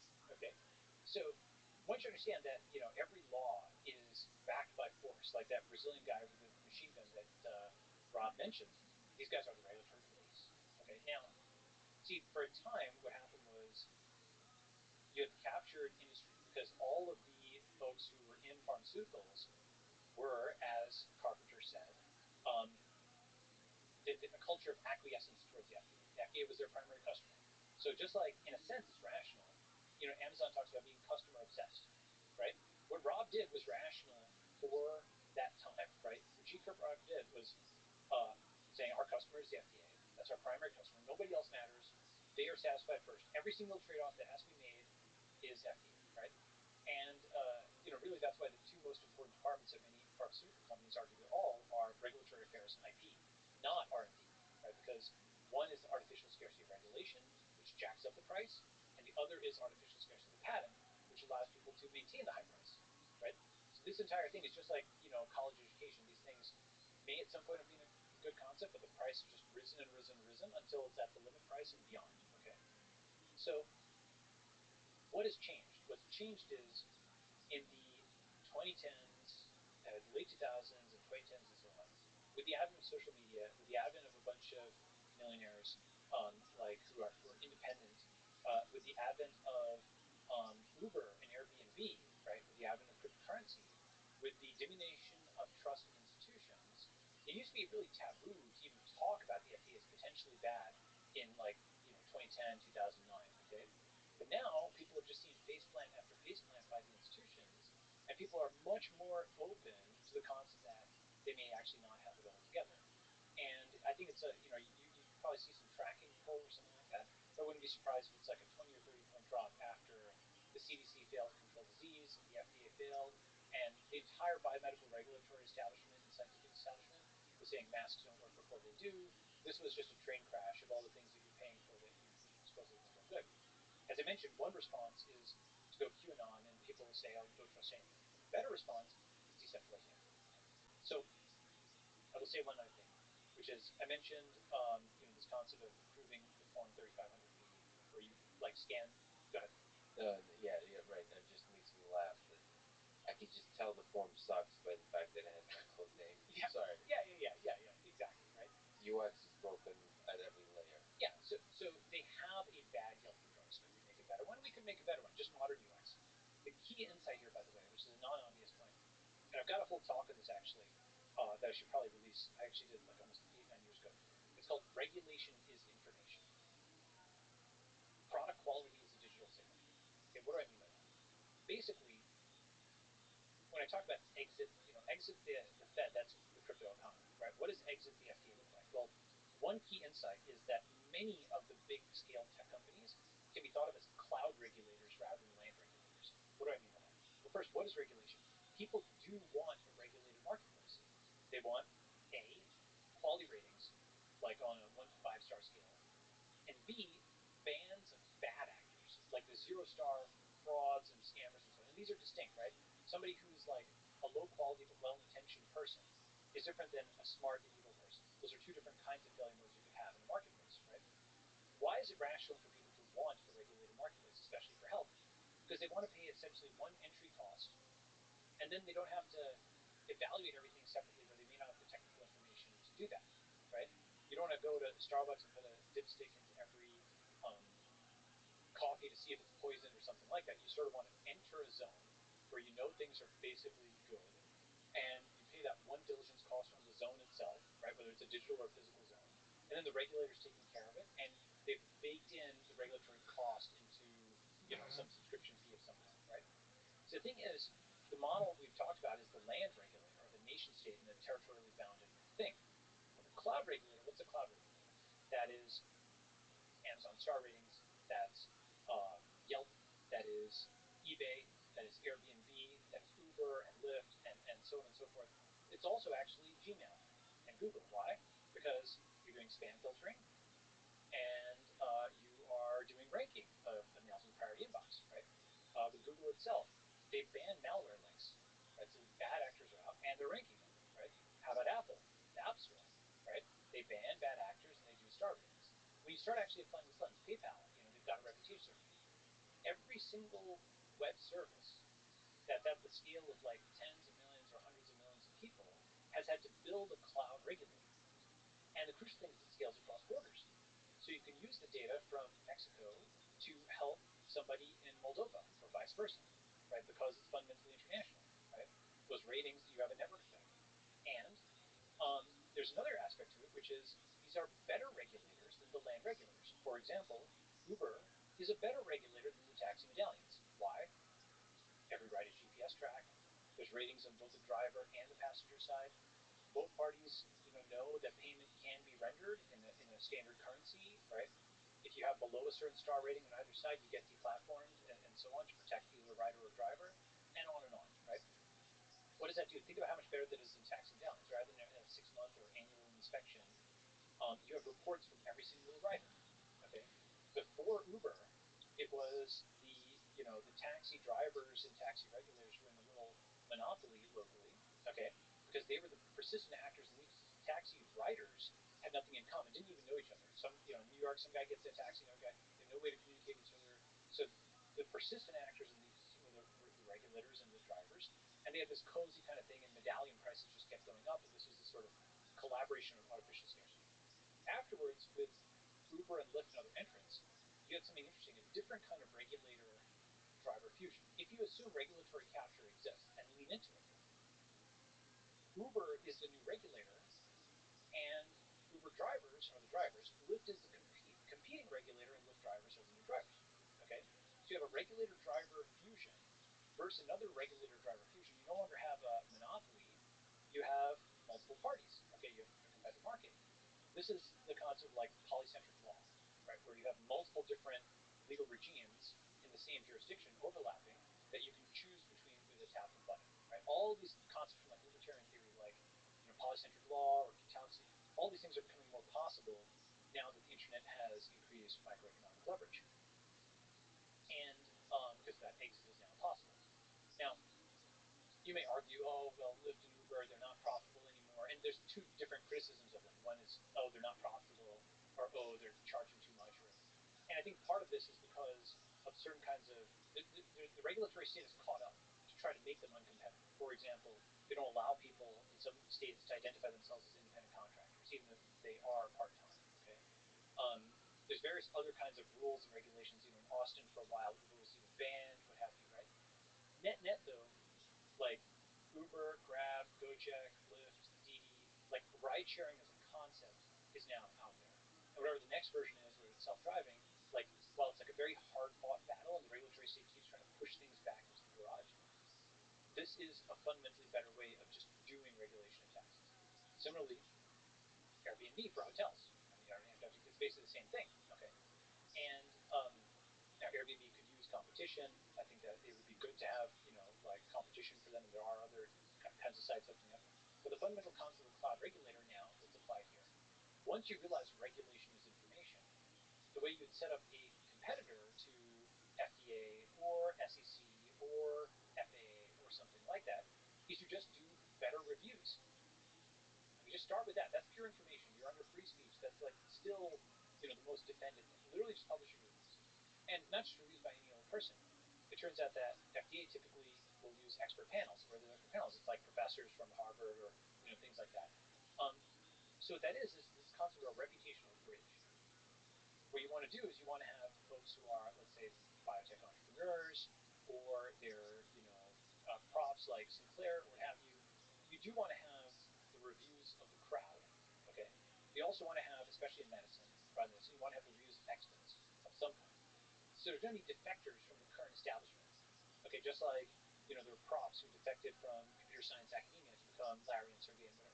They weren't props, but they were grad students, right? The same way you'll have defectors who have the credentials from the old world, but can build up the new. Just like there's folks from Wall Street who have come into cryptocurrency and helped legitimate it, right? Just like there's folks who left Sulzberger to come to Substack. Okay, we have these folks who by defecting they help, and then they're also supplemented by all this new talent coming in, right? That combination of things is how you build a new system. It's not completely by itself, nor is it trying to reform the old. It's some fusion. Okay, so in this new system, who do you have? You have like the most entrepreneurial and innovative MDs. You have the most entrepreneurial and innovative professors, and you have the founders of actual new products and stuff. And they are giving open source reviews of these products.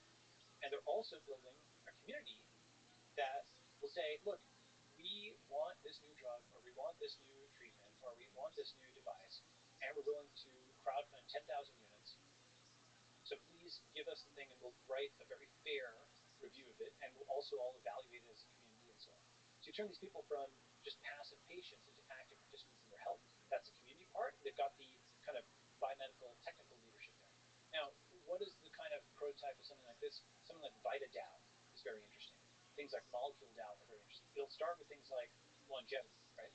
And why is that? Because the entire model of FDA, this 20th century model, is wait for somebody to have a disease and then try to cure them. Okay? Versus, saying an ounce of prevention is worth a pound of cure, right? Why are we not actually tracking folks and getting a constant dashboard on yourself so you can see whether things are breaking, and then you deal with it just like you've got server uptime things. You don't wait necessarily for the site to go down. You start seeing, oh, response rates are spiking, we need to add more servers. Okay.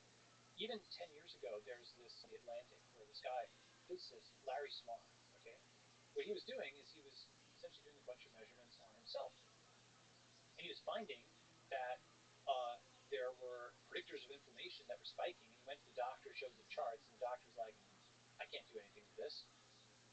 Then that it turned out to be an early warning of like a serious condition, and he had to, I think, go for like surgery or something. And he was starting to think, well, look, the way that we're doing medicine right now is it's not quite like pre-germ theory of disease, but it is continuous diagnosis on which you go after FDA, which is like the better phase 4, right? That is going after longevity. Let's talk about continuous diagnosis. So we know better what is going on. That's actually kind of insane to think about. The stuff that, it's all on the other side of the world, 10,000 miles away, but, a few millimeters away, you don't really know what's going on, right? And that's starting to change cell devices, the hundreds of millions of Apple Watches and Fitbits and stuff, right? You're also starting to see continuous glucose meters, which is very important. People are seeing it's spiking my blood sugar. And it might be something you didn't predict. It varies for different people. For some people, banana isn't a big deal. For others, it's actually quite bad for the blood sugar. What happens when you extend that? Well, a guy, Mike Snyder, professor at Stanford, did something called Integral, where he just threw the kitchen sink of all the diagnostics he could over the period of, I think, a few weeks or a few months. I forget the exact duration. He was able to do things where he could see during that period he got a cold or something, and he could see in the expression data, the gene expression data, that he was getting sick before he felt sick. He could virally remembering it accurately, so you could see, oh, wait a second, these are things that are that I can see in my readouts that I only have steady state was if you tracked over time, show what your disease state or sick state readout of what like steady state was, right? So that and that steady state, your expression levels across all these genes, your small molecules, basically everything you can measure, right? What's healthy may be a different baseline than for me. For example, people who are people who are South Asian or have dark skin tend to have vitamin D deficiency, like actually significant vitamin D infusions. Okay, that's a small example of where baselines differ between people. Okay, continuous diagnostics. What could that mean? That could mean things like the continuous glucose meter. It's quantified itself. It's like continuous blood testing, right? So you have a so-called mobile phlebotomist. This is something which phlebotomist takes blood, right? Mobile phlebotomy would come to your office, come to your remote office. This is a great business for people. I think you can revisit this in 2022. People tried this in the 2010s, but I think it's worth revisiting. Mobile phlebotomist comes every week or every month, takes blood, runs every test, right? A few $1,000s a year, maybe eventually gets to a few $100s a year. And that's expensive in some ways, but boy, that's bad other ways. Yeah, that's, I mean, it's amazing. So one of them is cracker that's part of it introduced me to like how easy it is, but it's also depressing how little information exists. You beautifully put once again how little in a continuous. Yes. And actually also that data, how not integrated that data is with everything else. Right. If I wanted to opt in, I can't, just like riffing off the top of my head, but I would like Google Maps to know what's going on inside my body. That's right. Maybe I can't intuit at first why that application is useful, but there could be incredible, like that's where the entrepreneurial spirit builds. Is like, what can I do with that data? Can I make the trip less stressful for you and adjust the Google Maps kind of thing? That's right. Yeah. So, I mean, one of the things about this, by the way, is because there are so many movies made about Theranos, okay, that's one of the reasons why people have sort of been scared off from doing diagnostics to some extent, okay? Why? Because VCs are like, oh, this is another Theranos, and like the diligence and everything, everyone's looking at it, oh, blood testing, one drop of blood, huh? Hurts the recruiting. Essentially, a lot of the media and stuff around that basically has pathologized the thing that we want to have a lot more entrance in, right? Now, one way of thinking about it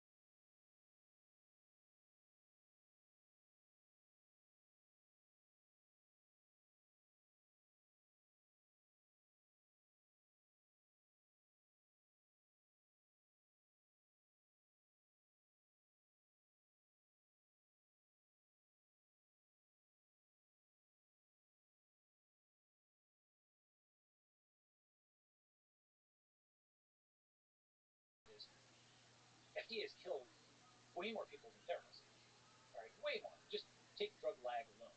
Okay, whenever you have a drug that works and reduced morbidity and mortality after it was actually generally available, but was delayed for months or years, the integral under that curve is the excess morbidity and mortality attributable to FDA's drug lag.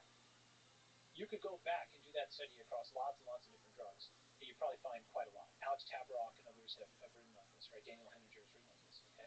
That's just like one example.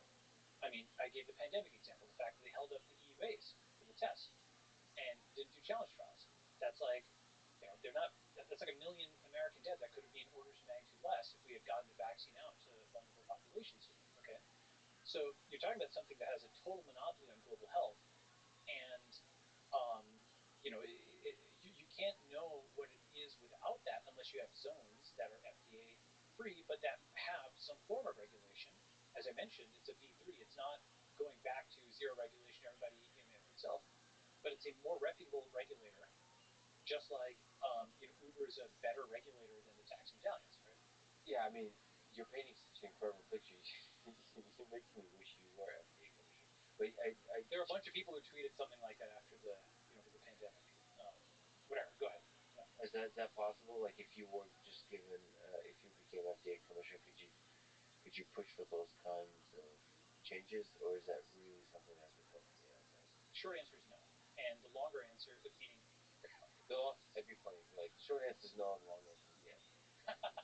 So basically, see, a CEO of a company, it's very difficult.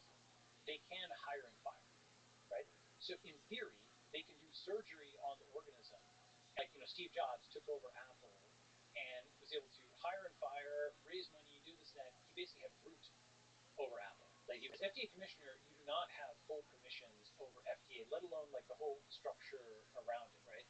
If you're FDA commissioner, you are not the CEO of the agency. Okay, folks there have career tenure. They can't be fired. They can't even really be disciplined. There's something called the Douglas factors. Have you ever heard the Douglas factors? It's like the Miranda rights for federal employees. Okay, you have the right to remain silent. So basically, if you've heard that federal employees can't be fired, Douglas factors are how that's actually operationalized. When you try to fire somebody, it's this whole process where they get to appeal it and so on and so forth. And they're sitting in the office while you're trying to fire them.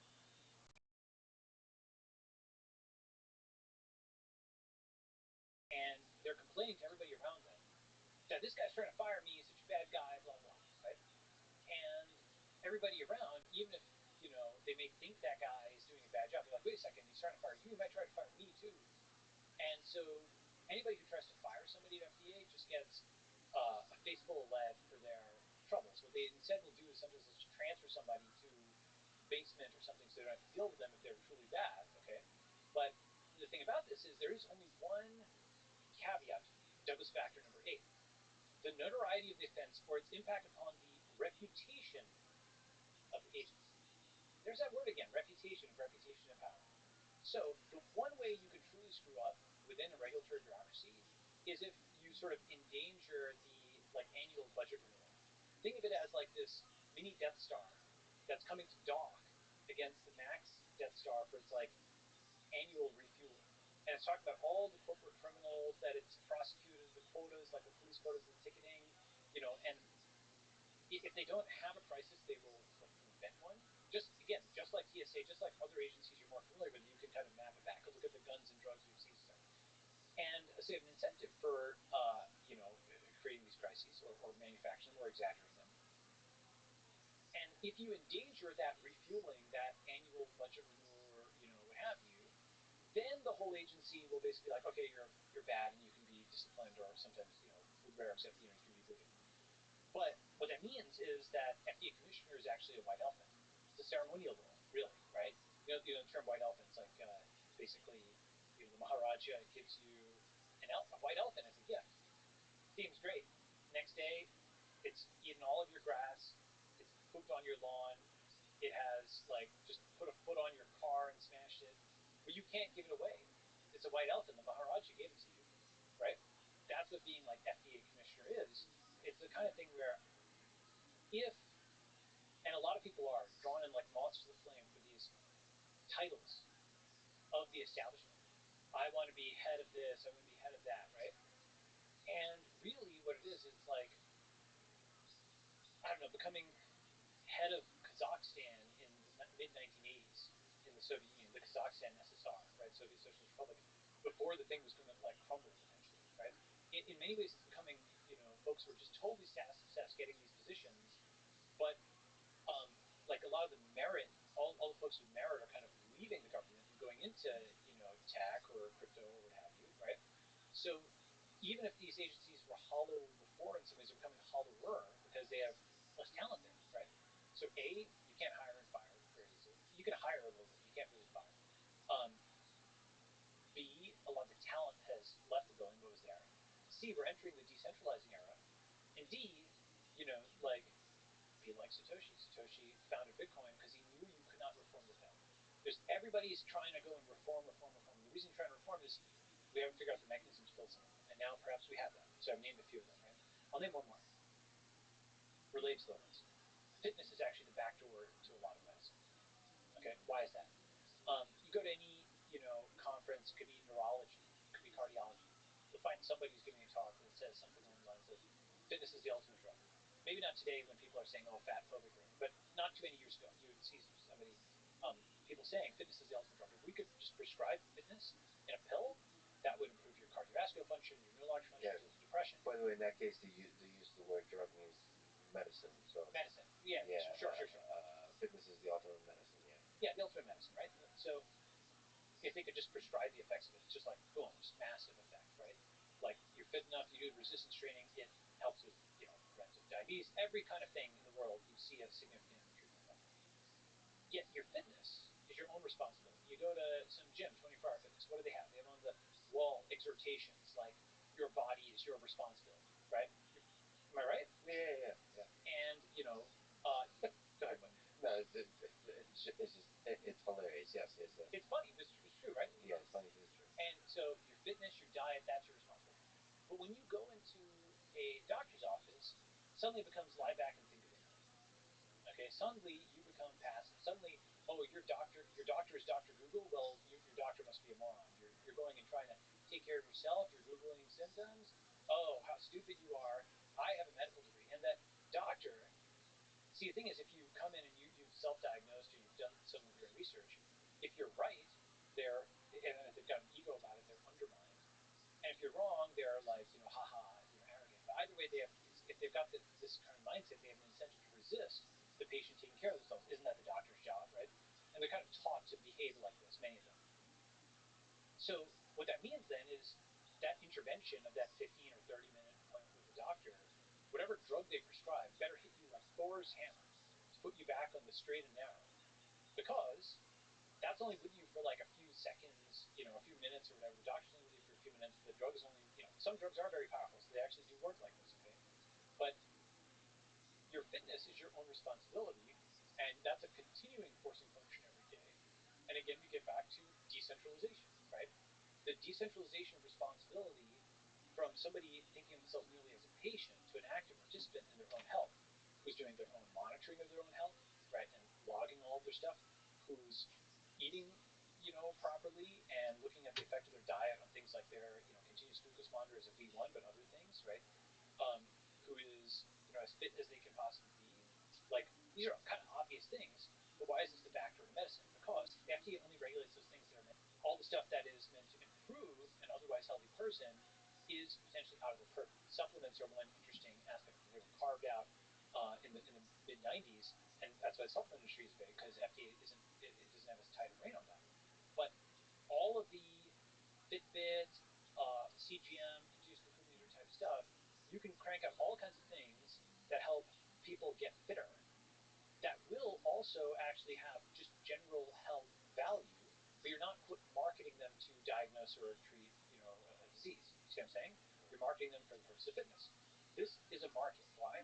Because psychologically, people, they don't like paying to get back to normal, but they will absolutely pay tons of money to get better than normal. They'll pay for fitness, they'll pay for makeup, they'll pay for hair, they'll pay for this and that, right? So that's actually the back door, and you can do tons of things there where obviously being healthier is also protective. You can actually show the studies on this. So this way you build up all the tooling